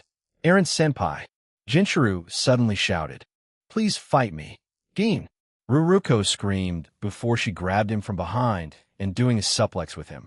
A strange sound came out of Jinchuru as he slammed against the ground. Jinchuru quickly recovered from being slammed to the ground by Ruruko and repeated his words. I looked at him and asked if he was serious, and he said he was. With a sigh, I agreed to fight him. Our group went to the stands to watch the match, but I had a different plan for this while Jinchuru sat on the ground looking mortified at me. "How many more forms do you have after your Diablo's Dragon God? And what's that one called?" he asked out of shock. The match ended quickly. I had a small fist fight with him, and then he started using some new technique he made with Ruruko, which would be very effective. Although it was kind of dumb of him since he showed most of Team Golden Rakshasa, and Ravel could probably make a plan to counter at Apocalypse Answer Arms. I told him, I have one with Divine Dividing too, but for more forms, well, you'll just need to wait till the future. Huh. This version of Apocalypse Answer Arms was my own since I didn't have Ryutomaru. I just used my own dragon form and mixed my Boosted Gear Queen and Diablo's Dragon God forms, and I ended up with that. It looks less like a spaceship and more like a robotic dragon, almost like my Juggernaut Drive EX. I could also adjust the size of it, so when we entered the different dimension and I transformed into it, I towered over everything as I adjusted it to the size of Earth. It should be fine if I used it to knock out Tartarus in the future. It should be lunch soon. Shall we head back to your home in here then? Everything should be prepared in advance. Eren-sama, said Antares. After I helped Jinchuru up, all of us made our way to my new home via a teleportation circle. Lunch was pretty amazing. My new home was essentially an even bigger castle than Runia's, according to her. It was made of pure white stone and had purple-colored roofs. There was also a floor where it was dedicated to bedrooms, just like my home in Kuo, and various other ones with just storage spaces and the like. There was an entire floor dedicated to just ingredients stored in appropriate spaces with the right temperatures, which was amazing for someone like me who loves cooking. Even Grafia, Reiko, and Ine were enamored by the place the same as the Pleiades. Right now, everyone was exploring the massive castle. I was alone in my office in this castle. It was much, much larger than the one I had in my home in Kuo. Honestly, it felt more like half of my home in Kuo had been turned into a home. That's how large it was. Man, this place is convenient as hell. I should take note and add some of these into my home in Kuo and Sanctuary, I muttered to myself. I pressed a button beneath my table, and a fridge came out of the ground beside me. When I opened it, it was full of food and beverages. I took a carton of juice and a cup that was in there too. After I dismissed it after pressing the button again, the door to my office opened as I poured myself a cup. Ada, Jean-kun, or should I call you Eren-kun now? Asked Vinalana as she came into my room by herself. She strolled over beside me and looked at me.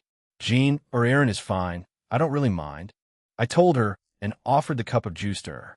She thanked me and drank the whole glass, and I poured another one for myself and drank it. How can I help you? Are you done with touring the place? She muttered and unexpectedly sat on my lap. First Generation Sama and Kaisis Sama are going to be here with the rest of them. Them? I repeated. Shuri, your mother, and Miss LaBelle, she told me and put a hand on my chest.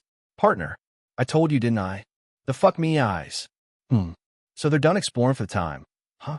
Well, that's fine, they're old Eren-kun, she said with a smile on her face while pinching my cheeks quite hard.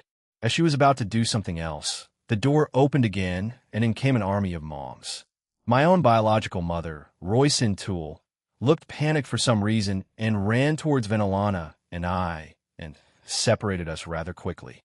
Her cheeks became puffy as she squinted her eyes at Vinalana. My mother, Royce, muttered in, while Vinalana said era at her. A weird standstill took place. Shuri came over to me too and hugged the back of my head. What are you doing here all alone? Shouldn't you be with everyone else enjoying your time here? She asked. I was just going over some things to do with my restaurant and the upcoming rating game here. Even though it's going to be one of the safest places in the world, I just want to add a bit more during the day of the game, and of course, during other games held here. I told her. I see, Aaron. I have to tell you something, she said, and strengthened her embrace around my head. I'm sorry for how I acted to you back last year. I was brought back to life so suddenly, and then I found out my only daughter was in that man's harem. I felt conflicted. Please understand, I'm only human, and accepting something like that, especially after being brought up in the Himejima clan and then being exiled, I don't blame you. I understand. In my previous world and life, something like this would be too strange, and it would be shunned unless you were in certain religions that allowed harems to exist. Even polyamorous relationships were still not fully accepted in society back then. So I understand where you were coming from, I told her. Honestly, I only ever dated Aoife before being reincarnated here. So the thought of a harem was both strange and exciting that I wanted one. I was probably in over my head back then, but it's worked itself out. Anyway, I never held a grudge against you since I understood your worries. After I told her that, she hugged my head tighter and kissed the top of my head while whispering thank you and sorry over and over. But I never held any grudge against her, nor hated her for how she acted. To me, when thinking about it, it makes sense. I was also essentially a random person that came into her life, so she probably wanted to see how I was before making her final judgment. However, our little moment was interrupted when Misla trotted over and snatched my head away from Shuri's grasps and hugged me in her chest. Jean-Kun, it's been a while. Are you doing well? You've changed a lot since I last saw you. Thank you for looking after my son and his peerage, she said and hugged me tighter. Is my son a womanizer? My mother asked, almost sounding worried and sad. I pulled myself away from Misla's chest and looked at my mother. Are you? She asked. How am I supposed to answer that? I asked back. Mom suddenly fell to her knees and covered her face. I just want to spoil my son-in-law, said Shuri. I'm simply doting on my son's friend. Is it a crime? Misla asked and continued to hug me as I faced Mom. Era Vinalana said, while touching her cheek with her hand. She neither denied nor confirmed what my mom said. I am no MILF. I am a GILF, Runias said proudly. Me too, Kaisis raised her hand after Runias proclaimed herself as such. They acknowledged themselves as that, huh? Should I be worried or something? My mom suddenly got up and pulled me away from Misla and Shuri. You won't abandon me, right? I'm your mommy, right? She asked, tears threatening to spill from her eyes. She had never acted like this in our previous lives, but I didn't really mind. Maybe she was always like this? But she never got to act like it. Because of the man she was married, no. I did see some glimpses like this when we watched some shows, or after she read a volume of a manga or a light novel and came to discuss it with me. Cindy would also be there to comment on things, since she would sometimes read something Mom put aside for the time being. I chuckled and hugged Mom back. Why are you worrying about this now? Geez, I didn't think my mom was this clingy. Let's just go back to exploring this place then. After that, we continued with our tour. I was mostly surrounded by older women, much to Lavinia and Aquino's dismay, so I had to spoil them further on that day.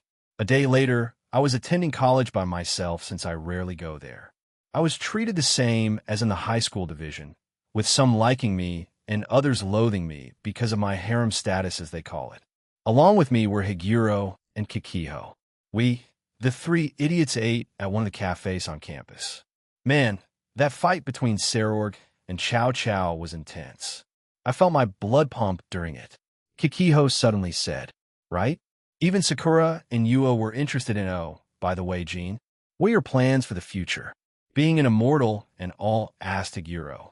I nodded and told them about my plans on starting a new age of space for humanity, expanding my business, and creating pills to increase their lifespans by a certain amount. It will be available to the rich first and then made available to everyone else. Will you guys want to increase your lifespan? I asked.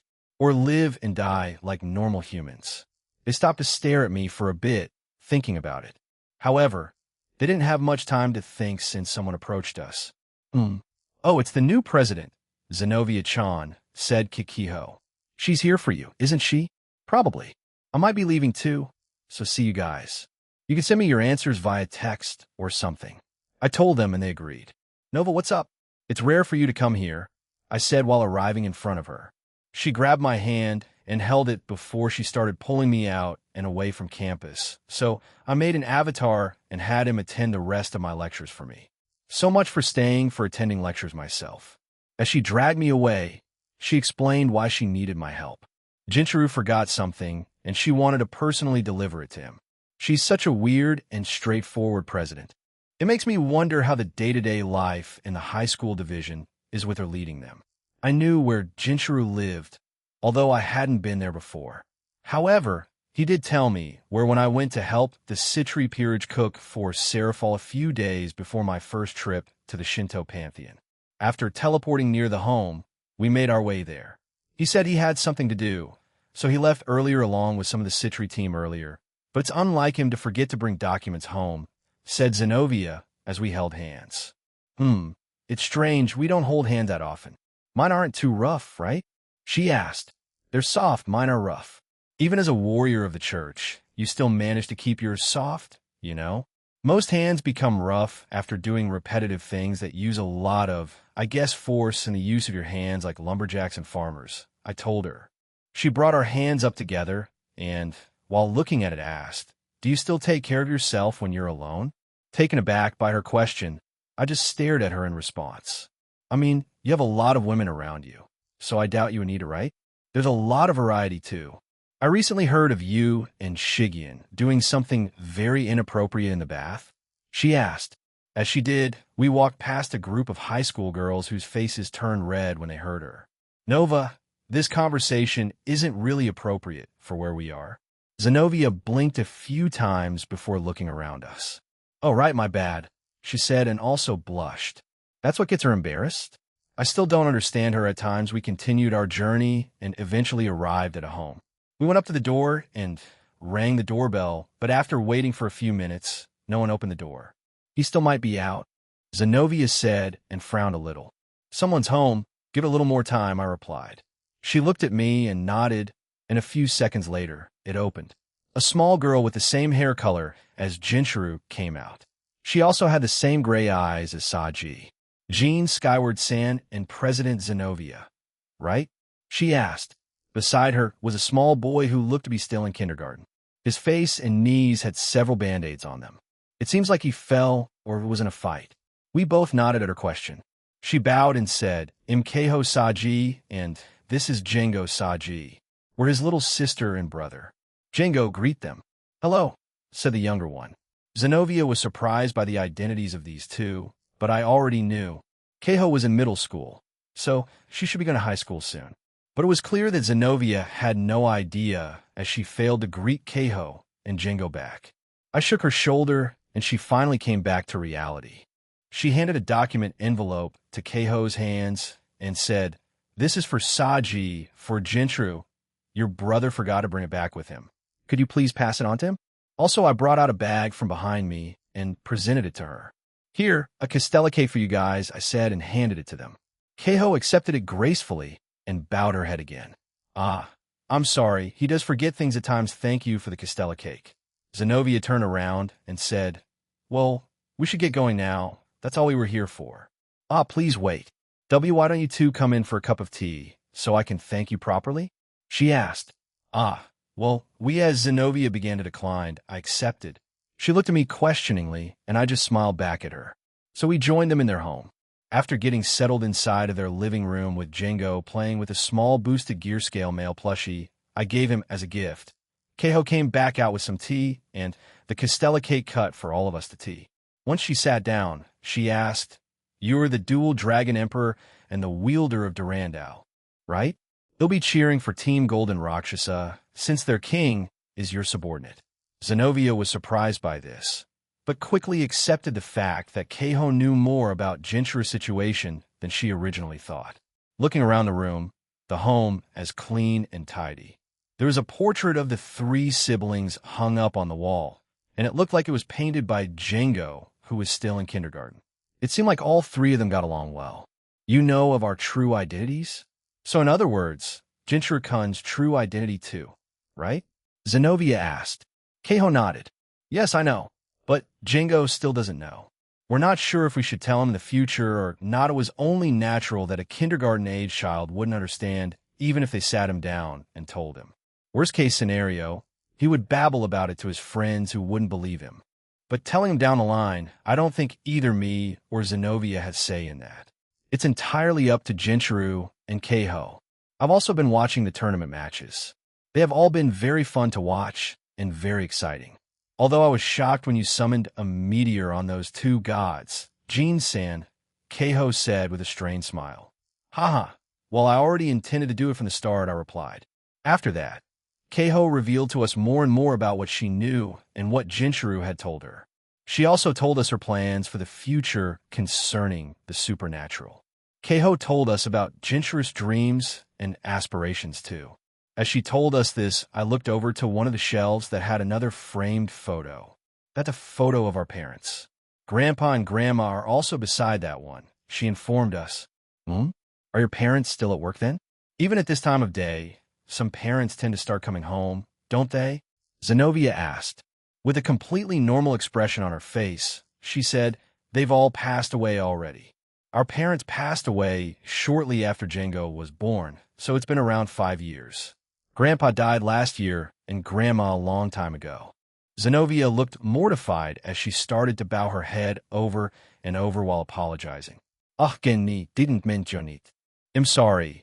It seems I said a bit too much then, she said and apologized too. Jinchuru isn't the type to tell everyone his life story. He's the silent type that tries to do everything by himself.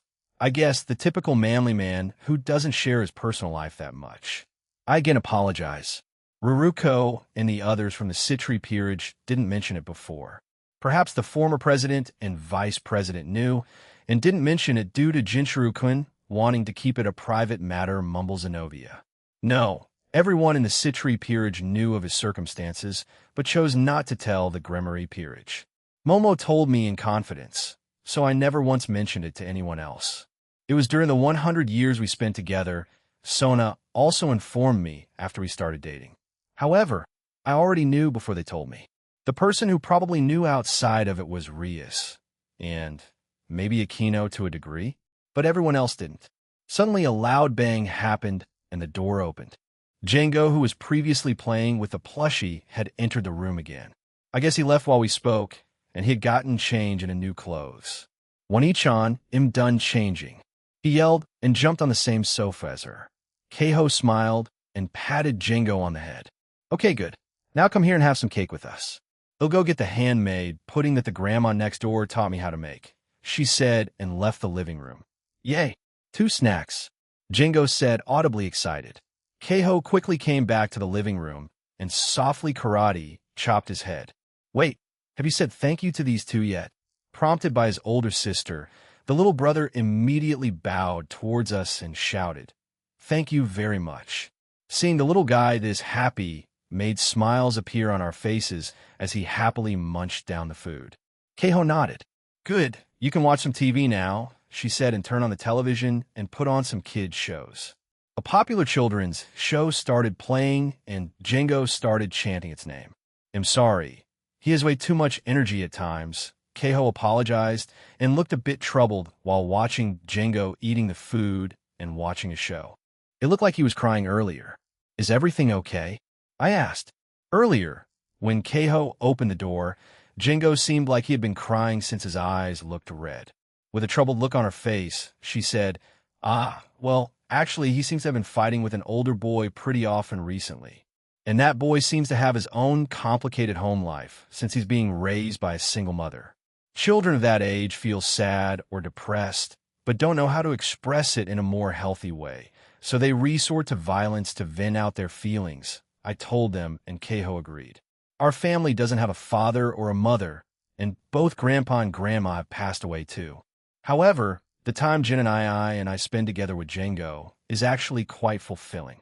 Some members of the Citri peerage occasionally come over to help care for my brother, especially Rurukone. The old couple next door also help us take care of him, so we're really quite fortunate, explained Keiho. Zenobia inquired a bit more about Gentry's family situation and learned more about him. Their father used to be a teacher, and their mother was a museum staff member. Both of them were engaged in education-related work, and both passed away 5 years ago in an unfortunate traffic accident.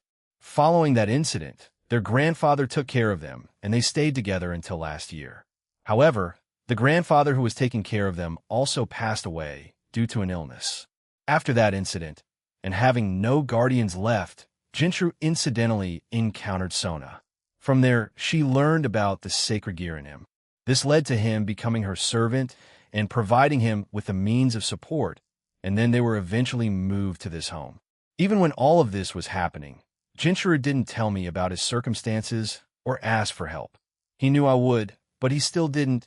It makes me wonder how he thinks of our friendship, although he did kind of hate me at the start. Unless he just assumed I already knew because of my seemingly all-knowing powers.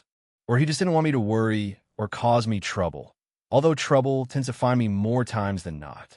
Looking back at Django's painting, it was obvious that he started to understand some things his parents weren't coming back, and the only family that he had left were his older brother and sister. Even after that, Django could still smile like that while watching his TV show. But I do hope to make all siblings smile even more in the future, just a bit longer, and they'll be reunited. Jin has always said that he wants to become a teacher, right? That dream is something he suddenly focused on after he had become a servant of Sona-san.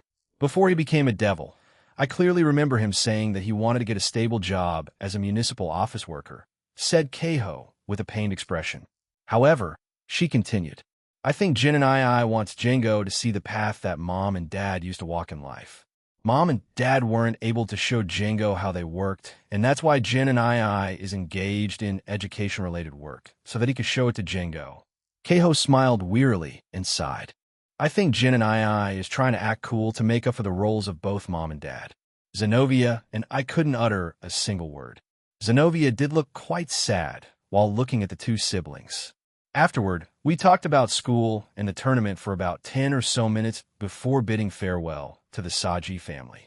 When we left, Gentry's little sister said to us at the door, they'll be cheering for both Team Rias Gremory and Team Golden Rakshasa, but my support for Team Sona Citri will have priority. That's fine. Cheer for your brother and his team, I told her. On our way home, the sky had started to turn orange, and while looking up at the sky, Zenobia said, everyone has their own burdens to carry. At the start, I simply followed you and that peace you pursued, but seeing how a small family like that is facing hardships, even when I'm taking responsibility for someone in the student council, it makes me feel a bit useless. Hey, will tragedies like theirs stop if your peace is fully realized? Aaron? Zenobia asked, her grip on my hand tightening. When I looked at her, Zenovia's face was full of uncertainty and doubt, involving the humans, letting them know that the supernatural is real. I'm sure even more problems will appear once that happens.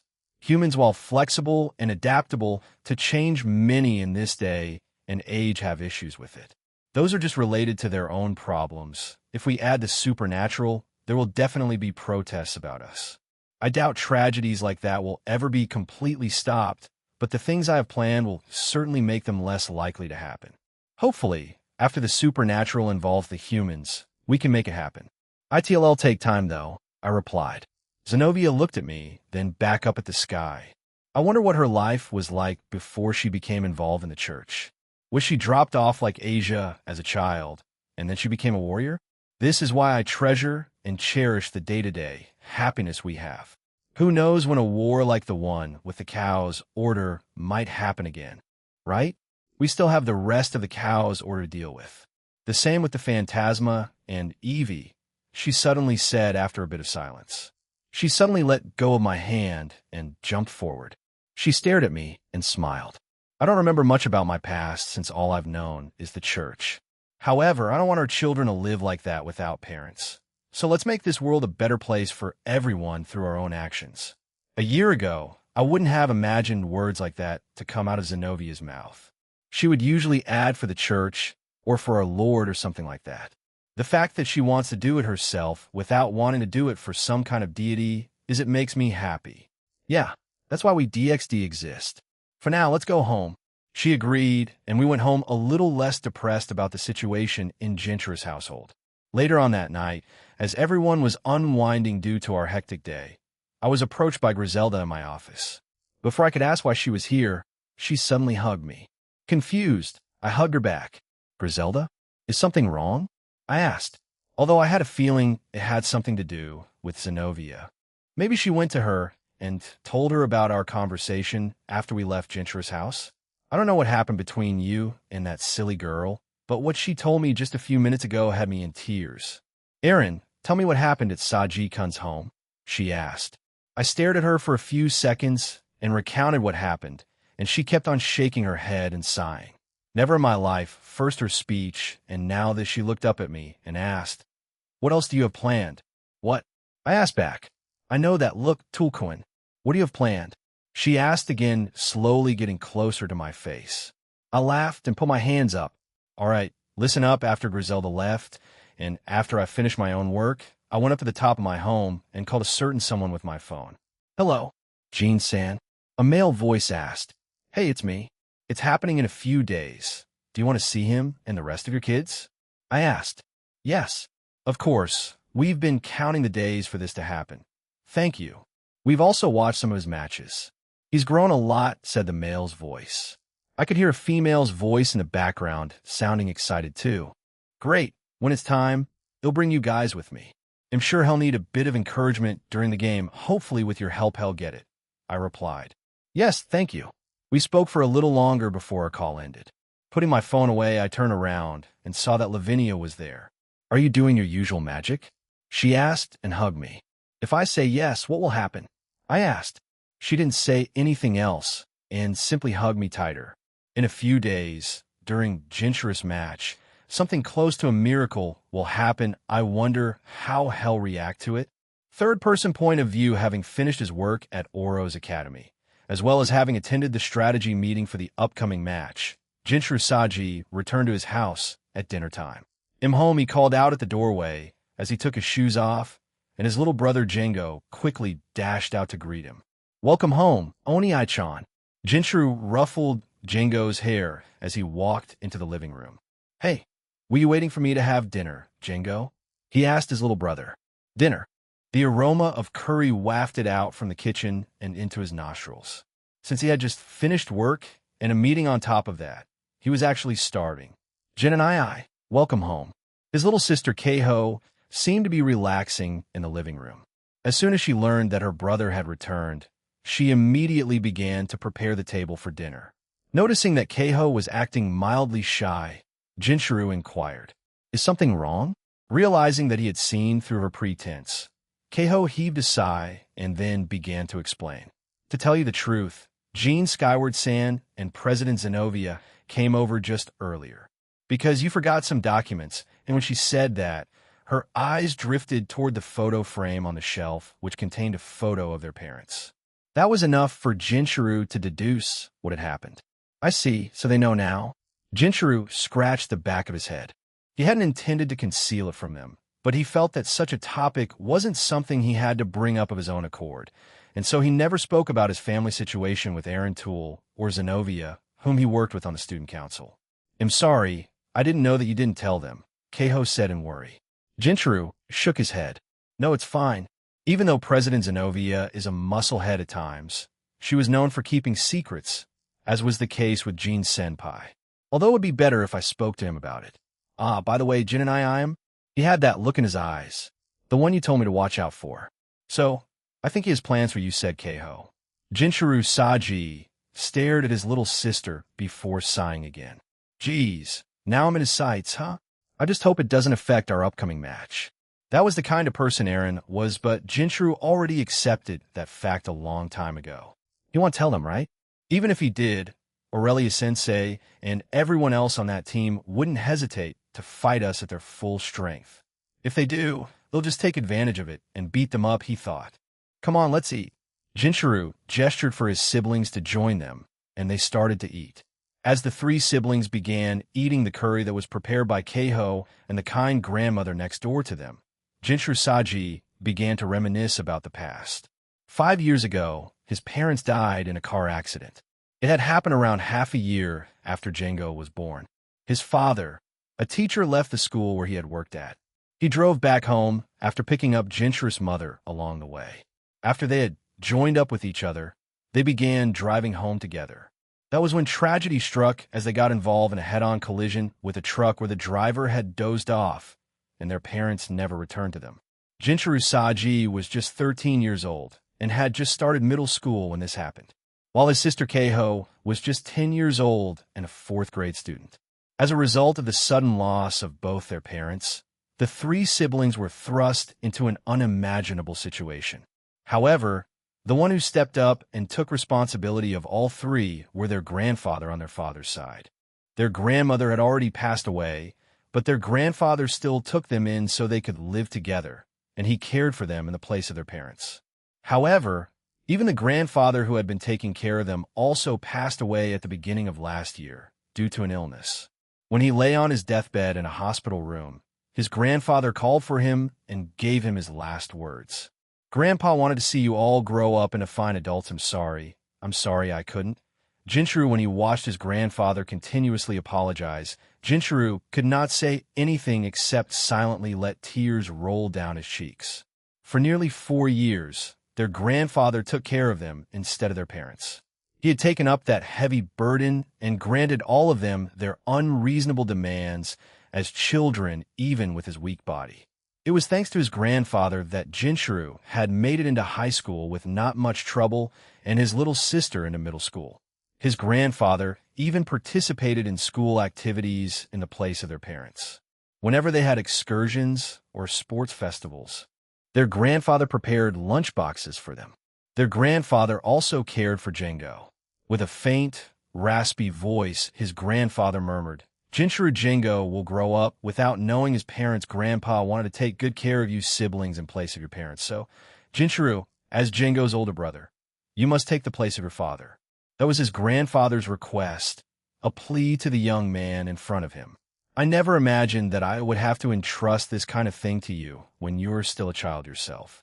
If you must hold a grudge against someone, then let it be me." His grandfather raised his thin and feeble hand to caress Jinchuru's cheek. Shortly afterward, his grandfather passed away. The three Saji siblings became lonely and helpless again. Even though Jinchuru wanted someone to look after his younger siblings, he didn't have the financial capacity to do so. The reality that a high school student was unable to handle the situation weighed heavily on him. The biggest problem was that they didn't have a guardian. It meant that the three siblings could be separated from each other. Just when he felt completely lost and his heart was filled with unease, Jinchuru encountered Sona. By sheer chance, Jinchuru received a summoning leaflet near the local train station. Without giving it much thought, he returned home with it.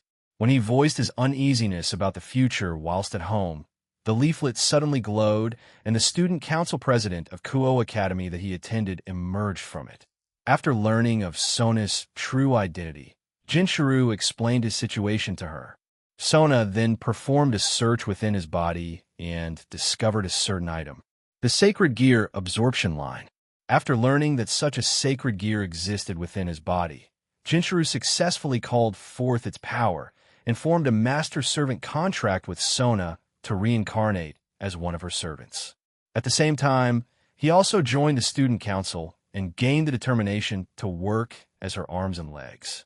And so, with the support of the House of Citri, Jinchuru was able to move into this apartment. Everyone who lived in this neighborhood was affiliated with the House of Citri in one way or another. The residents who knew their situation acted with kindness toward the three Saji siblings. The money that Jinchuru earned from working as a member of the Citri peerage all went toward living funds to support Keiho and Django, as well as savings for the future. Although they had gone through a turbulent period and faced various struggles, the Saji family could now enjoy a stable life.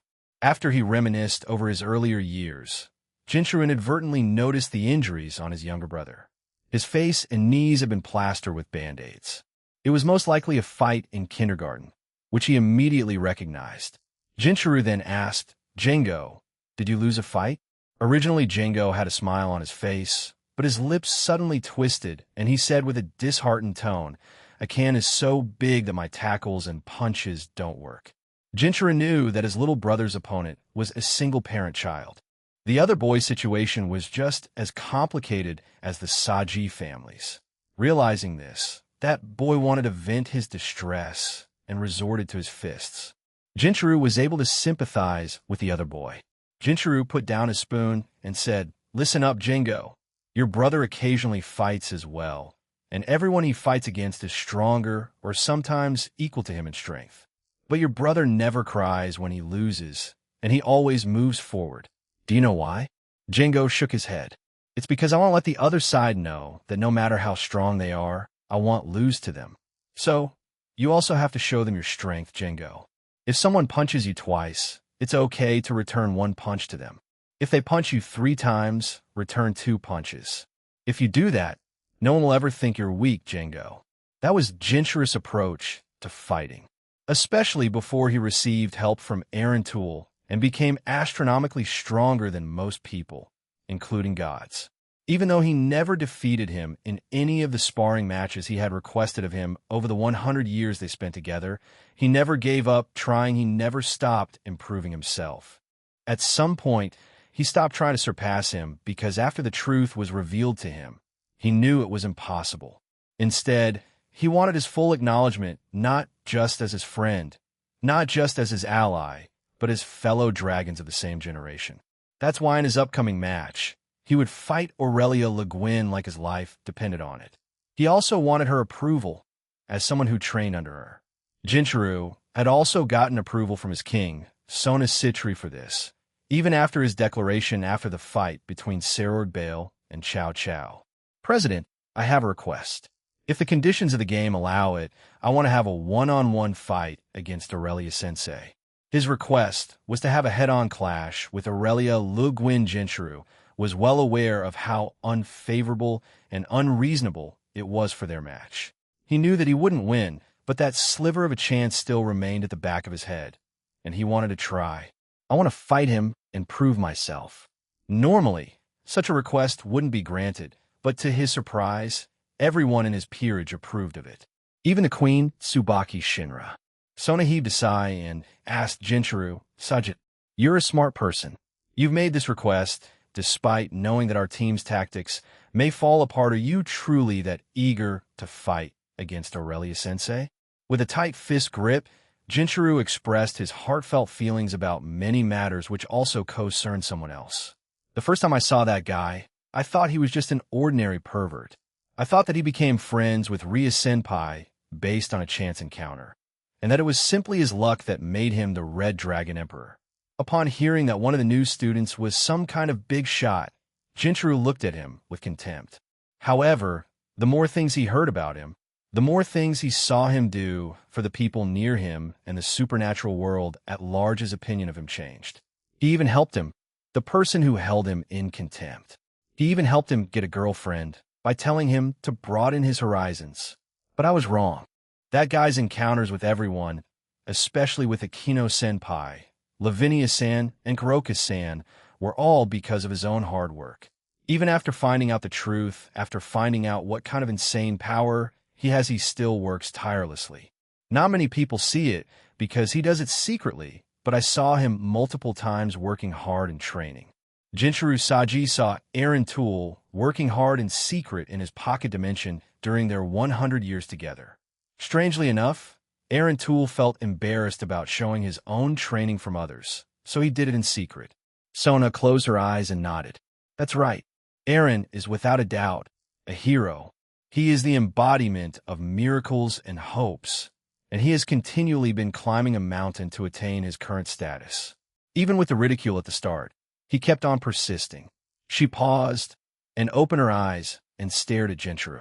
"There is no guarantee. Well, make it to the main stage and be able to fight Aaron during the final exhibition match. Even still, you want to fight Aurelia Sensei in our upcoming match?" Despite his trembling body, Jinchuru shouted, "Even so, I want to try to reach him. And in order for that to happen, we have to defeat Aurelia Sensei, Cao Cao's team, Master Serorg's team, and various other God class teams. It's frustrating. We're part of the same generation, but I can't win against that guy, so instead, it'll have him genuinely acknowledge me. He left us all behind, but I want to try and catch up to him. Aaron Toole was a constant source of miracle-like phenomena, and combined with his powers, they only kept on occurring. Jinchuru was well aware of that. Even so, they belonged to the same generation. They both possessed the power of a dragon, and they both joined Team DXD. Jinchuru's efforts were no lesser than his, and his experience in fighting and surviving battles was not inferior either. In his devil jobs as well, he did his best so that he wouldn't lose to Aaron Toole's job as the middleman. But even after doing all that, he was still unable to win against his friend of the same age who belonged to the same generation. Sona smiled a little and sighed. Really, Saji and the rest of you, you're all such foolish children when it involves that man. After taking a moment to adjust her mood, Sona proclaimed, I intend to follow the plan that we just discussed earlier. But in any case, I will allow Saji to fight against Aurelia Sensei. Perhaps it's my gut, but I feel like something akin to a miracle will occur during the match. Aurelia Sensei has already accepted his challenge, and the entire supernatural world is expecting this fight to happen, so I can't really refuse. Also, Team Golden Rakshasa won't interrupt them. Aurelia Sensei will definitely tell them to steer clear. She fixed her glasses and added, ITLL also be good entertainment for the rating game. If our actions are contrary to the audience's desires, that will also be detrimental for us. I'm sure most of the audience are looking forward to the battle between you and Aurelia Sensei after it being hyped so much. After saying that, Sona laughed. Saji, it doesn't matter what the outcome is so long as you demonstrate to everyone that you're stronger than last year. You have to show every faction how strong the devil named Saji Jinchuru is. You showed them the start during our first rating game against Rias last year. Show them the new and improved version this year. After hearing his master's words, Jinchuru became emotional as tears threatened to spill from his eyes, but he held them in. Sona added, however, I will decide on the timing for when we launch an attack on Aurelia Sensei. Are you okay with that, Saji? Yes. Sona and his comrades had accepted his one-off selfish request, which made Saji feel truly grateful to all of them. After he recalled those exchanges earlier in the day, his dinner with Keiho and Jingo came to an end. Later, after taking a bath with his little brother, Jinchuru clapped his hands together and prayed in front of the photos of his parents and grandparents on the shelf. Dad, Mom, thank you for giving birth to me and giving me this sacred gear. The sacred gear system was generally considered to be a relic of the God of the Bible. Despite this, he still believed that the ones who bestowed this power upon him were the parents who had given birth to him and the grandfather who had raised him up. Because of the power given to him by his family members, he was able to provide food and shelter for Keiho and Jingo. Since he had become a devil, it was no longer possible for him to go to the same place as his parents or grandparents after death. Therefore, he would never again see his father and mother, nor his grandparents. But despite that, Jinchuru still decided on this path. He chose the world in which he would be a devil. I want to protect this family. I want to continue living with Keiho and Jingo. But it's grown since Ruruko-chan will move in with me soon. However, by becoming a devil, it meant that Keiho and Jingo would grow old and pass away far earlier than him. The time that they could spend together could be less than 80 years. When they see me with an appearance no different from my youth, will they still call me brother and family? It was something which Jinchuru had always been afraid of, but right now, it didn't matter to him. Even if they start to resent me afterward, as long as they can live well and grow up into fine adults, that is enough. What I have to go through doesn't matter, so long as Keiho and Jingo can live healthy lives. However, despite this mentality, Jinchuru still had his own goals. Dad, I also want to become a teacher. If I had known earlier, I would have asked you why you chose to become a teacher. I've always regretted it. So, if I become a teacher, will I understand your feelings better? In that way, can I show Jingo? At the same time, a different kind of feeling also emerged from the depths of his body. But you know what, Dad, Mom, Grandpa, Grandma, the exhibition match, if we make it, that is what I eagerly look forward to, just as much as my dreams. Appearing in Saji's mind was the figure of a reliable comrade, senpai, and close friend of the same generation. This was the person he wanted to defeat. Keiho noticed Saji praying in front of their parents and asked, "What did you pray for?" "I made a promise to them that I'd beat Aurelia-sensei tomorrow," he said with a grin. "After I take Jingo over to the grandma next door to look after tomorrow, they'll find some time to watch about an hour of the match. Sona-san also gave me a transportation magic circle. If grandma is okay with it, then that's fine. Yeah, don't lose before I go." Of course. Jinchuru was eagerly looking forward to tomorrow's match, because he could finally prove himself to everyone, to his senpai, and to himself. The great Dragon King Jinchuru Saji was about to make his own legend. The day of the match. Both teams arrived at the tournament venue, which was located in the Dimensional Gap, the Dragon's Heart Stadium. The enormous stadium was named after the middleman, Gene Skyward. A few enemies tried to sneak in, but they were swiftly dealt with by Aaron's Electa, had their power sealed, and were put into the DXD Alliance's prisons. Both teams had already lined up inside the arena, and the game was about to begin. All members of Team Golden Rakshasa and Team Sona Citri had already assembled in the center of the stadium ring. Both teams stood in a line facing each other, waiting for that moment to arrive. Welcome, everyone. The Avetsa Cup tournament is about to begin today. Today's matchup is a battle between Team Golden Rakshasa, which everyone has had their eyes on, and the Team Sona Citri, which belongs to the Satan Leviathan's younger sister, and one of the rookies for.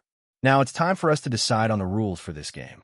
A variety of rule sets were spun around on the gigantic stadium screen like a high-speed roulette wheel.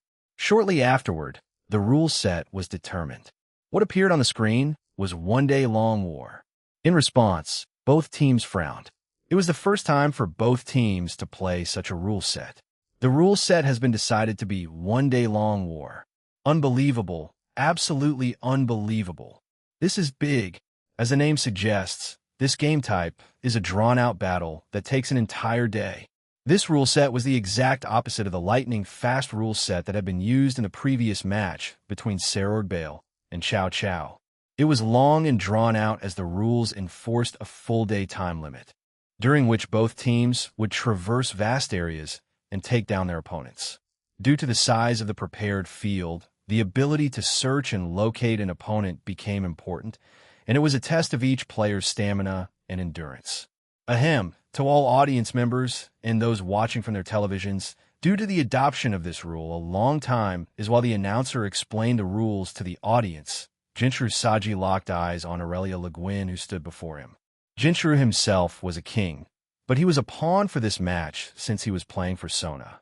Aurelia-sensei, today we will have our revenge. For all those times you trained us in Aaron's dimension, we'll try to even the playing field today, Sona said coldly. Since you're standing here before me and my team, I have to defeat you in order to achieve our goals. Aurelia, with her usual demeanor, smiled confidently. Ho ho, then come at us with everything you have. We will obliterate all of you today. Jinchuru Saji, I will be waiting. Today, it'll be the one that's victorious. Aurelia-sensei, replied Jinchuru. After both teams confirmed each other's intent, the announcer finally addressed both teams. Very well, it's time to teleport to the field. After teleportation, both teams will have access to the field's terrain, so please use that map to become familiar with the topography. After both teams were transported to the field, Sona and her team immediately panicked.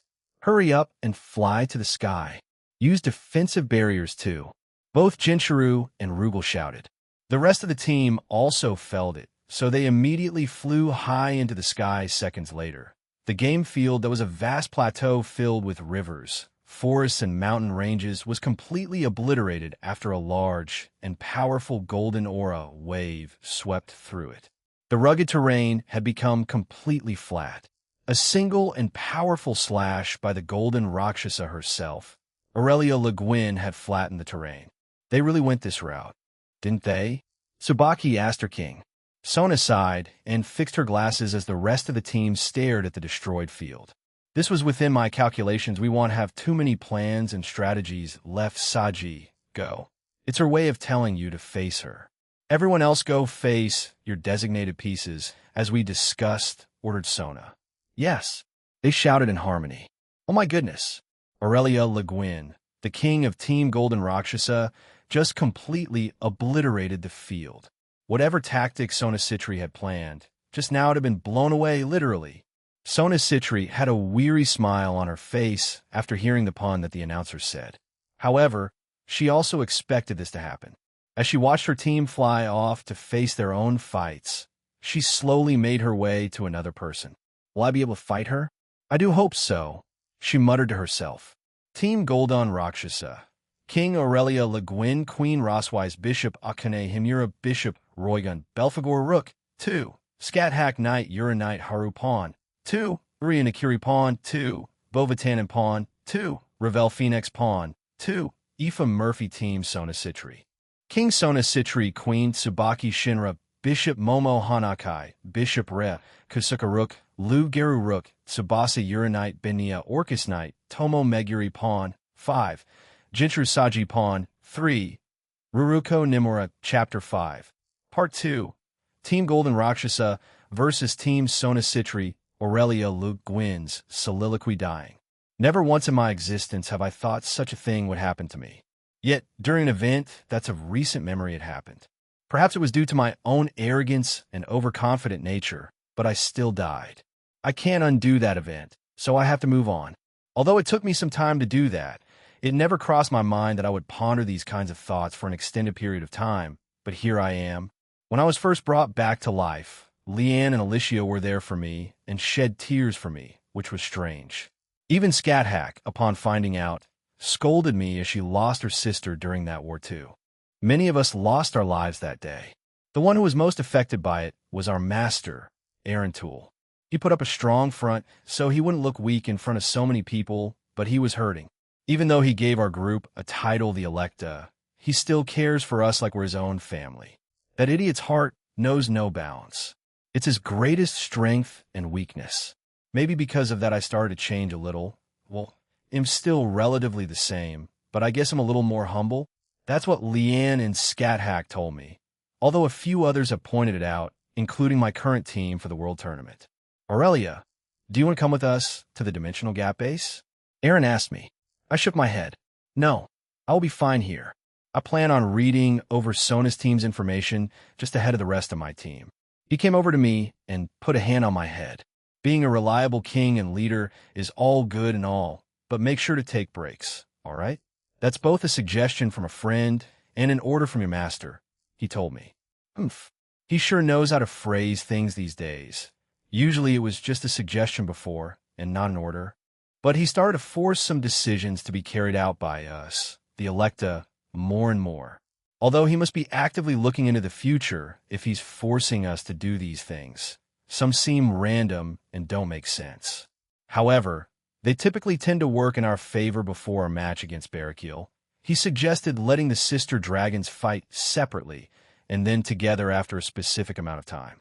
This was both before and after his sparring match with him.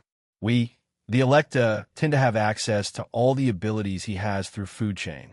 However, since we mostly use the abilities we have been given, we tend not to take advantage of that ability as often as we should.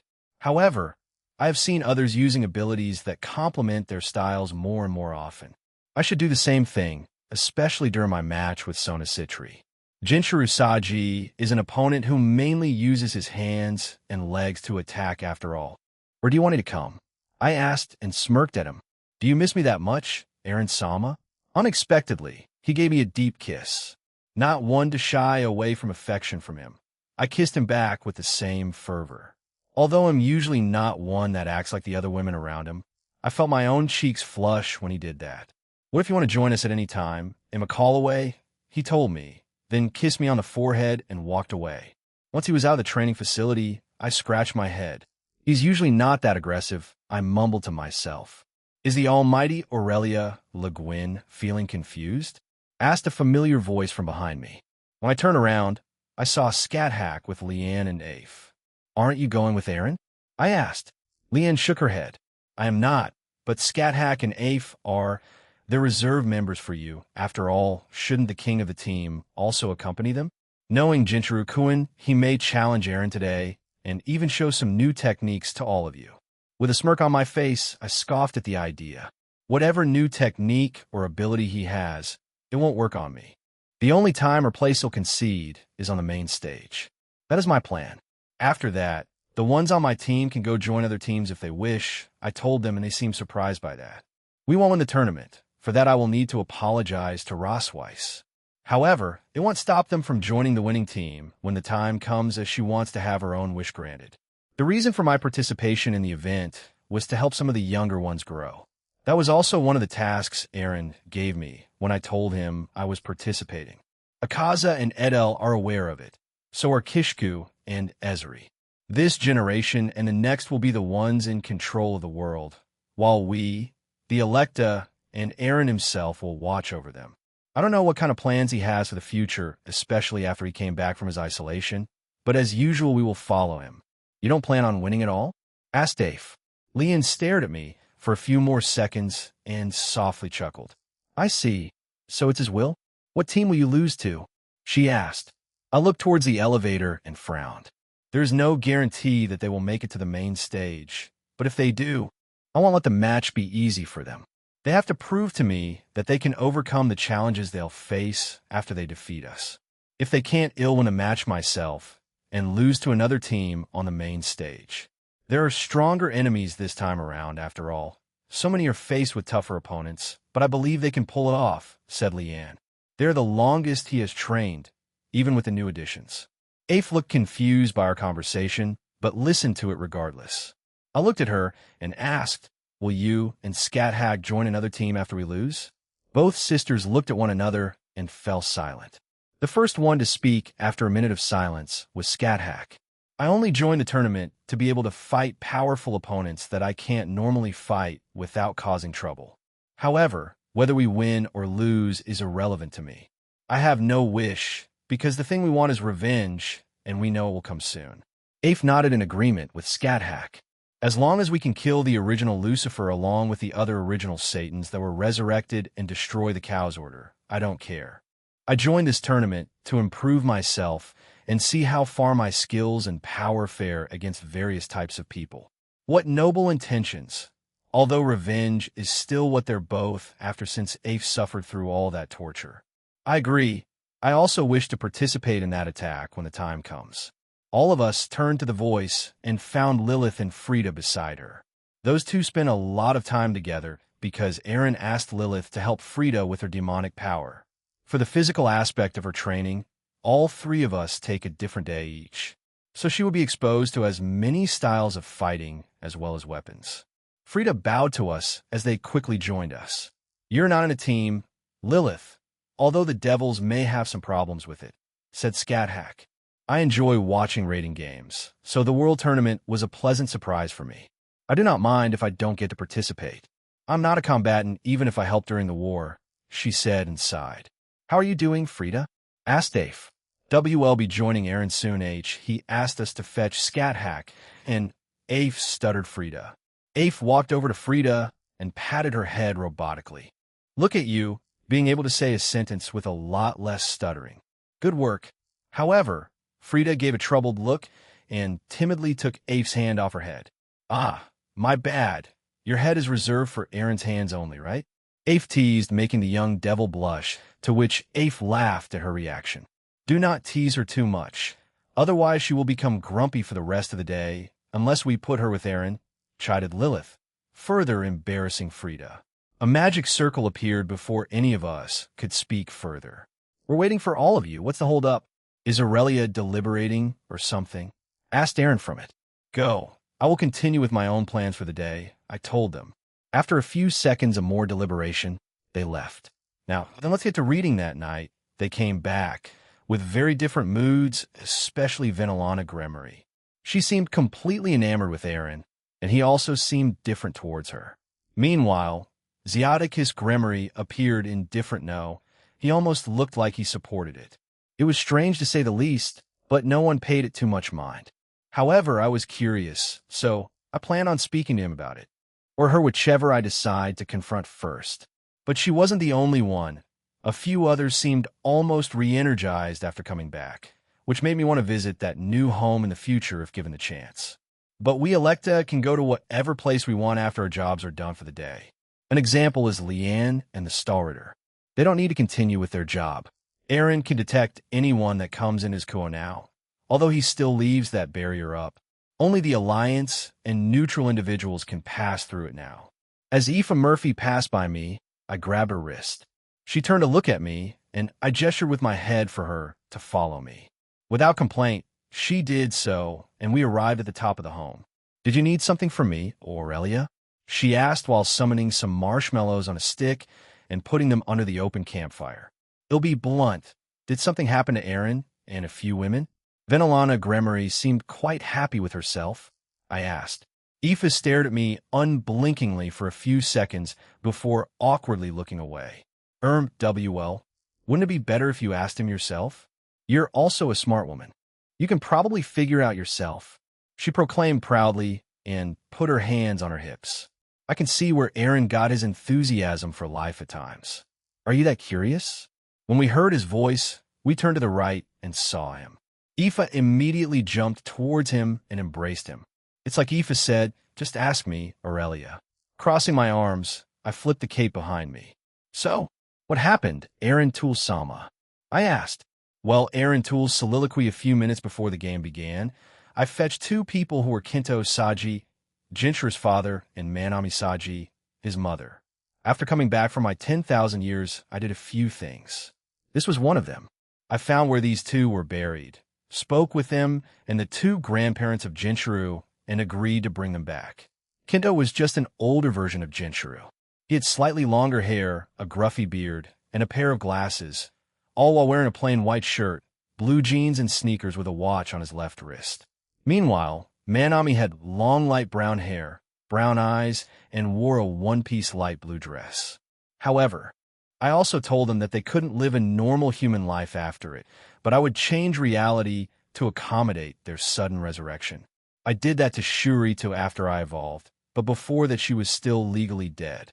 With the help of Rias and Graphia, I managed to find these two a place of employment. So these two, for now, are working for the Grimoires Industries in the human world. When I expand my own business, I'll employ them there. That's the agreement we had. For now, they're both normal humans. I haven't asked them about the future, but they'll be the first few humans to know about the lifespan increasing pill in the future. Whether they take some or not is entirely up to them, the same as Keiho and Jingo. Imnevos, Ahon-san, will we be meeting our children soon? Asked Kinto. I raised a finger and sent my plans to them. See, certainly, that would be very dramatic, hee. You can meet Keiho and Jingo before the event, if you wish. You don't need to follow through with my suggestion, I told them. I looked back and saw the two of them deliberating. Then can we? I missed them so much, said Manami Saji. Very well. They'll bring Keiho first, and we'll go get Jingo after, I told them. After putting them in their VIP room, my next step was locating Keiho and asking her come with me. Oh, Jean-san, we meet again. Did you need something from me?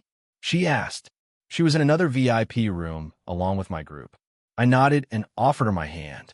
Yeah, Jinchuru gave me something earlier to give to you. It's quite big, so I'll need to go to another room. This seemed sketchy as hell, but she stared at me for just a few seconds before holding my hand and coming with me. As we left, Velgrine joined us, surprisingly enough. She stayed behind us as we walked while chatting about her hopes for the match. We quickly arrived in the room where both parents were waiting. Put this on. You want it to be a surprise. I brought out a blindfold and handed it to her. Without hesitation, she put it on. It just shows how much trust they have for their older brother. I put my hands on her shoulder and opened the door. I guided her inside, and the two parents stood there, tears already streaming down their faces. Ready? I asked. She replied. I then took off her blindfold, and she stared at the people in front of her. Without another word, Keiho ran towards her parents while beginning to cry, and they shared a small hug between themselves. I stepped out of the room to let the family have their moment, and came face to face with Velgrine. Hey, so, any reason why you followed us? I asked. She stared at me for a few seconds before looking past me and at the door. Instead of answering my question, she asked, Hey, can I go with you for your odd jobs as the middleman? I've explored most of the human world, but can't enter some supernatural realms since I'm a random, unknown person. I don't mind since a few others already do that, like Ine, I replied. She nodded, came closer, pecked me on the lips, and walked away. What the hell? Now, that was unexpected. Cuckoo, it has begun, said Rudra.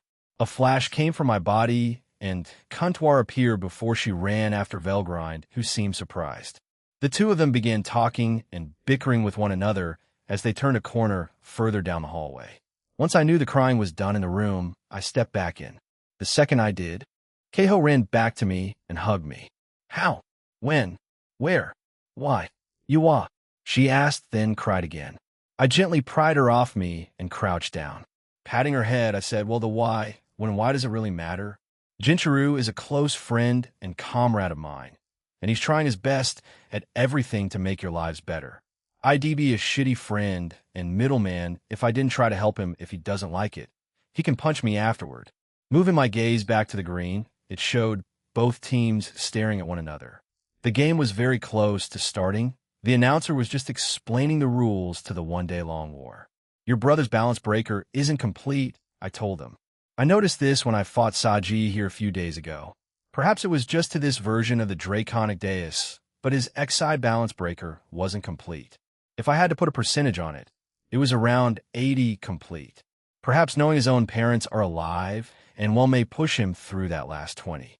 Of course, I revived them without knowing this beforehand, so I didn't do it just for him to complete his balance breaker. You could say it's a happy coincidence.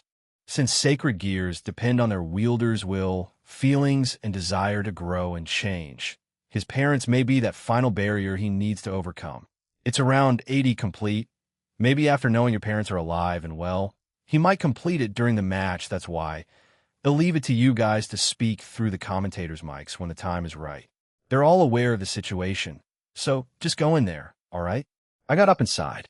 With that said, I made a small magic circle connected to Keiho's room in their new home.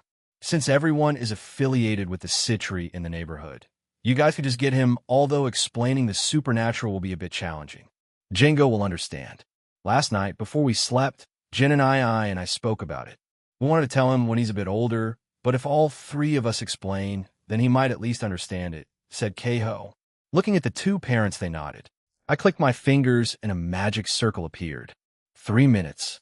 Come back by then since the game will start, I told them, and they hurriedly went into the magic circle. 2 minutes and 30 seconds later, the family came back. Jingo also gave me a hug before I told him to sit tight and watch the match. I also set up a magic circle to teleport them to the booth where the announcers are located in. So when they need to give Jinchuru some encouragement, it'll be easy for them to do so.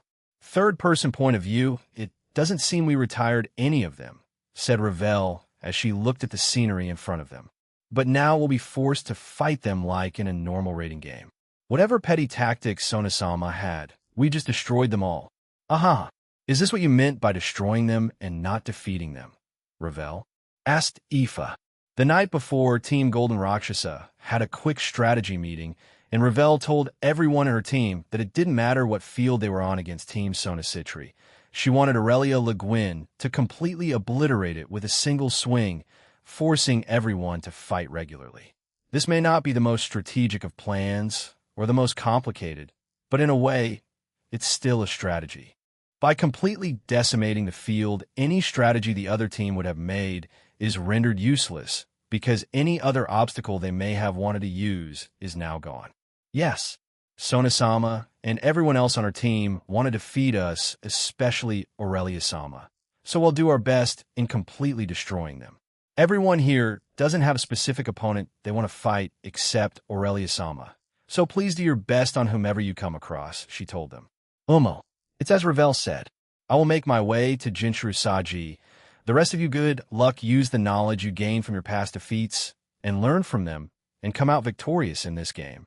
Aurelia said those words before vanishing. Now, then everyone, please go. Ravel ordered, and everyone left except Aoife. I'm coming with you, right? Aoife asked. Ravel nodded and got up. Yes, let's set off, Aoife-sama. I didn't think you'd be the one I would face, Raswai-sensei, or would Raswai-sen be more appropriate? Asked Sona Citri. The woman she was currently facing was a former teacher of hers, the Valkyrie and queen of Team Golden Rakshasa, Rosweiss. The Valkyrie couldn't confront the other queen as she was informed that the rook and bishop of her team were facing off against Sona's queen and bishop. Sona-san, we see each other quite regularly, so refer to me as you usually do. However, Rosweiss said as she summoned her Mistiltine wand. Just because we're comrades doesn't mean he'll take it easy on you. Sona smiled and gathered demonic water around her hands. I expect nothing less from my former instructor. As someone who wishes to be the fifth, please show me if you can live up to their power. Rosweiss frowned. Sona knew it bothered her, but she wasn't as affected by it because other teams had tried to do it after they faced Team Lightning, and it didn't have any effect for the most part. Some days it did because she was in a slightly bad mood, and whoever she faced was instantly eliminated. That won't work on me, Sona-san. I know, but it's worth a shot. Let's start, replied Sona. A fight broke out between the king of Team Sona Citri and the queen of Team Golden Rakshasa, Satan Leviathan's little sister and the middleman's first Valkyrie. Who will win? First V Valkyrie? Rosweiss was slightly flustered by the moniker, but also became confused. What did he mean by first? There are more. I have seen Brynhildur-san and the other Valkyries of the Norse group of DXD become closer to Eren over the last few months, mumbled Sona. She knew the announcer had surprised Rosweiss and also slightly irritated her. In her mind, she could use it to her advantage. She fired countless demonic water bullets at Rosweiss. The Valkyrie, while late in responding, countered with her own water bullets. The two attacks collided and a large and obscure watery mist was created, obstructing both their visions. However, since both could detect each other in different ways, they continued their rate of fire upon each other, further creating the mist. Rosweiss killed her presence and created an illusion that continued firing her attacks while she made her way behind Sona. Once there, she sent a kick towards the heiress, but to her surprise, she dodged the attack. When she looked up at Sona, she was even more shocked. Sona's citrus irises became silver, but they only glowed for a moment before returning to their normal state. She backed away and grinned at Rosweiss, but also sighed, showing signs of some fatigue. That was the first time I used that in a real battle. I've trained with it, but not as much as you, or Eren. I guess my stamina consumption is even worse than yours. I believe it fits me. What do you think? Asked Sona. Rosweiss was in shock, but felt a smile creep up on her face. I didn't think I'd come across someone else who'd try to learn the technique Ultra Instinct, Sona-san. To Sona, if she used this technique sparingly and only at very crucial moments, she could avoid the massive stamina drain. To her, such a technique fit her style of fighting as well as her person and personality. She only wanted to learn Ultra Instinct Sign and nothing else. She didn't want to master it, but shape it enough to create a purely defensive version unique to her. I guess we're both learning our own versions then, said Rosweiss as she dismissed her illusion. We are, replied Sona as she created more demonic circles behind her. The two fired their attacks again, both mixing in illusionary attacks that didn't fool each other as their attacks collided again. Both knew that Rosweiss's magic was much more powerful in terms of strength. However, Sona didn't back down as she was also confident in her own magic and demonic powers. However, what she kept secret was she had been training in hand-to-hand combat. She received training from Sarorg, Scathach, Leanne, Aurelia, and Eren. She wanted to keep it a secret even from her own peerage to use it as a trump card of swords. However, she hadn't mastered Tuki yet, but could still produce it around her body. Sona Citri is considered a wizard type who's close to a technique type in raiding games, while Rosweiss would also be considered as such if she was a reincarnated devil. So the compatibility of these two are quite close to each other in that regard. However, they recently started to gain some traits as power types because of their training in hand-to-hand combat. Sona dodged an incoming barrage of wind blade attacks that were fired from her left side. As she flew up, another batch rained from above them, forcing her to evade them again. However, they continued on all sides, and she quickly avoided the rest. As she dodged the last barrage, Rosweiss appeared in front of her and sent it straight towards her face. She raised her arms to block the attack, while also creating a defensive circle and covering her arms with 10k. The defensive circle was destroyed quite easily, and the Valkyrie's punch connected with her arms, or so she thought. To Sona's surprise, it passed through her arms and hit her square in the nose. Sona crashed to the ground with significant force, obliterating most of the ground with it. The terrain, which had been mostly destroyed by Aurelia's earlier attack, was destroyed even more by Rosweiss. Beneath that ground was just a pure white layer made of Aaron's barrier, hence why it didn't get destroyed. Sona looked up at Rosweiss as she wiped the blood from her nose. She then noticed a small glowing gem near her chest area. Upon closer inspection, Sona's eyes widened in shock. "How much do you want to be the fifth one, Rosweiss-san?" She asked herself. "Is that a gem from the boosted gear?" Sona asked. A smile appeared on the Valkyrie's face, one that chilled Sona to the bone. "Fufu, it is Sona-san. Do you like it? I was gifted it by Aaron during our date. It has the abilities of the boosted gear, minus its balance breaker. Boost, transfer, and Barato are all accessible to me. Although I did want it, but I can live with using that combination technique with Aaron." Sona smiled wryly as she stared at Rosweiss and increased her power again. "This won't be easy, will it?" Joe, Ruruko, and Aoife ran towards each other and high-fived with both hands before jumping away from each other. In the short time that Aoife Murphy had come to this world, she, like in her previous world, befriended everyone around her in a short time. Even in this life, her charm and optimism drew people in. Ravel stood at the back as she had been tasked by Aurelia and Aaron to watch over Aoife as she played in this game and tournament.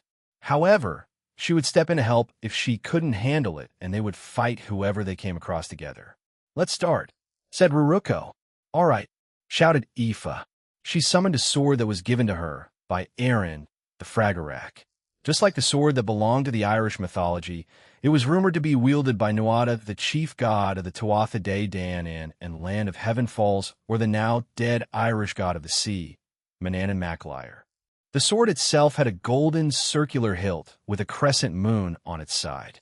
The handle was mostly purple with a golden star at the tip, while the rest of the body was purple too, but also looked like a small galaxy could be seen on it. Once Aoife summoned this sword, both Ravel and Ruruko took a step back. With a smile on her face, she declared, "Aaron gave me this as a present. It's called the Fragarak, like the sword that Nuada and Manannan Mac Liar wielded. Or Luff, hee. What to the Fragarak? It's not the actual sword, but something even more terrifying to give such a give to Aoife Sama. She's also quite inexperienced, although Drigsama said she was a natural at the sword, and I've seen her wield a training sword quite efficiently," thought Ravel. Ruruko grinned and summoned her artificial sacred gear, Prosolarum Phantom. A set of armor covered her legs. "Ready when you are." "You too, Ravel-chan. Go." Both girls shouted. Ruruko was surprised by Aoife's speed as she immediately appeared in front of her and swung the sword upwards. The more experienced fighter dodged the attack due to her own instincts. However, Aoife didn't stop there as she relentlessly began attacking her with fast and precise slashes. She barely managed to dodge most of them, as some even grazed her team's uniform. What the heck? She had less time to know. Did Aaron Senpai bring her to his dimension to train her? She thought while dodging more attacks. "Not bad, but too green," shouted Ruruko as she began fighting back using her demonic powers, magic, and kicks. However, to Ruruko's surprise, Aoife began to deflect and parry her demonic and magic attacks, as well as her fast and powerful kicks. Each one would create a powerful shockwave that would normally knock out God-class being and up. Ruruko smirked at this situation. She didn't think someone Aaron's previous girlfriend from his previous life would be a prodigy. She knew that she was a kind person like her senpai, but didn't think she was a fighter, but today she was proven wrong. As both women continued their dance, it was clear to Ruruko and Ravel that she wouldn't be able to win or at least have an advantage over Aoife if she didn't use her counterbalance. Ruruko pulled her right leg back and kicked it towards Aoife. It created a powerful shockwave that blew her back. "Phew, you're amazing, Aoife. You've barely been brought back to life, and you're already this strong. But I do suspect Eren Senpai doing something about it. Geez, Ruruko said and shook her head. Maybe it's overkill, but I am Jin-chan's queen too, you know? I gotta show everyone I improve too. So here I go. Balance adjust, shouted Ruruko. The armor on the lower half of Ruruko Nimura began to change, and also began to add armor to her upper half. It began to cover her waist, chest, and arms. Once her transformation was done, she showed Aoife and Ravel a peace sign. This is my counterbalance hyper prosolarum phantom. Get ready, she shouted, and Ravel also got ready to intervene. Get ready. As those words left her mouth, Ruruko disappeared. She moved at a speed that Aoife couldn't follow. However, due to her new instincts, she immediately bent her body backwards, avoiding a speed kick that appeared above her. Both Ruruko and Ravel were shocked by her reaction time. After Ruruko passed Aoife, another powerful shockwave shook the area they were in because of her attack. Geez, you can still dodge that. What did Eren Senpai make you with? Fine, it'll keep going faster then. Ruruko disappeared again, but as she appeared around Aoife, countless afterimages also began to appear. Each one flew towards Aoife, but the attacks never connected as they disappeared. She waited for the real one to attack, and once she felt her, she pulled her body back and avoided another kick from the pawn of Team Sonocitri. Ruruko panicked as she saw Aoife smiling at her as she missed again. With a palm strike to her body, Ruruko flew away into the distance before crashing violently. Ravel stood there in shock after witnessing their quick fight. What? When did Aoife-sama become so powerful? She lost to Drake-sama, who held back when they first met. That's what he told us. Hee. First girlfriend privileges. Eren took me to that pocket dimension you guys used, so I've aged up quite a bit, and I've grown stronger. She shouted. I'm on par with Lavinia in terms of raw power. He also helped me train in a lot of things along with Comptoir and the dragons. Oh, on par with Lavinia-sama. Wasn't she Omniversal B after training even more? Ravel looked at Aoife in even more shock after hearing her declare that. How long did they stay in his dimension? His mom also joined us. We're not that weak anymore, she added with a peace sign. Ruruko dashed back to them as she dusted herself off. Phew, well, I guess I can take this a bit more seriously then. I was being accommodating since I thought you'd be a bit weaker, but it turns out you're even stronger than me. All right, let's go, shouted Ruruko as her body was covered in Tuki. She also enhanced her body with enhancement magic. Both women vanished from their spots and clashed in the middle, creating a tier beside them that threatened to suck them in. Their clash was that powerful, however. Seconds later, the tier disappeared as Eren got rid of it. He'll win, they both shouted. Ravel, in the background, stood there, unsure if she should get involved or not. They again vanished and began clashing at different points, creating powerful tremors that shook the field. Ravel, go help someone else, it'll be fine. Aoife shouted. That's right. Let us fight, added Ruruko. Both girls were grinning at this point. Ravel sighed and agreed before summoning her flaming wings and flying away. He'll join Scat-Hack-sama then. She may be targeted by multiple people, thought Ravel after glancing back one more time at Ruruko and Aoife. She didn't want to get in the way of the two women.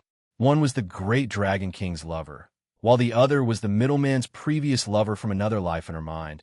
They had some sort of strange and friendly rivalry going on.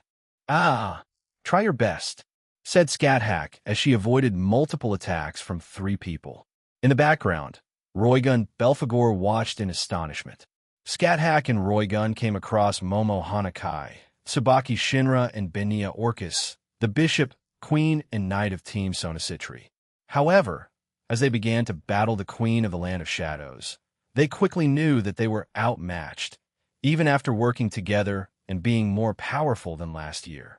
Even after being trained for 100 years, the experience between them was palpable. This was because any kind of strategy they employed, ability or technique they used, it was slashed and pierced apart by Scat-Hack's spear. Benia Orcus, a Grim Reaper, was given a different side for the tournament. It was gifted to her by Aaron since most death scythes used by Grim Reapers would kill their enemies, and killing in the tournament wasn't allowed. None of what we're doing is working, mumbled Benia. All members of Team Sona Citri jumped away and regrouped. Scat didn't pursue them and waited patiently. We should go after them, said Roygun. It's fine, let them strategize, replied Scat. Letting them do that would be unwise. Do not I am not. I am simply guiding them in line with what Aurelia and Aaron wants. However, I will still win. This will be a learning experience for them. This kind of scenario has been on repeat with the Citri peerage for 100 years. It will be fine, Scat explained while interrupting Roygun. The former second-ranked player stared at Scat and decided to follow what she said.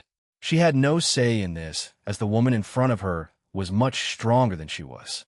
She tried to have a duel with her during their training sessions, but was quickly and swiftly defeated, rendering her family's trait useless. Shocking her, not because she was stronger than her, but by pure speed. Roygun couldn't follow her back then, and still couldn't after training with them for quite a bit of time. Even after getting stronger, she challenged her again, and her crack ability was still useless since Scat was still much stronger. The only ones who were affected by it were the more inexperienced fighters of the team, Yuru, Haru, Bova, and Uryu, and her own peerage. In the distance, the three agreed on a plan. Benia, their knight, dashed forward and confronted Scat with Tsubaki supporting her and Momo at the very back supporting both of them. The first year slashed at Scat who swiftly dodged the attack. Benia Orcus, daughter of the Grim Reaper, Orcus. That scythe, it was given you by my husband, no? Asked Scat husband? I wasn't aware you were already engaged to Jean-senpai, replied Benia as she continued her attacks on Scat who kept avoiding them and continuing their conversation. Ha ha ha, we are already practically married. Do not mind the details, replied Scat as she dodged another swing of her scythe and poked the young girl on the head. But as she did, a defensive force field barrier appeared in front of Benia, and it stopped the attack. Benia grinned and moved out of the way as a volley of demonic elemental attacks were fired at Scat. The goddess grinned and returned and spun her spear before poking all the attacks and negating their effects. The young Grim Reaper stood there in shock before a kick was delivered to her face, sending her back to her team. Not bad, but try again, said the goddess as she planted her spear on the ground and crossed her arms. Roygun was about to intervene during that play, but Scat had stopped all of it on her own. She managed to do all that in a matter of seconds. I myself would have suffered an injury if they attacked me like that, although I could have used my crack to disrupt the attacks to some degree and maybe attack the little Grim Reaper to get her off me, but that sacred gear may have gotten in my way, thought Roygun. Scat pulled her spear out of the ground and declared, if you're not coming, then I'll come to you. She rushed towards the trio, who immediately reacted to her. Momo used her artificial sacred gear again, applause wall, and formed a barrier between them and Scat.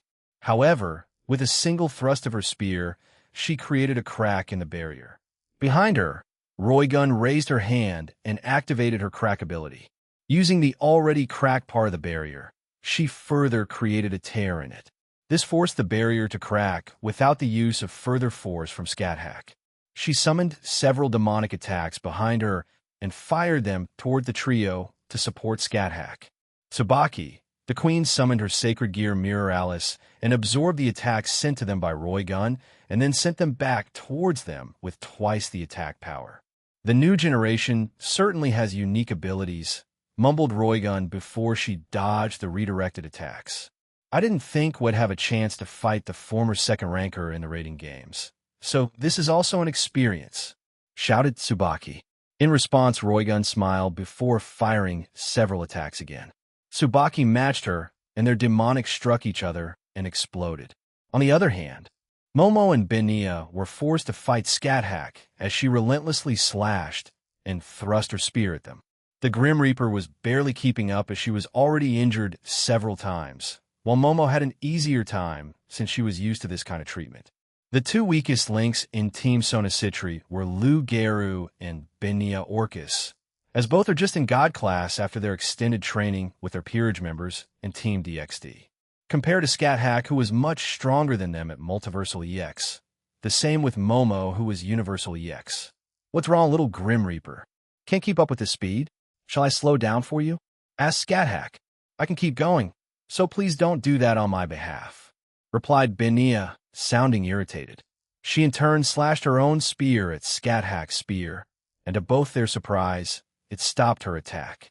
Oh, perhaps Lord Aaron gave it some of its own unique abilities.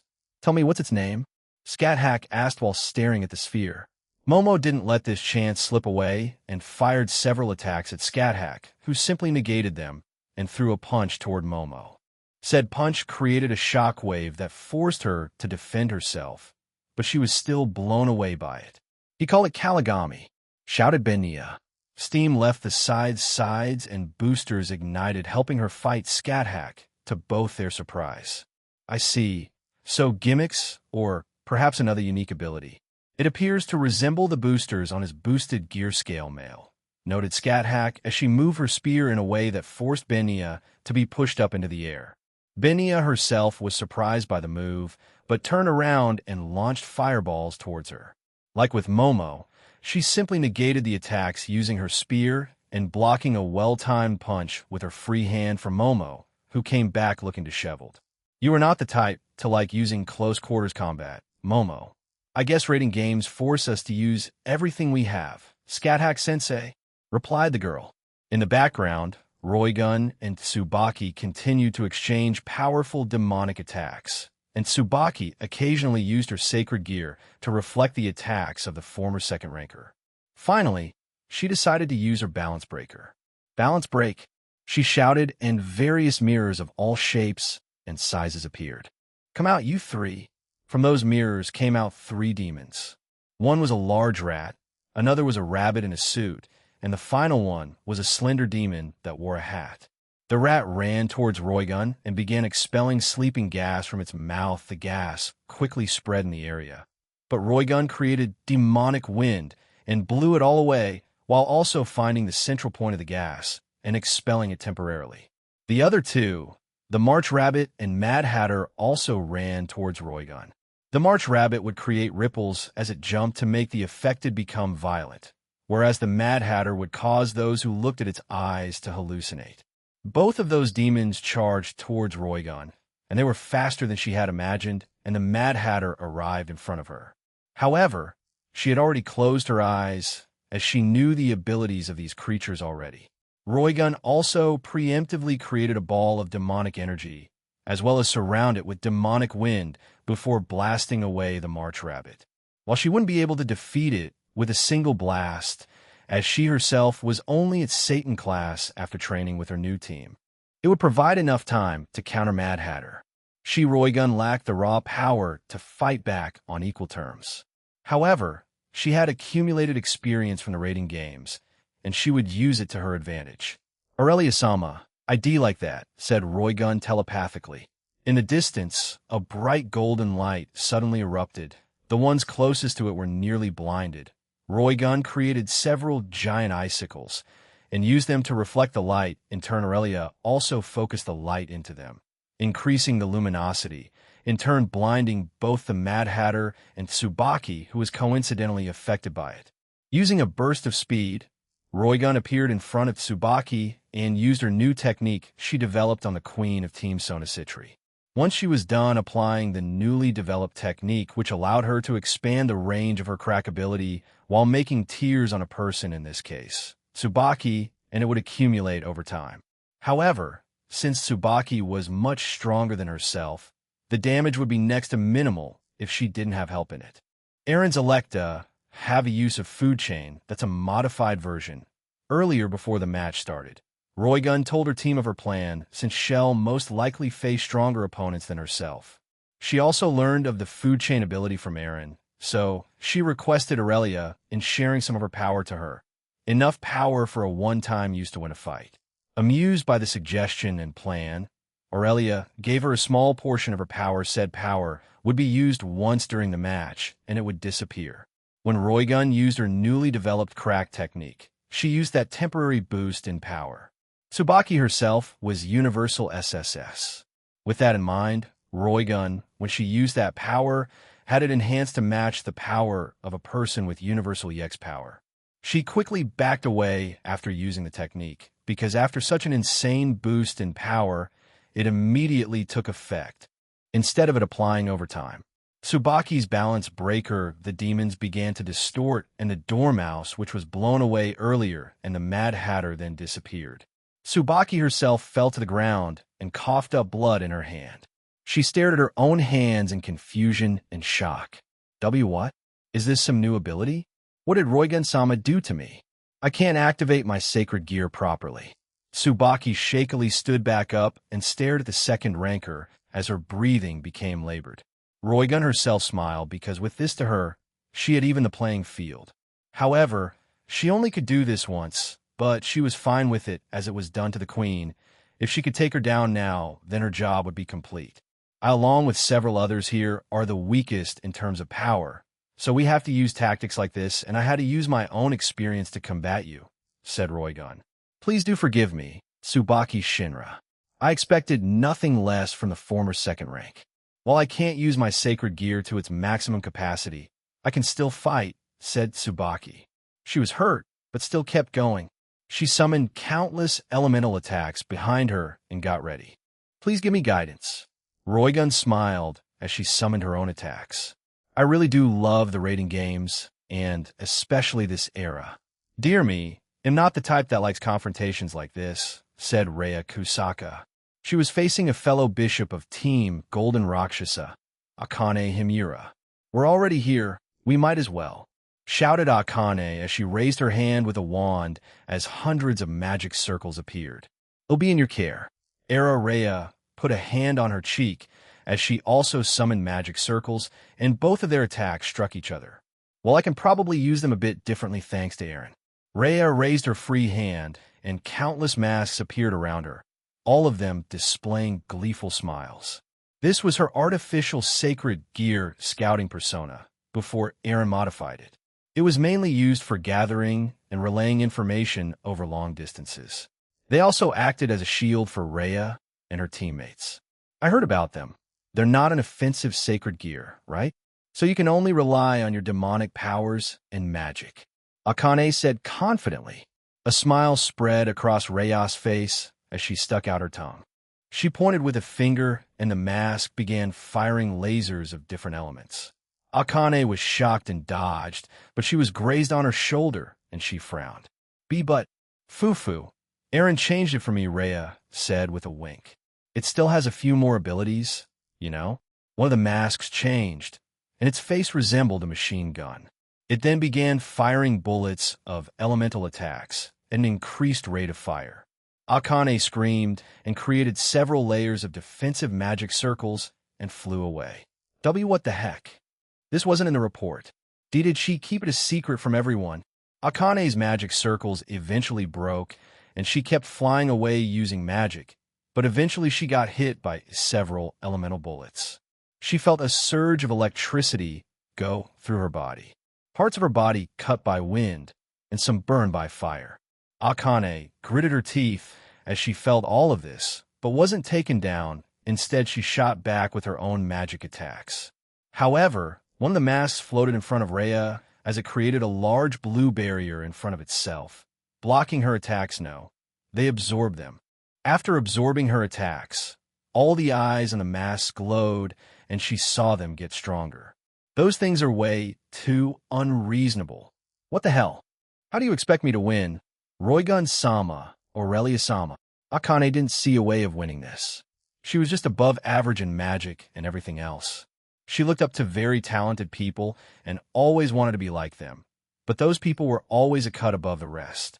To her, to Akane, they were an unattainable existence that was too far from her. Lavinia Rennie, the Ice Princess and the former right hand of Mephistopheles. Lisa Mincy, the Purple Rose, one of the most talented magicians alongside Lavinia Rennie. And then someone close to her own age, Fusey Hirawa. Her own magic power and mana pool were insanely high, and she learned things at a near instantaneous rate. She couldn't compare, she had to work hard on her own magic, and even then, she barely caught up to other people in her own age. But everything changed when she was reincarnated as a devil. She became stronger. She found that her own demonic powers were stronger than her magic, but she pursued both since she wanted to be a master of both.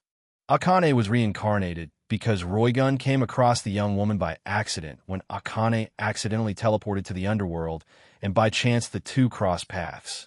After hearing Akane's troubles, she offered the young woman to be reincarnated. Akane was unsure at the start and asked her if she could think about it. Roigun agreed, and the two parted ways after the devil gave her a way to contact her. Roigun saw a bit of herself in Akane at the time, when she still used the king piece. If she hadn't gotten it, she wouldn't have gotten this opportunity to stand up at the top of the game she loved. She wanted to give Akane that chance in life. To give Akane a chance at standing at the top with her. So with Roigun's guidance, and her being reincarnated with Roigun's only mutation piece, her bishop piece, Akane became insanely stronger. She won a lot of her fights in the raiding games, only being outdone and outmatched by other veteran players. However, Akane herself grew in those games. But a lot of that crumbled away after the reality came out about her king, but they were also given a lifeline after they were accepted by Aurelia. Not blessed with a sacred gear, nor high aptitude for magic, or a large mana pool. Akane only had herself, her hard work, and the luck of being reincarnated as a devil. With those things, I also want to win, shouted Akane. Numerous hands of different elements suddenly shot out from the ground, surprising Rhea. She flew up and away from them, using her devil wings. However, the hands began to violently swing around the area they had appeared from, and they also began firing different elemental attacks from their fingertips. They ranged from the usual wind, water, and fire, to darkness, light, and even fairy, spirit, Norse, and even rune magic. Rhea defended against the sudden frenzied again with her masks and even a defensive magic circle. She was surprised by the sudden surge in power from the older woman. However, she also smiled since suddenly she became more motivated. I won't lose either, Akane-san, said Rhea. She ordered another mask to fly towards the elemental hands, and as it got closer, it avoided the wild attacks that were sent its way. Once in front of a hand, its eyes glowed and the hand froze and withered away, much to Akane's shock. Oh, come on, moaned Akane. She raised her arms again and summoned 4 tornadoes of different elements and ordered them towards Rhea. While the elemental hands and tornadoes attacks raged on, Rhea sighed and raised her hand too. From them came a singular light. Akane was prepared for anything, but to her astonishment, the small ball of light gently and slowly descended to the ground. In confusion, she watched it and didn't do anything about it. As it finally hit the ground, everything in her vicinity turned white. White Nova, muttered Rhea. An enormous circular ball of white light blasted forward, consuming everything in front of it. The one hit by it, Akane did her hardest in resisting, but in the end she was too weak. Once the attack finished, the rest of the ground in front of her was completely destroyed. Rhea smiled to herself as she heard the announcement. One bishop of Team Golden Rakshasa retire. The first one to retire this time is from Team Golden Rakshasa. What a powerful attack displayed by player Rhea Kusaka. I believe that attack was used on Thor, the god of thunder from the Norse pantheon. It was during his and Gene Skyward's duel, before he became known. It was the deciding factor in the fight. The two commentating today were a high-ranking devil and Luff, the Irish god of the sun Fufu. I guess I can help someone else then. As she muttered that, Rhea Kusaka turned around to see Ravel Phoenix there. I guess I didn't need to go too far to find my next opponent. I need to avenge my teammate, Rhea-sama. Please forgive me in advance, Ravel said as she summoned flames around her body. Like usual, Uryu Nakiri and Bovatanen were partnered with each other. However, since their defeat at the hands of Itsudara Himejima, the two of them became closer as teammates and comrades. Currently, they were both facing the two rooks of Sona's team, Lugeru and Tsubasa Yura. Not bad, Nakiri-kun, although I did expect the heir to the Nakiri clan to be above average in strength, said Tsubasa. She had been exchanging blows with Uryu Nakiri, who hadn't transformed into his Dragon Man form. I need to be strong so I can lead the clan properly and into a better future. You're a senpai, replied Uryu. Both he and Tannen had already promoted themselves to queen and were still struggling against both Tsubasa and Lugeru. Ha! Such righteous and noble words. I guess the generation after us will be in good hands, she replied. Are you saying that you'll be married to Jin Senpai then? Uryu asked, which made Yura blush. Good job. Couchin. Use psychological attacks to disrupt her flow and mind, shouted Bova. Focus on your fight, Bo, replied Uryu. Uryu and Bova gave each other nicknames. Although Ruruko Nimura was the one who started calling Uryu Couchin, and Bova followed suit. Meanwhile, Uryu decided to call Bova Bo or Bobo. Take the advice of your teammate and focus on your fight, said Lugeru as he threw a barrage of punches and kicks at Bova, who dodged and blocked them all. Gaha, I am, and I don't need you to tell me that, replied Bova, who also threw his own punches at Lugeru.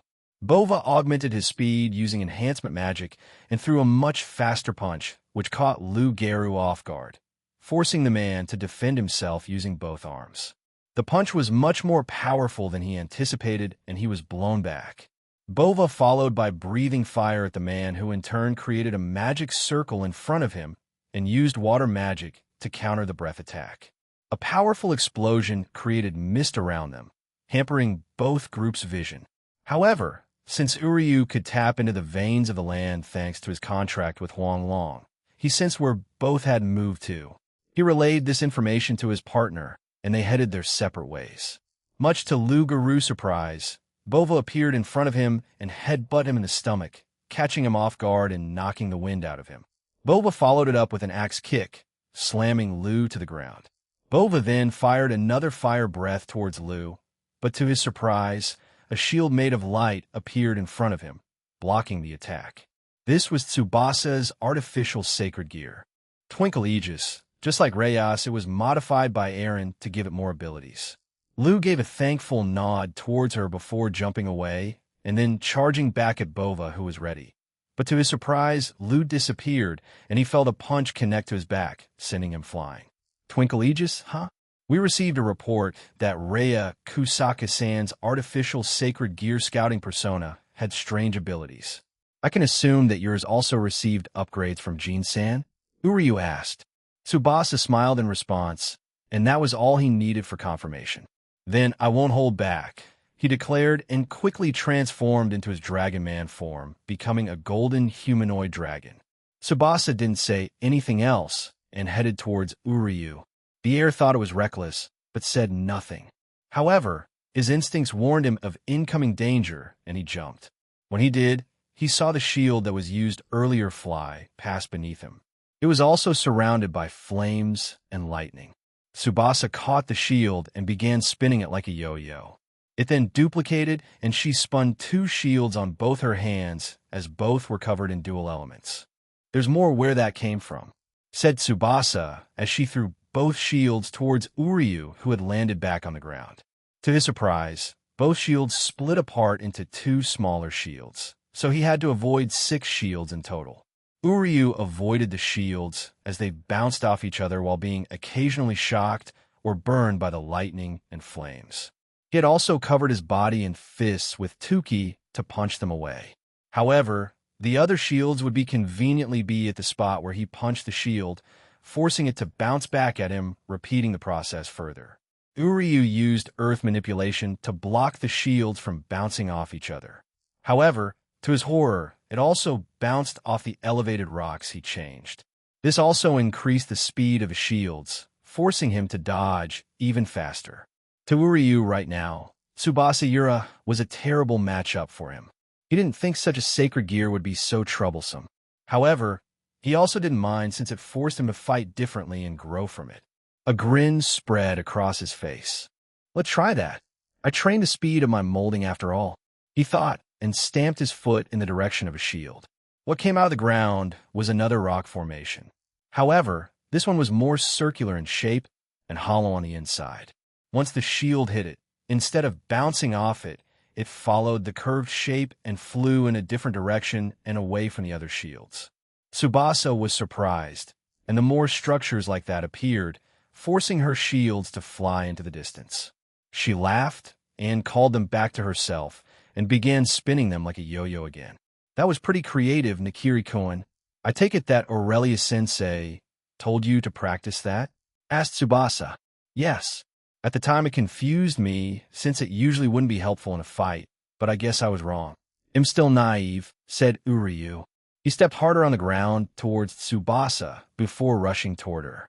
As Tsubasa was about to jump backwards, she jumped backward against a large wall made of earth.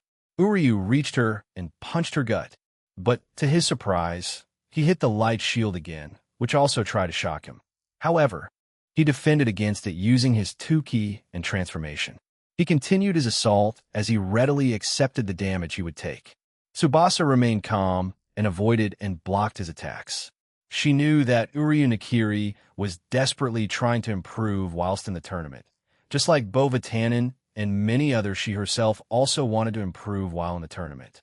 Although they had different reasons for it, it also came down to wanting to protect themselves and their close group of friends to Uryu Nakiri. It was his clan. He also wanted to be acknowledged by his king and Eren, as Uryu was a fan of his. Tsubasa summoned demonic attacks behind her, but Uryu was waiting for this as he created several Shinto magic circles that created talismans. They then flew towards the forming demonic attacks and weakened them. He couldn't destroy or dispel them. He was far too weak for that. However, if he could weaken them enough to survive the attack, he was fine with it. As he was about to continue his attack, another body slammed into him, throwing them away from Tsubasa, who looked surprised by this. When they got up, he saw that it was Bova who had crashed into him. Do you remember our bet for this game? Bova asked his fellow pawn after getting up. Uri had dusted himself off and stood beside Bova. Of course, I wouldn't forget such a bet.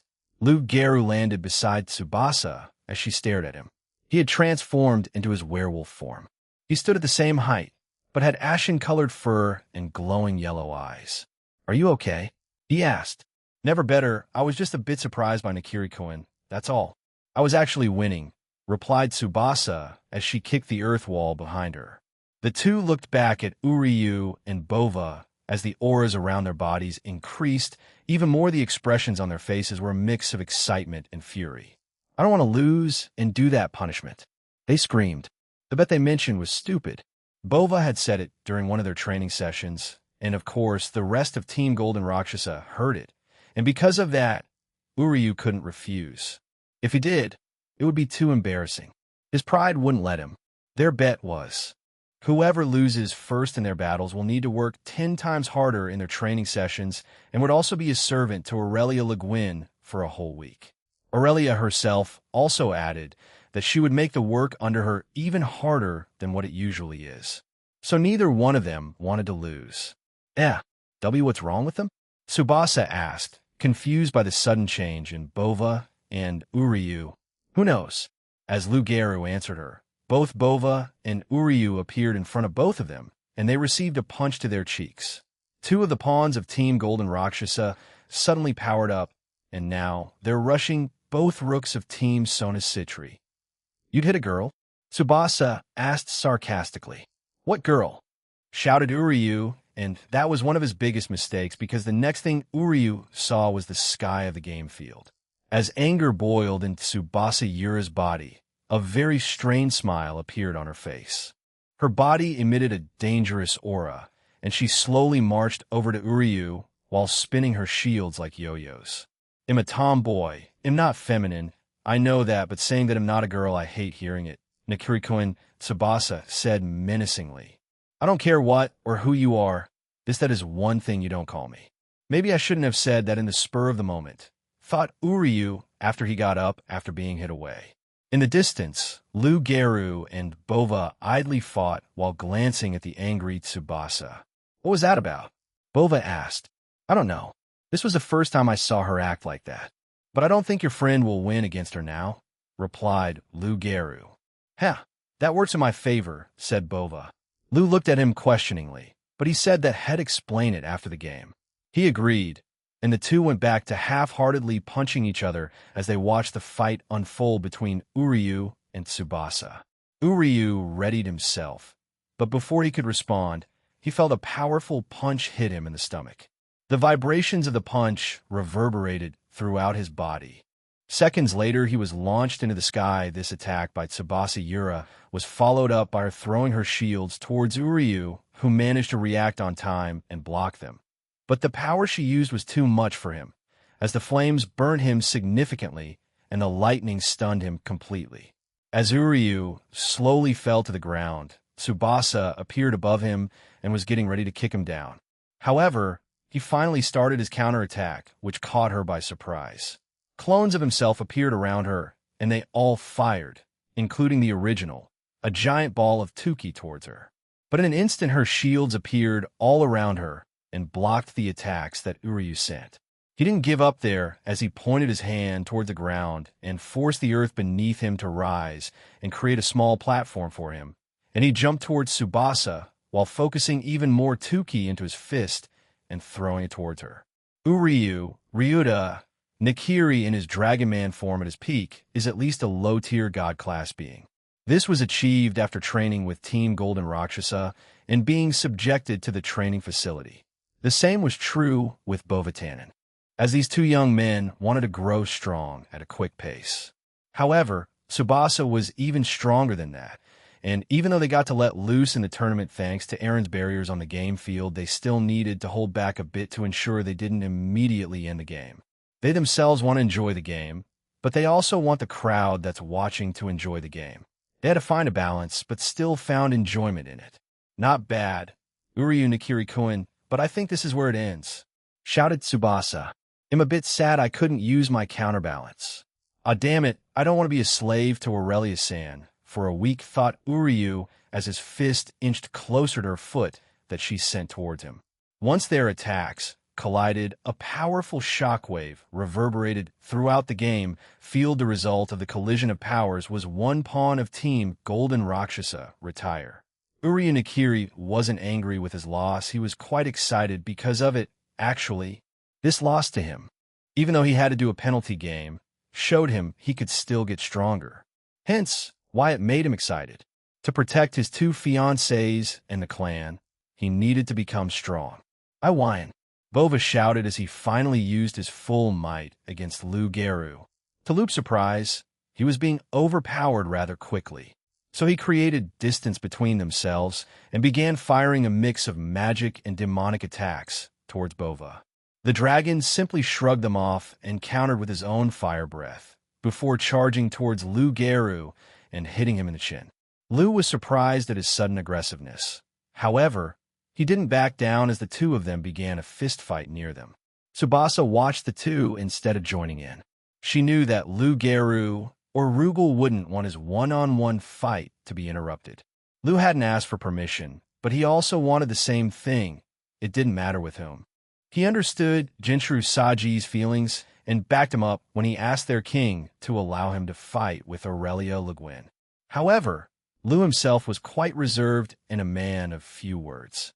However, he still had a warrior's spirit and wanted to experience that feeling in this tournament too. He saw the exhibition match between Aaron and Sarorg and understood that only some things can only be understood through a fight. Don't get ahead of yourself. Lu surprised Bova as he suddenly slammed his fist into his gut, stunning him. He followed it up by kicking him in the stomach, and Tsubasa joined him. Do you need help? She asked. Lu Geru breathed hard, but looked at her and shook his head. It's a man's fight. I want to experience this feeling a little longer, regardless of who wins. Tsubasa understood his reasoning and jumped away to watch from distance. Bova's body was covered in flames as he walked back towards Lu. An insanely large smile was on his face. He wanted this kind of battle in the tournament. A head-on collision of fists and wills. He wasn't the smartest dragon around, and he mostly knew how to talk with his fists. So the fact that Lu Geru was willing to do this with him, it made him elated. As Bova flew towards Lu Geru, he looked back at his life so far, and he didn't regret a single decision because of those decisions. He was here today. Because of those decisions, he became who he is and met these people. He knew he had to change, but for now for this fight, he wanted to act like his old self and use the new knowledge and power he had. In a certain section of the rating game field, two individuals were in a heated exchange of fists and attacks. In one end was Aurelia Le Guin, who wasn't using her greatsword to fight Jinchuru Saji. Even then, the woman known as the Golden Rakshasa wasn't losing to the young Dragon King at all, no. In fact, he was losing and she was winning, even though hand-to-hand combat wasn't her specialty. Aurelia slammed her fist into Jinchuru's helmet, sending the young man flying across the game field.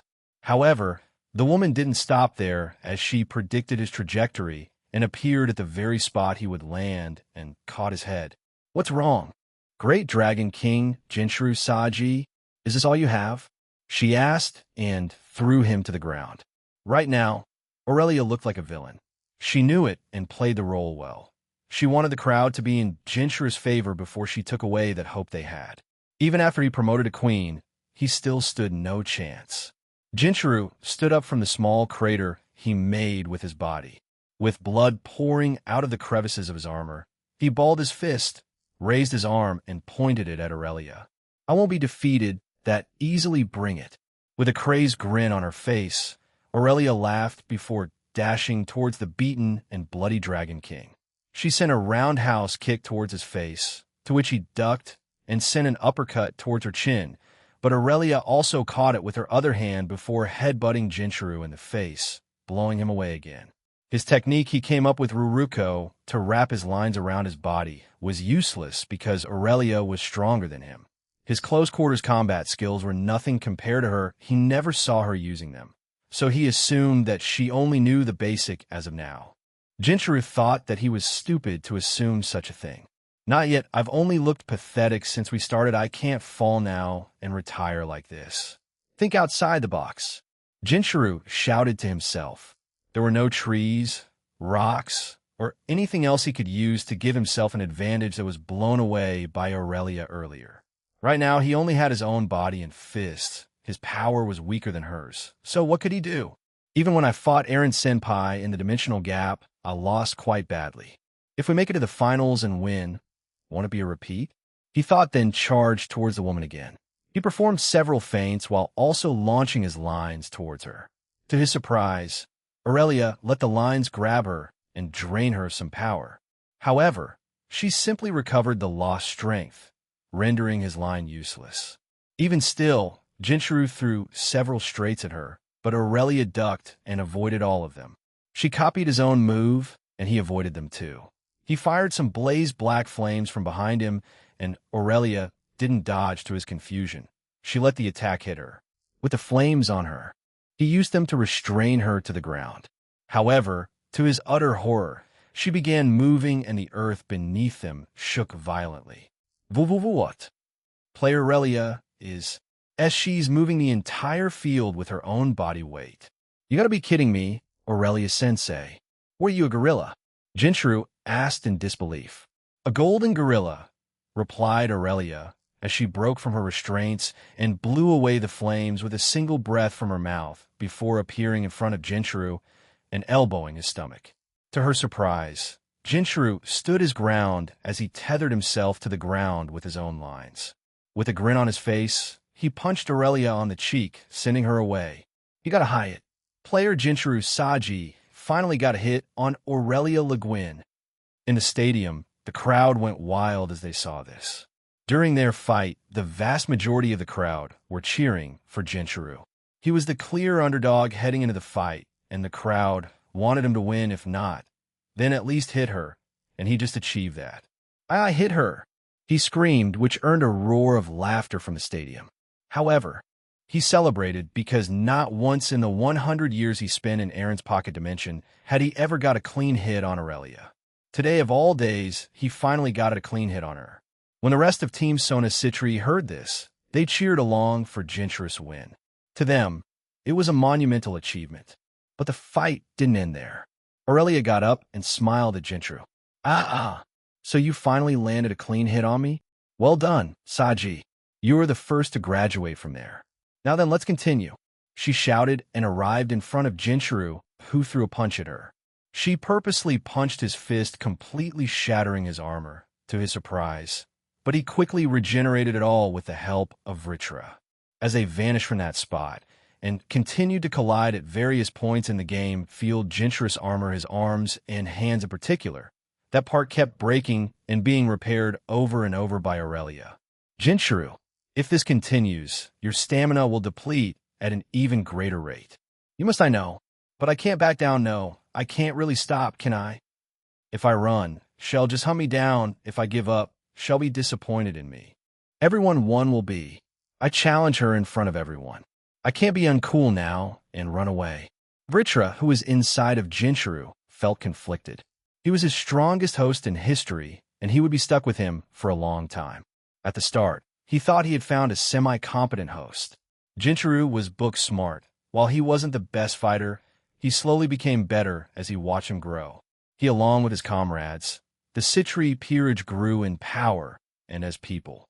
As he watched them grow, he started to think differently. This was amplified even more when Draig, Albion, Aarons, and the other Albion, Valis, would sometimes visit him in Jinchuru's sacred gear and just talk about the most mundane of things. At first, Vritra was confused and sat along with them listening to their stories. The adventures both heavenly dragons went on sounded fun. However, he also began telling them about his host's adventures. While they were few and far between, the others listened to him without making fun of him. It's fun, right? He remembered Draig's words. Fun, repeated Vritra, confused by his words. This generation, this era, with partner with Aaron leading it. A lot of changes have happened, right? Just imagine the places we'll all get to visit in the future, the strong enemies we'll get to face. Why don't you ask our partner to be revived? Albion Vritra? Said Draig. Aaron's Albion nodded in agreement. Being brought back to life isn't terrible, and you'll also have a second home in your sacred gears. We can even ask Aaron to modify it like ours. Fun. Those words kept on ringing in Vritra's mind, his heart, and soul. He lived as a powerful dragon, as one of the Dragon Kings, and as an evil dragon, but then his life ended. For years, he drifted from host to host, his consciousness only remaining in one part of his sacred gear. However, in order for it to awaken, he had to have all gears combined again, which would partially revive him. All this was possible thanks to Grigori and his host. Even though he was far from being perfect, Vritra was content with his life. He didn't mind being stuck there, but the new world, the new era that he and the rest entered was too enticing. He wanted to live and experience it alongside his host as friend. Jinchuru, they'll fully support you, so let's do our best, shouted Vritra. Hell yeah, let's go. Partner, replied Jinchuru as black flames shot out of his back, and he headbutt Aurelia in the chin with a sudden burst of speed. A small change occurred with Jinchuru Saji's armor. It was the beginning of something new.